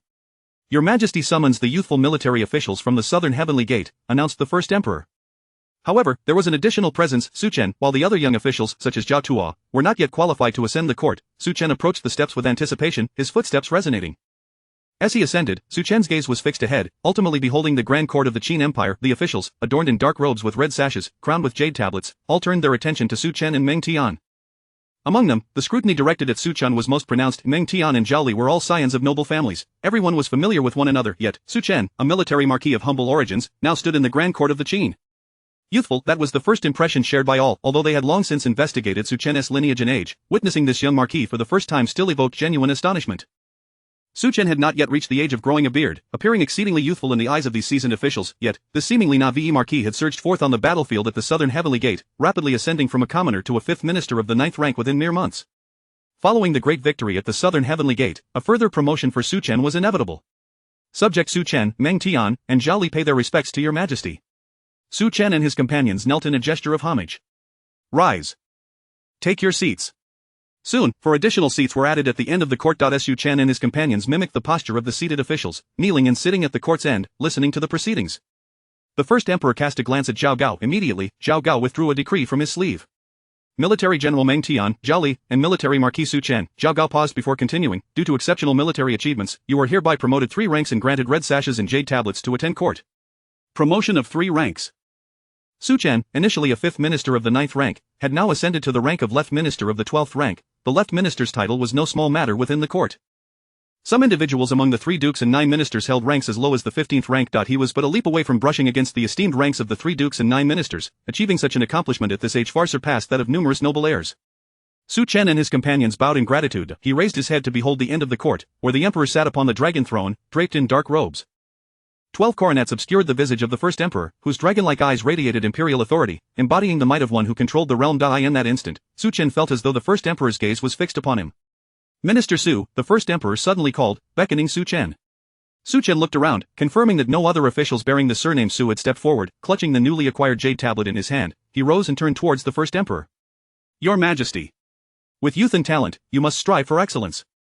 Su Chen felt a surge of excitement, his hand holding the jade tablet trembling slightly as he expressed his gratitude for the emperor's commendation. The first emperor's gaze then shifted from Su Chen to Bai Qi. Envoys from the Xiantang have arrived, accompanied by a renowned military strategist to assist General Bai Qi in receiving the envoys. The court session proceeded as scheduled. Su Chen, seated at the end, discreetly cast a glance at the first emperor, taking in the remarkable presence of the ruler of the Qin. Chapter 60 of the young man in fine attire and gallant steed, the emperor of the Qin dynasty, adorned in gold. The first emperor, clothed in gold, the emperor-class mech master, draped in gold, the patriarch of the Ying clan, clad in silver, the controller of the ancestral dragon, also in silver, the emperor of the Qin dynasty. The sovereign of the Qin Empire, a master of imperial doctrine, the first emperor of the inaugural human emperor of the Pango continent, revered by the 3 sovereigns, remembered for the merits and faults of the 5 emperors. The emperor-class mech master, the sole emperor-class mech master of the Qin, having attained the zenith of mech craftsmanship, the patriarch of the Ying clan, the head of the Qin royal family, the controller of the ancestral dragon. The only one in the Qin who commands the emperor-class mech, the ancestral dragon. Su Chen was taken aback. 3 golden titles, and an emperor-class ancestral dragon mech. The only previous emperor-class from the Mo family undoubtedly belonged to its founder, Mozi, for he alone possessed the capability to forge such a mech. Is the ancestral dragon a creation of Mozi? Su Chen was uncertain, yet profoundly astonished. At present, he stood at the 5th rank of martial arts and 4th rank of divine path, a chasm away from the emperor class. There remained the upper 3 ranks, sacred, divine, and emperor. The court meeting was lengthy, and while Su Chen absorbed parts of the discourse, much of it revolved around intricate state affairs, such as agricultural production and the cultivation of the lands between South Heavenly Gate and the city of 10,000 beasts. Su Chen found himself drowsy as the sun climbed high in the sky, signaling the conclusion of the court assembly. The first emperor exited first, followed orderly by the ministers, with Su Chen trailing at the end. Upon stepping out of the assembly hall, Su Chen approached Bai Qi. Master, is there anything else to attend to? For the moment, no, Bai Qi replied with a solemn demeanor. The emperor has yet to bestow any titles upon you. You are but a commoner for now. Go amuse yourself. As Su Chen hurried down the steps, Zhao Gao approached with measured strides, blocking his path. After saluting Bai Qi, he addressed Su Chen. The emperor has decreed the gift of a superior warhorse to you, Su Zhua. As Zhao Gao spoke, a jet-black warhorse was led forth, its hooves gleaming white, devoid of any blemish. A magnificent steed, titled Cloud Treading Snow. Su Chen immediately took a liking to the horse, which appeared both proud and striking. As the horse approached, it cast a glance at Su Chen, snorting disdainfully. Such arrogance from a 3rd-rank demon steed? Su Chen mused, stepping forward confidently to mount the horse, a faint aura of dragon majesty enveloping him. The steed whinnied, momentarily cowed by the dragon's presence, lowering its proud head. The assembled ministers paused to observe. The young man in fine attire and gallant steed, we have both reached the twilight of our years, Chancellor Feng, Li Si remarked with a hint of nostalgia. Feng Jie glanced at Li Si's dark hair, pondering, at over 60 years of age, should I not seek a more auspicious resting place? Li Tingwei, whether one is in their twilight years or not is independent of age, replied Li Si. The two soon huddled together, whispering about certain matters. Su Chen rode Cloud Treading Snow, galloping along the main roads of the Qin imperial capital until he reached the Bai residence. Young Master Su. The servant of the Bai household led the horse to the stables. Su Chen made his way directly to his chamber. Yamu. Bayomu had donned a new RU skirt, her hair elegantly styled in the unique 9 hairpins of the chin, presenting a captivating sight. Young master. Suchen took her hand, saying, "Today, I have no pressing matters. Would you accompany me to explore the grandeur of the Qin imperial capital?" Bayomu giggled, "Your court attire is not suitable for an outing, allow me to assist you in changing." After changing into casual attire, Suchen and Bayomu ventured into the bustling heart of the Qin imperial capital, eager to admire the splendor of the world around them. As they walked, Bayomu introduced the most renowned attractions of the capital, particularly the 4 great towers of the Qin. "The 4 great towers?" Suchen inquired, intrigued. "Master mentioned them, what are they?" "Music, chess, calligraphy, and painting, the 4 arts of a gentleman." Before long, they arrived at a 3-story building, adorned with a vibrant array of celestial formations, exuding an ethereal aura. "This is the Xianin Tower, one of the 4 great towers of the Qin. It houses numerous cultivators from the Pango continent, well-versed in the art of music. Let us take a look inside," Bayomu suggested as she led Suchen toward the Xianin Tower. The tower's grandeur was unmatched in the Qin imperial capital, with guards at the entrance boasting prowess at the 5th rank of martial arts. "Halt, the Xianin Tower only admits scions of noble families, those with military titles of 9th rank or higher, and cultivators of 6th rank and above." "How audacious." Bayomu stepped forward gracefully. "Young Master Su is a direct disciple of our Bai clan's patriarch. Our visit is an honor to you." The guards exchanged glances, quickly bowing in apology.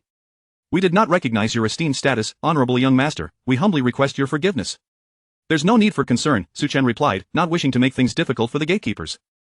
However, he did not anticipate the Xianin Tower's stringent guest requirements. Noble scions aside, a military title of 9th rank and 6th rank cultivation were prerequisites merely to enter. Upon entering the Xianin Tower, Suchen was astonished by the opulence within. The curtains were crafted from exquisite ice silkworm gold thread, with each silkworm producing but a single thread in its lifetime. The drapes were adorned with 2-inch pearls, radiating a serene aura.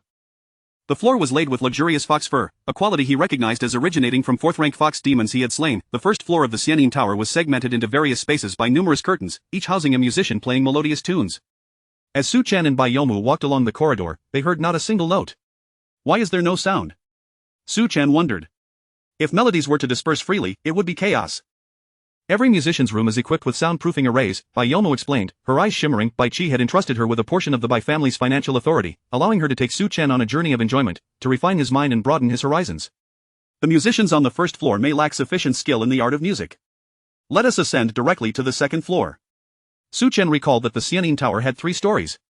What distinguishes the 2nd from the 3rd? The two climbed the stairs to the 2nd level. The 2nd floor was renowned for its exceptional musicians, each performance worth a fortune, rumored to enhance one's cultivation. The 3rd floor housed the most celebrated 4 great musicians, masters of the zither, lute, flute, and shao, who seldom performed, their appearances sparking widespread discussion. Suchen nodded slightly, sensing an air reminiscent of renowned singers from his past life. The 2nd floor was akin to 1st-tier performers, the 1st floor to 2nd tier, while the 3rd floor represented the realm of superstars. "Let us listen," he declared. The banister of the staircase was crafted from flawless jade, its verdant hue exuding an air of luxury. Suchen frowned slightly, feeling a tinge of disinterest. If the Xianin Tower were merely a showcase of extravagance, there would be little justification for his visit.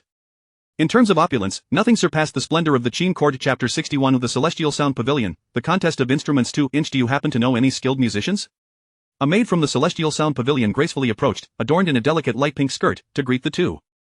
Bai Yumeng, well acquainted with the venue, suggested, "Shall we first listen to that esteemed master of melodies?" "Of course, I have no objections," Suchen replied naturally, his unfamiliarity with the Celestial Sound Pavilion leading him to defer to Bai Yumeng's guidance. The maid escorted Suchen and Bai Yumeng to a private room, gently pushing open the door. "The Phoenix Flute Fairy is available, you may listen here." Bai Yumeng presented a token, placing it in the maid's hand, saying, "Charge it to the Bai residence." "Certainly."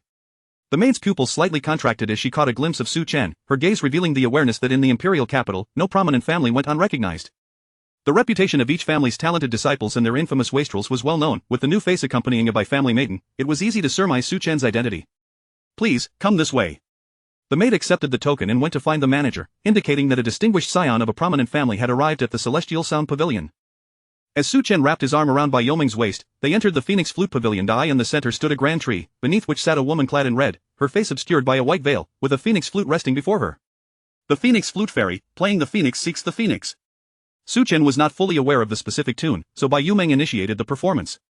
The Phoenix Flute Fairy delicately held the flute and began to play. As the notes resonated, Suchen felt a profound sense of relaxation wash over him, as if invisible hands were soothing his spirit in harmony with the ebb and flow of the melody. It became clear to him that the musicians of the Celestial Sound Pavilion possessed genuine skills, devoid of any pretense. A glance at the Phoenix Flute Fairy revealed her cultivation level at the 5th tier of the Celestial Path, which explained the extraordinary effect of her flute sound. It appeared that her cultivation contributed significantly to the performance's impact. Ah, if music can evoke such emotions, imagine if a battle hymn were played, would it not invigorate the soldiers like a tiger with wings? Su Chen's eyes sparkled as he perceived a potential insight. He deemed this notion highly valuable and pondered seeking a master of music to exchange ideas about the art of melody. The battlefield was often dominated by drums. He wondered if the Celestial Sound Pavilion had any masters proficient in drumming. Lost in thought, Su Chen was unaware of the passage of time. As the piece concluded, he remained in contemplation, his mind clearly elsewhere. Bai Yumeng, refraining from interrupting him, chose to request another piece from the north. Accompanied by the mournful and melancholic melody of the north, Su Chen felt as though the cold winds of the world were howling, as if a pack of wolves was advancing. The tune stirred emotions within him, affirming the mastery of the art of melody. If one could harness the power of music to evoke the emotions of soldiers, uniting their resolve with that of their commanders, would it not simplify the awakening of their innate talents? The more he contemplated, the more he felt the brilliance of this idea. His thoughts drifted to a renowned piece from history class, the Qin King's battle array music. Suddenly, he snapped back to attention and looked towards the Phoenix Flute Fairy, rising with excitement. Fairy, do you know how to play the drums? Drum music? The Phoenix Flute Fairy hesitated, perplexed. What kind of music was ancient music? Those who practiced the art of melody seldom delved into the realm of drums, both unrefined and lacking in elegance. Drums are instruments of ceremonial music, not the mainstream of melody. No one in the Celestial Sound Pavilion excels in drumming. A flicker of displeasure crossed Su Chen's face. Was this how they dared to claim excellence at the Celestial Sound Pavilion? Bai Yumeng furrowed her brow, uncertain of why Su Chen suddenly brought up drumming. She recalled that a certain master from the Qin family was renowned for their expertise in drumming. Which master from the Qin family? Bai Yumeng inquired, introducing Su Chen to one of the four prominent families of the Celestial Sound Pavilion, known for the Guqin. Su Chen stood and prepared to leave without a trace of reluctance. Then I shall seek the Qin master. Bai Yumeng followed him outside, cautioning, the Qin master may not be present today. Such esteemed musicians hold a high status within the Celestial Sound Pavilion. Su Chen frowned slightly. The Qin master won't perform? Just then, a melody resonated throughout the Celestial Sound Pavilion. Music from the Qin master. How could they possibly be free to perform today? Follow me, we must listen to the Qin master's music. Su Chen exclaimed, astonished by the Qin master's immense reputation in the Celestial Sound Pavilion. Several nobles had already left the private room, heading towards the third floor of the pavilion. Yumeng, are they all rushing to hear the Qin master's music?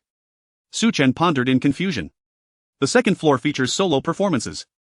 Surely the third floor cannot be a concert with everyone performing together? Indeed, Bai Yumeng was about to elaborate when a man in a purple robe interjected, playfully twirling a fan. Who is this uncouth fellow, ignorant of the rules of the Celestial Sound Pavilion? Surely, he must have wandered in. Su Chen's temper flared at the insult. What audacity to insult me! He stood his ground, extending his hand to cast a formidable spell. The law of heaven and earth was a supreme physical technique that allowed for ultimate control over one's body. While typically associated with enlarging one's entire form, it could also modify specific parts. In an instant, Su Chen's left hand swelled to 10 meters, swiftly reaching the purple-robed man, whom he seized by the throat. With a contraction of his arm, he pulled the man closer, scrutinizing him. How many heads do you possess to insult me? Su Chen exerted his grip, causing the man's face to turn a shade of deep purple, as if he were on the brink of demise. Suddenly, an elderly figure appeared, launching a punch at Su Chen. 6th tier martial arts, Yuan Dan realm. Su Chen assessed the intruder's strength and released his hold on the man, raising his hand and foot simultaneously. One kick sent the purple-robed man flying, while a punch was directed at the elderly figure. Bang! Su Chen staggered back 2 steps, observing the old man. A commendable strike, yet age has dulled your effectiveness. Your techniques appear lackluster. You dare to lay a hand on the son of the Li family. The elder fumed, channeling energy to assist the purple-robed man. The Li family? Which Li family? Su Chen's mind raced, recalling the Li family of the martial world. He recognized the prominent figures, Li Xian and Li Changkong, but who else could it be? How foolish to insult me. If he seeks death, I shall oblige. Su Chen scoffed, unperturbed. Bai Yumeng took a rare step back, refraining from intervening. She recalled Bai Qi's admonition, in youth, one must embrace a bit of arrogance, let him handle matters himself. As long as I am here, it is not a problem unless he kills the crown prince in public. Chapter 62. The young fear the old, 3 fists to vanquish old Li. How dare this insolent wretch challenge me so brazenly, Uncle Li, and him. Su Chen scoffed, is this old man truly capable of killing me? A mere jest, a palpable aura of murderous intent surged from his eyes as he discreetly activated the sun gold body's radiant golden light in the heavenly law manifestation. The radiant golden light represents the pinnacle of defense, while the heavenly law manifestation embodies ultimate strength. After painstakingly refining his skills for so long, Su Chen had yet to engage in a satisfying battle. The words of the man in the purple robe ignited a spark of eagerness within him. Just how great is the gap between a 6th-tier martial artist and myself? Arrogance. The white-haired old servant of the Li family launched a ferocious attack, unleashing a punch that threatened to shatter the very fabric of space. Fortunately, the array within the Immortal Sound Pavilion provided substantial stabilization, preventing any rupture of the void. Arrogance, one must possess self-awareness. Su Chen stepped forward, his burgeoning murderous intent and overwhelming presence instilling awe in the nearby onlookers of noble stature. Those who frequented the Immortal Sound Pavilion were individuals of high standing, and such spectacle was indeed a rarity. In an instant, the number of spectators on the third floor diminished significantly as they flocked to witness this martial confrontation. The outcome of a fifth-tier martial artist versus a sixth-tier was rather apparent, was it not? Nonsense, this is a disciple of the martial Anjuan, the newly promoted Left General, a ruthless killer on the battlefield.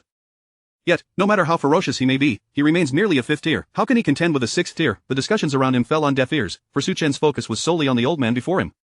With a mighty roar, Su Chen unleashed his first punch, pouring forth all his strength, unwilling to hold back for fear of injuring himself. Both combatants struck simultaneously. Su Chen remained steadfast, while the elder staggered back 3 steps. The difference was evident. Seizing the momentum, Su Chen advanced once more and threw another punch. Who truly is the arrogant one? The elder summoned his martial essence, reaching the zenith of vitality, warning the young ones not to be too presumptuous, and prepared to teach the boy a lesson. Curling his fingers into claws, he unleashed a martial arts secret technique, aiming to grasp Su Chen with a lethal strike. Su Chen let out a long howl, delivering yet another punch, fully channeling his internal power. Recognizing the elder's formidable strength, Su Chen activated the heavenly law manifestation to its fullest extent, breaking through the spatial constraints imposed by the array. The second punch shattered the elder's hand with brutal force. Have you no sense of propriety, taught by your master about respect and honor? Su Chen followed up with another punch, unleashing an explosive display of power, subtly infusing it with a portion of his divine consciousness. Bang! Old Li's servant disintegrated into a mist of blood. Disregarding the elder, Su Chen strode towards the man in the purple robe, exuding an overwhelming martial presence. You, do not approach. The purple-robed man felt a chill run down his spine, never anticipating that his guardian would be obliterated. My father is Li Si. Fearing Su Chen's ignorance of Li Si's identity, he proclaimed, my father is the current court minister, one of the 9 ministers. At that moment, Bai Yumeng intervened, linking her arm with Su Chen's. My lord, do not stoop to their level. Lord Li is, after all, one of the 9 ministers. Killing his son would lead to troublesome consequences. Su Chen cast a sidelong glance at the purple-robed man, his brow slightly furrowing. He recalled distinctly that Li Si's son, Li Yu, had wed a princess of the Qin royal family, destined to become a general of Qin. How could he be so inept? This man is Li Yu? No, this one is but a young scion of the Li family, Li Xian. Su Chen spat disdainfully. Xian wealthy, yet gold is unyielding and indestructible. How tragic to waste such a fine name. After rebuffing Li Xian, Su Chen turned to depart, seeking to explore the confluence of melody and battle songs. Li Xian's face contorted, a glimmer of madness flickering in his eyes. The young fear the old, the cane fears the aged. Was the Li family's old servant truly so feeble as to be vanquished by a 5th tier? What a disgrace! The Li family's reputation has been thoroughly tarnished, yet, it must be noted that a 6th tier martial artist has the ability to harness their essence, spirit, and vigor. Even in old age, their prowess remains formidable. A 5th tier defeating a 6th tier with mere 3 punches. TSK, tomorrow promises to be a spectacle. The crowd was astonished, yet the fact that this was a disciple of the martial Anjuan rendered the event somewhat reasonable. As the commotion concluded, everyone eagerly rushed towards the 3rd floor. Fortunately, all were genteel enough to avoid pushing and shoving, arriving in an orderly fashion. The death of an old servant mattered little to anyone but Li Xian. I am Wang Jin of the Wang family, he introduced himself, hailing from the illegitimate line of the former Prime Minister Wang Wan. I am Zhang Yi of the Zhang family, another chimed in, descending from the noble Zhang family of the former Han, who had served as prime ministers for generations. The scions of various noble houses introduced themselves, seeking familiarity with Su Chen. A disciple of Bai Qi, their status rivaled that of the legitimate heirs of great families, akin to Meng Tian, Li Xian, and Wang Li. Even Li Yu, a newly ennobled noble, appeared somewhat diminutive in the presence of these illustrious families. During ordinary times, these noble scions would find it difficult to approach someone of Su Chen's esteemed standing. Su brother is indeed valiant. I heard that you single-handedly dispatched a 6th tier martial artist with 3 punches upon your arrival, one exclaimed in admiration. Su Chen smiled upon seeing his visitors. Zhao Tuo, have you come to enjoy the music as well? Indeed, I have come to listen, Zhao Tuo replied, his expression joyous. Upon returning to the imperial capital, his military rank had risen yet again, garnering additional support from the Zhao royal family. He had made a special trip to the Immortal Sound Pavilion to strengthen ties with Su Chen. The steward of the Immortal Sound Pavilion surveyed the room and spoke softly. Today, the esteemed Qin family will perform a piece titled Flowing Fire. You may bid for the opportunity to listen. Starting at 10,000 gold, each subsequent bid must exceed 1,000 gold. As the steward concluded, Bai Yumeng promptly raised her placard. 20,000 yuan stones. Her crisp voice plunged the room into silence. Su Chen looked at Bai Yumeng, incredulous. Yuan stones, a resource for cultivation, were not particularly valuable. True high-tier martial artists draw upon the power of heaven and earth for their cultivation and recovery, or rely on medicinal pills. However, in Qin, yuan stones served as energy sources for mechanized beasts and armor, thus their value was closely tied to gold, at an approximate exchange rate of 1 to 2. Bai Yumeng's opening bid of 20,000 gold, that was extravagantly lavish. The Qin family's performance is hard to come by. I will bid 15,000 yuan stones. Bai Yumeng converted her unit from gold to yuan stones, leaving others with no choice but to follow suit lest they diminish their standing. 20,000 yuan stones. Bai Yumeng, determined to secure her bid, raised the price by an additional 5,000 yuan stones. Su Gongzi is newly arrived. A gentleman does not snatch away another's joy. I shall concede this round to you. Her opponent opted to withdraw. While the Qin family was indeed renowned for their musical prowess, a single performance could cost over 40,000 gold. Their wealth was not merely a gust of wind. Would this not be somewhat extravagant? Su Chen had little concept of money at present, as his monthly military salary was meager. To casually display 40,000 gold? For million half-taels, Bai Yumeng gestured for Su Chen to remain at ease. As one of the three great military families, 40 million was but a drop in the bucket. It was the inability to produce such an amount that would be concerning. Su Chen was somewhat taken aback, realizing that for the nobility, money seemed merely a number. Chapter 63 The Harmony of Communication in the Realm of Noble Families, there exists a shared consensus. To cultivate a successor of unwavering resolve and indomitable spirit, the most straightforward approach is to first allow them to indulge in the worldly pleasures of wine, beauty, and wealth, enjoying without succumbing to obsession. Having experienced the pinnacle of luxury and allure, one naturally becomes impervious to the temptations of beauty and riches. Bai Qi refrained from immediately instructing Su Chen, intending instead to allow him to savor the splendor of the imperial capital, thus tempering his will. Bai Yumeng served as an overseer, ensuring that Su Chen would not stray from his path. 20,000 taels of silver were bid for a performance of flowing fire by the Qin family. The other attendees gradually departed, returning to the second floor, exchanging farewells with Su Chen, who graciously acknowledged each one. Once all had left, a formation rose from the third floor, severing the connection between the second and third floors. With deft fingers plucking the strings, the Qin family began to play flowing fire. The July heat was reminiscent of autumn's crispness, perfectly mirroring the current atmosphere in season. Su Chen closed his eyes, savoring the melody. The Qin family, renowned as one of the four great musicians of the Immortal Sound Pavilion, conjured an ethereal realm with his music. A masterful musician not only stirs the listener's emotions but also creates an appropriate ambience, elevating the experience beyond mere sentiment. Although Su Chen lacked a deep understanding of music, he found immense pleasure in flowing fire, his spirit experiencing a profound and mysterious sensation. Upon the conclusion of the piece, the lingering notes resonated throughout the space. Master Qin, I have heard of your expertise in drumming. Might I learn a thing or two from you? Su Chen inquired. The Qin family, shrouded in a black veil, exhibited a hint of astonishment at Su Chen's request. Drumming, such an art form rarely garners admiration. Who would have thought that this youthful and dashing gentleman possessed an affinity for the drums? Are you aware of the customs of the Immortal Sound Pavilion? Bai Yumeng interjected, 20,000 taels for a single performance, and we request Master Qin's music. Wealth indeed grants one the luxury of indulgence. After a brief discussion with the steward, it was revealed that Su Chen was a disciple of the esteemed Duke of Wuhan, granting him a prestigious status. It was only natural for him to desire a glimpse of Master Qin's drumming, especially given that the price of 40,000 taels for a performance satisfied the steward immensely. Master Qin readily agreed. From a spatial artifact, he procured a large drum, crafted from fine cowhide, adorned with a circle of demon beast bones. With a resounding thud, the powerful rhythm of the drum reverberated through the third floor. Yet, despite the grandeur of the performance, Su Chen remained troubled. He could not shake the feeling that Master Qin's drumming resembled not a grand instrument but rather a solemn and dignified ceremonial vessel. What kind of music was Master Qin playing? It was the music of feudal lords. The Qin family's lineage was steeped in ceremonial music, with the bells and drums serving as instruments of ritual. However, drumming had always been a component of ceremonial music. It was inconceivable that he could perform the music reserved for the emperor. With the emperor of the Great Qin reigning over the capital, performing imperial music would be an act of usurpation. Thus, Master Qin resorted to playing the music of lords. It was no surprise that Su Chen nodded slightly, sensing a lack of authenticity. May I learn the art of drumming? Su Chen pondered, perceiving the great drum as an excellent instrument for warfare. Should he manage to fuse the principles of music with the art of combat, it would indeed be a groundbreaking achievement. He yearned to delve into the study of musical principles. Bai Yumeng was taken aback, uncertain as to why Su Chen suddenly desired to learn the art of music. If it were merely the principles of music, the Bai family's library contained ample texts. However, drumming was a family heirloom of the Qin clan, not easily imparted. Master Qin's expression turned slightly displeased. Young Master Su, you jest. Drumming is a family tradition and cannot be easily shared. Cannot be easily shared? Are there not other accomplished drummers in the capital? Su Chen turned to Bai Yumeng. Bai Yumeng nodded thoughtfully. The royal families of the 6 nations may still possess remnants of drumming traditions. Their elders might be knowledgeable. The connection between drumming and ceremonial music was indeed prevalent among the 6 nations. Su Chen's brow unfurled, and he departed without a trace of reluctance. He fortuitously had a comrade from the Zhao royal family, who would one day be the king of Nanyue.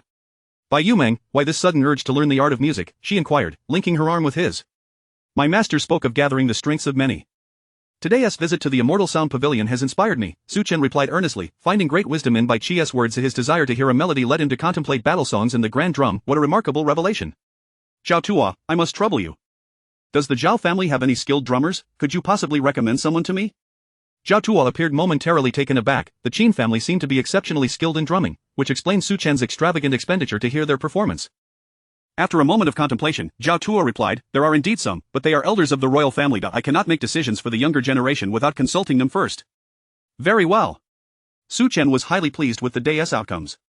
He and Bai Yumeng returned to the Bai residence. That evening, the Bai family hosted a banquet in honor of Su Chen, and all significant figures of the Bai clan were present. Bai Qi, the current head of the Bai family, was present, though most of the actual affairs were managed by his son. Bai Yu. Bai Tang was still stationed at the southern Skygate, assisting General Wang Ben in purging the demon tribes between the southern Skygate and the city of 10,000 demons, and had yet to return. Soon, a series of delectable dishes were presented. Bai Qi remarked, these delicacies were prepared by the imperial chefs, using only the finest ingredients. Of course, they are of superior quality. Su Chen's eyes fell upon a massive cow hoof, appearing strikingly familiar, resembling the hoof of the southern Skygate's barbarian general. The ninth-tier beef melted in his mouth, a surge of energy coursing through his being. Desire is a part of human nature. He recalled the words of Confucius, realizing their merit. There is no need to conceal one's desires. It is reasonable to indulge after returning from months of battle, though moderation is essential. I shall remember your teachings, master. Bai Qi then shifted the conversation to the events at the Immortal Sound Pavilion. Did you truly slay a 6th-tier martial artist today?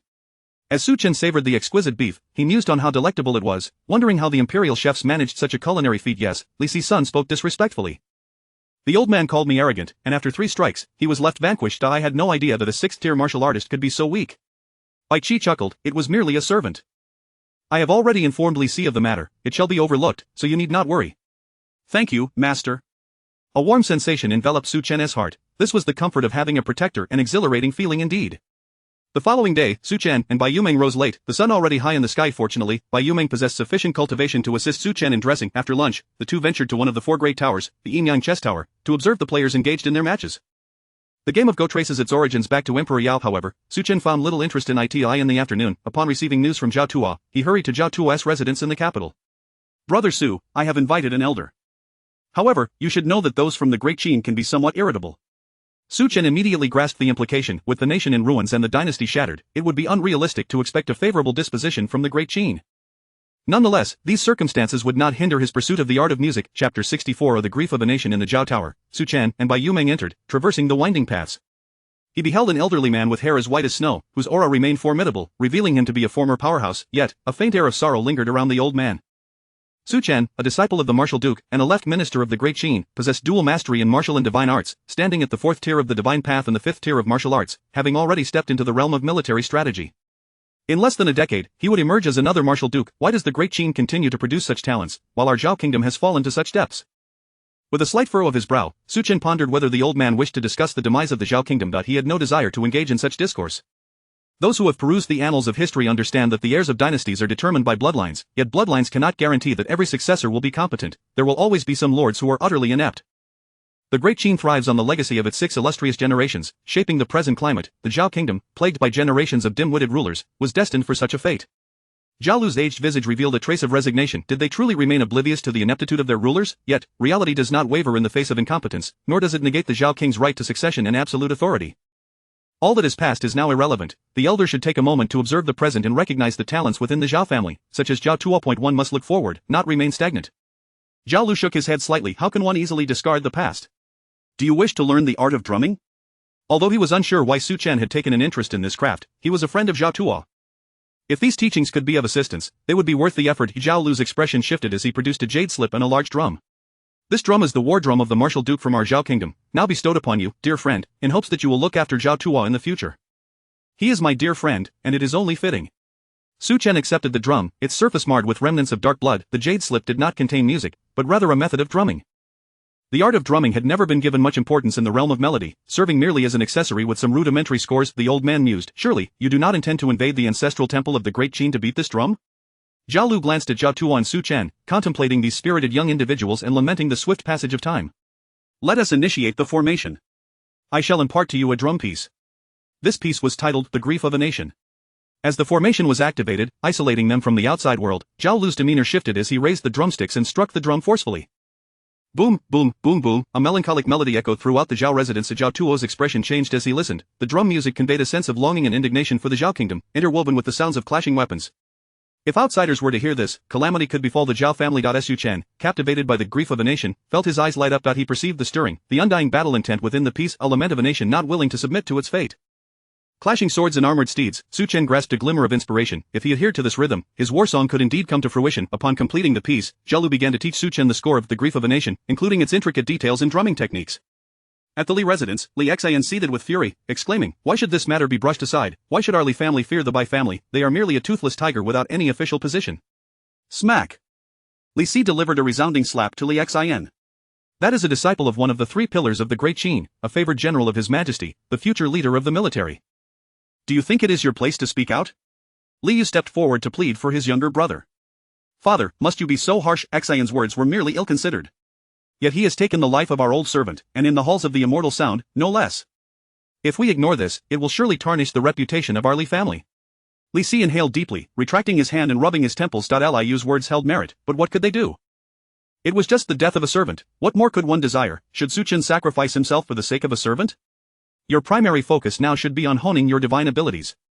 The princess has reached an age for marriage but remains unwed. Suitable young men in the imperial capital are scarce, and you must seize this opportunity. Li Yu, recalling the princess's graceful figure, took a deep breath. Father, rest assured, I shall strive to cultivate my skills and pursue the princess.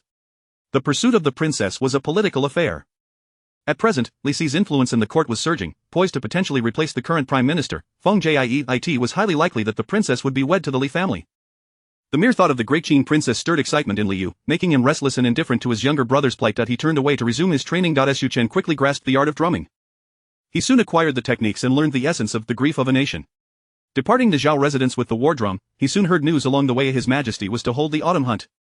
The autumn hunt would involve members of the Great Qin royal family, including the unwed princess. Su Chen was taken aback by this revelation. Hunting? What would they hunt? Could it be that there were still game reserves near the imperial capital, where beasts were raised? Bai Yumeng nodded. The royal family is not suited for the battlefield, thus a hunting ground has been established to maintain their martial spirit. This autumn hunt is intended for the younger generation, and the heads of families will meet with the envoys from Xiantang. The representatives of the Bai family are Yuan Bai Tang, who is returning from the border. Su Chen had no objections. Hunting demons was well within his comfort zone. It seemed prudent to refine his skills in the coming days, lest he become rusty, and he would need Yomeng's cooperation. Bai Yumeng blushed slightly. Do not tease me, my lord. Upon returning to the Bai residence, Su Chen immediately immersed himself in the study of musical theory. He had selected Qin Feng Wui as the lyrics for his war song. Now, he needed to compose the melody. Venturing into unfamiliar territory, Su Chen was determined to delve deep. His cultivation did not wane either. He planned to consolidate his skills at the 5th tier of martial arts for a month, preparing to break through to the 6th tier, the Yuan Dan realm. His divine cultivation was also advancing. He estimated that in 10 days, he would reach the 5th tier, the Yang God realm. Everything was progressing as it should. After a fortnight, His Majesty announced the autumn hunt, granting permission for all eligible youths in the imperial capital to partake in the hunting ground.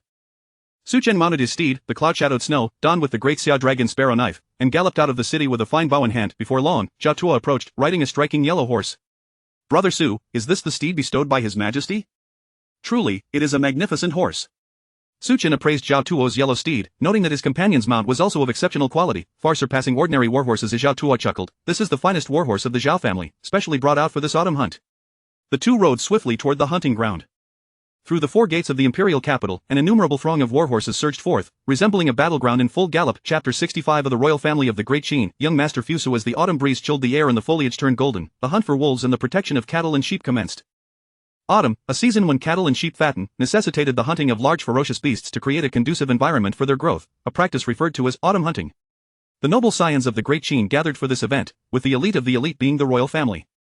Among them was Su Chen, one of the prominent figures. On the military side, Meng Tian, Xian Shang, and others, having sufficient credentials, already held official positions in the Great Qin court, making their absence from the autumn hunt impossible. The foremost noble family among the officials was the Feng family. However, the next generation of the Feng family lacked particularly outstanding disciples. Thus, apart from a few young masters of the royal family, Su Chen stood out as the most distinguished, followed by Li Yu, the eldest son of Li Si. Below them were families like Zhao Tuo, while others, even the Li family, could hardly be considered noble. At the royal hunting grounds, Su Chen galloped in, finding the venue already teeming with people, who naturally congregated into various groups according to their social strata. He scanned the area but did not spot anyone familiar. His gaze was drawn to a man clad in black robes at the center, exuding a Confucian aura that rendered him out of place among the multitude of immortal cultivators and martial practitioners. The target entries were detected to the long master of the Great Qin, the first heir Prince Fusu, and others of noble pedigree. Only a few members of the royal family had arrived, including Prince Fusu, Prince Hu Hai, and a contingent of royal princesses. Su Chen reined in his horse and ambled over to Prince Fusu, whom he had met before. Fusu acknowledged him with a slight nod. It is young Master Su Chen. I trust all is well with the Marquis of Wen? All is well with my master, Su Chen replied. Zhao Tu also stepped forward to convey his greetings. Soon, another young man rode in, causing a stir. It was none other than Prince Liu. Su Chen and Zhao Tu exchanged thoughts in hushed tones. Liu's reputation in the capital is quite formidable, isn't it? Zhao Tu scoffed. With a father who was a powerful figure of the legalist school, even mud can be propped up against a wall. Zhao Tu held a strong disdain for Liu. Despite their similar ages, one was the favored son of a prominent official, while the other was a son of a declining noble family. The crux of the matter was that Liu was quite competent, akin to Su Chen, who emerged from the battlefield. Zhao Tu would respect that. However, Liu had never seen battle and held a position within the court. Su Chen nodded slightly. Indeed, Liu was not an easily likable individual, as evidenced by his brother-esque demeanor.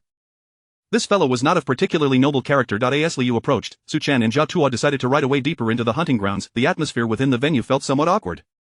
Prince Fuso promptly took the initiative to ease the tension, stating, "Now that everyone has gathered, let us commence the autumn hunt. The young master who captures the most game shall receive a reward from Father Emperor.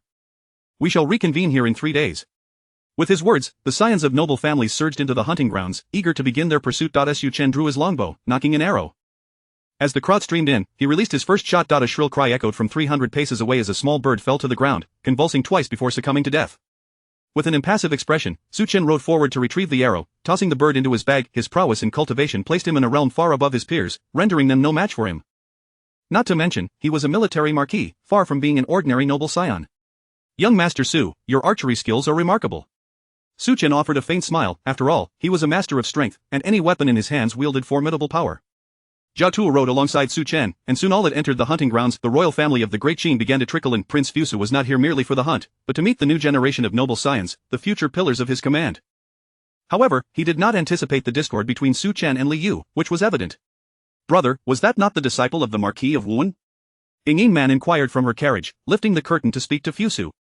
He nodded slightly. "Among those present in this autumn hunt, the most virtuous and capable are indeed Su Chen and Liu. Do you have a preference?" Yin Man huffed, "To become my husband, mere archery skills are insufficient." With that, a servant led forth a magnificent steed. Clad in a black fitted outfit and armed with a longbow, Yin Man mounted the horse and galloped into the hunting grounds. "Yin Man." Fuso shook his head slightly, pursuing her on horseback. His sister was truly a source of concern. Within the hunting grounds, Su Chen resembled a merciless machine of slaughter. With bow drawn and arrow nocked, he became a harbinger of death. Zhao Tu, despite being nearby, failed to claim any game. "Brother Su, your archery is astonishing, your vision is remarkable. I have yet to scout the nearby game, and you have already slain them all." Zhao Tu shook his head repeatedly, finding it impossible to hunt alongside Su Chen. The feeble beasts before him seemed as fragile as paper. "Dear brother, what do you suppose the Emperor's reward will be?" Zhao Tu inquired. "I cannot say, but I imagine it will be a treasure," Su Chen replied as they leisurely trotted deeper into the grounds. Zhao Tu was not there solely for the hunt. He aimed to deepen his relationship with Su Chen. As for the Emperor's reward, it would hardly fall to him, a mere illegitimate son of the Zhao family. Suddenly, as they advanced, a figure intercepted their path. "You are Su Chen, disciple of the Marquis of Wuan?" Zhao Tu recognized Yin Man's identity and glanced at Su Chen before decisively turning his horse away. He had no desire to become entangled in such matters. Yin Man was of marriageable age, and all noble families were acutely aware of this fact. The princess's betrothal would undoubtedly be to the most favored talent of the emperor.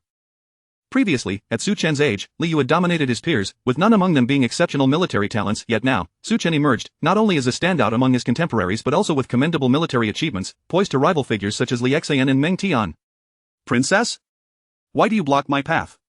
Su Chen asked, recognizing the royal entry for Yin Man. He had not seen her among the crowd earlier, likely having entered the hunting grounds later. "My father intends to arrange a marriage for me, yet this princess is resolute in her defiance. Whoever becomes my husband must first pass the trial of my fox spirit." "What trial, fox spirit, marriage arrangement, what does this have to do with me?" "Princess, have you misunderstood? I have no intention of marrying you," Su Chen responded. Yin Man scoffed, "Whether you have intentions or not, do you dare refuse my father's marriage arrangement?"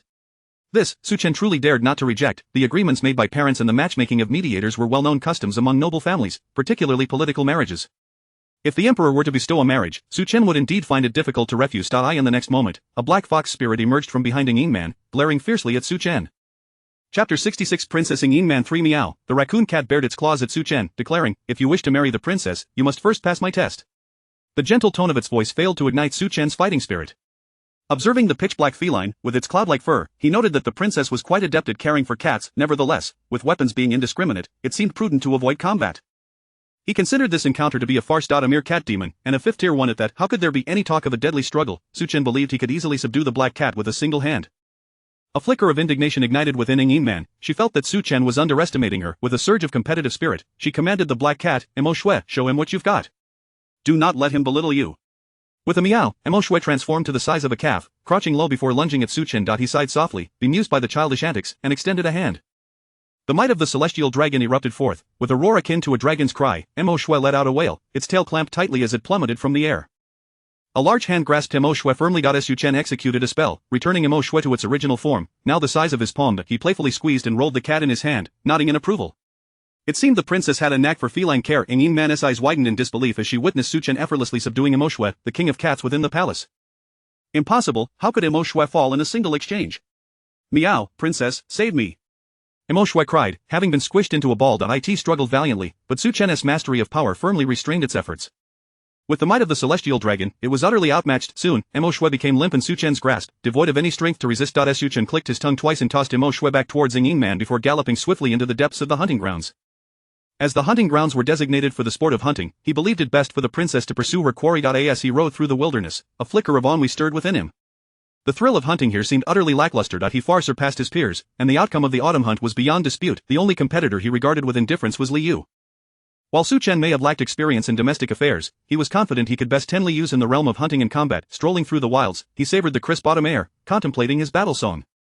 The art of melody was indeed captivating, and when intertwined with the principles of warfare, it could unleash boundless power. Su Chen reined in his horse, halting before a tree. Drawing his Dasha Longke blade, he peeled away the bark and inscribed musical notes with the blood of his prey. The sorrow of the Zhao Tower had provided him with profound inspiration. The rhythm of drums was unlike any other. It must resonate with grandeur, for the battlefield demanded a tempestuous force capable of sweeping away the enemy like leaves in a storm. Yet, he also had to consider the lyrics of his battle song. He had already chosen Qin Feng Wui, and thus sought to create a corresponding melody. The tree bore a multitude of dark red notes. Su Chen rode away, seeking another grand tree, where he casually hunted a red-bellied golden pheasant, using its blood to compose on the trunk. Yin Man followed closely behind.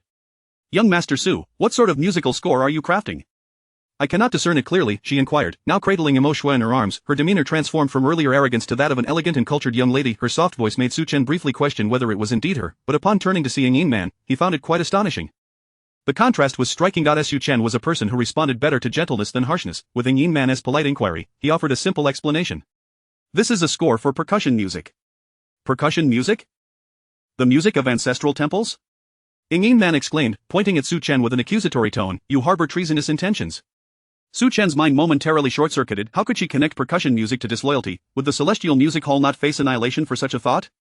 Every musician skilled in melody had studied the rituals of music. Fu Song, who had been pursuing them, overheard Yin Man's words and admonished, Yin Man, how can you be so disrespectful? Young Master Su was a disciple of Lord Wuan. Do not behave like a petulant child. With a haughty snort, Yin Man rode closer to Su Chen. It appears you possess some knowledge of melody. Why not compete with me in a musical duel? Let us play 100 birds paying homage to the phoenix and see who can attract more birds. Her competitive spirit was not easily extinguished. Recognizing that Su Chen's martial prowess left her little hope, she sought to defeat him in an entirely different domain. Su Chen glanced at Yin Man, who was now very close. I only play percussion. I do not know how to play other instruments. If the princess wishes to compete, I can recommend the esteemed Qin from the Celestial Music Hall. He is a master of string instruments. A faint, delicate fragrance wafted from Yin Man. Su Chen had sensed it earlier from Emo Shui but had not paid much attention. Observing Yin Man so near, he suddenly leaned in, startling her. Rogue! What are you doing? She exclaimed, pulling her horse back, her cheeks flushed, attempting to cover her flustered state. Emo Shui perched on the horse's head, claws poised. I warn you, do not act recklessly. Su Chen smirked. It seemed she was quite timid, despite her relentless pursuit of him. Su Chen, how dare you display such disrespect towards the princess? Li Yu, flanked by a group of followers and burdened with spoils of the hunt, galloped towards them. He had witnessed the previous scene and felt a surge of jealousy and anger. The presence of Su Chen instilled in him a sense of crisis. Young Master Fu Song, Princess Yin Man, Li Yu greeted first before pointing at Su Chen, you too are a disciple of Lord Wuan. How can you act so rudely? You bring shame upon the Bai family. We are all noble scions. How can you behave so frivolously in broad daylight? Su Chen immediately discerned the jealousy simmering within Li Yu. Such accusations of frivolity were merely pretexts. If their positions were reversed, Li Yu would likely revel in the attention. While he understood this, Su Chen could not allow the boy to slander his esteemed mentor. What are you, to dare speak ill of my master? Su Chen drew his bow and arrow without hesitation, loosing a shot. His control over power was impeccable. Seeing this, Li Yu roared, arrogant. With a wave of his hand, a divine presence emerged, manifesting as a spiritual lock meant to bind Su Chen's arrow. However, Su Chen's mastery of power had already factored in Li Yu's fifth-tier spiritual cultivation. The arrow pierced through the spiritual shackles, striking Li Yu. Li Yu let out a cry, tumbling from his horse. Fear not. This arrow will not harm him. I know my limits. Su Chen spoke in advance, silencing any potential objections from the others, merely cautioning Li Yu to refrain from speaking with the same insolence as his brother. Chapter 67 of The Hunt. As the arrows fell, Liu was knocked from his horse by Su Chen. Prince Fusu quickly dismounted to assist Liu, with Su Chen following suit and bowing respectfully to Prince Fusu. Su Chen acknowledged his recklessness in engaging in combat in the presence of the prince, stating, "I hail from a military background and am unfamiliar with such formalities." He mounted his horse again and added, "If you manage to defeat me, your military merit shall surpass mine. I bear no resentment." The implication in Su Chen's words was clear: one must accept their shortcomings. With Li Xian's higher rank, superior cultivation, and greater position, Su Chen understood that he must obey Li Xian's commands, even if they were misguided. However, it was Li Xian who had faced a crushing defeat, while Su Chen had rescued him from dire straits. Li Xian, acknowledging Su Chen's life-saving assistance, expressed his gratitude openly before the gathered troops. The meritocratic system of military ranks was commendable in its essence, the capable rise, while the inept fall. Su Chen wholeheartedly embraced this system, considering himself a beneficiary of the military merit ranking. Hence, he remained indifferent to Liu's lineage. "If you are dissatisfied, let us duel on the battlefield, clad in our battle armor." Su Chen taunted, inciting Liu's fury. Of the young noble, having been shot down from his mount, was mocked publicly before numerous members of the noble families, including Prince Fusu and Princess Yingman. How could Liu, nearly 20 years old, endure such humiliation? "Dare you challenge me to a duel?" Su Chen resolutely shook his head, gazing into the distant woods as he nocked another arrow. A black crow fell from the trees. "If you cannot withstand a single arrow from me, why do you presume you can best me? I have felled a 6th-tier martial artist with 3 strikes. Are you stronger than him?" Sensing the escalating tension, Prince Fusu intervened, asserting his authority. "During the autumn hunting season, let us not provoke further discord. We must not turn our weapons against one another." Just then, Zhao Tuo galloped into view, triumphantly leading a large stag. "Brother Su, ha! Upon departing from your company, you have indeed captured a magnificent quarry." Zhao Tuo soon sensed the unusual atmosphere. "What is this situation, with Prince Fusu and the princess present? Why is Liu here as well?" Su Chen shook his head slightly, bidding farewell to Prince Fusu as he departed. "Such a lad is unworthy of my company." Princess Yingman, noticing Su Chen's departure, pouted in dissatisfaction at his lack of farewell to her, a royal princess. She urged her horse forward, calling out, "Su Chen, wait for me." Liu watched the departing princess, a fire of indignation igniting within him. With a grim countenance, he bade farewell to Fusu and mounted his horse to enter the hunting grounds. Liu vowed to hunt more game than Su Chen, hoping to earn the emperor's favor and prove that he, Liu, could handle both domestic matters and hunting with equal prowess. Riding alongside Su Chen, Yingman expressed her curiosity. "Why do you not accompany the other noble youths? Is it that none wish to follow you? It appears Liu is more favored among the young nobles." Su Chen replied nonchalantly, "They are all cut from the same cloth." Yingman's eyes sparkled as she covered her mouth in laughter. "I shall remember your words to share with father upon my return." Su Chen's expression fell. "Must you inform his majesty?" "That would greatly tarnish my image in his eyes." Cough, cough, the princess misunderstands. What I meant was, they lack the literary prowess of court officials like Li Si or Feng Jia, and their martial skills are inferior to the new generation of military commanders. "Oh, so you are indirectly insulting them as worthless?" "Precisely." Su Chen candidly acknowledged his disdain for those represented by Liu, feeling they paled in comparison to the likes of Meng Tian and Li Xian's generation. Regardless, Su Chen delved deeper into the hunting grounds, immersing himself in the autumnal aura of the hunt. Yingman, sensing his disinterest, gradually lost her enthusiasm and decided to return to the imperial capital. 3 days later, Su Chen and Zhao Tuo returned together, their bags bulging with game. The specially crafted space pouches appeared modest at first glance, yet their fullness indicated they were brimming with spoils. Noble youths gathered at the entrance of the hunting grounds. Prince Fusu and his companions had arrived early, awaiting the return of others. Fusu surveyed the area, noting the absence of Liu. "Where is Liu? Is he not back yet?"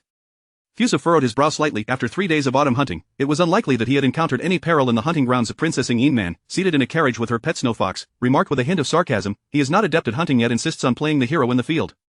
Does he truly believe father cares about who brings back the most game? Such arrogance is laughable."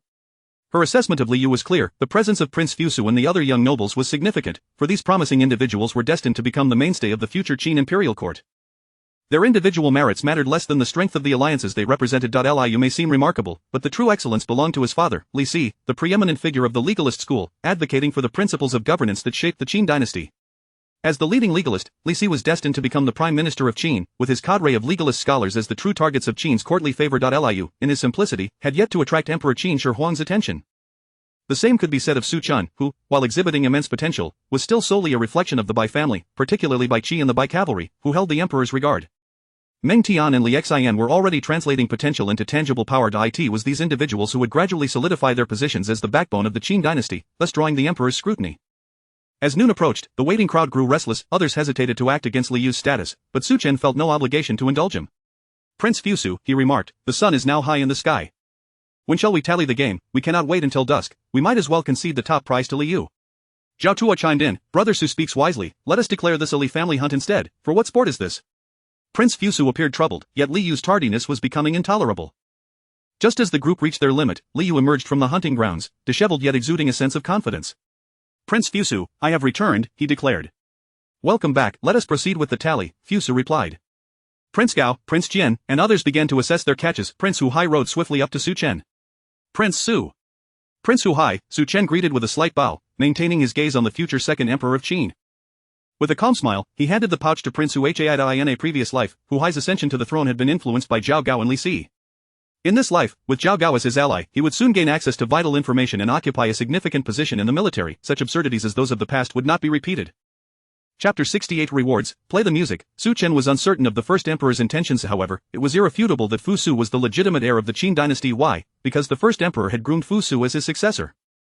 Historically, it appeared that Fu Su had a fondness for Confucianism, which did not endear him to the first emperor, leading to his exile in the northern frontier. Yet, could a Confucian scholar serve as Fu Su's mentor without the first emperor's approval?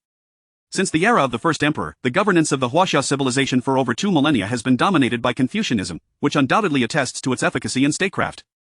This is an undeniable truth. According to Su Chen's understanding, the first emperor's nurturing of Fu Su's affinity for Confucianism was precisely aimed at leveraging its influence to stabilize the Qin dynasty. However, he could not have anticipated the collusion between Li Si and Zhao Gao, a chancellor controlling the court and a eunuch wielding power within the imperial palace, who together elevated Hu Hai to the imperial throne. The first emperor could never have foreseen Fu Su's decision to take his own life so readily. Su Chen withdrew his thoughts, recognizing that a stable Qin dynasty would undeniably require a monarch with a well-ordered and stable succession.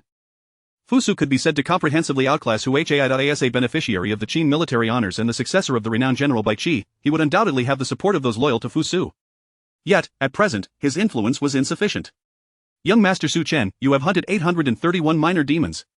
Young Master Hu Hai exclaimed, revealing the count of Su Chen's quarry. Young Master Li Yu tallied his own hunt, declaring, I have captured 972 minor demons. A glimmer of pride illuminated Li Yu's face, for he had outperformed Su Chen in the number of minor demons captured. In the hunting grounds, minor demons were the most prevalent quarry. Next came the tally of major demons. The worth of major demons far surpassed that of minor ones, yet their capture proved significantly more challenging. Upon Hu Hai's completion of Su Chen's major demon count, a look of astonishment crossed his features. Young Master Li Yu, you have captured 72 major demons. This was indeed an impressive number. The quantity of major demons and the difficulty of their capture greatly exceeded that of minor demons. In total, young Master Li Yu has hunted 1,044 demons. Young Master Hu Hai announced Li Yu's total. The young aristocrats buzzed with excitement, glancing at young Master Hu Hai, eagerly anticipating Su Chen's hunting tally. Instinctively, they supported Li Yu. After all, they were all nobles of the imperial capital. Why should a commoner overshadow them? What was there to boast about with merely a bit of military merit? With over 1,000 captured demons, young Master Li Yu was undoubtedly the leader of this autumn hunt. Brother Li is certainly first. He must have delved deep into the hunting grounds, arriving late and unaware of His Majesty's rewards. This group of young nobles felt a surge of exhilaration, believing Li Yu would undoubtedly best Su Chen. Though they might lack Su Chen's cultivation, status, and military accolades, to witness Li Yu surpassing Su Chen would symbolize their triumph over a general's descendant, over Su Chen himself. Young Master Hu Hai slowly revealed Su Chen's hunting numbers.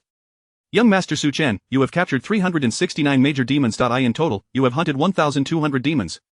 At this proclamation, the entire assembly fell into stunned silence. 1,200 demons, with 369 major demons. Su Chen's haul far surpassed that of Li Yu, both in quality and quantity. The crowd was rendered mute. Zhao Tuo was the first to speak. Brother Su truly possesses extraordinary valor, capturing 1,200 demons in just 3 days. Su Chen, remaining humble, replied, My dear brother, you jest. It was merely fortune. Killing these insignificant minor demons would be effortless for you if you were to apply yourself. In this exchange of flattery, Su Chen displayed a measure of understanding. Young Master Fu Su nodded slightly, surveying the other noble youths to confirm that none had exceeded Su Chen's impressive tally, thus preparing to declare him the victor of this autumn hunt. Young Master Su Chen shall be recognized as the foremost of this autumn hunt. His Majesty has decreed that the first-ranked hunter shall be summoned alone. He then invited, Please, young Master Su Chen, accompany us to the palace. Young Master Fu Su took the lead, and the other noble youths of the Qin dynasty followed suit. Su Chen exchanged a glance with Zhao Tuo. Zhao Tuo clasped his fists in congratulations. His Majesty's private summons surely promises great rewards. Do not forget your friend Zhao Tuo when you receive your accolades. Detecting the jest in Zhao Tuo's tone, Su Chen shook his head slightly, spurring his horse to follow. Achievements are earned at the frontier. Dear brother, why the self-deprecation? We shall both seek to become renowned generals in the future. With these words, Zhao Tuo fell into contemplation. The weight of being a famed general was a burden he, as a scion of the Zhao family, felt ill-equipped to bear. Yet, Su Chen's confident assertion kindled a spark of ambition within him. At merely 17, perhaps he too could one day rise to such stature. Little did he know, Su Chen had gleaned from historical texts that Zhao Tuo would one day become the king of Nanyue, hence his unwavering confidence. Li Yu watched as Su Chen and the noble science departed, his expression involuntarily twisting in anguish. He felt an unsettling distance growing between him and the princess. This cannot be, the princess must be his, Li Yu. Glaring at the heap of hunted demons on the ground, a surge of unnameable fury welled up within him as he abandoned his companions and rushed towards the Li residence. At the Li residence, upon hearing his son Li Yu's grievances, Li Si furrowed his brow in deep concern. What nonsense is this? The Qin dynasty has more than one princess. The emperor could bestow marriage to several worthy young men. How can this be considered a problem? Suddenly, Li Si's expression relaxed as he seemed to grasp the situation. The princess his son desired was not merely a title, she was a symbol of the emperor's trust, support, and aspirations. The status that would follow the princess would ensure Li Yu's future position would be far from humble. This was the path that the Li family had taken to become a distinguished lineage. But wait, had his son set his sights on a particular princess of the emperor? Was it Princess Yin Mei or Princess Yuan Mei? Princess Yuan Mei, at 14 this year, would soon be of marriageable age. It is Princess Yin Mei. Li Yu uttered her name with a weary tone, not daring to meet his father's gaze. Li Si shook his head slightly. This matter shall require discussion with his majesty. I am certain he will grant me some consideration. His expression suddenly hardened. As a young man of 7 feet, you should not lose your wits over such trivial matters. For your folly, I shall impose a punishment. You must transcribe the book of Lord Shang 3 times. Yes. Li Yu's face brightened with joy. With his father's promise, the matter seemed secured. In the imperial palace, the entourage arrived, and Fu Su addressed his siblings. You may return to the palace. I shall accompany young master Su Chen to pay respects to father. Su Chen followed Fu Su to the hall where the first emperor conducted his affairs. 2 Qin soldiers stood sentinel at the entrance. Young master Fu Su, young master Su Chen, please enter, they announced. As Su Chen crossed the threshold, he stepped into the palace. His first close encounter with the first emperor, the middle-aged ruler, with streaks of gray in his hair, possessed an awe-inspiring gaze that sent a shiver down Su Chen's spine upon mere contact. Your Majesty, I pay my respects. Father, I pay my respects. The first emperor continued to attend to state matters, not lifting his head. I hear you are delving into the study of musical theory? Su Chen was momentarily taken aback. The first emperor's focus was indeed unique. Replying to your Majesty, Su Chen has found inspiration in the Xianin Tower and endeavored to integrate musical theory with military strategy. Oh? The first emperor lifted his gaze, speaking in a calm tone, play the music. Chapter 69. The war song of Qin Wen no garment, echoing across the Pango continent. Indeed, upon hearing this, Fusa stepped aside, leaving the space of the side hall for Su Chen. Su Chen retrieved a war drum from his bosom. The first emperor's gaze shifted sharply upon seeing the drum. It was the war drum of the Zhao kingdom. Your Majesty, this is the war drum once belonging to Lord Zhao Wuan, gifted by Elder Zhao Lu. What teachings has Zhao Lu imparted to you regarding music? Play it for me, commanded the emperor. Su Chen's expression shifted slightly, performing a lament of the nation within the grand palace of Qin, especially with a drum from Zhao, felt daunting. After a brief pause, he did not refuse, seizing the drumsticks and striking down heavily. The mournful rhythm of the drum resonated within the side hall, imbued with a sense of unyielding anger and the clang of weapons, subtly harmonizing with the sounds of battle that filled the space. This phenomenon arose from Su Chen's advancements in the art of music, a testament to his progress. Fusu, listening to the drumbeat, felt a change in his demeanor and could not help but glance at his father. Noticing the emperor's impassive expression, Fusu's heart fluttered with unease, uncertain if Su Chen's performance would please or displease the emperor. Should he provoke his father's ire, the autumn hunting festival could easily transform into a harsh punishment. As the performance concluded, Su Chen lifted his gaze to the first emperor, declaring, this piece is titled Lament of the Nation, composed by Elder Zhao Lu of the Zhao family. You have delved into the realms of music and warfare. Do you have any insights to share? The first emperor dismissed the notion of the national lament as mere reminiscence of the old and the young. What waves can you create now, when even at their peak, if you fail to produce music more exceptional than this, I shall impose severe penalties upon you. Conversely, should you succeed, there shall be great rewards. At this proclamation, Su Chen straightened his posture, filled with unwavering confidence. During the 3 days of the autumn hunting festival, he had immersed himself in study and had composed his inaugural war song, Qin Wen no garment.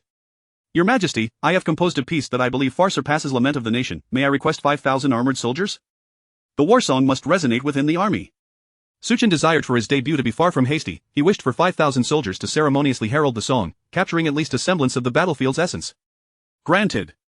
Swiftly, 5,000 armored soldiers assembled within the imperial palace, and the aura of military prowess surged within the palace. This spectacle immediately captured the attention of numerous influential figures in the imperial capital. In the grand capital, even the slightest occurrence was magnified. The emergence of military energy transformed the most trivial matters into monumental events. Throughout the various counties of Qin, clouds of energy were subdued, save for the imperial capital, where the first emperor maintained his dominion, confident that no one would dare cause unrest within its walls. The might of the first emperor of Pango continent, embodying the essence of imperial authority, boom, with the first drumbeat, Su Chen manipulated his voice, resonating the ancient Qin melody. Is it said there are no garments? We share the same robes. When the king raises his army, we sharpen our spears and join in mutual enmity. Is it said there are no garments? We share the same waters. When the king raises his army, we hone our halberds and stand together. The ancient Qin melody rang out, the drum beats echoing with a resplendent golden hue, embodying the fierce spirit of battle. The 5,000 armored soldiers instinctively joined in singing the ancient Qin melody. Su Chen's eyes sparkled with an indomitable spirit, his will intertwining with the unfamiliar 5,000 soldiers, unleashing an unparalleled brilliance. In that moment, Su Chen seemed to command an army of thousands, exuding an aura akin to that of a dragon and tiger clad in armor. He seemed to devour the vast expanse before him with fierce determination. A radiant golden light descended from the heavens, enveloping Su Chen and the elite guards of Qin, as the ancient Qin war song accompanied the drumbeats, reverberating throughout the Pango continent. Is it said there are no garments? We share the same robes. When the king raises his army, we sharpen our spears. The resounding war song echoed across the Pango continent, as Su Chen and the 5,000 soldiers' voices resonated through the heavens and the earth. This war song was imbued with profound purity, reflecting a 17-year-old Qin youth's fervent desire for glory on the battlefield. Men are born into this world, they should dine on 5 tripods and, in death, be cooked in 5 tripods. To be conferred as lords and ministers. The elderly citizens of Qin, unable to resist, emerged from their homes, following the golden light and drumbeats above, singing the familiar Qin Win no garment. At the Zhao residence, the aged Zhao Lu was taken aback upon hearing the war song, his expression one of utter astonishment. The imperial capital was suffused with the melody of Qin Win no garment. As a relic of the Zhao kingdom, his eyes glistened with unshed tears. He realized that there was no longer hope for the restoration of Zhao. This hope was something he himself had buried. The sound of the war drums reverberated to the northern borders, where the mighty Great Wall stood. The elite guards of Qin, unified in spirit, began to sing Qin Win no garment. Their beliefs merged with the golden light and war drums of the heavens. The profound conviction of all Qin soldiers resonated along the Great Wall, overwhelming in its strength and steadfastness. Dai in the northern stronghold of the demon commander, his piercing blue eyes surveyed the realm of Qin, as the sound of the war drums echoed from above. The ancient Qin melody coalesced into an indescribable force of belief. Withdraw your troops. With this phenomenon, our demon clan has no hope of advancing southward for the next decade. In Xiantang, General Tian Su looked toward the direction of Qin, his brow relaxing slightly. This music resonates deeply with my heart. Yet the crown prince is pressing forward. We must prepare for what lies ahead, remarked Changsun Wuji beside him. I in the Divine Han Empire, a young and valiant general gazed toward Qin's direction, feeling his blood surge upon hearing the war song. Surely, this must be the work of a master of warfare. In Guijin, a middle-aged man sighed deeply before a bronze mirror, rising abruptly to draw his sword and cleave the table before him. I have been ravaged by wine and indulgence, leaving me in such a state. Today, I shall awaken with the sound of war drums. From this day forth, I shall abstain from wine. In Xiantang, Divine Han, Wuming, and Guijin, the human nations across the Pango continent were left in astonishment. Such a phenomenon was extraordinarily rare. Only a pioneer of a singular path could evoke such a global spectacle. The first emperor of Ur, the creation of the imperial Mecca, and the formation of cloud energy arrays were notable examples. While war songs were not uncommon, as they had been sung throughout history to inspire morale, Su Chen's unique ability to fuse the war song with the soldiers was unprecedented. The simplest of examples would be the current Su Chen alongside the 5,000 soldiers. They were strangers to one another, lacking the shared experience of fighting side by side, making it challenging to unify the wills of leader and troops. Yet now, through the melody of the war drum, Su Chen transmitted his convictions through the art of music to the soldiers, achieving a remarkable effect, a universal military talent. With a single melody, the world trembled, and the war drums reverberated in all directions. Su Chen could be said to have single-handedly pioneered a new school of thought. This was a groundbreaking achievement. Henceforth, anyone who walked this path would honor Su Chen with the title of elder. A beam of golden light descended from the heavens, coalescing into a new golden inscription above Su Chen. A golden inscription? Chapter 70. The golden title of the war drum music. Saint Su Chen was utterly immersed in the rhythm of his drumming, oblivious to the celestial golden glow that transformed above him, and thus remained unaware that his melodic voice reverberated across the Pango continent. To his astonishment, a golden title suddenly materialized before him, War Drum Music Saint. You have pioneered the path of war drum music, carving out your own way at the intersection of martial and musical arts, and thus rightfully deserve the title of War Drum Music Saint of the Pango continent. 1. Your war drum music invigorates the spirit, enhancing effects by 30%. 2. Your original composition, Qin Feng Wui, bestows a 30% enhancement upon the people of Qin. 3. You have gained the divine ability, Voice like Thunder. Your voice resonates like a thunderclap, capable of transcending both spirit and matter, possessing the power to dispel evil and calm souls. Did I just perform a piece of drum music, and the Pango continent bestowed upon me a saintly title, and a golden title at that? This is incredibly exhilarating for Su Chen. He had never anticipated such a utility from the title system. Wait a moment. As Su Chen regained his composure, he suddenly noticed a crowd gathered around him. His master, Bai Qi, was prominently among them. Alongside him were several dignitaries from the Great Qin, as well as 2 venerable old men, their silver hair contrasting sharply with their keen gazes fixed upon him, as if they were beholding a rare panda. A prodigy! A prodigy! Wang Jian exclaimed. It is rare for our Great Qin to have such a talent. The family line shall surely continue. Bai Qi wore a look of disdain. You should consider whose disciple he is. How could he possibly be lacking? Bai Qi smiled with delight, for Su Chen was indeed a source of pride for him. Initially, he had intended to allow Su Chen some leeway in the imperial capital to temper his resolve, but who could have foreseen that Su Chen would deliver such a magnificent surprise? Meng Ao was equally astonished, having not anticipated that Bai Qi would receive such an outstanding disciple in his later years. At this moment, the three pillars of the great Qin gathered in the imperial capital, witnessing the rise of a new star among the Qin generals. The nearby dignitaries exchanged glances, privately conferring, convinced that Su Chen would undoubtedly emerge as a leader among the great Qin generals in the future. Such phenomena are rarely seen in a millennium. Their occurrence signifies an enduring legacy. Lic furrowed his brow slightly. With the emergence of such a remarkable figure in the great Qin general lineage, it would be increasingly difficult for Li Yu to exert influence over the military authority. Moreover, the relationship between Li Yu and Su Chen was far from harmonious. The palace attendant Zhao Gao approached slowly from within the palace, his eyes gleaming with interest as he regarded Su Chen, for he had made the acquaintance of a significant individual. If Bai Qi's disciple was endorsed by the Marshal Duke of Qin, then Su Chen had now earned the right to grace the court, garnering much favor from the first emperor. His Majesty has decreed that Su Chen be summoned for an audience. Upon announcing the first emperor's command, Zhao Gao wore a broad smile, inviting the esteemed pillars of the state to join him, as there were state affairs of great importance to discuss. Bai Qi, Wang Jian, and Meng Ao exchanged knowing smiles as they escorted Su Chen to the side hall. The remaining dignitaries, not summoned, returned to their respective homes. However, on their way back, they formed small groups to deliberate on the implications of this unexpected event for the political landscape. In the imperial palace, within the side hall, the first emperor set aside the jade slips and documents in his hands, granting seats. 4 chairs were arranged on either side, and Su Chen sat on the right alongside his master, Bai Qi. Su Chen, your performance was splendid. It brings me great joy. What reward do you desire? I shall grant you one request. Upon hearing this, Su Chen's expression shifted slightly as he tentatively inquired, Your Majesty, as a soldier of humble origins, may I request a custom-made mech? He had witnessed Li Xian's chilling frost and his master's guardian deity custom mech, and he too wished to possess a mech of his own. I grant you a holy tier blood sacrifice mech.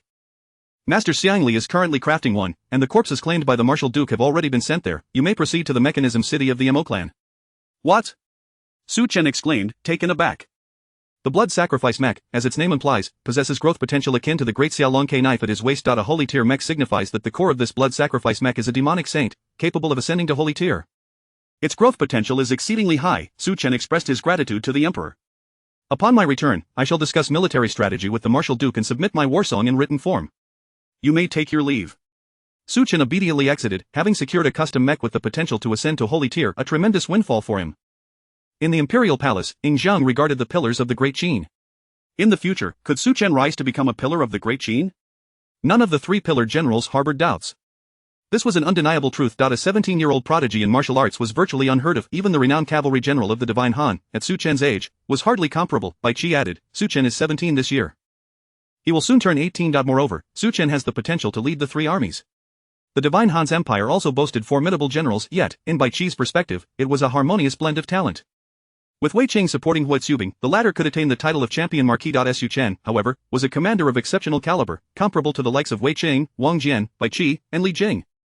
In an empire, the most crucial figure is the commander of the three armies. What of Wang Ben? The first emperor posed another query. Wang Jian chuckled. Wang Ben is somewhat lacking, he barely grazes the threshold of martial prowess. Bai Qi and Meng Ao concurred. While Wang Ben was vigorous, he had yet to fully cross into the realm of martial mastery, an entirely different matter. What about Li Jing of the Divine Tang? Meng Ao spoke gravely, he is undoubtedly a master of martial arts. I cannot compare. Wang Jian countered, I stand on equal footing with Li Jing. Bai Qi nodded slightly, he still requires refinement, his dual cultivation of celestial and divine paths is slightly lacking. He is not yet at Wei Qing's level. The first emperor furrowed his brow slightly, how many in the world can rival the Marshal Duke? Bai Qi smiled calmly, counting the military masters of the realm, those who attain the divine tier may be considered martial masters. Wei Cheng and Li Jing excel in commanding troops, on par with the old Wang, the rest fall to Meng Ao's level. Only one person can stand alongside me, but without engaging in genuine battle, it is difficult to ascertain who is superior. Who? The first emperor inquired curiously, for among the renowned generals of the various states, none surpassed Wang Jian's caliber. General Han Xian, the martial immortal. The first emperor was momentarily taken aback. The martial immortal Han Xian? One of the three heroes of the early Han dynasty, but by now, he should have long since perished, correct? Note, this narrative is set in an alternate universe where all events prior to the first emperor's reign are referred to as kings rather than emperors. Later, they were posthumously honored as emperors. The celestial and martial families are inferior to the divine martial families, but that individual is the only one who has reached the pinnacle of the celestial martial family. Realizing this, the first emperor understood that Su Chen's status would need to be elevated further. He would ultimately become the Marshal Duke who supports Fusu. He must arrange a cadre of capable assistants for Fusu and clear all obstacles in their path. Chapter 71 The Mechanized City of the Mo Family 4 With great enthusiasm, Su Chen made his way to the mechanized city of the Mo family. The prospect of acquiring a mech capable of ascending to the Saint rank was an irresistible temptation. He could hardly contain his eagerness to customize a mech tailored to his specifications. The mechanized city of the Mo family served as a gathering place for the Mo practitioners and represented the most formidable assembly line institution in the Great Qin, renowned for its unparalleled production efficiency. The city was divided into two distinct sections, one situated outside the imperial capital, and the other nestled beneath it. The exterior section functioned as a companion city to the imperial capital, primarily responsible for the mass production of standard mechs and mechanized warhorses, focusing on those below the third rank. Beneath the imperial capital lay an underground city, directly overseen by Xiang Liqian, the supreme leader of the Mo family's subterranean realm. This segment was tasked with the research and development of mechanized creations of fourth rank and above. Those who dwelled here were, at the very least, fourth-rank mechanists, armed with a secret decree bestowed by the first emperor. Su Chen navigated through a hidden passageway leading to the underground mechanized city. The damp and dimly lit corridor was illuminated by luminous stone lamps that emitted a soft glow. Clinging to the walls were bioluminescent ivy plants, casting a gentle light that revealed the sentinels stationed along the passageway, black iron-armored mechs standing sentinel on either side. With the first emperor's decree in hand, Su Chen encountered no obstacles on his journey. He soon arrived at the underground mechanized city, where the sounds of metal clashing and the rhythmic pounding of forging hammers filled the air, intertwining with the thunderous roars of mechanized creations, creating a symphony of metallic melodies. Your nephew is indeed a young prodigy. The martial lord is truly fortunate. Xiang Liqian exclaimed as he appeared before Su Chen, showering him with praise without hesitation. Xiang Liquan soon followed, remarking, Su Xian, you are truly a military genius to have caused such a phenomenon. I am humbled by your accomplishments. Not at all, it is merely luck, Su Chen replied, grinning from ear to ear. Senior Xiang, His Majesty has bestowed upon me a Saint-tier blood sacrifice mech, and I have come to the underground city for its customization. Su Chen presented the decree to Xiang Liqian, his hands fidgeting in anticipation. He was eager to envision what his mech would ultimately become. Hiss. Xiang Liqian gasped in surprise as he accepted the decree for confirmation. The Saint-tier blood sacrifice mech bestowed by His Majesty is exceedingly rare. The one belonging to Li Xian, the Blazing Frost, was acquired by his family at great expense for high-grade metals and mech cores, and only through His Majesty's command did another master craftsman from the mechanized city reluctantly agree to undertake the task. Yet now, His Majesty has directly granted you a Saint-tier blood sacrifice mech. This is indeed a significant investment, reflecting His Majesty's high regard for you. With a wave of his hand, Xiang Liqian transported the three of them to the ice storage chamber deep within the underground city. The chamber glimmered with a blue hue, filled with colossal blocks of ice, each encasing the remains of demon and monster corpses. The core of the mech would be extracted from these fiends. Koiner, explain to Su Chen the various types of mechs and their advantages and disadvantages while I retrieve the Mo, Xiang Liqian instructed before hastily departing. Xiang Liquan, equally swift, guided Su Chen deeper into the ice chamber, pointing out the ice pillars as he elaborated on the basic mech models currently explored by the Mo family.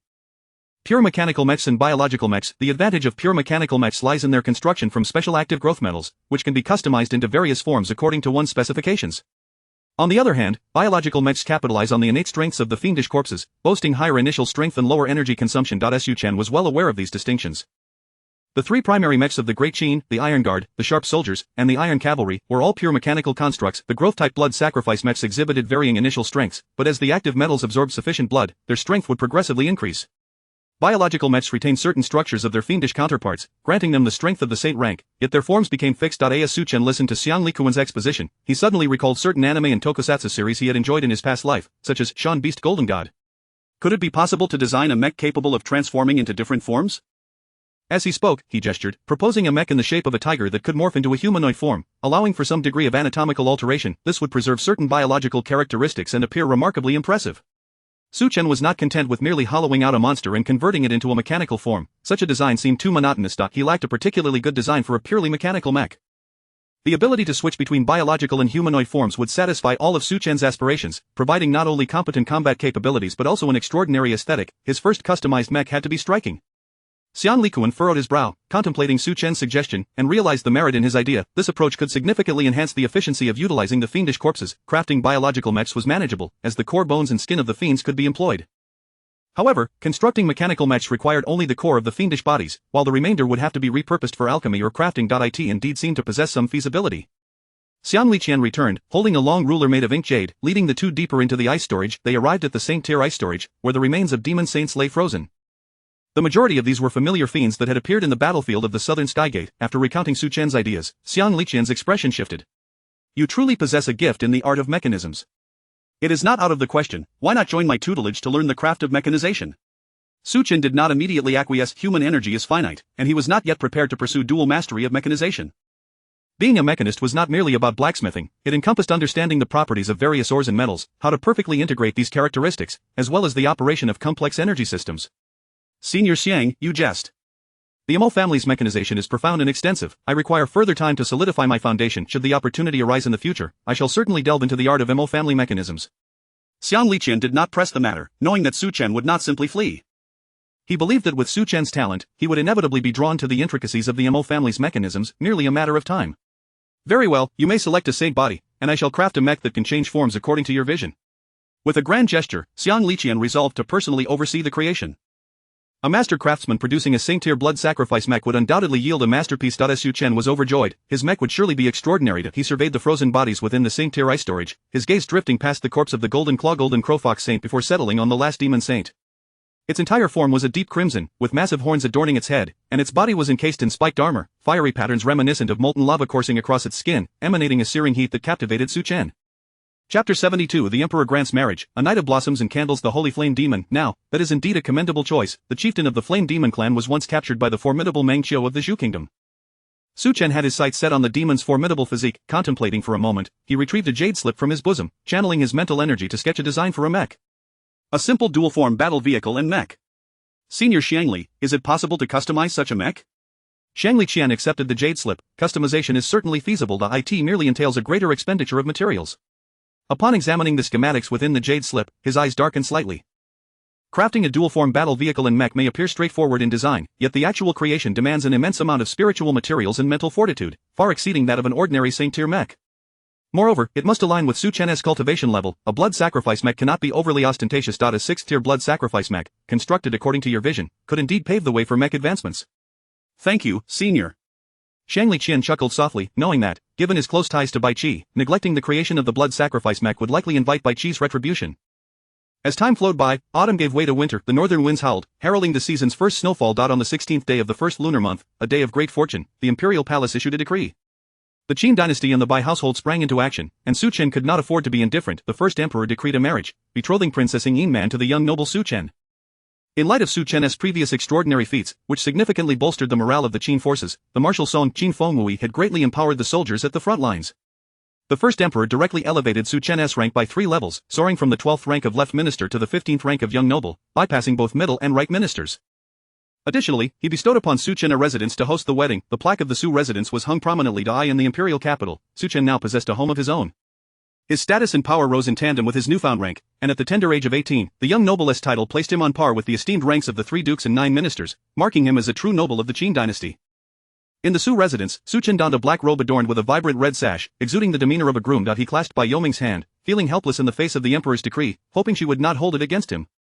A pang of guilt coursed through Su Chen's heart. He had undergone the traditional 9-year education of the Huaxia culture, steeped in the principles of monogamy, yet, could he refuse the emperor's marriage arrangement? Absolutely not. Was he disinclined towards polygamy, but was also impossible. It was merely a matter of inner turmoil. Do not fret, young master, as a disciple of the family head, Yu Meng was already prepared for this. Bai Yu Meng, a quintessential noblewoman, was acutely aware that such familial alliances were unavoidable, especially when it involved the marriage of a princess of the Qin dynasty. After sharing a tender moment, Su Chen mounted the emperor's bestowed steed, the black cloud treading snow, and set forth towards the imperial palace to fetch his bride. The first emperor was still engrossed in state affairs. The bridal procession could not enter the palace, thus, Ying Man awaited the entourage outside, seated in her palanquin. Young Master Fusu, Young Master Jiang, and other esteemed members of the Qin royal family rode on their majestic steeds. Esteemed gentlemen, Su Chen has come to wed the princess. From this day forth, we shall be kin. Let us not be strangers. Young Master Fusu was elated, believing Su Chen to be a worthy match who would not tarnish Ying Man's noble status. The other young lords escorted the bridal palanquin, proceeding grandly towards the Su residence. Upon arrival, Ying Man emerged from the palanquin, clad in a resplendent red wedding gown, crowned with phoenix adornments, radiating brilliance. Su Chen took her hand, leading her into the main hall of the Su residence. Representatives from the 3 dukes and 9 ministers of the imperial capital arrived to offer their congratulations. This was not merely a union with the princess but a significant rise of a noble family. Young Master Fusu surveyed the surroundings, retrieving a pair of beautiful jade mandarin ducks from his bosom, imbued with the essence of Confucianism and Taoism. The temporary steward, a stout man, promptly noted young Master Fusu's gift. Young Master Fusu, a pair of jade mandarin ducks. Leading the way, young Master Fusu welcomed an array of guests, who brought gifts and entered the Su residence to partake in the wedding feast.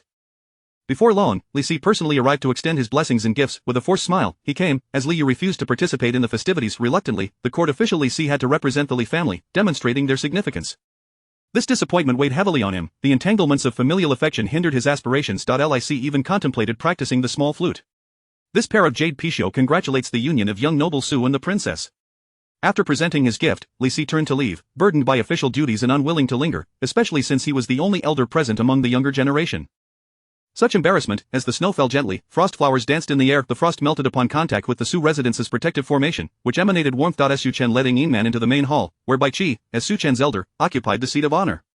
Bai Qi nodded in satisfaction. His disciple marrying the princess was a mark of honor and recognition, illuminating his countenance. An elder from the Qin royal family sat to the left in the hall, equally pleased with the union of yet another youthful prodigy with the royal lineage. They then proceeded with the customary rituals of bowing to heaven and earth. Bowing to the high elders, the couple bowed to one another. Entering the bridal chamber, Bai Yuming escorted Ng Man into the chamber. Su Chen remained at the wedding feast, toasting the guests. With jeweled curtains and embroidered drapes, may our union last a century. As spring returns, warmth fills the cold valleys, and virtues gather in the hall at night. At midnight, Su Chen, dispelling the scent of wine with his mental energy, entered the bridal chamber with an exhilarated heart. Gazing at the serene Ng Man, he gently lifted her red veil, and their eyes met with a smile. After drinking the ceremonial wine, serve this princess to her chamber. Ng Man raised her head like a proud peacock, her snow-white neck stirring Su Chen's desire. The ceremonial wine had been a tradition since ancient times. I shall obey the princess's command. After drinking the ceremonial wine, he extinguished the red candles. The night passed without sleep. At dawn, Ng Man thrust Su Chen out from their nuptial chamber, startling Bai Yuming from the outer room. Unbeknownst to them, Su Chen had made significant strides in his cultivation, and Ng Man could not withstand it. As Su Chen departed, content. He changed into casual attire and strolled around the Su residence. In the morning, a lavish spread of delectable dishes adorned the 8 immortals table. Had the chefs changed, Su Chen was somewhat astonished. The feast was unlike any he had experienced before. With a huff, Ng Man declared, I brought the imperial palace's chefs. Everything is prepared to imperial standards. She shot Su Chen a fierce glare. You must eat it all as punishment. Su Chen smacked his lips. My dear wife, do you think I haven't had enough to eat? I'm lacking strength, I understand now. I shall eat my fill. Ng Man's cheeks flushed crimson as she playfully kicked Su Chen. No eating allowed. Chapter 73 of the newly ascended aristocracy, the Su family of Fufeng. Bai Yuming jested. Young master, oh no, I should now refer to you as the master of the family. You have established a family and a career. Su Chen had indeed married and settled down. Given his status and position, he was worthy of being called a member of the illustrious Su family of Fufeng, a lineage of nobility. After dining, Su Chen wandered around his residence and summoned his personal guards. Dezhuang, Dinyo, you have been with me for half a year, yet remain at the 3rd heaven level. I grant you a span of 10 days to break through to the 4th stage. Su Chen retrieved several porcelain vials from his spatial bracelet and tossed them to his guards. These top-grade courage pills will aid you in advancing in your martial arts. Return and cultivate. Yes, they replied in unison. I, Dinyo, shall certainly be the first to reach the 4th stage. Dinyo confidently rubbed his bald head. Dezhuang retorted, nonsense, it will undoubtedly be I, Dezhuang, who achieves the 4th stage first. Upon relocating to the Su manor, Su Chen promptly summoned his guards, totaling a mere 50. However, these 50 were elite soldiers who had fought alongside him in the Battle of Nanshanmen, each an exceptional warrior of the Great Qin. Opening his personal panel for the last time, and thereafter to be updated at the chapter's conclusion, he noted. Name Su Chen. Occupation Mecha Engineer, Musician. Cultivation late 6th stage Yuan Dan Realm, late 5th stage Yang God Realm. Techniques Dragon Suppression and Tiger Domination. Killing Technique. Treasures 5th stage Daxia Dragon Sparrow Blade, 7th stage Spatial Jade Bracelet. Attributes Purple Killing God Disciple, Purple Breaking Illusion Divine Eye, Silver Martial Arts Controller, Silver Solar Golden Body, Silver Mimetic Nerve, Silver Dragon Martial God Body, Silver Renowned General Presence, Gold Combat Dragon Might, Gold War Drum Music. Saint Killing God Disciple, Purple. As a disciple of the Killing God Bai Qi, you represent the Bai family of generals, with a bright future ahead. Breaking Illusion Divine Eye, Purple. Your gaze can pierce through falsehoods and illusions, granting you the divine ability to dispel illusions with golden light. Martial Arts Controller, Silver. Your mastery over your own power has reached its zenith, bestowing upon you the divine ability to manipulate heaven and earth. Solar Golden Body, Silver 1. Your physical defense is invincible. 2. Your physical regeneration is unparalleled. 3. You gain the divine ability of Solar Golden Radiance, Mimetic Nerve, Silver 1. You can disguise your aura and form, making you hard to find among peers. 2. You possess a keen sense of danger. 3. You gain the divine ability of Mimetic Transformation, Dragon Martial God Body, Silver 1. You are the Dragon Martial God Body, unmatched in dominance. 2. You are on the verge of achieving the divine stage in martial arts. 3. You gain the divine ability of Dragon Martial / Renowned General Presence, Silver. You have entered the threshold of military prowess, destined to become a renowned general in the martial temple. Combat Dragon Might, Gold. 1. Your divine will embody supreme dragon might. 2. Your combat spirit remains undiminished. 3. You possess the divine ability of combat dragon destruction. War Drum Music Saint, Gold 1. The music of your war drum invigorates the heart, enhancing its effects by 30%. 2. Your original composition, war drum music of the Qin wind, grants a 30% boost to the old Qin people. 3. You gain the divine ability of thunderous sound through an autumn and winter of cultivation. Su Chen had reached the 6th stage Yuandan realm, matching the level of the Great Qin's lieutenant from last year's Nanshanman. However, Li Xian and Meng Tian had already ascended to the 7th stage. Among them, Li Xian had repeatedly achieved military merits in the northern frontier, and his divine cultivation had not lagged, having advanced from the 4th stage Yin God realm to the 5th stage Yang God realm, additionally gaining the profession of musician. He turned his inner gaze to examine his body, where a tricolored Yuandan spun within, gathering the essence of energy Dai in the Yuandan realm of martial arts. 1 color is the lowest, while 3 colors indicate excellence. Achieving a state of pure white signifies the utmost purity. The Yuandan realm differs from the immortal Dao Golden Dan. The latter signifies the 3rd stage of the immortal Dao, with the Golden Dan representing a premium quality. In contrast, a white Yuandan is the most desirable, signifying a harmonious unity of essence. Su Chen diligently refined his Yuandan daily, estimating that in 3 months he would succeed. The Yang God realm, at the 5th stage of the divine path, signifies the transformation from Yin God to Yang God, allowing one to traverse the heavens in daylight. It represents a will and spirit as resplendent as the sun, fearless even in the face of the thunderous heavens, withstanding 2 or 3 strikes without injury. The next realm for the Yang God is the Yuan spirit realm, marking the pinnacle of spiritual achievement akin to the Yuandan realm. Su Chen inhaled the first wisp of purple air between heaven and earth, nourishing both his Yang God and Yuandan. In the afternoon, Su Chen received an invitation, stating that the Xian Yanfang requested his presence to appreciate the harmony of music. Ing Man, Yu Meng, perhaps we should attend. The melodies of several renowned musicians are seldom heard. Bai Yumeng hesitated, considering that Ing Yin Man was Su Chen's legitimate wife, making the 3 of them traveling together somewhat inappropriate. Ing Yin Man readily agreed, her lively spirit not one to shy away from the opportunity to enjoy the concert. Observing Bai Yumeng's hesitation, Su Chen embraced her slender waist and reassured her, "Fear not, Yin Man is my legitimate wife, you shall be regarded as my equal." Ing Yin Man pouted, somewhat displeased. This princess is not one to be unreasonable. Why should Sister Yu Meng feel this way? Seeing that Ing Yin Man had no objections, Bai Yu Meng felt a wave of relief. The 3 of them joyfully boarded the carriage heading to the Xian Yanfang. Upon their arrival, the Xian Yanfang had sent out numerous invitations, welcoming the offspring of various noble families to appreciate the music. Su Chen rarely encountered an elderly man with a much younger wife. After adjusting his attire, he approached confidently. "I am Su Chen, a humble junior, pleased to meet you, Senior Li." Indeed, this elderly couple was none other than Li Jing and Hongfu Nu. Su Chen, having heard of Li Jing's arrival in the Great Qin, had longed for an opportunity to pay his respects, and he was pleasantly surprised to encounter this esteemed figure of military prowess here. Li Jing stroked his beard, smiling knowingly but remaining silent. Young Master Su has sharp eyes to recognize this old man. Senior Li's military renown is formidable, how could I fail to recognize you? Su Chen proceeded to introducing Yin Man and Bai Yumeng, followed by Li Jing. This is the renowned military god of the Tang Dynasty, Senior Li Jing. His works, including the 6 Armies Mirror and the Yin Talisman Mechanism, are famed military texts. Fearing they might not grasp the significance of this figure, he subtly conveyed, his status in the Xiantang is akin to that of the 3 pillars of the Great Qin. What military god? Such tales are merely exaggerations by others. Young Master Su, enjoying the blessings of the fortunate at such a young age, oh my. Hongfu Nu rolled her eyes at Li Jing, who had returned his hand from her waist, silently conveying her thoughts. At your age, still embarrassing yourself before the younger generation. Is he truly that formidable? I have never heard of him. Ing Yin Man queried, her brow furrowed in confusion. He seems rather henpecked, could he truly be the military god of the Tang Dynasty? Those who excel in battle often possess no need for great accolades, Su Chen replied, the name of Li Yaoshi is known to all in the military. The 2 exchanged whispers. Let us listen to the music. Li Jing, with his wife in tow, entered the Xian Yanfang, followed closely by Su Chen and his 2 companions. Soon, many from the Great Qin's military families arrived, many of whom were acquaintances of Su Chen. Brother Meng Tian, Brother Xian Shang, Brother Li Changkong. As Li Changkong, clad in an elegant robe, stepped into the Xian Yanfang, Su Chen promptly rose to show his respect. Chapter 74 of The Alchemist's Elixir, The Assassination of the First Emperor. A soft smile graced Su Chen's face as he regarded Li Changkong. Perhaps he should be addressed as Su Shang. Have our relations become so distant? Please, take a seat. Su Chen glanced around, offering Li Changkong a place opposite him. I have met the princess, the necessary courtesies must not be neglected. Li Changkong, having turned to Confucianism, placed even greater importance on such decorum. This was merely an ordinary banquet at the Celestial Melody Pavilion, where all present were entranced by the melodies, yet, one individual appeared lost in thought, utterly indifferent to the enchanting strains of the pavilion's celestial maiden. That person was Liu, the princess was the princess, and Ing Yin Man was Ing Yin Man. However, Ing Yin Man was betrothed to Su Chen by the emperor's decree. What power did Liu possess to alter this fate? The lingering echoes of the Celestial Melody Pavilion filled the air. Li Jing and Hongfu Nu exchanged nods, alternating between agreement and dissent. While the Celestial Melody Pavilion of the Great Qin was commendable, it paled in comparison to the sword dances and majestic whirlwinds of my Xiantang. Is mere music not enough? Do you wish to witness their dance as well? Li Jing fell silent, observing with a meditative demeanor, wary of missteps that might earn him a reprimand from Hongfu Nu. The imperial palace of the Great Qin was suffused with ethereal energy. Announce, Alchemist Ho Shang and Alchemist Lu Shang are here to pay their respects. The resounding voice reverberated through the grand staircase. Two figures, embodying the essence of celestial beings, entered the imperial hall, each bearing a jade box, their long sleeves billowing gracefully. Alchemist Lu Shang, I pay my respects to the first emperor. Alchemist Ho Shang, I pay my respects to the first emperor. The first emperor concealed a maelstrom of emotions within his gaze. Do you bring forth celestial elixirs? Present them at once. Should they truly be elixirs of the celestial realm, I shall reward you handsomely. Lu Shang and Ho Shang exchanged a glance, their eyes sparkling with fervor, for today they intended to undertake a monumental deed. In unison, they proclaimed, we bring forth offerings of the celestial way.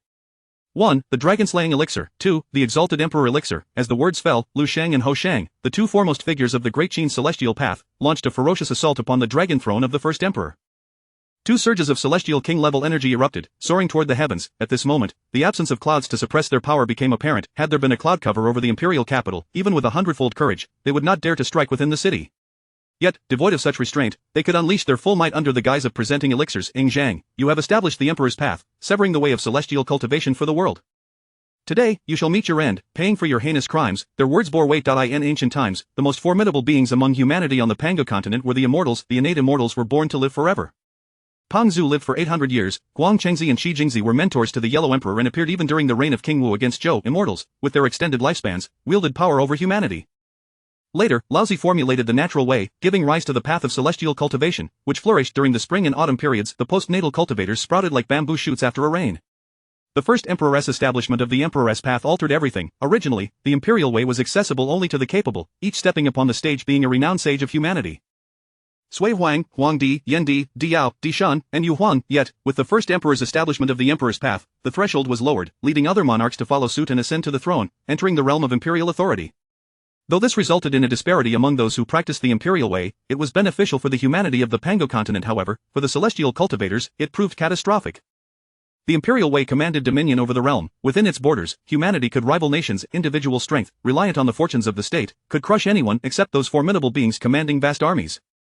Of course, an emperor at the level of the first emperor, like Bai Qi, the pinnacle of military prowess, would not fear leading an army against the imperial capital. Yet, not all emperors possessed such prowess.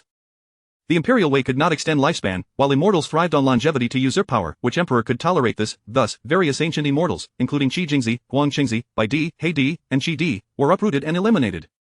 Li Exayan's family's celestial techniques stemmed from the demise of the immortal Tai by Jin Xing, appropriating his techniques as their ancestral heritage. The divine way suited offense, the Confucian way was apt for governance, and the martial way was easy to learn but difficult to master, fitting for the common folk. The influence of the celestial way plummeted, nearly reaching the depths of despair. Despite the claims of Xiantang being celestial, do you think their techniques were all self-created? The core conflict between the celestial and imperial paths was power.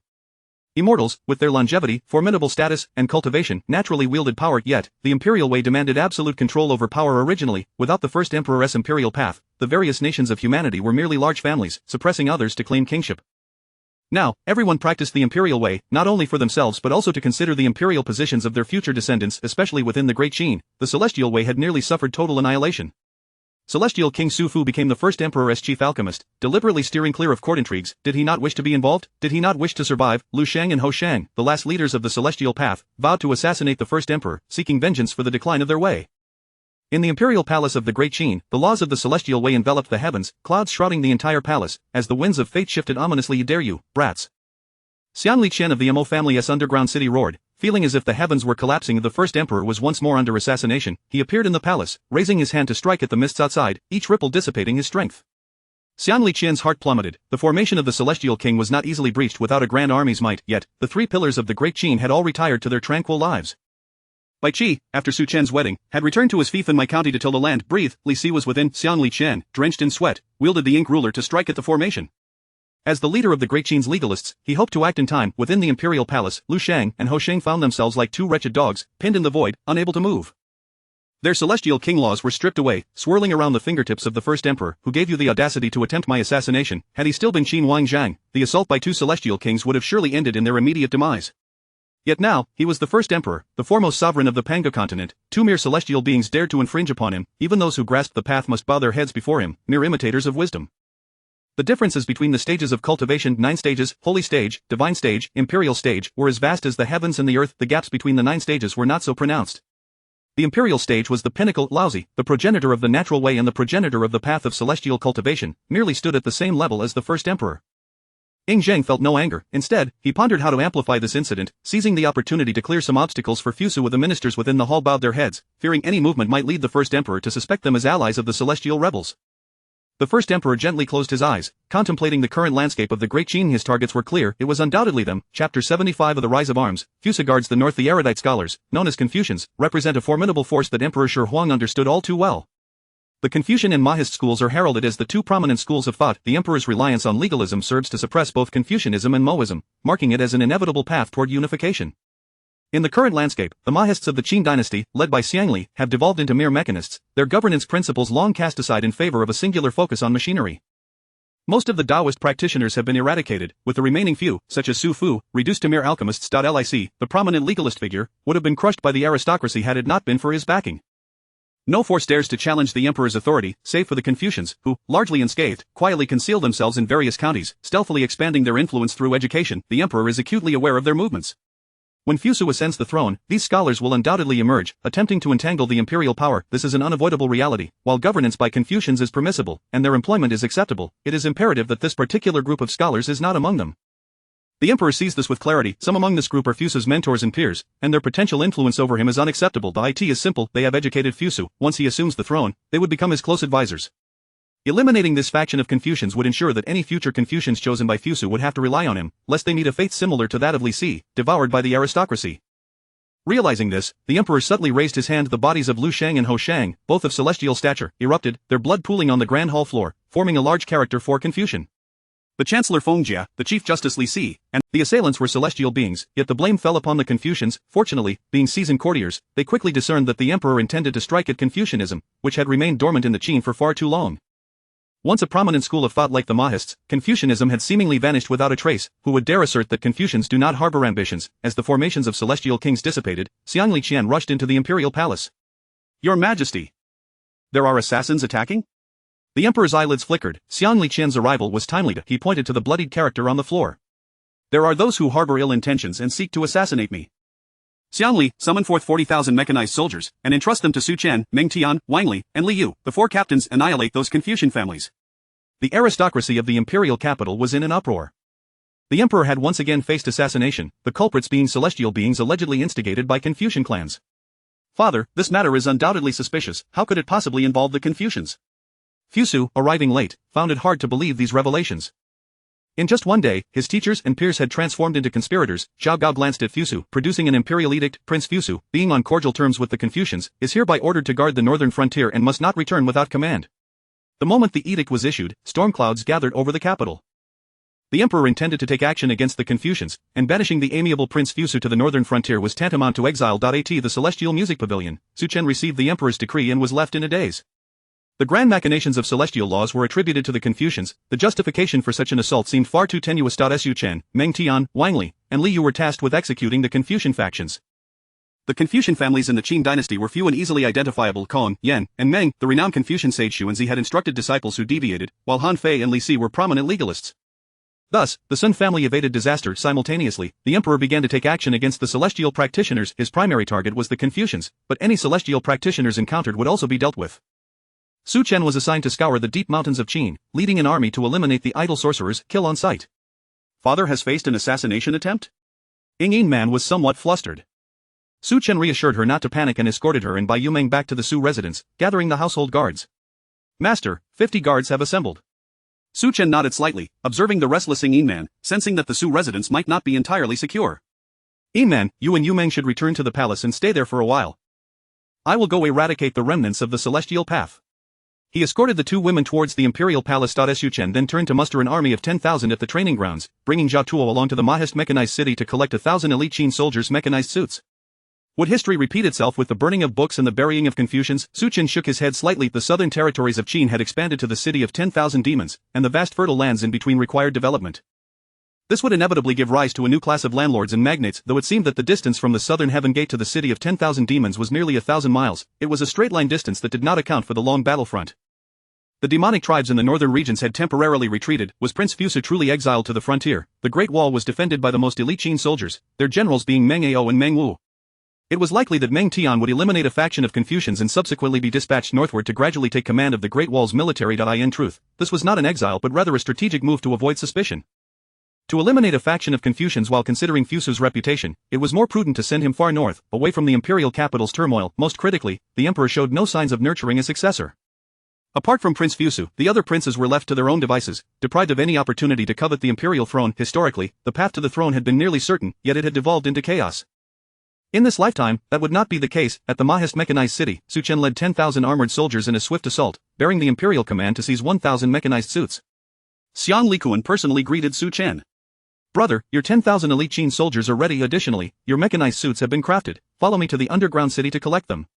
Su Chen's eyes brightened. After several months, his sacred-grade blood sacrifice mechanized suits had finally been completed. "Zhao Tua, as you watch them retrieve the suits, ensure there are no disturbances. I shall return shortly." Understood. Su Chen followed Xiang Likuan into the Mahist mechanized city. The intricate assembly lines of mechanisms were in constant motion. Numerous large mirrors atop the city collected sunlight, channeling it through the Mahist circuitry to power the assembly lines. Minerals were forged into standard metals, which were then crafted into precise components, assembled into mechanical arms, with the mechanists embedding energy cores, culminating in the construction of brand new, warm mechanized suits being transported to the hangar. Su Chen and Xiang Likuan entered an underground passage, winding through a labyrinth before arriving at the Mahist underground city. Within the specialized workshop for divine craftsmen lay a crimson, gilded war chariot, silently resting in the chamber, its design infused with a wild, metallic war aesthetic after mechanistic modifications, featuring the head of the flame demon saint as a horn. Chapter 76, The Sacred Tier Mecha, Inferno. Forged from the sacred body of the flame demon saint and integrated with a plethora of active metallic materials, this blood sacrifice mecha is a creation of exceptional merit. Xiang Liqian is thoroughly pleased with his masterpiece. This mecha embodies your concept, meticulously transformed into a dual-form mecha. Consequently, the efficiency in utilizing the corpses of monstrous beasts is significantly enhanced, allowing mid to high-tier custom mechas to conserve substantial materials. It is time to test the new mecha. Su Chen approached, caressing the metallic surface and demonic shell of the battle vehicle. The crimson lava patterns evoked a warm and restless illusion. Su Chen initiated the blood refinement of this mecha, and a mecha wristband materialized on his wrist. As he seated himself within the cockpit, an enveloping sensation emanated from all directions, merging Su Chen's essence wholly with the mecha. With a 4th-tier Celestial Dao Nascent Soul, a 4th-tier Martial Dao Courage, a 4th-tier Divine Dao in Spirit, and a 4th-tier Confucian Dao Jinshe, all 4 paths of cultivation possess formidable mental prowess upon entering the middle tier. Thus, mechas above the 4th tier are operated by mental control. Su Chen's will harmonized with the mecha, and under his guidance, the battle vehicle swiftly transformed into a towering 100-meter humanoid mecha. Fortunately, the mechanism chamber is an independently established space, accommodating the large mecha without issue. The mecha is equipped with 2 weapons. One is a meteor hammer crafted from the skull and spine of the flame demon saint, infused with portions of active metal.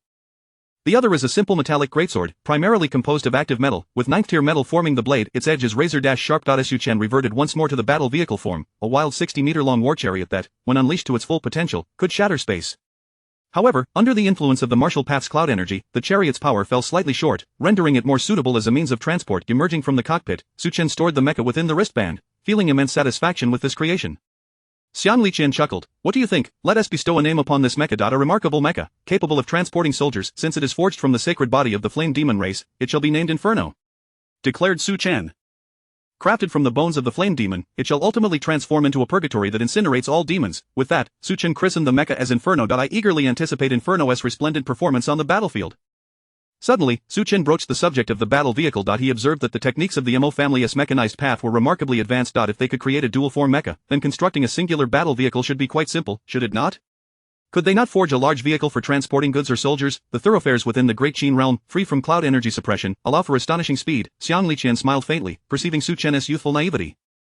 He informed Su Chen that such an endeavor was entirely unnecessary and merely a waste of resources. The materials required to construct a battle vehicle would suffice to create mechas and other mechanical constructs. Conversely, a cargo vehicle was unwarranted. The marching speed of the Great Qin soldiers is not slow, and the pace within a cargo vehicle would not necessarily exceed that of a mecha's rapid advance.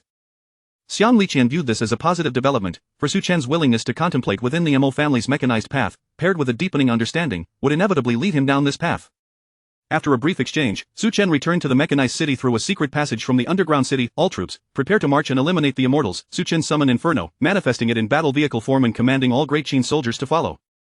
Inferno roared like a crimson flame, charging forth into the distance. 10,000 elite soldiers of Great Qin, their dark green army shimmering under the sunlight, surged forth. Zhao Tua piloted his 5th-tier mecha, Golden Eagle, soaring to Inferno's left side, trailing half a step behind Su Chen. "Lieutenant, where shall we commence our assault?" Su Chen gazed towards the east of Great Qin, the stronghold of the Confucian family. To the north, the Great Wall Legion stood guard. To the south, fertile lands had just been newly developed, while the original defenses were relatively weak. To the west, the imperial capital of Great Qin lay firmly established, posing no significant threat. They would proceed from west to south, then circumnavigate the Kong family, traversing the mountains and fields in their wake. Simultaneously, Wang Li and Li Yu each led a contingent of 10,000 soldiers, advancing towards the three prominent families of the Confucian lineage. At the Kong family, Meng Tian found himself at a loss. Sensing an unfavorable shift in the winds of the imperial capital, the direct descendants of the Kong family fled at the first opportunity, seeking refuge in other nations, for they shared the same roots. Only the weak, the old, and the sick remained, along with the collateral branches of the Kong family. Meng Tian seized those left behind, gathering the collateral branches in the family's teachings to take with him. Li Yu and Wang Li encountered greater success. The heads of the Yin family and the Meng family did not retreat. Instead, they attempted to mount a desperate resistance. The army formed a phalanx, overwhelming their defenses. The local officials led the local guards to support the imperial soldiers, and the process unfolded remarkably smoothly. Following a brutal slaughter, the remnants of the Meng and Yin families, along with their books, were systematically taken away. In the deep mountains and forests, Zhao Tuo and Su Chen each commanded 5,000 soldiers, encircling and searching for the Xian cultivators hidden within the dense wilderness, eventually uncovering one with a respectable cultivation level, an 8th-tier tribulation realm cultivator. The army's cloud energy suppressed the forces of heaven and earth, initiating a massacre. By the decree of the first emperor, the Confucian scholars and their texts were to be collected as much as possible, while those deemed deserving of death would meet their fates. Xian cultivators who had yet to be registered in Great Qin were all treated as co-conspirators in treason. They were executed on the spot. General, I possess 1,000 acres of fertile land, which I offer to you. Please grant me a chance to live, cried the Xian cultivator in desperation. Su Chen's expression darkened as he bellowed, I am a minor noble of the 15th rank in Great Qin. A mere 84 acres of land is all I possess. You, an insignificant Xian cultivator, dare to claim 1,000 acres. The soldiers under his command were equally incensed. Those who have fought valiantly to this point, even a 4th-tier noble would only receive 4 acres. You, a mere immortal, how could you possess 1,000 acres of fertile land, form ranks, and execute? Commanded Su Chen, mobilizing the army's cloud energy to transform into a crane wing formation, flanking the Xian cultivator. Inferno hurled the meteor hammer, crafted from the head of the flame demon, smashing the Xian cultivator's corporeal form into a cloud of blood mist in an instant. A fragment of the Xian soul attempted to flee. Su Chen waved his hand, and the army's cloud energy coalesced into a swirling vortex of white energy. He thrust his hand forward, directing the energy towards the fleeing soul of the Xian cultivator. This was an advanced technique of the martial path, channeling the army's cloud energy to unleash a collective attack. While effective, it consumed an excessive amount of cloud energy. Such tactics could not be employed during engagements, as diverting the army's cloud energy might leave them vulnerable to counterattacks. However, in the current scenario of hunting rogue Xian cultivators, this method proved highly efficient. With the soul shattered and will extinguished, a spatial ring fell from the AI. Su Chen retrieved the mecha and grasped the ring, swiftly discovering the deeds of 1,000 acres of fertile land within, along with numerous property deeds, gold, elemental stones, and treasures. Document these findings, he commanded. Chapter 77 of the Burning of Books and the Pits for Confucians. By Qi's disciples, a grand and sweeping purge has commenced. In the imperial capital of the Qin dynasty, a group of scholars, shackled at their wrists and ankles, are being herded into the city by armored soldiers. Who are these individuals? What crimes have they committed? It is rumored that not long ago, they attempted to assassinate His Majesty, assassinate the Emperor, such a heinous act that warrants the extermination of their entire lineage. How dare they? Who can fathom what emboldens them? I suspect they have been wrongfully accused. The Kong family has always adhered to propriety. How could they possibly plot against the emperor? Oh, come now, propriety. They do not serve in the military, possess no military merit, nor are they among the 3 noble lords or 9 ministers. Where would they acquire vast tracts of arable land? How should I know? The crimes of these individuals seem to elicit no concern from anyone, yet, the fact that they possess considerable farmland is undoubtedly linked to their predicament. Have they uncovered thousands of acres of fertile land? Surely they could be allocated more land in their region. Hiss, from where do they hail? I wonder if I might relocate there and exchange 50 acres of imperial land for a larger tract elsewhere. The old Qin citizens of the capital are drawn to this spectacle, frequently gathering to observe the scholars. In the grand hall of the Qin imperial palace, not a single court official dares to speak. To voice their thoughts would reveal their ruthless intent to eradicate the Confucians completely, yet, eliminating these Confucians would create a power vacuum in the provinces, an opportune moment for their own ascendancy. Among them are officials hailing from Shandong, originally humble families of Qi and Lu, who have risen to prominence as court officials. Now standing in this grand hall, however, the Kong family has long maintained its stronghold over Qi and Lu. With the downfall of the Kong family, they can rise within their ancestral lands. Given their status, local gentry would be the least they could attain, while the noble clans would be their rightful place. Emperor Qin gazes down upon the assembled officials. Li Si, your servant is here. I command you and Su Fu to proceed to the capital, to burn the Confucian texts and execute the Confucian scholars. As you wish. Conquering the world and governing it are, after all, 2 distinct endeavors. In times of chaos, severe measures must be employed. However, in the future Qin dynasty, Fu Su must govern without relying solely on Confucianism or legalism. The outcome of one ideology's dominance is bound to lead to conflict. Ing Zhang has encountered numerous chancellors throughout his life and understands all too well what it means to have a single chancellor monopolize power. Legalism is the foundation upon which the Qin dynasty expands its territory, and it cannot be undermined. By executing this batch of Confucians, Fu Su's future reliance on Confucianism will inevitably set the 2 schools of thought at odds. For Confucianism to rise in the Qin, it must depend on Fu Su's strength. This is the true intention of Emperor Qin. The burning of books and the burying of Confucians, along with the destruction of mountains and temples, all occur simultaneously within Qin. The latter garners little attention, as immortal cultivators may emerge to advocate for the cultivation of the Qin's immortals. Yet, the former is akin to poking a hornet's nest. The divine priests of the celestial realm still retain some of the ancient wisdom. However, the Confucian scholars of the Song and Ming dynasties cannot remain silent, vociferously condemning the brutality of Qin. The Pango continent is rife with upheaval, but that is a tale for another time. In the imperial court of the Qin capital, an atmosphere of lightheartedness prevails. The two dominant schools of thought from the pre-Qin era. The Mahists are busy crafting war machines, while the Confucians face extermination. The two colossal entities that wielded the greatest influence during the late Warring States period are crumbling. With one whale's fall, myriad creatures thrive. The heirs of other philosophical schools in the court are restless, aware that this generation cannot shake the supremacy of legalism. But what of the next generation? Amidst the fervent burning of books and the burying of Confucians, the tides of the Qin court are tumultuous. Su Chen leads his army throughout Qin, destroying mountains and temples to eliminate the immortal cultivators hidden in the wilderness. Su Chen takes a detour southward, observing numerous families traveling along the thoroughfare toward the south. This is the migration of Qin, with many being the wives and children of soldiers from the southern heavenly gate, seeking to cultivate and reclaim land in Qin. Conquering new territories is the first step. Governance follows. As the Hellfire ship traverses the rugged landscape, Su Chen encounters many common folk. After encircling Qin, he prepares to return to the capital and stops in my county to pay a visit to his master. At the ancestral home of the Bai family, Bai Qi sits in a grand chair, his gaze still spirited, yet the aura of decay and age hangs heavily upon him. Su Chen, disciple, is here. Seeing Bai Qi in such a state, an inexplicable sorrow wells up within Su Chen. The hero in his twilight, must even the valiant Wu and Jun succumb to this fate? Do not adopt such a mournful demeanor. A military commander should not be easily swayed by emotions. Moreover, life and death are dictated by the heavens. I, your master, have a favorable destiny. After death, my spirit is entrusted to the guardian god of soldiers, watching over the ancestral temple. Thus, I have not truly perished. Upon hearing this, Su Chen suddenly recalls that his master is a deity of the divine realm. Even if his body deteriorates, his spirit and consciousness can endure in this world. If entrusted to the guardian god of soldiers and enjoying the incense offerings in the ancestral temple, his soul may remain eternal. His master could pursue the path of immortality. With his master's talents, he would surely extend his lifespan significantly. Such fallacies. Bai Qi erupts in anger, reproaching Su Chen for his thoughts. Su Chen, I do not know what your ambitions are, but throughout history, only those with unwavering faith and resolve can stand atop the Pango continent. The Emperor's resolve to unify is as solid as Mount Tai, thus he ascends the path of the sovereign. I have spent my life on the battlefield, slaying countless foes, yet my conviction never wavers. Whether in cultivation or life, fear not the wrong path. If necessary, simply change to another until you find your own way. The true danger lies in discovering your path yet failing to adhere to it. Without the steadfast will to endure trials and tribulations, how can one achieve greatness? Bai Qi sighs softly.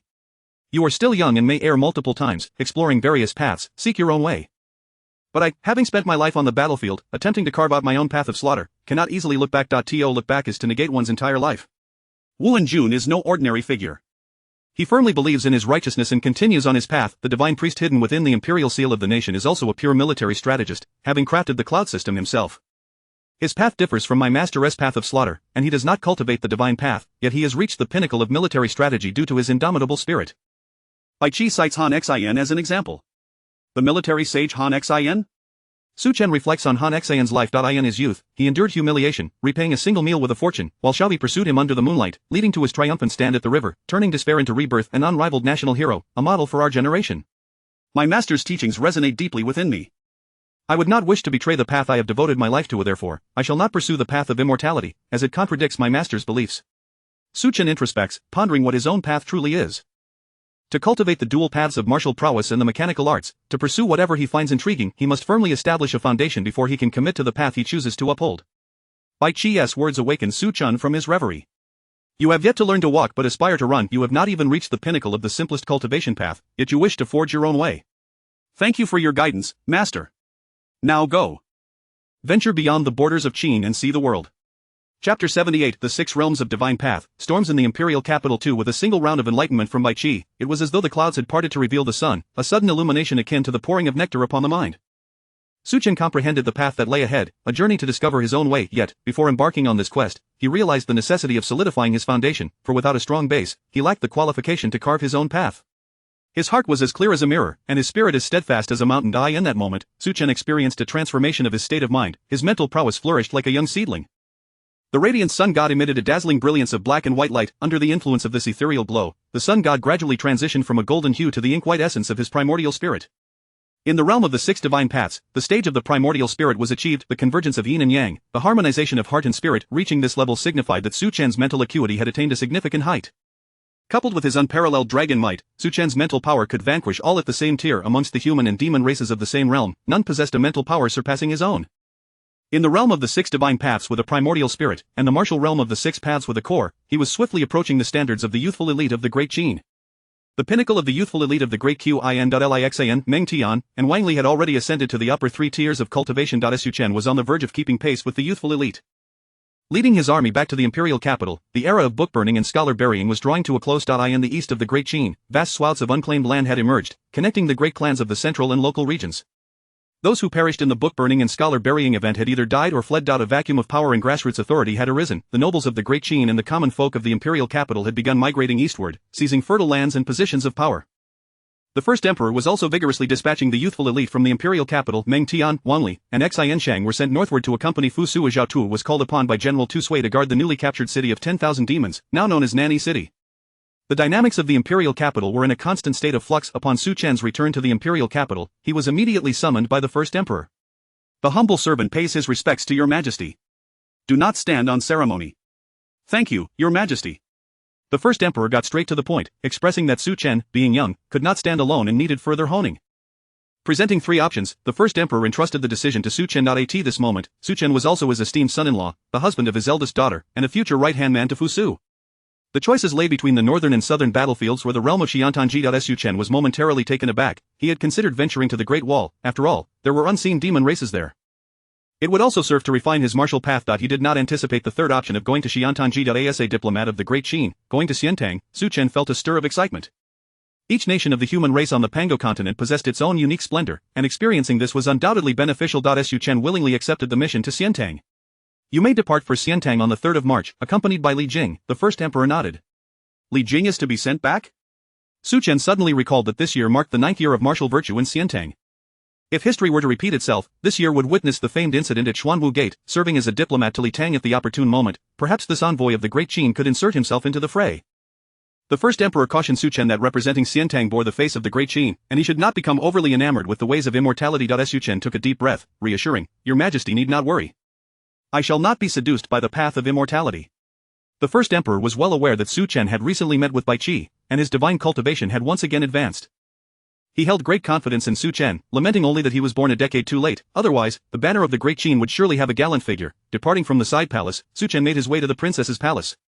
Yingyin Man and Bai Yumeng remained within the imperial palace. The political landscape of the Great Qin was ever shifting, and with Su Chen absent, Bai Qi had returned home to enjoy retirement. For the sake of their safety, it was best for both to remain within the palace's protection. Is my husband back? She called out. Someone, instruct the imperial chef to prepare a feast. This princess wishes to dine with Su Lang. A brief separation felt more precious than a new marriage. After a few rounds of wine, Su Chen, Bai Yumeng, and Yingyin Man managed to attend to their official affairs amidst the revelry. My lord must depart soon. Bai Yumeng's voice echoed with a hint of melancholy within the palace.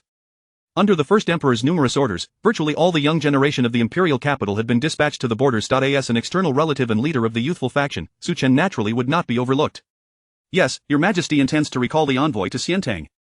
I shall serve as the Great Qin envoy to Xiantang. Yingyin Man wore a sorrowful expression. Such a short time had passed before they were to part again, and it was uncertain when he would return. Su Chen felt a pang of guilt, knowing he could only make amends in certain ways for the two women. The Great Qin envoy's residence, Li Jing and Hong Fu Nu were continuously sipping tea. Li Jing's brow furrowed in dismay, unsure of what to say. He had already received the decree from the Great Qin, commanding him to depart on the 3rd of March and return to Xiantang. This felt like a cruel joke. How could the immortal of the Great Qin possibly attempt to assassinate the first emperor? He was being inexplicably implicated. Li Jing dared not return now. The imperial capital of Xiantang had become a massive whirlpool. A misstep could lead to utter annihilation. Moreover, as a master of the martial path, he was one of the only two peaks of martial prowess in Xiantang. Returning now was not appropriate. The other peak of martial prowess in Xiantang was the Grand General Tian Ce Dai and the newly founded Xiantang. The two heirs had already begun their covert struggles. One was the legitimate crown prince with scant achievements, backed by a coalition of noble families due to Li Jianqing's claim to the rightful title. The other was the first great benefactor of the founding of Xiantang, the imperial bestowal of the Grand General Tian Su, who held immense prestige within the military. 90% of the generals followed Li Shimen into battle, supported by a faction of local gentry and certain noble houses. The remaining 10% of commanders supported Li Jianqing, but their military prowess was unimpressive. They had been forcibly promoted to high positions due to Li Jianqing's status, despite their meager accomplishments. The conflicts between the two sides grew increasingly intense. Li Jing initially thought to come to the Great Qin to evade the storm, planning to return once the new emperor ascended the throne. Given Li Jing's status and reputation, the ascension of any emperor would have little effect on him. However, after the recent events in the Great Qin, if he were to return prematurely, the two princes would undoubtedly vie for his allegiance. Failing to make a choice would mean offending the future emperor of Tang. No, I must find an excuse. Returning now is too sensitive. Hong Funu concurred. If you return now, whoever tries to win you over will inevitably offend the other side. Yet, if you choose to side with one, you will also offend the current emperor. Li Jing's status made it highly likely he would publicly support a certain prince, which could lead to a solid backing, even potentially forcing a This was a scenario Li Jing wished to avoid, thus, he was destined not to return. Perhaps I shall fall ill, recuperating in the western regions for a time, nurturing a serious illness for a year. Envoy Su Chen, the god of death's elite guards 3 having made adequate preparations, Su Chen was ready to embark on his mission to Xiantanji. At present, Xiantang was in the nascent stages of its establishment, with the northern demon Yuan eyeing it covetously. The first emperor had entrusted Su Chen with a formidable force to assist Xiantang in alleviating the pressures on its borders. As he beheld some familiar figures among the god of death's elite guards, Su Chen was momentarily taken aback. He had not anticipated receiving the personal guards of his master. He still had some distance to cover before he could command such a powerful army, the military soul-level legion of the Great Qin. Salute to General Su. 1,000 elite guards dismounted and knelt on one knee. Salute to General Su. As Bai Qi's direct disciple, the son-in-law of the first emperor, and the young master of the Great Qin, Su Chen was destined to inherit this military soul legion after Bai Qi's aging. From the perspective of Qin Shi Huang, having such a formidable army entrusted to Su Chen was a source of great reassurance. From Bai Qi's viewpoint, his loyal guards following his disciple ensured the continued strength of the Bai family's influence.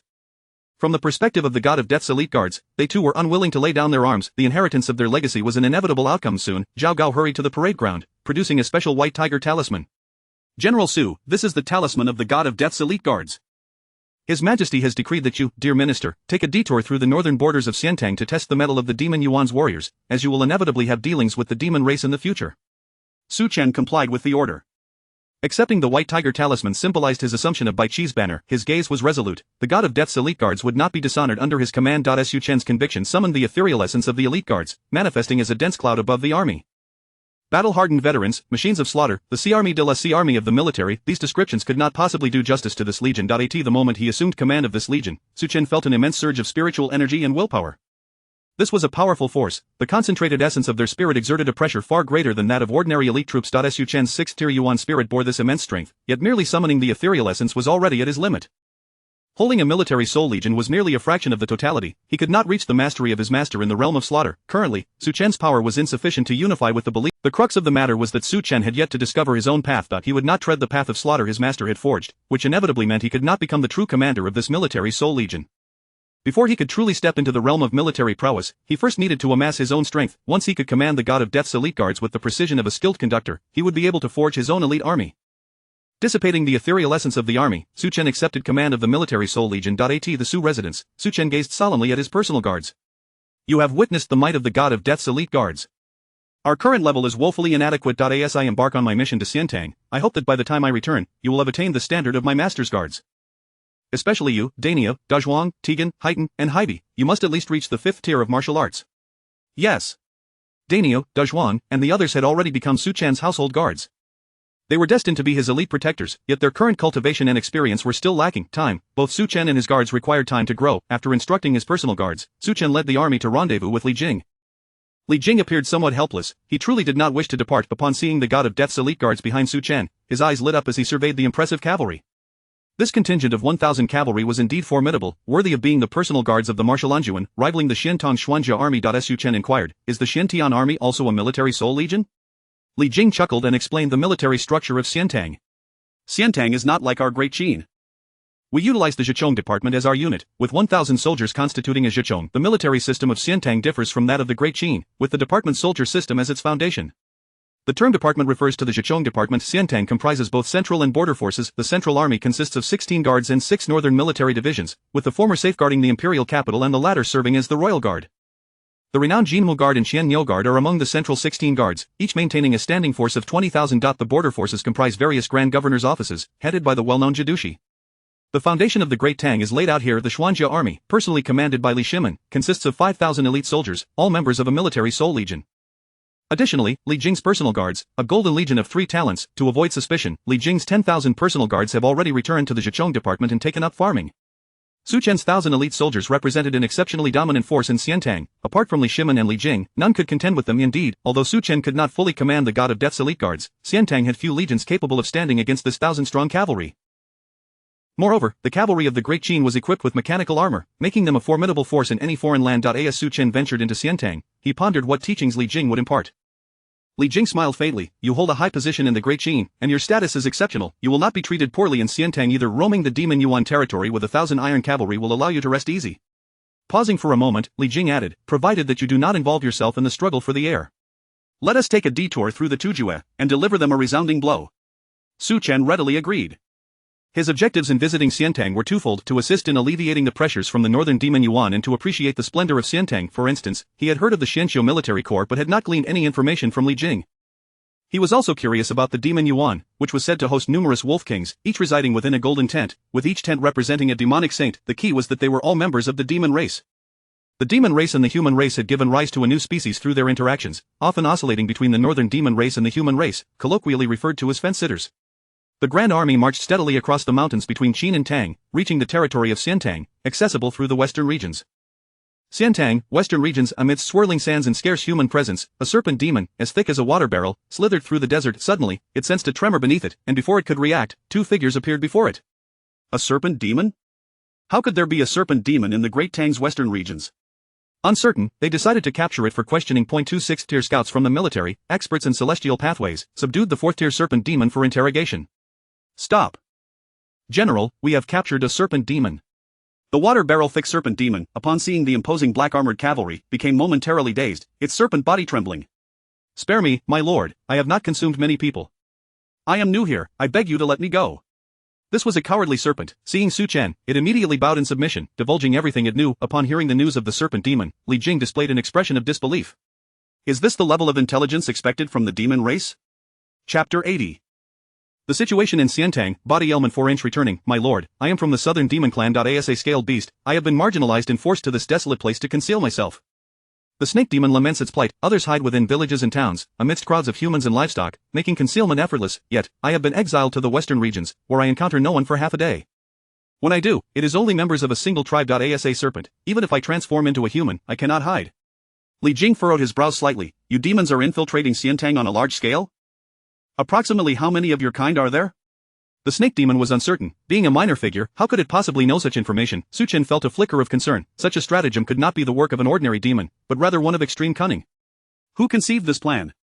To divide and conquer is indeed a chaotic strategy. When demons gather, it becomes easier for Xiantang to deal with them. They can simply organize an army to confront them, but when scattered like this, how do we capture them? Xiantang does not possess the stringent laws of the Great Qin, such as household registration and collective punishment. Instead, there are many private troops concealed among the great clans. Li Jing's brow tightened in contemplation. While he was a military god of Xiantang, capturing them one by one was not his responsibility. That fell to the authorities. I have heard it is a demon saint from the Lu Shou clan, known as the Great Saint Zhu Ganglai. This was news the snake demon was aware of, being widely known among demon kind. The demon Saint Zhu Ganglai had arrived to present 3 strategies to the demon god and subsequently sought to sow discord in Xiantang. This was an overt scheme, requiring no disguise. Su Chen's brow furrowed slightly. The pig demon saint, the former commander of the Southern Heaven Gates demon clan? The personal guard, General Bai Shi, spoke in a low tone. The pig demon saint possesses extraordinary wisdom among the demon clans.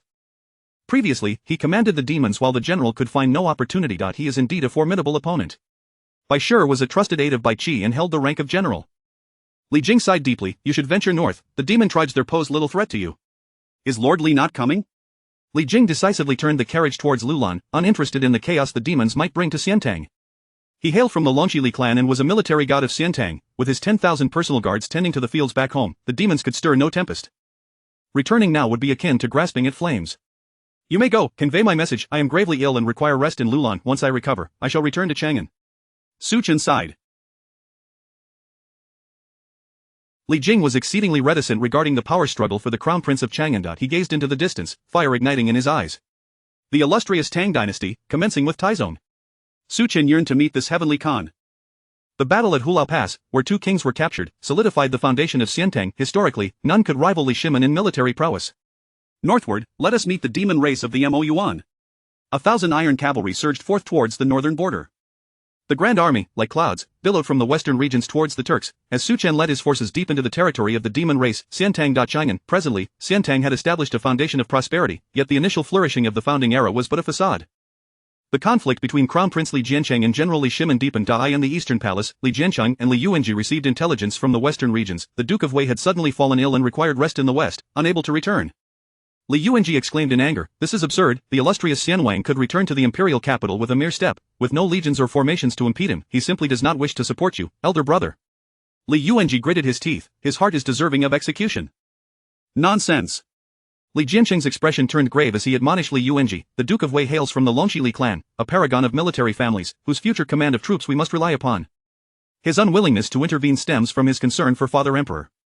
Li Jiancheng was exasperated. His brother was foolish as a pig, yet he had to rely on Li Yuanji, for his residence was filled with many adept cultivators, including skilled assassins. Suddenly, a message emanated from the Taiji Palace, commanding General Li Shimin to proceed to Luoyang. Li Yuan, like in history, was reluctant to make a choice, unwilling to see brothers turn against one another. He sought to transfer Li Shimin from Chang'an to Luoyang. Li Yuanji's eyes gleamed with malice. "Elder brother, we cannot allow Li Shimin to leave Chang'an. Should he go to Luoyang, those elite soldiers under his command will be out of our control." Li Jiancheng too felt anxious. If Li Shimin departed Chang'an, establishing his own command with the 3 departments, even the 5,000 Xuanjia soldiers would secure his position as crown prince. "Wait, I shall meet with concubine Yin and Lady Zhang. We must not allow Li Shimin to depart." Once Li Shimin left Chang'an, he would be like a bird soaring into the blue sky or a fish diving into the sea, no longer subject to restraint. In Chang'an, Li Jiancheng could still exert influence through the imperial harem over Li Yuan, suppressing Li Shimin. He would never allow such a significant advantage to slip away. In the general's residence, unlike Li Jiancheng's concerns, Li Shimin was preoccupied with the issue of the demon race. The southern demons, fragmented and unwilling to confront Xiantang directly, wreaked havoc in various regions, causing turmoil in the south. By contrast, the northern Mo Yuan posed little concern. With large armies stationed on the border, even if they sought to attack Xiantang, they lacked the immediate capability to succeed. However, the prolonged chaos wrought by the southern demons could easily undermine Xiantang's foundation. How to address the southern demon menace? The atmosphere in the general's residence was amicable, and they received news that they could withdraw to Luoyang. As General Li Shimin, he could establish his own command with the 3 departments, allowing for both offensive and defensive strategies. Fang Xianling chuckled, "This matter is simple. We could establish the Jingyao office, summoning the virtuous from temples and monasteries to descend upon the populace to exorcise demons and vanquish evil. Alternatively, we could enlist the disciples of noble clans to join the Jingyao office, addressing local demon troubles." Du Ruhui added, "The Jingyao office could recruit disciples from distant clans to assume authority while local temples and monasteries handle demon extermination, effectively resolving the demon threat." Li Shimin nodded slightly. The temples and monasteries had long been a significant issue since the previous dynasty. They did not engage in production. How did they sustain themselves? What did they consume? What resources did they use for cultivation?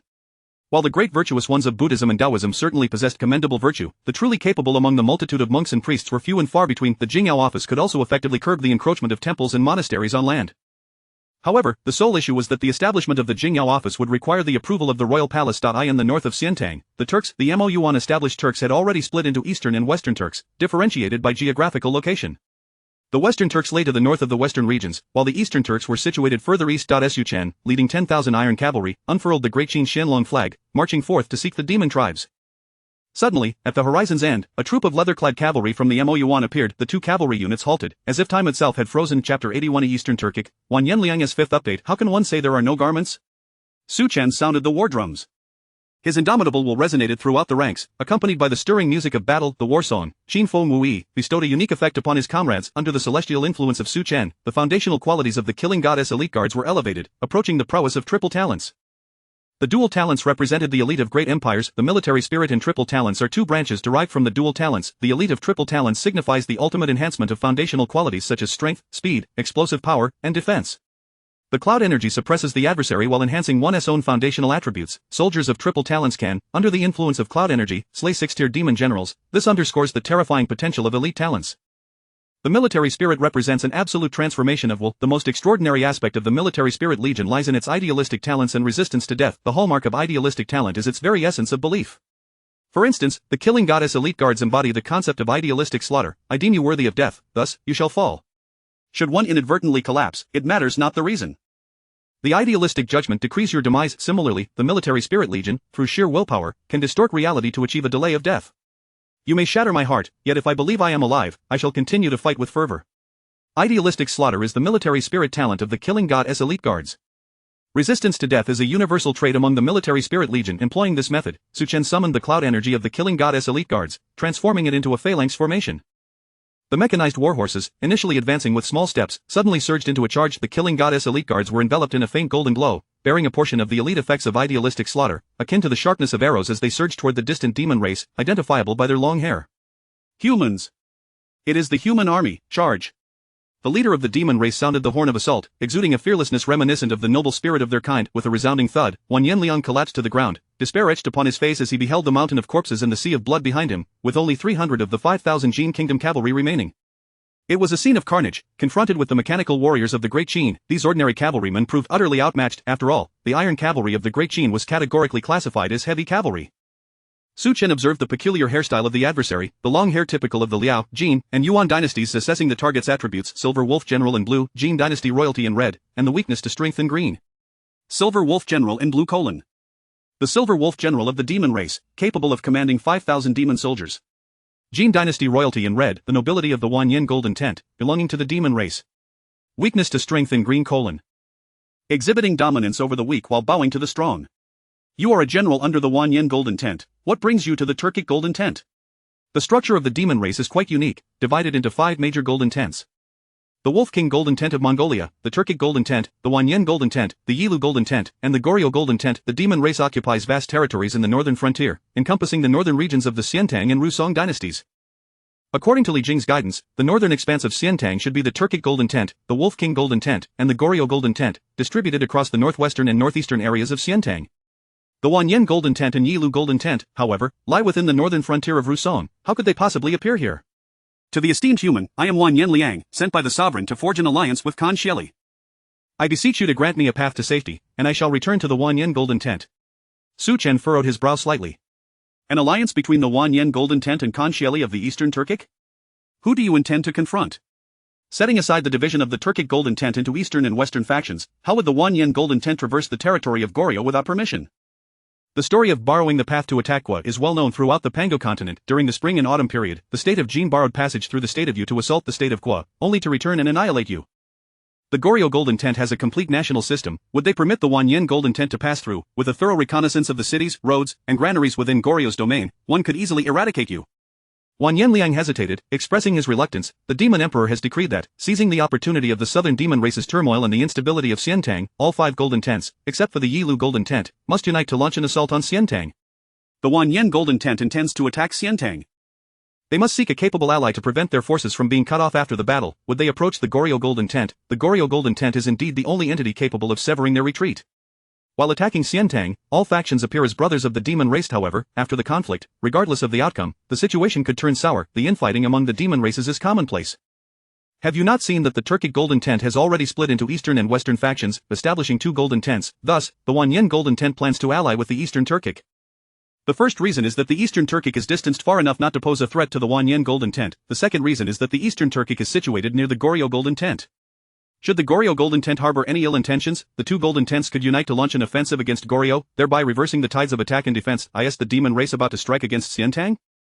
How astutely they have seized the moment. Su Chen was somewhat astonished. The instincts of these demon races are indeed sharper. The essence of the demon race is quite complex, amalgamating elements of the former Turkic, Goryeo, Liao, Jin, and Mongolian Yuan dynasties, resulting in formidable combat prowess.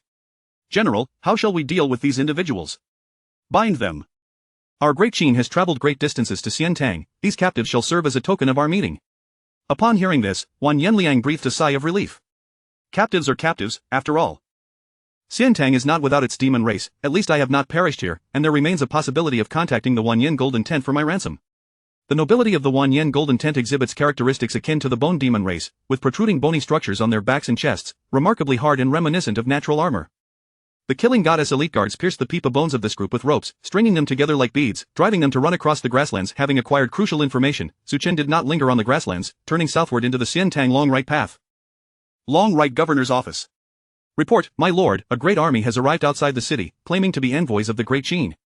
The governor of Long Right nodded slightly. I have received word from the court. The Great Qin has dispatched envoys, and they may be allowed passage. Permission to pass is one thing, but the army cannot be allowed through.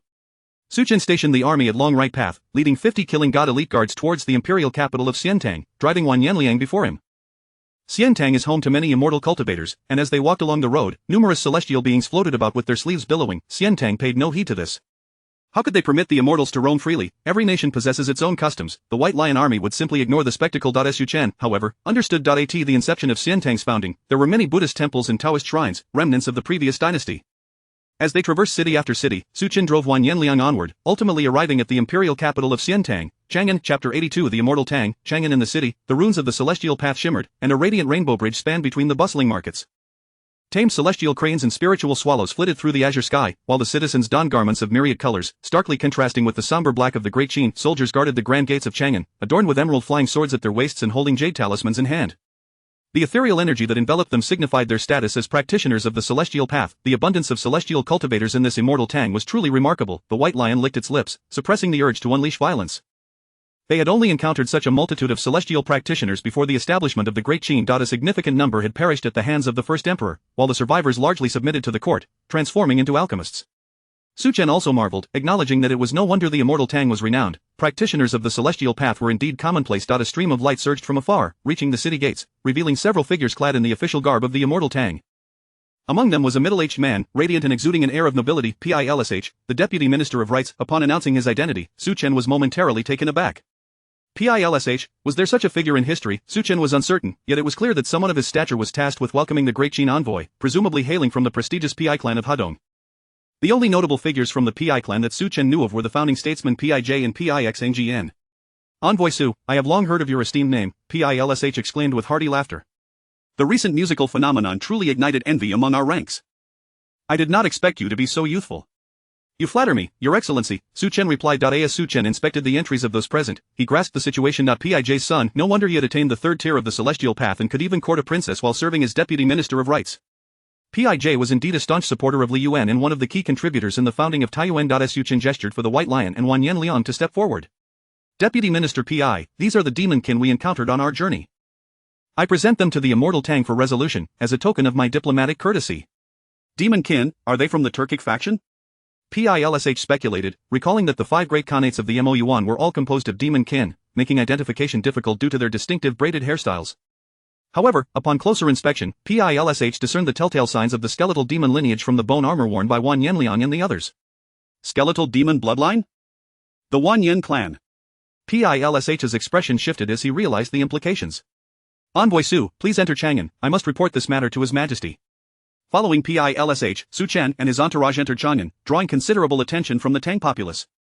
The mechanical warhorses, a strategic asset of the Great Qin, were a rarity in the capital of the immortal Tang. Pilsh arranged for Su Chen's party to be accommodated at the Honglu Temple before hastily proceeding to the Taiji Palace to deliver the news.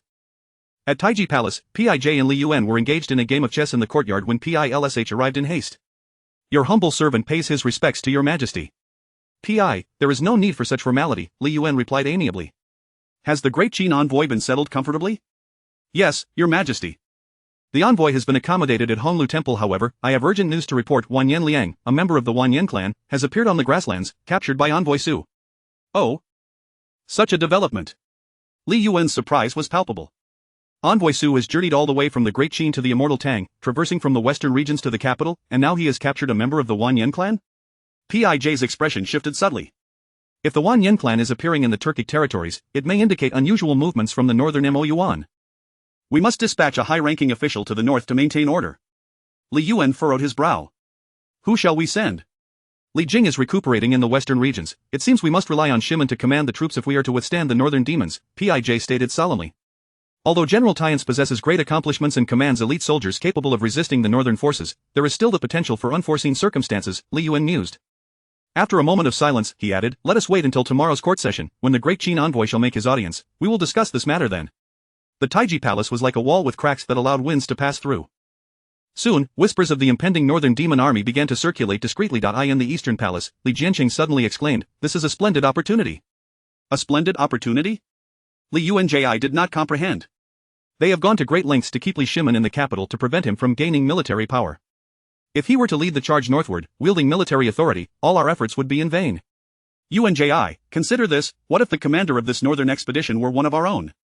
Would that not provide us with the pretext to transfer Li Shimen's elite soldiers, thereby diminishing his strength? Indeed. Li Yuanji's eyes sparkled with excitement. This is a tremendous opportunity. Li Jianqing and Li Yuanji swiftly prepared a petition. Li Yuanji requested to be dispatched northward, seeking to transfer Li Shimen's formidable generals. Li Shimen expressed vehement protest and discontent regarding the matter. The atmosphere in the capital of the immortal Tang was rife with undercurrents. In Honglu Temple, Su Chen, too, sensed something amiss. It was now the 5th day of the 5th month, with but a month remaining until the 4th day of the 6th month. A storm was brewing, reminiscent of the historical Xuanwu Gate incident, which transpired on the 4th day of the 6th month. Su Chen, an unwavering supporter of Li Shimin, recognized that the destiny of the immortal Tang was intricately tied to him, the Celestial Khan, the 6 steeds of Xiaoling, and the era of Jingguan, marking the dawn of the flourishing Tang dynasty. Investigate and gather intelligence discreetly within the capital, Su Chen instructed. Here, take this 4th-tier precious jade, he said, handing it to the White Lion. Acquire some garments of the immortal Tang, and when probing for information, be sure not to reveal your identity. Additionally, seek out a residence. Staying at Honglu Temple is too conspicuous. Su Chen did not intend to remain at Honglu Temple indefinitely, as every action would be scrutinized, making it far too noticeable. Moreover, acquiring property in the immortal Tang was permitted. The following day, Su Chen donned the official robes of the Great Qin and, holding a ceremonial staff, proceeded to the court of the immortal Tang. Announcing the arrival of the Great Qin envoy. Su Chen. With the sharp call, Su Chen strode confidently toward the Taiji Hall. Upon entering, he beheld a row of officials clad in crimson robes standing to either side, and as he advanced, he encountered 2 figures in purple robes ahead. The grandeur of the court, adorned in shades of red and purple, was magnificently displayed. Envoy Su Chen, paying respects to the Tang Emperor. There is no need for such formalities, the Emperor replied. Su Chen straightened his posture, surveying the court, where 3 men donned in yellow robes stood before him, the 3 princes of the immortal Tang. Chapter 83. The Great Qin envoy Su Chen. The 3 royal princes each possessed distinct temperaments.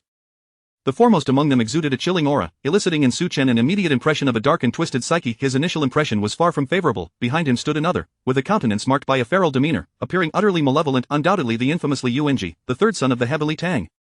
The last of the trio, however, struck Su Chen with an unmistakable aura of nobility and martial prowess, embodying the very essence of a commanding general. Target entries for analysis: Celestial Strategist Silver, Divine Stage Celestial King Silver, Divine Stage God King Silver, Dragon and Phoenix Countenance Silver, Ocean of Wisdom Silver, Celestial Strategist Silver. The heavenly Tangs bestowed title of Celestial Strategist, renowned for unparalleled military prowess. Divine Stage Celestial King Silver, a practitioner of the Divine Stage Celestial Path. Divine Stage God King Silver, a practitioner of the Divine Stage God Path. Dragon and Phoenix Countenance Silver, a rare and exceptional figure, possessing extraordinary imperial talent. Ocean of Wisdom Silver, open-minded and receptive to counsel, embodying vast capacity for inclusivity. Su Chen inhaled sharply. The entirely silver entries were one thing, but the Celestial Strategist Silver entry shimmered with a faint golden glow, as if on the verge of transforming into a golden title. Indeed, with the current enmity between Heir Feng and Li Jiancheng, surpassing this threshold would elevate the Celestial Strategist to the status of Heavenly Khan. He then cast his gaze upon the other 2 princes of the Heavenly Tang. Li Jiancheng, Crown Prince of the Heavenly Tang Silver, 9th tier Celestial Practitioner Purple, and a beast in human form Purple. Li Yuanji, Prince of Qi of the Heavenly Tang Purple, 7th tier Celestial Practitioner Purple, with grand ambitions yet lacking talent. Blue. The beast in human form purple indicates one who, though clad in finery, is utterly debased in virtue and indulges in licentiousness. The grand ambitions yet lacking talent. Blue suggests one who, despite aspirations to the throne, is woefully inadequate in ability. Su Chen found himself somewhat speechless. These 2 brothers were indeed remarkable specimens. One indulged in debauchery, bringing shame to his father, while the other aspired to the throne without a modicum of self-awareness regarding his own capabilities. Li Yuan sat upon the dragon throne, his voice steady. The envoy of Great Qin has traveled great distances to reach our heavenly Tang. It is only proper that we extend our courtesy. He gestured for a seat to be offered. Thank you, Emperor Tang. Su Chen composedly took his place in the court, his demeanor serene as he surveyed the assembly of dignitaries. Li Yuan chuckled softly. How fares the 1st Emperor of Great Qin these days? Naturally well, Su Chen replied with confidence. Great Qin has successfully repelled the demonic tribes to the north and vanquished the monstrous legions to the south, restoring peace across our territories. His confidence stemmed from his lineage. His master was the esteemed martial general of Great Qin, his father-in-law was the 1st emperor, and he himself commanded a legion of 10,000 military souls. This was the foundation of his certainty, allowing him to hold his head high within the court of Heavenly Tang.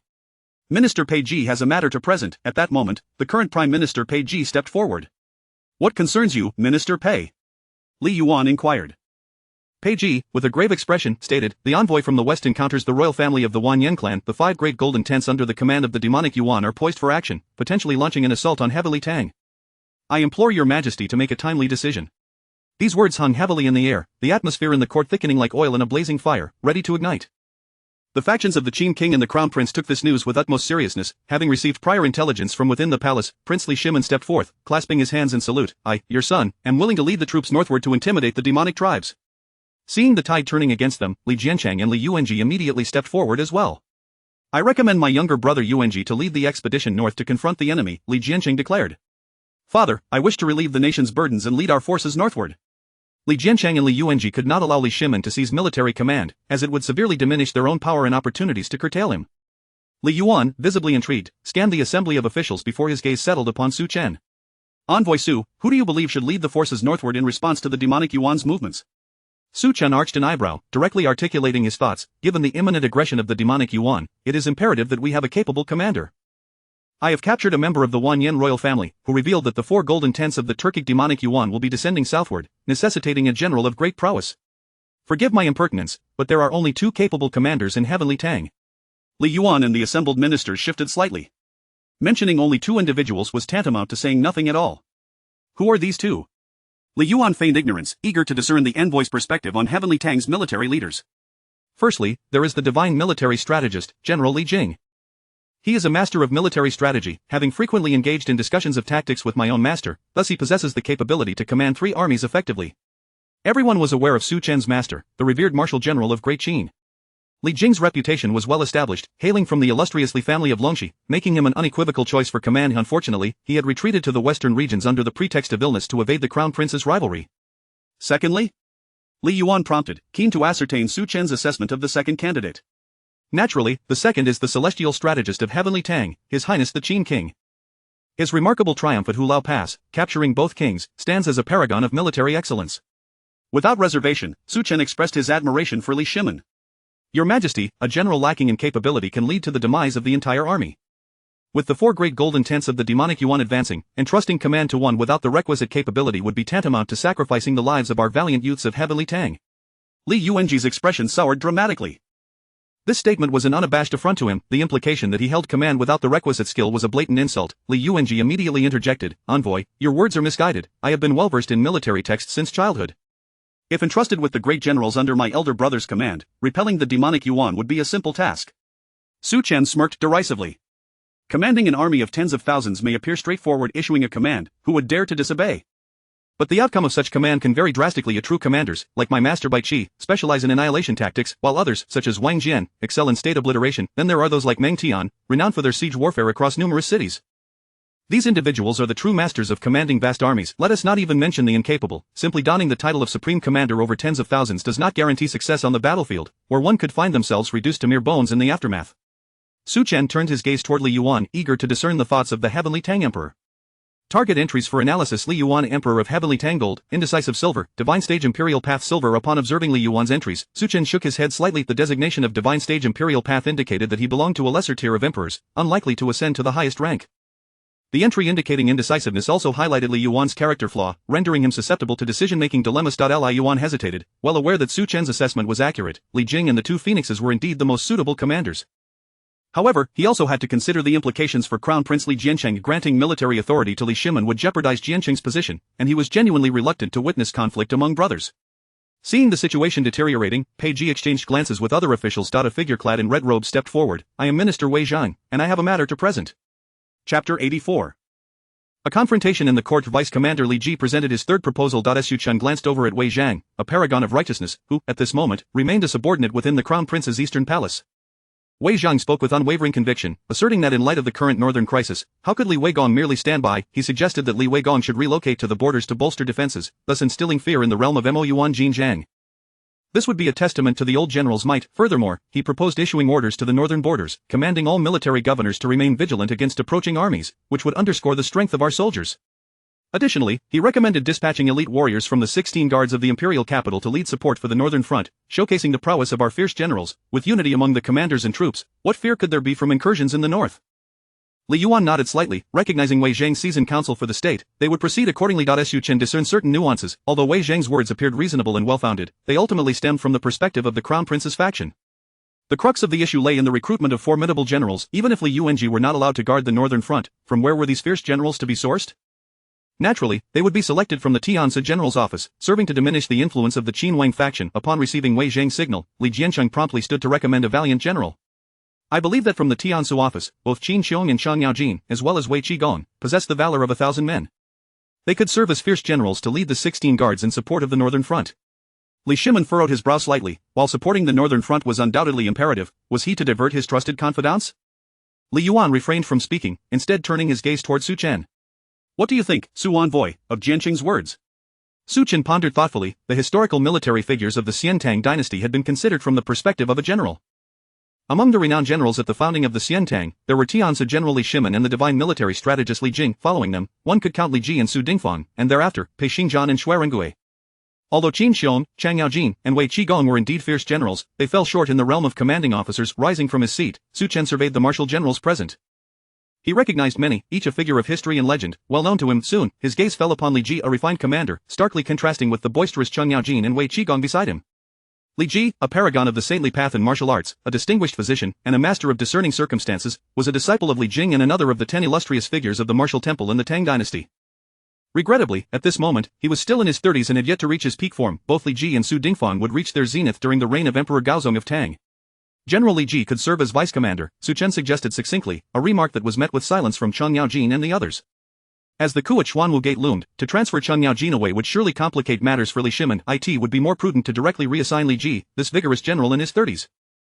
Su Chen was well acquainted with Li Ji, yet upon observing his cultivation in the saintly path, he felt a tinge of disappointment. His mentor, Bai Qi, had previously mentioned that a general's limit in cultivation would align with the levels of Wang Jian and Meng Ao.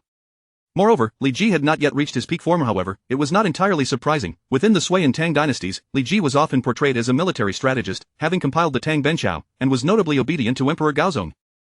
Su Chen's words ignited fervent discussion within the court, yet, remarkably, none among the officials voiced opposition. Li Jing represented the prominently family of Longxi, a leading figure from Guangzhong, while Li Ji embodied the esteemed Su family of Gaoping, currently the representative of the Shandong gentry in the court. The envoy Su was indeed well versed in our Xiantang commanders and generals. General Li Ji's illustrious achievements assure us that he can effectively thwart the advances of Mo Yuan. Su Chen's remarks resonated with Li Yuan's intentions. In the imperial way, power is the essence, and balance is the means. The two great factions of Xiantang, the Guangzhong group and the Shandong group, require constant equilibrium. Very well, Minister Li, Li Yuan declared. You, as the Minister of War, well versed in military strategy, are hereby appointed vice commander, tasked with leading 50,000 imperial troops northward. As commanded, Li Ji responded. With Su Chen's intervention, the Crown Prince's faction grew uneasy. Their primary objective had been to relocate the formidable generals from the Tiansu office. Now, with the appointment of Li Ji, their plans lay in shambles. Thus, at the behest of Crown Prince Li Jianchang, a collective of officials petitioned for the dispatch of fierce generals to the northern front. Li Yuan hesitated, opting to defer the matter for further discussion. At the very least, the seasoned military veterans Li Jing and Li Ji would be sent to the northern front, ensuring stability for the time being. Su Chen remained until the court session concluded. As the assembly dispersed, the officials split into two distinct factions. The Crown Prince's faction, led by Li Jianchang and Li Yuanji, comprised mostly civil officials such as Pei Ji and Wu Shihua, loyal subordinates of Li Yuan. The martial generals appeared sparse, a mixture of quality. In contrast, the Qin Wang faction, spearheaded by Li Shimin, found its ranks filled predominantly with martial generals, figures like Wei Qigong, Chang Yaojin, and Qin Xiong, with a respectable contingent of civil officials, including Chang Sun Wuji, Fang Xianling, and Du Ruwei. The two sides had reached an impasse, their animosities palpable. The Crown Prince's faction began to take action against the fierce generals of the Qin Wang residence, seeking to diminish their power. Just as Su Chen exited the Grand Hall, a brawny and robust general approached him, enveloping him in a hearty embrace. Ha, Envoy Su, you are indeed a promising young talent, a youthful hero. How could Su Chen be unaware of your reputation? I have met His Highness, the Prince of Qin, Su Chen acknowledged, turning his attention to Li Shimin. At the tender age of 28, this Prince of Qin had already established himself as a master of Simply refer to me as Prince Qin, Li Shimin replied, pleased. Li Weigong has spoken highly of you, and to encounter you today, I find you truly remarkable. Li Shimin's delight was evident as he surveyed the Crown Prince's faction, sensing the tension rising as Li Jiancheng pressed his advantage. The situation between the two factions had reached a boiling point. After exchanging pleasantries with Li Shimin, Su Chen took his leave. Upon returning to the Honglu Temple, he was soon approached by the younger generation of Xiantang. Chapter 85 Gongsun Jian dances across the realm. Part 4 Inch Ambassador Su, are you present? Su Chen emerged from the Honglu Temple. 3 individuals approached him. Two bore a striking resemblance to Cheng Yaojin, while the third appeared rather straightforward. The two were Cheng Chomo and Cheng Chuliang, and the other was Fang Yi. Su Chen remained silent, casting a glance at Fang Yi, who was notorious as the green-hatted prince, having been entangled with a rather incompetent princess. Cheng Chomo and Cheng Chuliang were the sons of Cheng Yaojin, while Fang Yi was the son of Fang Xianling. All three were a year or two his senior. Brother Cheng, Brother Fang, what brings you here?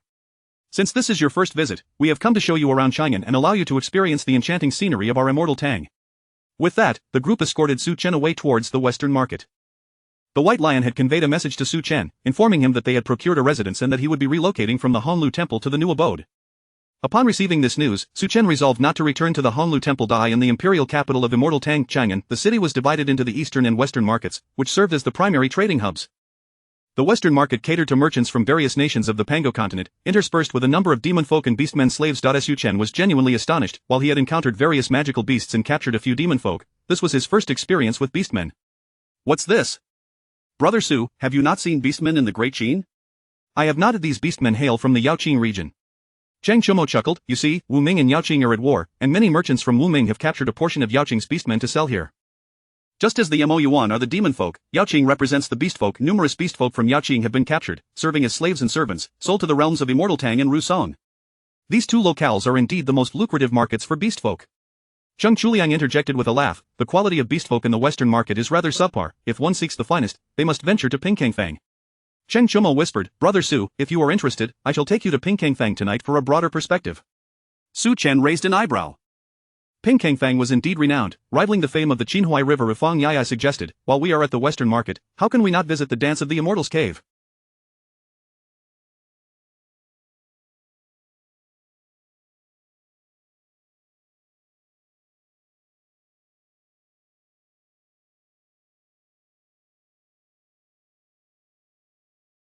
Each day, a celebrated dancer performs there. Cheng Chomo and Zheng Chuliang nodded in agreement. The dance of the Immortals Cave was a celestial abode within the western market, home to numerous esteemed dancers, renowned throughout the imperial capital. Crossing a rainbow bridge, they arrived at the grand entrance of the cave, where the 4 characters Dance of the Immortals were inscribed in a fluid script, imbued with an essence of the celestial way. The passing maidens, clad in ethereal garments, added to the enchanting atmosphere. Upon entering the Dance of the Immortals Cave, one stepped into a realm that felt entirely otherworldly. A towering tree stood at the center, its branches woven from mist, cradling a palace of glass-like beauty. Surrounding the palace was a magical barrier, obscuring the sights within. Ambassador Su, I presume you have never encountered such celestial wonders before? Indeed, I have not. Su Chen had never witnessed anything like it. The celestial tree, glass palace, and misty ladder exuded a romanticism characteristic of the celestial way. The style of the Great Qin was steeped in classical legalism, dominated by the mechanized machinations of the Mo family and the stringent laws of the legalists. The open atmosphere of Immortal Tang evoked memories of his past life, reminiscent of the bizarre and fantastical ideas found online. Cheng Chumo elaborated, this is the celestial palace of Yuntri in our Immortal Tang. It is surrounded by a celestial formation, and within are special mystical mirrors through which one can enjoy the dance. The group ascended the misty ladder, guided by the maidens of the Dance of the Immortals, until they reached a glass palace. Zheng Chulian lagged slightly behind, producing a token and handing it to the maid outside the palace. Charge it to the Cheng family account. Understood. Zheng Chuliang and his companions were indeed members of a prominent noble family, notorious in the capital for their extravagant pursuits. Upon entering the glass palace, Su Chen was greeted by an immense bronze mirror, towering 100 feet high. The 4 took their seats, and Zheng Chumo flicked his fingers, causing ripples to spread across the surface of the mirror, revealing the graceful figures of dancers. In this Dance of the Immortals Cave, there were 108 lower-tier dancers, 72 mid-tier dancers, 36 upper-tier dancers, and 3 master dancers. Oh, who are the 3 master dancers? The first is the renowned long-sleeved dancer, Shangwan Liuli. The second is the celebrated Huxian dancer, as Heiyu. The third is the master of sword dance, Gongsun Li. Gongsun Li? Su Chen's brow arched. The name was indeed familiar. Shangwan is also a distinguished clan within Immortal Tang, though he could not ascertain whether it was the Shangwan clan or another family. I have long heard of the sword dance of Immortal Tang. May I have the honor of witnessing it? Of course. Zheng Chomo chuckled. The Gongsun family is famed for their sword dance, with generations of illustrious sword dancers. Their sword dance is unparalleled. The bronze mirror shimmered, and a graceful figure materialized upon its surface. Gongsun Li took to the stage. Her lithe form harmonized with the glimmering sword light, blurring the lines between strength and gentleness, a perfect embodiment of masculinity and femininity. What a magnificent performance! Clad in resplendent attire, she dances like a soaring dragon, captivating the audience. Truly, Immortal Tang is blessed with such celestial beings, and Gongsun Li's sword dance is exquisite. Cheng Chomo and Zheng Chuliang exchanged knowing smiles. Fang Yai seized the moment to inquire, Brother Su, having traveled from the Great Qin, what are your thoughts on the situation in Immortal Tang? Su Chen's eyelids twitched. He realized that the trio's enthusiasm stemmed from a hidden agenda to gauge his perspective on the state of affairs in Immortal Tang. The King of Qin possesses the demeanor of an emperor. By the heavens!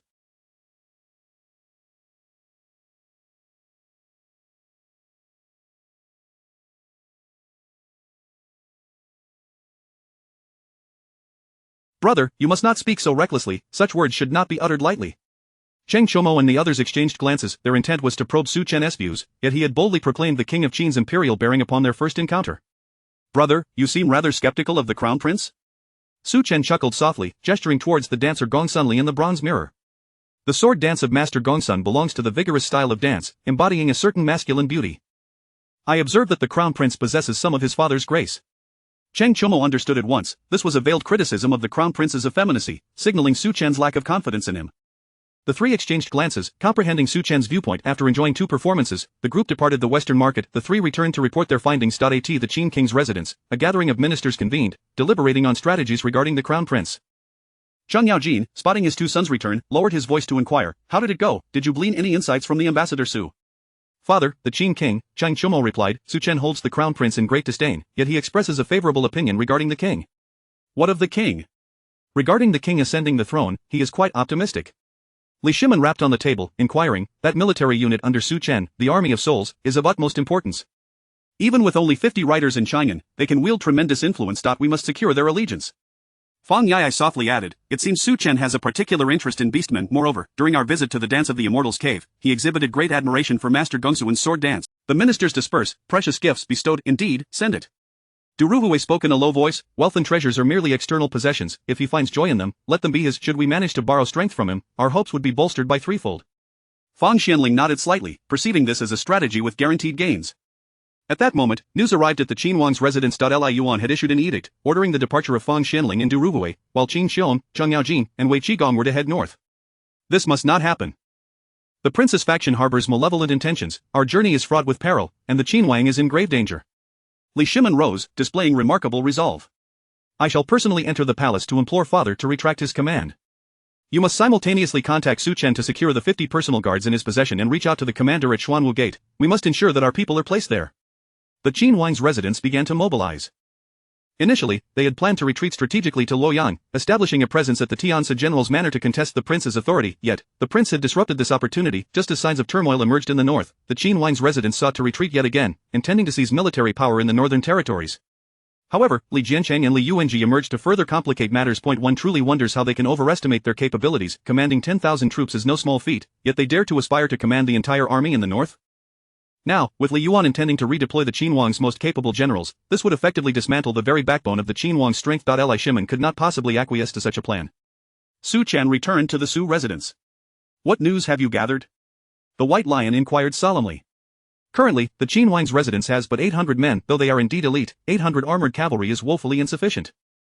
"And the East Palace?" "The East Palace's prince commands a greater military force, totaling 2,000 troops, all of whom are the elite Qian Yo guards.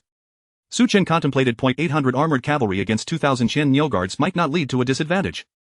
Yet, one crucial factor must be considered. The prince is the heir apparent. In a vast empire, only two individuals may cultivate the path of the emperor, namely, the emperor and the heir. Others, such as regents or empresses, lack the qualifications to touch upon the path of the emperor or the heir, as the emperor's designated successor possesses the right to influence the imperial way. Do you believe the Qin Wang stands a chance?" The White Lion sighed lightly. "Young general, in truth, the Qin Wang has no chance at all. You must understand, the heir commands the imperial way, especially within the capital." Su Chen frowned slightly. "The Qin Wang stands no chance whatsoever. He is a formidable military strategist, leading 800 armored cavalry. How could he possibly fail to defeat Li Jiancheng? Surely, if it were Zhang Yaojin or Qin Xiong leading the army of souls, they could vanquish the prince in a single charge." The White Lion offered a wry smile. "Young general, you are oversimplifying the matter. While the martial saints are indeed powerful and the army of souls formidable, you have not accounted for factors beyond mere military strength. The crux lies not in the number of troops, but in the fact that the heir can temporarily mobilize the vast forces of the capital. Though the East Palace may only have 2,000 troops, the garrison of the capital numbers over 200,000. Should the prince summon the imperial forces to suppress the Qin Wang, even 800 soldiers would be crushed, overwhelmed by 2,000 elite troops. It could even lead to a miraculous leap in power." Su Chen's expression grew grave. "If that were the case, many more considerations would need to be taken into account. A miraculous leap? The miraculous army represents the pinnacle of military formations. If the three gifts and the army of souls are two divergent developmental paths of dual gifts, then the miraculous army transcends both the three gifts and the army of souls. The conditions to achieve a miraculous army are exceedingly stringent, requiring almost inconceivable feats to reach the realm of miracles, such as a dual gift army overcoming a three-gift army. Historically, only one instance of a miraculous army has been recorded, the Battle of Mai, where Jiang Shan commanded an alliance of 100,000 against 70,000 troops of the Shang dynasty. Through strategic prowess, he led 3,000 elite troops to annihilate the 70,000, achieving a state of miracle. The 3,000 elite troops, with their unparalleled courage, left the 70,000 utterly disoriented. This stands as the only recorded instance of a miraculous army on the continent of Pangyu. Su Chen furrowed his brow. This was a predicament without a solution. The prince may not command the grand army, but he can wield the imperial way to invoke the clouds, placing them in a most awkward position.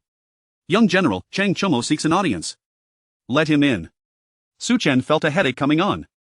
The situation was indeed challenging. Li Jiancheng could temporarily command the imperial forces, making the outcome at Xuanwu Gate uncertain. The 50 personal guards were better than nothing, unless he could summon all 10,000 personal guards.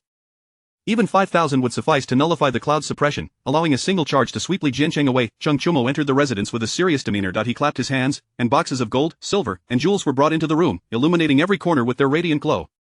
Su Chen's expression shifted. What does this mean? Are you trying to bribe him? The Qin Wang is aware that his esteemed brother has little affection for wealth, hence this generous gift. Cheng Chumo produced 2 jade boxes from his spatial ring. One contained the 9 Revolutions Vajra pill, crafted by the immortal King Li Chunfeng, which could reliably elevate one to the 7th rank of martial arts, the Vajra realm. The other was the 7th rank Sitting Forgetfulness pill, forged by the immortal King Yuan Tiangang, which could assist his esteemed brother in comprehending the realm of sitting forgetfulness. Su Chen's countenance eased slightly. Now, this is more acceptable. Merely offering wealth and treasures is akin to an insult. Cheng Chumo produced a phoenix wing gold halberd, adorned with 11 supreme immortal symbols and sealed with a jade talisman. This is the divine weapon, the Phoenix Wing Gold Halberd, belonging to the invincible general of the previous dynasty. It has been reforged by the immortal King Yi fashion into a blood-sacrificial immortal weapon and is presented to you, esteemed brother. Su Chen inhaled sharply, rising from his seat to grasp Cheng Chumo's hands, taking the Phoenix Wing Gold Halberd into his possession, inspecting it closely. A blood-sacrificial divine weapon is of immeasurable worth, and the Qin Wang has bestowed it upon him. The Sitting Forgetfulness pill and the 9 Revolutions Vajra pill, though refined by an immortal king, held less significance for him. The alchemists of the Great Qin work tirelessly day and night to produce pills. The alchemist Su Fu is the chief alchemist, and he himself is an immortal king of divine rank. However, this Phoenix Wing Gold Halberd truly astonished Su Chen. The Qin Wang genuinely held him in high regard. Moreover, seeing Su Chen's reaction, Cheng Chumo felt relieved. The other party's status within the Great Qin is not low. Ordinary gifts would indeed fail to impress and could even risk insulting him. He couldn't help but marvel at the Qin Wan's audacity. His father Cheng Yaojin's Bagua Xianhua axe is merely a sacred artifact. Is there more? Su Chen felt a tingle of apprehension. Having already received a divine weapon, what else could the Qin Wang possibly offer him? With Cheng Chumo's applause, a graceful figure approached, moving with the lightness of a flying swallow. A soldier dies for his confidant, a woman adorns herself for her beloved. In that moment, Su Chen suddenly comprehended Jing Ke's sentiments.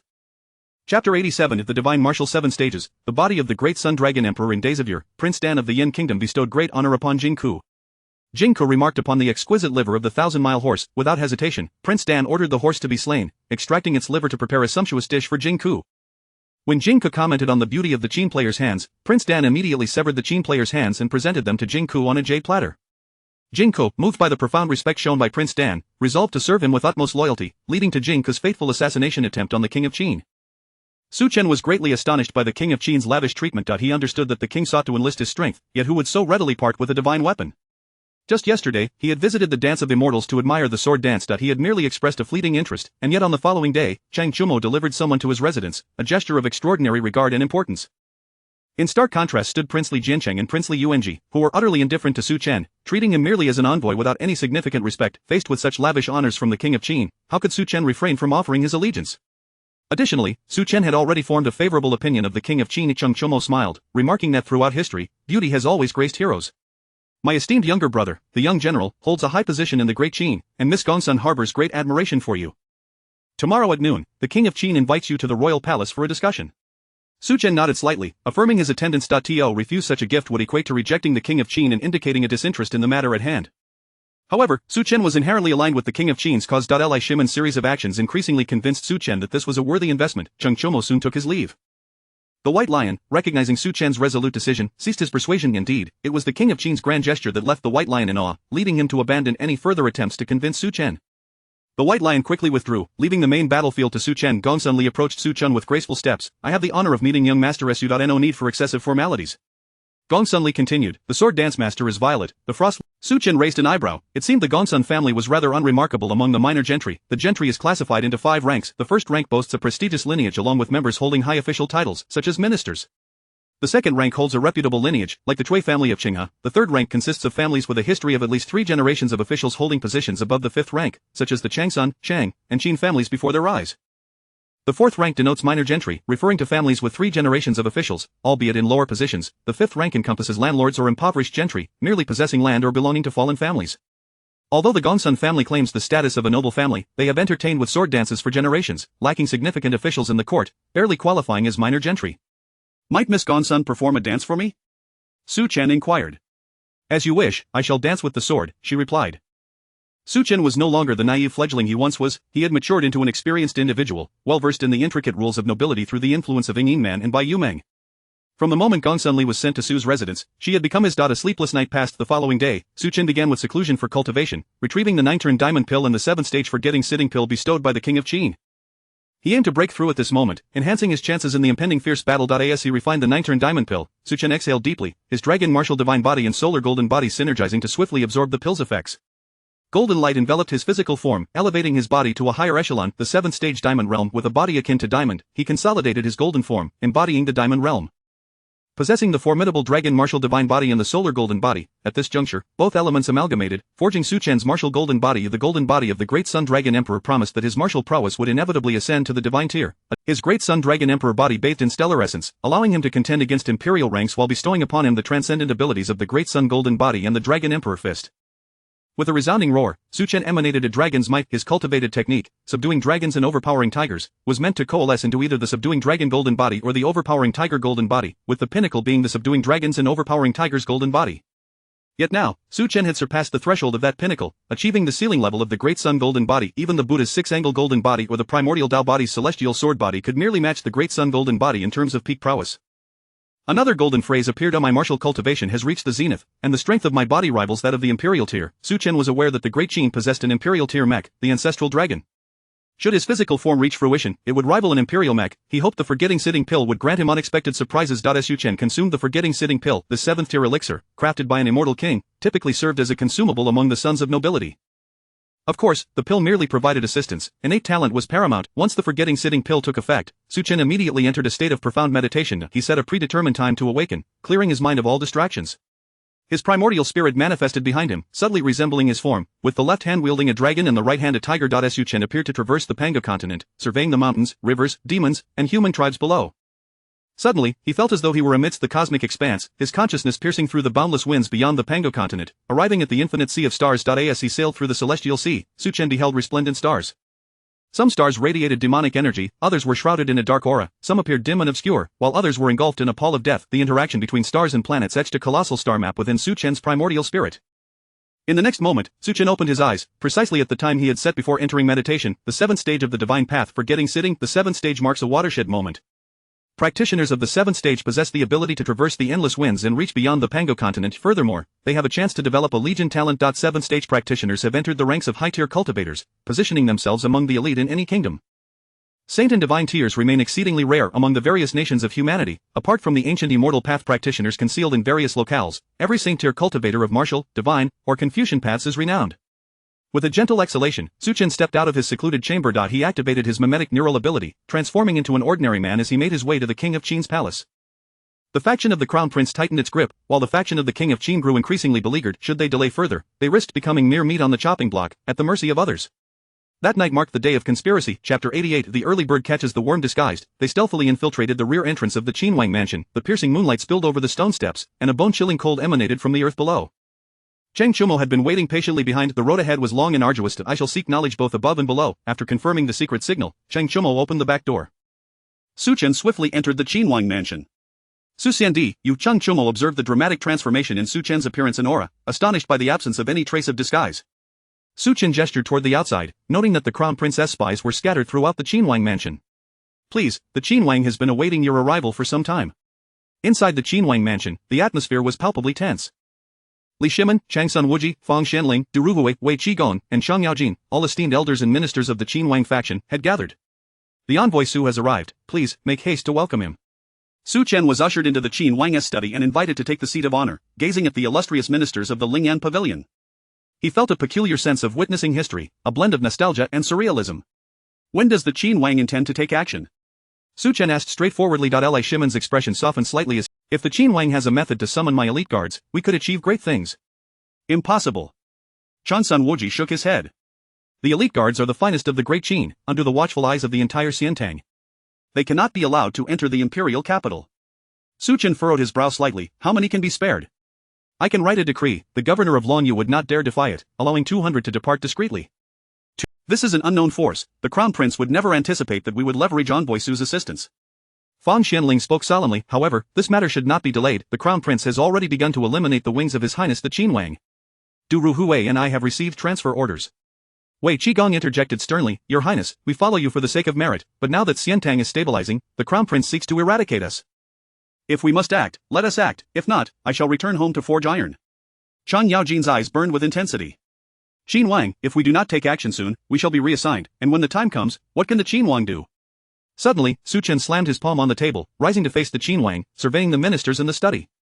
Qin Wang, I, Su Chen, as the envoy of the great Qin, am willing to assist you. Are you prepared to watch these venerable ministers fall into oblivion, entrusting your life to Li Jiansheng? Chang Sun Wuji exclaimed fiercely, rising from his seat. 800 it is, the early bird catches the worm. Their fates were intertwined. Given Li Jiansheng's nature, should he ascend to the throne, the lives of these ministers would be at stake. Moreover, the foundation of Xiantang was built by their hands. Wei Qigong, Chang Yaojin, Qin Xiong, Fang Xianling, and others were all part of Li Shimen's circle. Among them, Li Jing and Li Ji had also served under Li Shimen for a time, who did Li Jiancheng and Li Yuanji have under their command. Besides Wei Zhang, there were only Pei Ju and Pei Ji. Pei Ji, an old minister of Li Yuan, belonged to the Hedong Pei clan, subtly aligning with Li Jiancheng, yet Pei Ju, a prominent minister from another branch of the Hedong Pei clan, was undoubtedly allied with Li Shimen. Military generals? Don't be absurd, with the likes of Shui Wanche, they wouldn't even qualify to enter the study of the Qinwang mansion. Li Shimen took a deep breath, as if resolved to a particular course of action. Then let us strike first. Having decided to take the initiative, preparations would need to be made for selecting Li Jiancheng's burial site. Li Shimen remained composed, methodically outlining the embryonic form of the Xuanwu Gate incident. Are the guards at the Xuanwu Gate our people? All of them are ours regardless of who is on duty. We can ensure control of the battlefield, Li Shimen asserted, tapping the table. Now, we require a plausible reason. Without a valid justification, how can we lure Li Jiancheng into the palace? If he does not enter the palace, the arrangement at Xuanwu Gate will fall into disadvantage. Su Chen seized the opportunity to inquire, what doubts does the Qinwang have? We need a suitable reason to trick the crown prince into the Xuanwu Gate. Fang Xianling replied gravely, this is not difficult. We could propagate rumors about the crown prince's misdeeds, citing his poor character. The emperor would surely summon him to the palace. Chang Sun Wuji frowned slightly. Misdeeds are hard to uncover. The crown prince's eastern palace certainly has many young and beautiful celestial nuns, offered by the various temples, but these do not pertain to personal virtue. The emperor might scold him mildly, but it is unlikely he would summon him to the palace. Du Ruhuwei firmly disagreed. This does not constitute a scandal. It would be more effective to impeach his lack of diligence, focusing on the crown prince's ineffectiveness in governance. Fang Xianling shook his head. Even if he is ineffective, a public admonishment in the court is sufficient. Why must he be summoned to the palace? A palace summons indicates something significant. Suddenly, Su Chen recalled a particular entry he had seen. I have heard that the crown prince has been quite close with the imperial consorts of the Tang emperor, which may involve some impropriety. As these words left his mouth, the study fell into a profound silence. Cheng Yaojin gasped, slapping Su Chen's shoulder, you are quite ruthless. Regardless of its truth, the emperor cannot remain still with such a matter at hand, becoming the emperor of Xiantang and being cuckolded by his own son? Whether true or false, Li Yuan will undoubtedly investigate. Chang Sun Wuji's eyes sparkled with insight. I shall arrange for a ballad. Ainda concubine and Zhang Jieyu have always been close to the crown prince, which may yield results. Chang Sun Wuji did not finish. It was entirely possible that the crown prince had indeed colluded with the harem. The Qinwang mansion was preparing to relocate to Luoyang, retreating to advance, only to be thwarted by the whispers of the palace consorts, leading to the disruption of their plans. Li Shimen inhaled deeply. I shall present this to the court tonight. In the coming days, I will arrange meticulously and immediately eliminate Li Jiancheng. The Qinwang mansion sprang into action. After dismissing the others, Li Shimen spoke privately with Su Chen. I am grateful for your assistance, Envoy Su. The Qinwang is too kind, Su Chen replied with a touch of self-deprecation. I am merely an envoy of the great Qin. The crown prince and Qi Wang scarcely glance in my direction, only the Qinwang offers me such generous gifts. Su Chen understood that the Qinwang valued his support and vowed to assist wholeheartedly. To be recognized by the heavenly Khan and to wield a divine weapon filled Su Chen's heart with pride. As an envoy of the great Qin, he held a certain status, yet in Xiantang, he was merely an envoy. The Qinwang's significant attention made Su Chen determined to prove the Qinwang's foresight. Li Shimen had no further words, but rather a request. Internal affairs of Xiantang should not involve Envoy Su, but the crown prince is restlessly nurturing his followers, fearing it may compromise the Qinwang mansion. I hope Envoy Su can lead several hundred elite guards to protect the Qinwang mansion. Su Chen felt a shiver run down his spine, recognizing the keen intuition at play. Historically, Wei Zhang had indeed led troops to attack the Qinwang mansion. Su Chen vowed to do everything in his power to safeguard the Qinwang's family. Chapter 89 The Prince's Debauchery in the Harem. As Su Chen exited through the back gate of the Qinwang mansion, his spirits were notably elevated. Upon returning to the Su residence, he immediately penned a letter to the God of Death's elite guards, selecting 200 armored soldiers to covertly infiltrate the imperial capital and rendezvous at the Su residence. The White Lion remained apprehensive, deeming the involvement in the succession struggle of a major power to be highly precarious. Was the young general no longer weighing the consequences? Interfering in the succession conflict of the Xiantang would undoubtedly alert the emperor. In this struggle, we shall adopt a defensive stance, ensuring the safety of the Qin royal family in their vicinity, and nothing more. The White Lion exhaled a sigh of relief. With 1,000 elite guards present, Su Chen would have ample means to assert himself, the army soul corps was not to be underestimated. Even in the worst-case scenario, they could facilitate Su Chen's escape. Yet, with merely a few hundred soldiers on the opponent's home turf, engaging in direct combat would be folly. Upon entering the inner residence, Su Chen found Gong Sun Li dancing barefoot in the courtyard, her movements a harmonious blend of softness and strength, entwined with the rhythms of nature.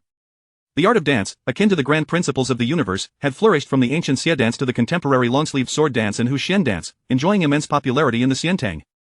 Such an awkward situation, apart from the ancestral sacrificial rites, often unfolded at banquets hosted by nobility. Although the Gongsun clan was regarded as a prestigious family, they were relatively inconspicuous within the imperial capital of Xiantang.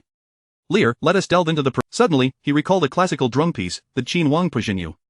As a renowned maestro of war drums, composing a martial rhythm to accompany Gongsun Li's sword dance seemed promising. However, Gongsun Li misconstrued his intentions. She, as a newly emerged heir of the Gongsun clan's sword dance legacy, had distinguished herself at a mere 16, successfully entering the realm of celestial dancers. Having recently tasted forbidden fruit, her sword dance demeanor exhibited subtle shifts. Hearing Su Chen's words, she misinterpreted them. With her sword sheathed, she approached Su Chen, her long legs elegantly crossed, her head bowed shyly. Young master, it is still dawn. Perhaps this is not quite appropriate. Ah, what of the dawn? Su Chen suddenly realized the need for discretion. It would be unwise to perform martial music in broad daylight, as it would undoubtedly raise suspicions. Your reminder is astute. We must activate the soundproofing array to prevent any external eavesdropping. Gongsun Li's head nearly buried in her chest as she retreated into the bedroom to activate the soundproofing array. What are you going in there for? The space is too confined. Can you truly perform? Su Chen countered, activating the Su residence's soundproof array to isolate the interior from the outside world. He also triggered the mist array, conjuring a hazy scene of pavilions and towers. To outside observers, the setting appeared unchanged, leaving the courtyard's activities shrouded in mystery. What? Gongsun Li exclaimed, struggling to comprehend the situation. Emerging from the inner chamber, she witnessed Su Chen retrieving the war drums and placing them in the center of the courtyard. Are we truly discussing music and dance? Had I misinterpreted? Gongsun Li's cheeks flushed as she gracefully leapt to the courtyard's center. Lowering her head, she clutched her dance attire. What kind of dance does the young master wish to see? Su Chen pondered and replied, I shall perform the war drum music. You must select a dance that complements my melody. Why is your face so flushed? Nothing of consequence, Gongsun Li replied, lightly shaking her dance attire. It is merely a bit warm. Is it possible for a sixth-tier celestial to feel warm? Su Chen, dismissing the thought, grasped the drumsticks and struck the drum with vigor. The invigorating sound of the drums resonated throughout the courtyard. The White Lion and his companions, concealed in the front garden, immediately fell into a combat-ready stance upon hearing the drum music. Relax. The young general is merely performing. Ah, this drum music is strikingly different from Wu Yi's. Indeed, it is. The young general has made remarkable progress in such a short time, crafting a second martial composition. The elite guards jested.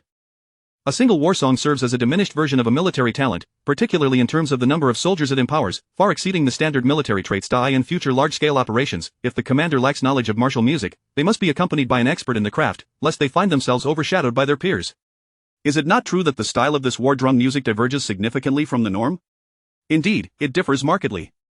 The Qin Feng Wui is a melancholic melody, a song of brotherhood, encapsulating the camaraderie of Qin's soldiers. In stark contrast, Qin Wang Pujinyu is invigorating, the drum beats swift, reminiscent of an indomitable general leading his troops into the fray and obliterating the enemy.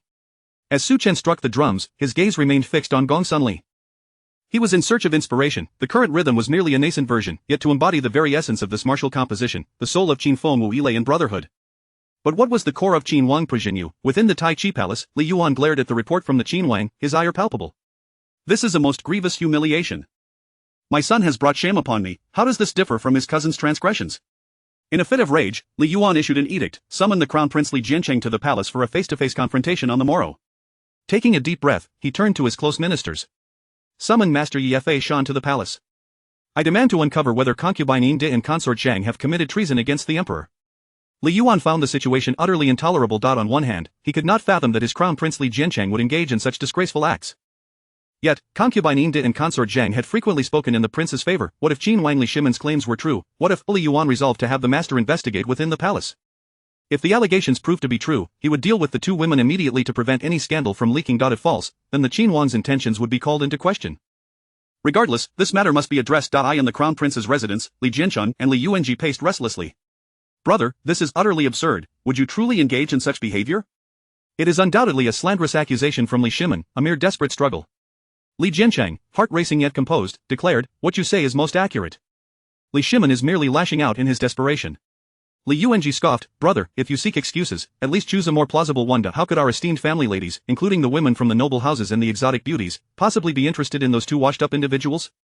Li Jianqing's gaze wavered.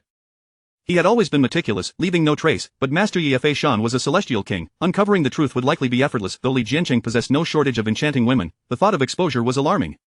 We must not allow Li Shimin to enter the palace. In unison, Li Jianqing and Li Yuanji declared, on the morrow, Li Shimin must not be allowed to enter alive. Chapter 90. The night before the Xuanwu Gate, Li Jianqing would never confront Li Shimin directly in public, regardless of Li Yuan's intentions. He would not grant such an opportunity, as being discovered would greatly jeopardize his position as the heir apparent. Thus, he resolved to eliminate Li Shimin and ascend the throne himself. Li Yuanji laughed heartily, brother, you have finally seen the light. A glint of ruthlessness flickered in his eyes. Ever since Li Jianqing took residence in the Eastern Palace, he had paraded as the noble and great crown prince, while Li Yuanji busied himself with gathering followers. Officially, these followers belonged to Li Jianqing, yet in reality, they had always been under Li Yuanji's control. Once his elder brother dispatched Li Shimin, all it would take was a single command from him, and the followers would swarm to slay. Wei Zhang, Pei Zhu, and Shui Wanqie were prominently present. The Qin Wang has slandered me, claiming that I have caused chaos in the harem and wishes to confront me in court. Tomorrow presents an excellent opportunity. General Shui, you shall lead 2,000 Xinyo guards to ambush outside the Xuanwu Gate. Once Li Shimin enters, seal off his retreat. Understood. Third brother, about your followers, Li Yuanji was about to speak when Wei Zhang interjected. Your Highness, 2,000 Xinyo guards are sufficient to crush the Qin Wang. However, he still commands 800 Xuanjia cavalry, which we must be wary of. I am willing to lead the Qi Wan's followers to seize the Qin Wan's residence. Li Jianqing nodded slightly, appreciating the cleverness of this plan. Taking the Qin Wan's residence will allow us to strike from both sides, preventing future troubles. Li Yuanji's expression darkened. If he entrusted his followers to Wei Zhang, whose men would they really be? Fortunately, the assassination of Li Jianqing required but a single strike. He only needed to keep those adept at assassination close at hand. With this thought, Li Yuanji's lips curled into a subtle smile. After so long battling his elder and younger brothers, it was finally time for him, the Qi Wang, to claim the position of the crown prince. Under the silver moon, with the biting wind howling, the Qin Wan's residence was also in a state of urgent mobilization. Fang Shanling and Du Ruhui had, strictly speaking, already been reassigned from the Qin Wang's residence.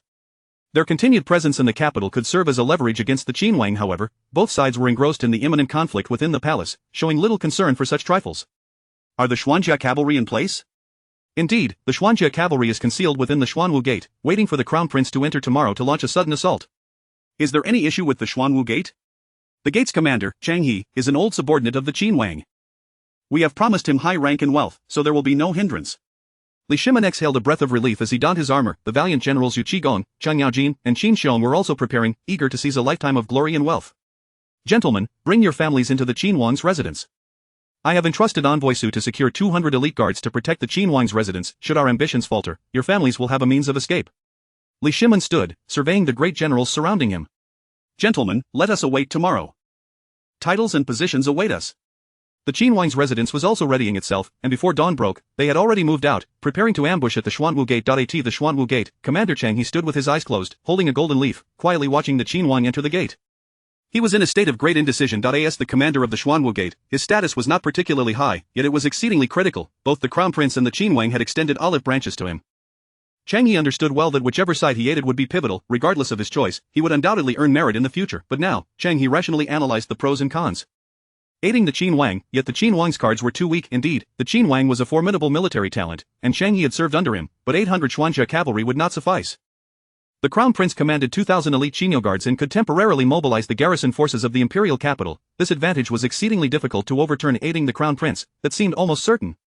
He would merely need to caution the crown prince of the ambush upon his arrival. With the 2,000 Xinyo guards and the pressure from the garrison forces, victory for the Qin Wang would be almost impossible. Chang He took deep breaths, grappling with the internal conflict of whom to support. The Tang Dynasty had enforced a curfew. In Pingkong Fong, revelry echoed through the night, while the eastern and western markets bustled with song and dance.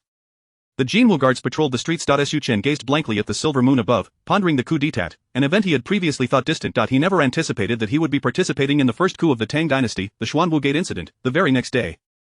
Fortunately, he had already created the war drum music of the Qin Wang's breaking formation. Even if he could not attend the Xuanwu Gate, he could still lend a helping hand to the Qin Wang. My lord, a midnight snack. Gong Suanli brought a bowl of golden needle white lotus soup. She gracefully approached, sitting beside Su Chen, extending her delicate hand to feed him. Are you worried about tomorrow's events? No, tomorrow's success is assured. Su Chen had unwavering confidence in Li Shimin. How could the illustrious Heavenly Khan be rivaled by a mere hidden prince? Yet, he felt an inexplicable sense of foreboding. After consuming an entire bowl of the golden needle white lotus soup, Su Chen felt warmth spread through his stomach. The flavor of the soup was delightful. What was it made from?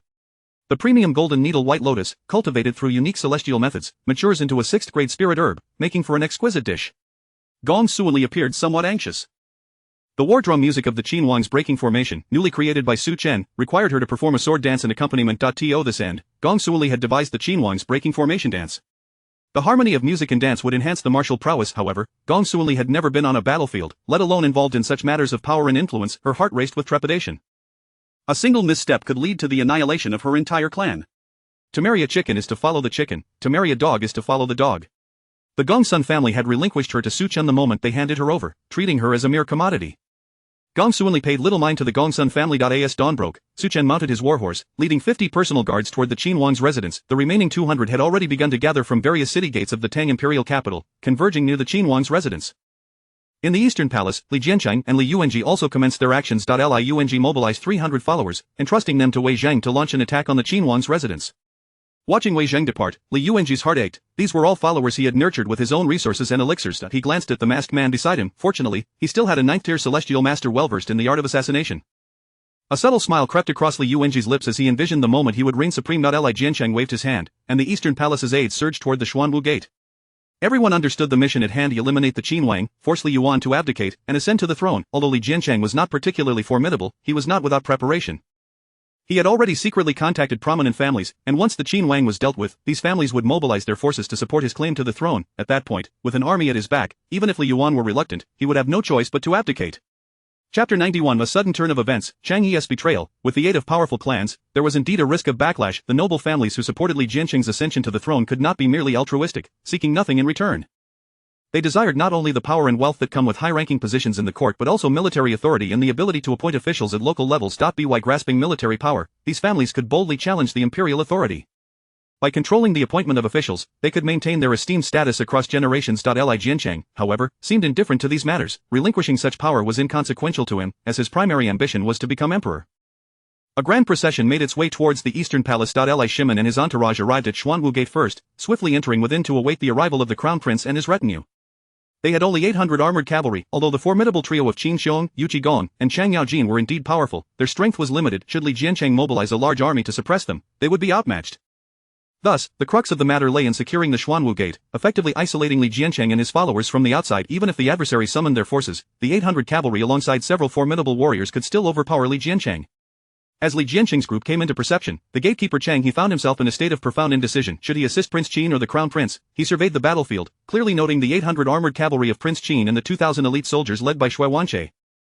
Weighing the strengths of both sides along with the potential rewards and accolades they could offer, not to mention his own private ambitions, Chang He observed the advancing figures of Li Jiancheng and Li Yuanji.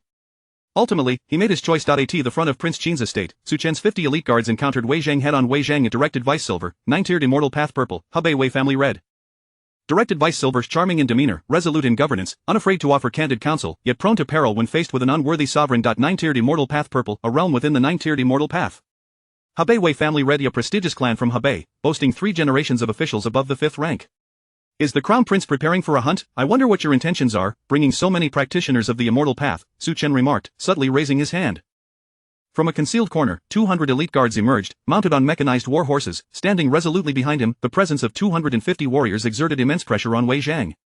Maintaining his composure, Wei Zhang sternly admonished, as a delegate of the Great Qin, why do you bring so many armored soldiers? Are you not plotting something sinister? Plotting something sinister? Very well, let us go to His Majesty and discuss who is truly scheming. Su Chen declared, as the fire prison mech materialized.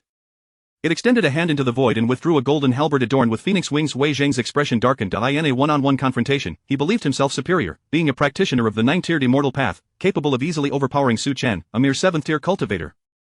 Yet, the 250 elite soldiers behind Su Chen were among the finest of the great Qi, and in contrast, he was flanked by 300 attendants, seemingly elite but lacking against such a formidable force. Casting his gaze skyward, Wei Zhang raised his arm and shouted, "Eliminate Prince Qin, Crown Prince ascend." Instantly, the 300 attendants unleashed a barrage of dazzling spells, a bird engulfed in black flames, ice spears infused with frigid energy, and sword beams that pierced the void. Su Chen lightly raised his hand, summoning a cloud of energy from behind that severed the connection to the forces of heaven and earth. The spells from the attendants became as fragile as reeds, wavering precariously.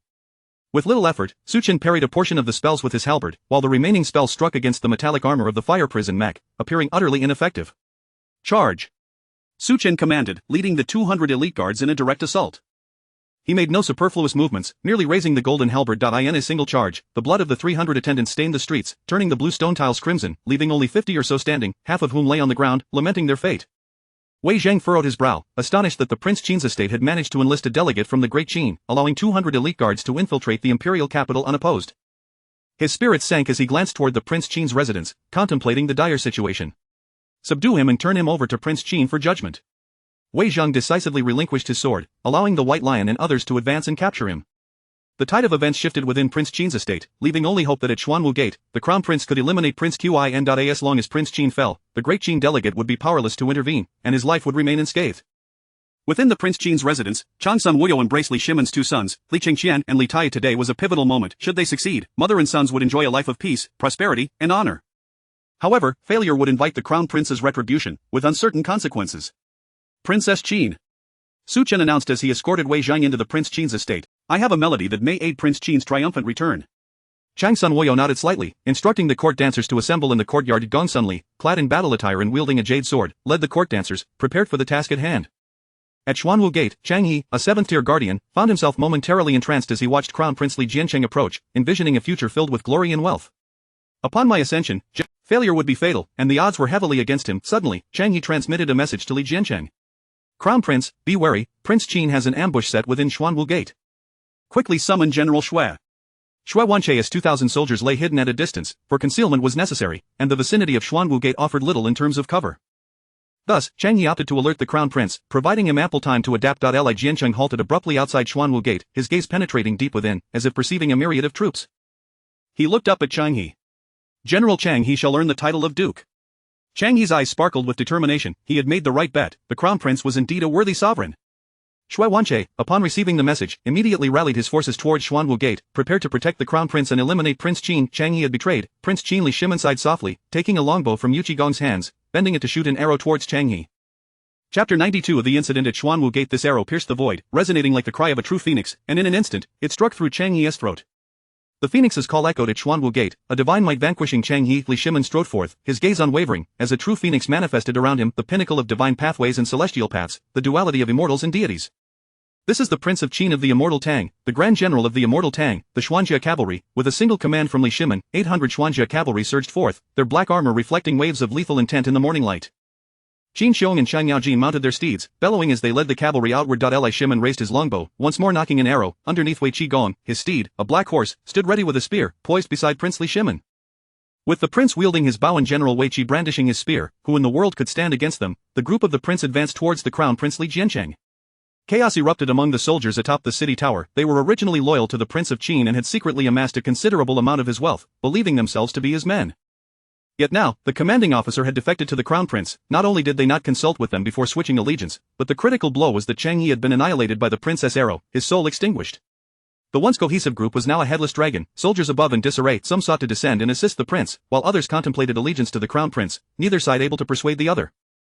In that moment, the situation became increasingly stalemated. Xue Wanchei, leading 2,000 Chen Niu guards, arrived to shield the Crown Prince and the Qi King behind the army, urging the Crown Prince to summon the clouds and suppress the Prince of Qin's Xuanjia Cavalry. Crown Prince Li Jiancheng understood well that today would determine their fates. Drawing upon the power of his position, he temporarily mobilized the Imperial Army's clouds, an overwhelming force bearing down on the 800 Xuanjia cavalry of the prince. A smirk played at the corner of Xue Wanchei's lips. Assisting the Crown Prince in slaying the Prince of Qin would surely lead to a title of nobility and ministerial rank soon. Qian Niu guards, follow me to quell the rebellion. Slay the Prince of Qin. The 2,000 Qian Niu guards, wielding great blades, summoned the energy of military clouds and charged toward the Xuanjia cavalry. The Qian Niu guards possessed dual innate talents. Talent 1 Qian Niu grants the strength of 1,000 bulls. Talent 2 Guardian. In Guardian state, physical defense is enhanced. Xue Wanchei led the Qian Niu guards into Xuanwu Gate, the formidable force of heavy armored Qian Niu guards advancing toward the Xuanjia cavalry. With a fierce roar, Xue Wanchei unleashed a punch, empowered by the strength of 1,000 bulls, shattering the very fabric of space. Receive my axe. Chang Yaojin galloped forward, raising his hand to unleash the 36 axes of the heavenly gangs, the first axe aimed straight at the head. This strike, imbued with the might of a martial sage, descended heavily. Xue Wanchei laughed disdainfully, countering with a punch that deflected the 8 trigrams axe. With the clouds suppressing you, what use is the realm of a martial sage? Today is destined to be your demise. At Xuanwu Gate, the clouds of the Qian Niu guards firmly suppressed those of the Xuanjia cavalry, coupled with the remote suppression of the imperial clouds. Were it not for Li Shimon's formidable mastery of military pathways, the energy of the 800 Xuanjia cavalry might have been shattered. Li Shimon let out a long howl, casting aside his longbow and drawing forth the prince's treasured spear, charging into the fray against the Qian Niu guards. Protect the prince, Wei Qigong bellowed, charging forth to shield the prince against the left flank of the Qian Niu guards. Qin Xiong also positioned himself at the prince's right, fending off these Qian Niu guards. The 2,000 Qian Niu guards were now bloodied with zeal. After all, this was the Prince of Qin of the immortal Tang. If they eliminated him, they would be among the dragon subjects, devoid of any lack in glory and riches. Even in death, their families would be sheltered, yet if they failed to slay the prince, the reckoning would be severe, a crime that could lead to the annihilation of their 9 clans. They had followed Shui Wanqi into this endeavor, fully prepared psychologically, determined to slay the prince. Military Soul Legion Xuanjia cavalry talent 1 in battle. In battle, they maintain order and engage as a unit. Talent 2 Hunter exceptional mounted archers, enhancing individual prowess. Talent 3 Unyielding mind. When the Xuanjia cavalry believes victory is assured, they shall not be defeated. A golden radiance enveloped Li Shimon, extending to each Xuanjia cavalry general. This was the military talent of Prince Li Shimon. The Phoenix's Call. Soldiers under the Phoenix's Call experienced heightened morale and enhanced fundamental attributes. Brothers, charge with me. Li Shimon led the charge, his spear lifting a Qian Niu guard into the air, the blazing military soul transforming into a golden phoenix that circled above the Xuanjia cavalry. Each general entered the state of Phoenix's Call, charging recklessly. Shui Wanqi's expression shifted slightly. His 2,000 Qian Niu guards were showing signs of faltering. This was simply unbelievable. How could the opposing forces, despite such a significant disparity in cloud energy, tear through the formation of the Qian Niu guards? At Haiqi, Li Yuan floated on a boat, accompanied by his trusted aide Pei Ji and the celestial master Yi Fashion. Has it truly come to this? The fratricidal conflict within the immortal Tang was unavoidable. Li Yuan sighed, having made every effort to prevent this bloodshed, yet it had still come to pass. Even if he intervened now, the rift would remain, and future relations would be irreparably damaged. Perhaps it would be better to let them clash and determine the foundation of the future immortal Tang. Pei Ji, your servant is here. Go deal with concubine Indi and consort Shang, along with their maidservants.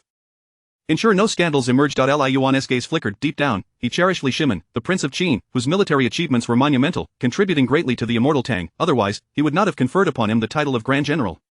Yet when it came to the imperial throne, Li Yuan remained somewhat biased. Should Li Shimon emerge victorious, his own position as emperor would be precarious. With mastery of military pathways and the duality of celestial and divine stages, it could be said that Li Shimon was more suited to be the emperor of the immortal Tang than Li Yuan. Li Yuan sighed, feeling the weight of his familial ties. He slightly relaxed his grip on the imperial authority of the immortal Tang, offering support to his eldest son Jiancheng. There is only so much I can do. Who triumphs and who falls, let fate decide. At Xuanwu Gate, Li Jiancheng gazed at the city gate, where blood and chaos reigned, the two armies clashing violently. To his dismay, Shui Wanqi's Qian Niu guards were subtly falling into disadvantage. Is there no news from Wei Zhang? Has he captured the family of the Prince of Qin? Li Jiancheng felt anxious, sensing that something was amiss. By this time, Wei Zhang should have brought the princess family to him. With hostages in hand, he could not believe that the princess subordinates would remain indifferent, yet now Wei Zhang had yet to appear, leading Li Jiancheng to suspect that he might have fled in secret. However, that seemed unreasonable. If he had defected to the prince, he would surely have attacked him at Xuanwu Gate. Li Jiancheng's thoughts became increasingly chaotic, unable to fathom the consequences of failure. Suddenly, the aura surrounding Li Jiancheng shifted slightly. The imperial aura emanating from him grew ever more potent, far surpassing his previous status as crown prince, granting him the ability to summon greater power. Father has sensed the turmoil at Xuanwu Gate and has deliberately granted me a portion of imperial authority. He wishes for me to ascend the throne. A sly smile crept across Li Jiancheng's face as he once again summoned the station troops of the imperial capital, the energy of the Qian Niu guard swelling once more. Chapter 93 The Qin King's music of breaking the formation. Li Jiancheng took a deep breath, intoxicated by the power of total control. This is the might of the imperial way. A fervent zeal flickered in his eyes. Power is an insurmountable hurdle for everyone, especially the throne of the immortal Tang. Majestic clouds permeated the heavens and the earth, bestowing strength upon the 1,000 bull guards. The once favorable situation for the Qian armor cavalry swiftly turned dire. With the might of 1,000 bulls, the 1,000 bull guards roared in unison, unleashing the strength of 1,000 bulls, delivering a devastating blow that turned the warhorse of the Qian armor cavalry into a mist of blood. What of the army Soul Legion? Defying death, they were obliterated along with their steeds into a gory haze. Qin Wang, what shall we do? Cheng Yaojin, having taken a punch from Shui Wanqi, was coughing blood incessantly, his three-blade axe strikes barely holding up.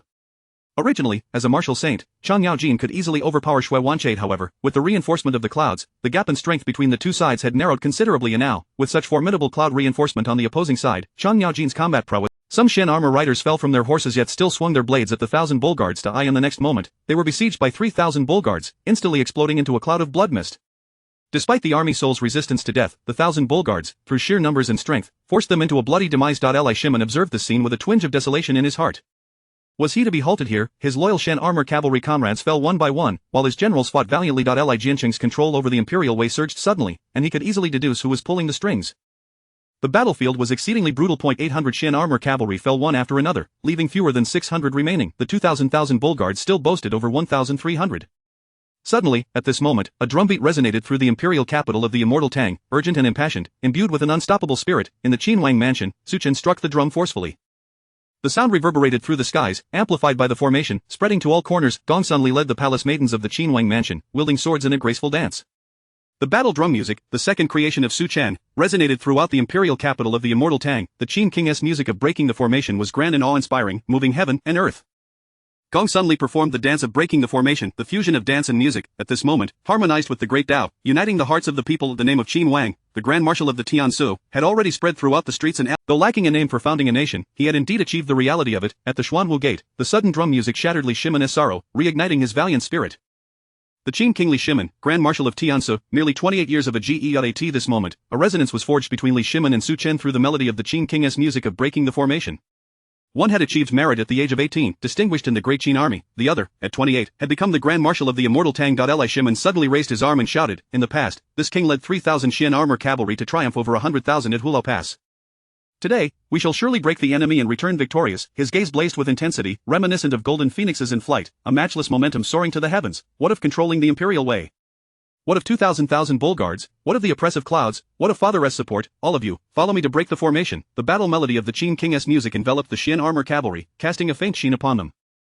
The support of the Qin wind was that of comradeship, sung by countless old Qin people. The Qin King's music of breaking the formation signified breaking through. Even if faced with millions ahead, I can still breach the formation.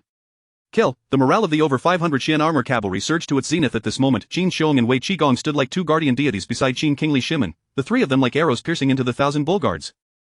Hold firm, stand your ground. Shuiwan's eyes bulged with rage. He never anticipated that the Qin King would counterattack. Where did this damned battle melody come from? The 1,000 bull guards surged madly into the Xuanwu Gate, wielding the colossal strength granted by the 1,000 bulls, obstructing the might of the Xian armor cavalry.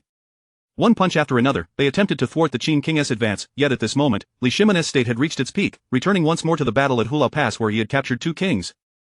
Phoenix cries at the Xuanwu Gate. Li Shimon led the remaining Xian armor cavalry, truly piercing through the line of the 1,000 bull guards. Inside the Xuanwu Gate, 1,000 and 1,000 bull guards were cleaved into two distinct rows by the Xian armor cavalry, with 999 corpses of the 1,000 bull guards lying on the ground. The 1,000 bull guards, among the top ranks of the immortal Tang's military, the Imperial Guard's elite, were specially tasked with protecting the palace. Yet at this moment, they were penetrated by 500 Xian armor cavalry. Despair flickered in the eyes of some 1,000 bull guards. They had once fought alongside the Qin King and knew all too well the fate that awaited them when breached. Li Shimon cast a glance back at the 1,000 bull guards, his eyes reflecting a golden resolve.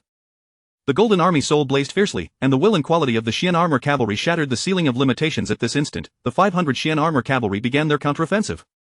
The clouds of the 1,000 bull guards were effortlessly torn apart like mist. The clouds of the station troops in the imperial capital were also impacted, directly ripped open, creating a gaping hole. Countless essences of heaven and earth surged into the clouds and were then infused into the bodies of the Xian armor cavalry. These 510 Xian armor cavalry seemed to return to their primal state, devoid of any radiance, merely adorned with a golden phoenix's long tassel. Without any forewarning, the 500 Xian armor cavalry charged forth, trampling the 1,000 bull guards within the Xuanwu Gate. Shui Wanche let out a furious roar, leading his personal guards to the forefront, attempting to halt the Qin King's charge. The Qin King didn't even spare Shui Wanche a glance. With a light flick of his spear, Shui Wanche was sent flying, crashing hard into the wall. A few thousand bull guards attempted to resist. The 1,000 bull guards unleashed a powerful punch. But, the current Xian armor cavalry was in a transcendental state. Merely by casting a glance at the 1,000 bull guards, a spear pierced through one's throat. The 1,000 bull guard dangled from the spear tip, dragged along a distance before crashing heavily to the ground. Breaking through the suppression of the clouds, the Xian armor cavalry charged back and forth within the Xuanwu Gate, leaving only over 200 of the 1,000 bull guards remaining. Li Shimon spurred his horse out of the Xuanwu Gate, with Qin Xiong and Wei Qigong closely following. The 510 Xian armor cavalry moved in perfect unison behind the Qin King, locking their sights on the crown prince Li Jiancheng. Li Jiancheng watched as Li Shimon galloped towards him, his expression instantly crumbling. In an instant, his spirit waned as if he had aged decades. He could hardly believe that it had come to this conclusion. Why, despite having the advantage of time, place, and people, did he still lose to the Qin King? Cheng Yi stood by his side, his father stood by his side, the aristocratic families stood by his side. Yet, the outcome was indeed this way. Li Yuanji, witnessing this scene, trembled violently, his 7th-tier integration realm body shaking uncontrollably. He was filled with dread, unable to fathom his own fate. Just then, Li Yuanji's chief retainer finally took action, seizing the moment when the Qin King rode forth. A brilliant beam of sword light erupted from the retainer's hand at the entrance, like a shooting star chasing the moon, aimed at the Qin King. Who is this fool? Cheng Yaojin wiped the blood from his face and, with a swift swing of his axe, severed the retainer's head. Chapter 94 of The Marvel of the Mysterious Armor, The Struggle for Succession, Part 3. Cheng Yaojin disdainfully spat. What nonsense is this? A 9th-tier immortal dares to emerge and embarrass himself, instead of hiding in some corner, meddling in the struggle for the crown prince, without a mighty army or auspicious clouds. How dare a 9th-tier practitioner show his face? Li Shimin, gripping his blood-stained spear, reined in his horse before Li Jiancheng and Li Yuanji. Li Yuanji trembled, attempting to speak, yet his throat felt constricted, rendering him speechless. The terror within him silenced his words. In the game of kings, the victor and the vanquished are clear. I accept my fate, Li Jiancheng inhaled deeply, coming to terms with the harsh reality. His defeat was not unjust. Despite having the advantage of time, place, and the favor of the people, he still succumbed to Li Shimin. With a thud, Li Yuanji fell to his knees, two streams of tears cascading down his cheeks, splattering heavily on the ground. Second brother, before Li Yuanji could finish, Li Shimin raised his hand and severed his head. Li Yuanji's immortal soul attempted to flee, but with a mere thought, Li Shimin extinguished it, leaving him no escape. Eldest brother, you must go on your own, Li Jiancheng quavered, lifting his hand to strike his own head. In an instant, the soul of a great ascension master dissipated, the imperial authority that had belonged to him shifted to Li Shimin, intensifying with each passing moment. In that instant, Li Shimin, though not yet recognized as the crown prince, already wielded the essence of one. Su Chen, leading 50 elite guards of the killers, arrived from the Qin palace, witnessing the moment of Li Jiancheng's downfall. Congratulations, Prince Qin. Li Shimin inclined his head slightly. He understood well that this time at Xuanwu Gate, it was thanks to Su Chen's war drums and music that empowered the armored cavalry, allowing them to shatter limits and tear through the clouds, stepping into an extraordinary realm. Thank you for your assistance, envoy, Li Shimin said succinctly. Words were futile, and actions were required to repay Su Chen's efforts. As an envoy, meddling in the internal affairs of the immortal Tang was undoubtedly sensitive, yet from Li Shimin's perspective, it was an ideal situation. Everyone, follow me into the palace. As they turned once more toward Xuanwu Gate, Li Shimin and the 510 armored cavalry underwent a transformation in their imposing presence, markedly different. A pale golden phoenix ascended, adorned in colorful robes of mist. The sound of the phoenix's cry resonated throughout the imperial capital of the immortal Tang, 510 armored cavalry. Ascending to a marvel, Su Chen, trailing behind the elite guards, meticulously experienced the might of this miraculous legion. Incredible. This phrase encapsulated the essence of the miraculous legion. Following the 3,000 elite warriors of Zhang Taigong, another miraculous legion emerged. The Miraculous Legion of the Armored Cavalry, born from the Military Soul Corps, the Miraculous Legion of the Armored Cavalry, a mere 510 riders, shone brilliantly in this moment. At the sea pond, Li Yuan stood on his boat, his expression fluctuating between light and shadow. Crown Prince Li Jiancheng had indeed lost. Celestial Master Yi Fashion cast a glance at Li Yuan, noting that his attempts at balance had backfired, resulting in the birth of a monster. Yi Fashion, merely observing the current armored cavalry with his divine eye, felt the principles of the immortal path within him become constrained. The martial path transcends heaven and earth, refining the essence, spirit, and energy of soldiers into clouds that isolate the laws of heaven and earth. Yet, such an effect seemed implausible. Just a glance had shaken the foundation of his immortal king status. This was beyond reason. It could only be said that since the incident at Xuanwu Gate, Li Shimin had reached his zenith, and the armored cavalry under his command had stepped into an extraordinary domain of the martial path. The rumored realm of miracles could rival that of imperial hierarchy. Yi Fashion, not being well versed in the martial path, could not ascertain this. The emperor of Pango continent embodied the imperial path, his might unparalleled among humanity, and the military prowess of the great Qin was renowned. The existence that could rival imperial hierarchy could only be found within the martial path. Before Li Shimin could arrive, Yi Fashion proactively approached, distancing himself from Li Yuan. At the sea pond, Li Yuan stood on the boat, drifting upon the waters, watching as Li Shimin, drenched in blood, approached, heaved a sigh.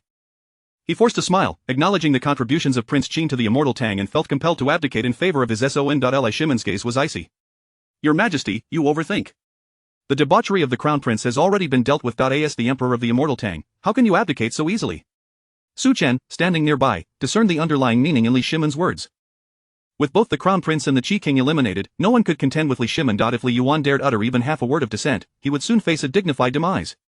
However, the process still needed to be followed. The Prince of Qin must arrange for his own people to take over the imperial capital, placing his key individuals in critical positions, ensuring power remained firmly in his grasp. After a secure ascension, he could then lavishly reward his officials. Su Chen saw no issue with this. A thorough examination of the historical records of Huaxia reveals that few emperors ascended the throne without tumult. The imperial family is the most heartless, especially in the pursuit of supreme power. Personal virtue hardly serves as a standard for emperors. Countless emperors throughout history have slaughtered cities, betrayed generals, and even killed their fathers. Moreover, Li Shimin's personal virtue was not lacking, as most of the officials who followed him ended well, and their descendants ranked among nobles. Li Yuan could still enjoy his twilight years, having fathered a host of brothers and sisters for Li Shimin. Upon returning to the Su Manor, Su Chen reflected, reading 10,000 books cannot compare to traveling 10,000 miles. Your Majesty and my master were correct in sending me out for experience. The White Lion remains somewhat apprehensive. The actions of the young general may invite gossip from others. Su Chen regarded the White Lion, shaking his head slightly. My father-in-law has granted me 10,000 elite guards, not to serve as mere ornaments. Holding a high position inevitably draws whispers. If I cannot endure such trivialities, then all my efforts in cultivating my mental state would have been in vain. On the following day, Li Yuan issued a decree, formally establishing Li Shimin as the crown prince of the Eastern Palace, the heir to the immortal Tang. The situation in the immortal Tang underwent a monumental transformation across the Pango continent. Reaction stirred. I in the Great Qin, at the ancestral temple, Bai Qi's spirit drifted within, surveying the place he would inhabit after death. Suddenly, the first emperor entered the temple, presenting Bai Qi with a jade slip. The immortal Tang has experienced a change. Your disciple has made significant contributions. Bai Qi glanced at it and crushed it. What of it? Previous royal power, now imperial authority, which one has not been soaked in blood? Besides, is my disciple not the son-in-law of His Majesty? Bai Qi held little interest in such matters. When Duke Quan of Qi contended for succession, he was struck by a shot from Guanzhong, yet later relied heavily on him as a minister. The first emperor seized power, yet he did not hesitate to eliminate Lao Ai and El Bu. The first emperor's eyelids flickered as he pondered. The tomb is nearing completion, but we still lack one position. Bai Qi, Wang Jian, and Meng Tian were the final pieces of the puzzle. After a moment of silence, Bai Qi mused, is one demon god insufficient? Chapter 95 of the Winds of Change, urgent news from the north. Bai Qi curled his lip in disdain. One demon god was insufficient, so another must be summoned. Wang Ben harbored no expectations, believing that once my disciple ascends to the divine rank, vanquishing a demon god or a demon lord would pose no challenge. The first emperor remained non-committal, deeming the matter not overly concerning. Their plans were not to be realized in haste, as Fusu also required time to mature. At Tichangla Palace, Emperor Wu of Han reclined on his couch, perusing intelligence reports from the Pango continent when he unexpectedly came across news regarding Su Chen. It was indeed rare for the Great Qin to possess such a young general. The sound of war drums was a melody seldom heard. Since Sima Shangru had time to spare, he ought to be instructed in the art of war drumming. A piece such as Qin Wind Without Clothes or The Qin King Breaks the Formation must surely be composed for our divine ministers. Emperor Wu paid little heed to such news, interfering with the crown prince. If one could meddle in the succession of Xiantang, that was their prerogative. In Rusong, Zhao Hong surveyed the intelligence in his hand before casually discarding it to the floor. Was his concern the potential usurpation of the crown prince? No, Zhao Heng's anxiety lay with the prospect of a lack of heirs, losing one son after another. Who could endure such a fate? With 4 sons lost in quick succession, Zhao Hong was driven to the brink of madness. Must he cede the throne to another branch of the royal family? With a heavy sigh, he retreated to the inner palace, striving for the future of the Zhaosong lineage. In Wuming, Zhu Yuanzhang glanced at the information in his possession before passing it to the nearby Prince Zhu Biao. Changes were afoot in Xiantang, with General Tianzu ascending to the throne. One ought to learn from them, ensuring that both civil and military affairs do not fall behind. However, the military power wielded by your brothers ought to be reclaimed. In Guijin, a group of revelers indulged in wine at a banquet. Suddenly, one drew his sword, cleaving the table in two. Sima, the treacherous usurper who has ruled for 5 years, has colluded with the demon race to betray the loyal. You all are the loyal subjects of the great Han. How can you stand idly by? Declared Chao. I am willing to raise arms against the treacherous Sima. So am I.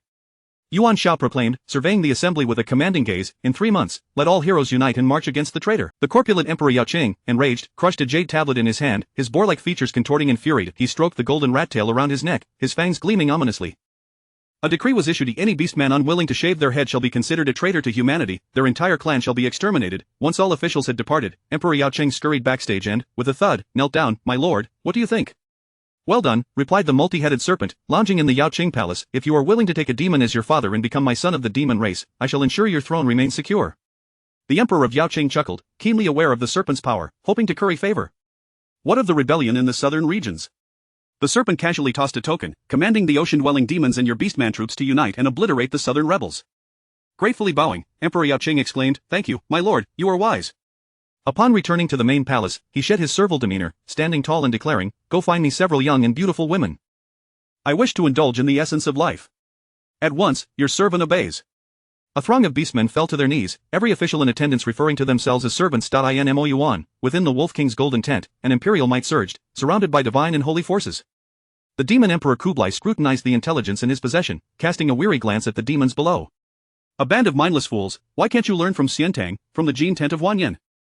From the Jin tent of Yel, the emperor of Xiantang has secured the loyalty of Chibi Healy and Ashina Ashir. Our generals have defected to Xiantang. Wanyan's tent has recruited a scholar from Rusong, known as Little Qin. Yel's tent has also drawn in a human named Han Durong. One of Kublai's demon generals, feeling affronted, stepped forward to retort, Chibi Healy and Ashina Dur are nothing but traitors to our kind. What skills do Little Qin and Han Durong possess to merit the Wolf King's favor? The Beastman race has thrived under the demon race. Do they not live well? What skills do they have? They understand humanity better than you, and they excel in governing the tribes of the grasslands. Kublai's eyes blazed with fury. We, the demon race, dominate the grasslands and can rival humanity and the demon race. It is not beyond the realm of possibility for us to claim supremacy over the Pango continent in the future. Compare my Yuan's 5 great golden tents to the likes of the subservient Yao Qing is an affront. With a swift motion, Kublai drew his blade, and the demon who spoke found his head severed in an instant. Fortunately, Kublai refrained from further bloodshed. The demon general retrieved his head and obediently remained silent. Kublai surveyed the lords and generals within the golden tent, gazing toward the realms of Great Qin, divine ministers, Xiantang, Rusong, and Wu Ming. Though our demon race emerges from the demon and human lineage, we shall never bow to either. We can employ capable individuals from humanity in the demon race, but we must never forsake the dignity of the demon race nor submit as vassals. In Yaoqing, a vast beastman kingdom had been forced to accept a wild boar tribe as its emperor, perpetually currying favor with the demon race, losing all semblance of the might befitting one of the 5 great races of Pango continent, reduced to mere servants of the demons, bereft of dignity and status. In stark contrast, the demon race, despite its origins, bore the strength of the 5 great golden tents, upholding its pride. Chibi Healy's tribe, even upon submitting to Xiantang, received commendable treatment. Within the Wolf King's golden tent, when the lords rise, there shall be battle, a battle that will compel Xiantang to bow in submission, a battle that will draw humanity to pledge allegiance to us. The Wolf King issued 12 edicts, commanding the southern advance of the Golden Tents. After a period of preparation, the Wolf King's Golden Tent, alongside Eastern Turkic, Goguryeo, and Wanyan's tent, was poised for departure at a moment's notice. In the capital of Xiantang, within the imperial court, Li Yuan had returned to the palace to focus on procreation, no longer involving himself in court affairs. Li Shimen had been appointed as the crown prince, taking charge of the Xiantang court. Those who had participated in the Xuanwu Gate incident now found their status elevated alongside him. Su Chen surveyed the ministers in the court, noting the absence of many first-tier gentry. The Yidongpei clan had fallen, yet the Peizhu branch thrived. Fang Xianling, Duruhui, Cheng Yaojin, and Qin Xion, once ordinary gentry, had risen in prominence due to their contributions, soon to ascend as first-tier gentry of Xiantang. Most notably, the Changsun family, barring unforeseen circumstances, was destined to emerge as a first-tier gentry family of Xiantang. With the border in distress, General Cheng Yaojin was appointed as the commander of the 1,000 Cattle Guard, while Ho Junji would lead the Dragon Martial Guard, with plans to march northward to support Li Weigong. Henceforth, the establishment of the Shi clan record shall commence, cleansing the land of Buddhist temples and Taoist shrines, and instituting the Suppression of Demons Bureau to quell disturbances in all directions. A clamor erupted in the court. Chapter 96, The Crown Prince's 4 Edicts. The imperial path is boundless. 5. This is a sign that the court is preparing to take action against the aristocracy. Alongside this, they aim to suppress Buddhism and Taoism. Su Chen inhaled sharply, realizing the ferocity of Li Shimen, who wasted no time in striking at these two powerful factions. He suddenly recalled that throughout Chinese history, Li Shimen had indeed taken measures against Buddhism. As expected, he immediately issued several decrees. 1. Revised the clan records, restricting intermarriages among the 5 prominent clans and 7 esteemed families, and streamlined the ranks of aristocratic officials. 2. Eliminate Buddhism and Taoism, permitting only 1 or 2 temples in each province and county. 3. Establish the Demon Suppression Office, appointing generals to lead the efforts in purging malevolent influences from Buddhism. 4. Reform the imperial examination system, abolishing the recommendations from provincial officials, allowing candidates to self-nominate for examinations. Following this series of policies, the entire court was thrown into chaos. The 1st and 4th edicts delivered a double blow to the aristocracy, leaving them utterly disoriented. Li Shimen and his ministers displayed no visible emotion. Most of Li Shimen's followers were of the 3rd and 4th tier aristocracy, while the truly elite families belonged to the former crown prince's faction. In truth, compiling clan records is quite common. If the emperor can compile them, then the aristocracy can certainly do the same. However, the matter of selecting officials was a death knell. What defines the aristocracy if not their generations of service in officialdom? The previous dynasty's examination system posed no threat to the aristocracy, as candidates required recommendations from provincial officials to qualify for the examinations. When officials from 2 provinces conferred, they would agree. This year, your son has come of age. I shall recommend him for the examination to secure an official position. Next year, my son will come of age. I would appreciate a recommendation from you for his official career. The power of selection remained firmly in the hands of the aristocracy. Yet now, Li Shimen severed this avenue, no longer requiring recommendations from provincial officials. Candidates could self-nominate to participate in the examinations. The aristocracy's power to select officials was thus drastically diminished. Streamlining officials, this was merely a further incision into the aristocracy, for regardless of the criteria, it would be the aristocrats who faced the loss of positions. The power wielded by the aristocracy was being eroded even further. As for the suppression of Buddhism, it was quite straightforward. The previous dynasty had granted land to Buddhism to sustain the monks and priests. However, the proliferation of temples and monasteries led to an increased division of land. Li Shimen decisively decreed that each province could only retain 1 or 2. Any excess would violate the laws of the Tang dynasty, prompting the military to sweep in and eradicate them. This not only provided a lifeline for the temples but also diminished their influence over the lower strata, effectively reclaiming some of their authority. The officials in the court were shaken, as this directly affected their families' powers. Yet, they could only endure. Without the support of the elite aristocracy, Li Shimen had no need to concern himself with them. Once the 4 decrees were issued, an unceasing tide of imperial power surged from all corners of the Tang realm, flooding into Li Shimen's being. The imperial path, at its core, is a pathway of power. Li Shimen's resolve far surpassed that of Li Yuan, naturally allowing him to seize more power and advance further along the imperial path. At this moment, his mastery of divine, martial, and celestial paths fused into the imperial path. In the palace of the Qin dynasty, Emperor Qin gazed into the distance, witnessing a youthful figure embarking upon the imperial path. Moreover, this figure galloped ahead, leaving most emperors far behind, swiftly approaching his own station, the pinnacle of the divine imperial path, just one step away from ascending to the imperial rank. A truly capable individual, the imperial path knows no innate talent, it is purely a matter of ability, the extent of one's power dictates how far one may traverse the imperial path. In the Tang realm, the issuance of the 4 decrees by Crown Prince Li Shimin sent shockwaves throughout the entire country. The prominent families yearned to stir up trouble. However, upon reflection, they noted that none of their kin were among those surrounding Crown Prince Li Shimin, neither within the court nor among the military ranks. Instead, they were surrounded by ordinary aristocrats and lesser families. After some contemplation, they opted to refrain. Should Li Shimin seek a pretext, he could justifiably eliminate them. For the time being, they still held titles among the top-tier aristocracy. The two factions of Buddhism were also eager to act, yet upon seeing the powerful families remain passive, they too chose to lay low. Celestial Master Yi Fashion took the initiative to support Li Shimin in reducing the influence of Buddhism. In the capital of the Tang dynasty, following a transformative upheaval, a semblance of the grandeur of the Tang era began to emerge. Su Chen's residence, once a modest estate, was now situated adjacent to the grand abodes of the noble clans. To his left stood the expansive estate of Duke Cheng of Lu, Chang Yaojin, and to his right was the grand mansion of Duke Liang, Fong Xianling. Young Su, His Highness the Crown Prince seeks your presence. Chang Yaojin approached, pulling Su Qin toward the Qin royal residence, which had now been rebranded as the East Palace. Inside, Fong Xianling, Du Ruwei, and Changsun Wuji were engaged in discussions concerning state affairs, resembling a miniature court. Many high-ranking officials, including chancellors and secretaries, had been rendered effectively powerless. Young Su. Envoy Su, General Su. The Crown Prince's court treated Su Chen with great respect, for during the incident at Xuanwu Gate, Su Chen's musical contributions had been invaluable. Furthermore, Su Chen had safeguarded the Qin royal residence, protecting their families. Su Chen met the Crown Prince's gaze. You need not stand on ceremony, my lord. Li Shimin observed Su Chen, only 18 yet already so remarkable, sighing, what a pity my daughter is still so young. Otherwise, I would surely consider a union. Su Chen looked astonished. But we are merely 10 years apart, do you wish to become my father-in-law? Li Shimin grasped Su Chen's hand, let us set aside such matters for now. The achievements I have today owe much to you, my dear Su. He produced an imperial edict and placed it in Su Chen's hands, stating, your contributions are significant, and as the Qin and Tang dynasties share a common heritage, we are all of the same human race, without distinction. Upon opening the edict, Su Chen's eyelids involuntarily twitched. He had been specially granted the title of Protector of the Nation of the Tang, elevated to the rank of Grand Commander of the Western regions. This was an extraordinary honor.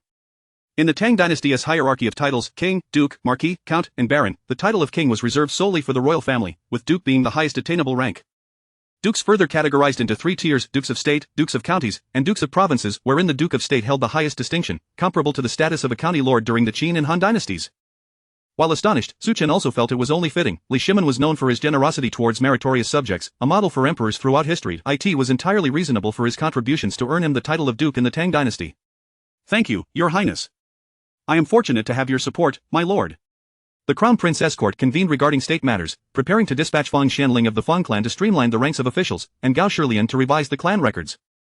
The new examination system, abolishing recommendations from provinces and counties, allowed commoners and lesser families to vie for positions without the need to seek endorsements from high-ranking officials. And now, as the southern regions underwent the reformation of Buddhist temples, the northern territories faced the invasion of demonic forces. My dear Su, you shall venture north to confront the demonic forces. Alternatively, I could bestow upon you the title of Grand Marshal of Demon Suppression, overseeing the Tang's efforts to quell the demons. Without a moment's hesitation, Su Chen declared, I shall certainly head north to confront the demonic forces. I am eager to witness the demon race firsthand. Su Chen was a fervent warrior. The Demon Suppression Office held little allure compared to the prospect of clashing with the demon race. Li Shimin nodded slightly. In that case, General Yechi shall remain stationed at the Demon Suppression Office while the Duke Protector heads north.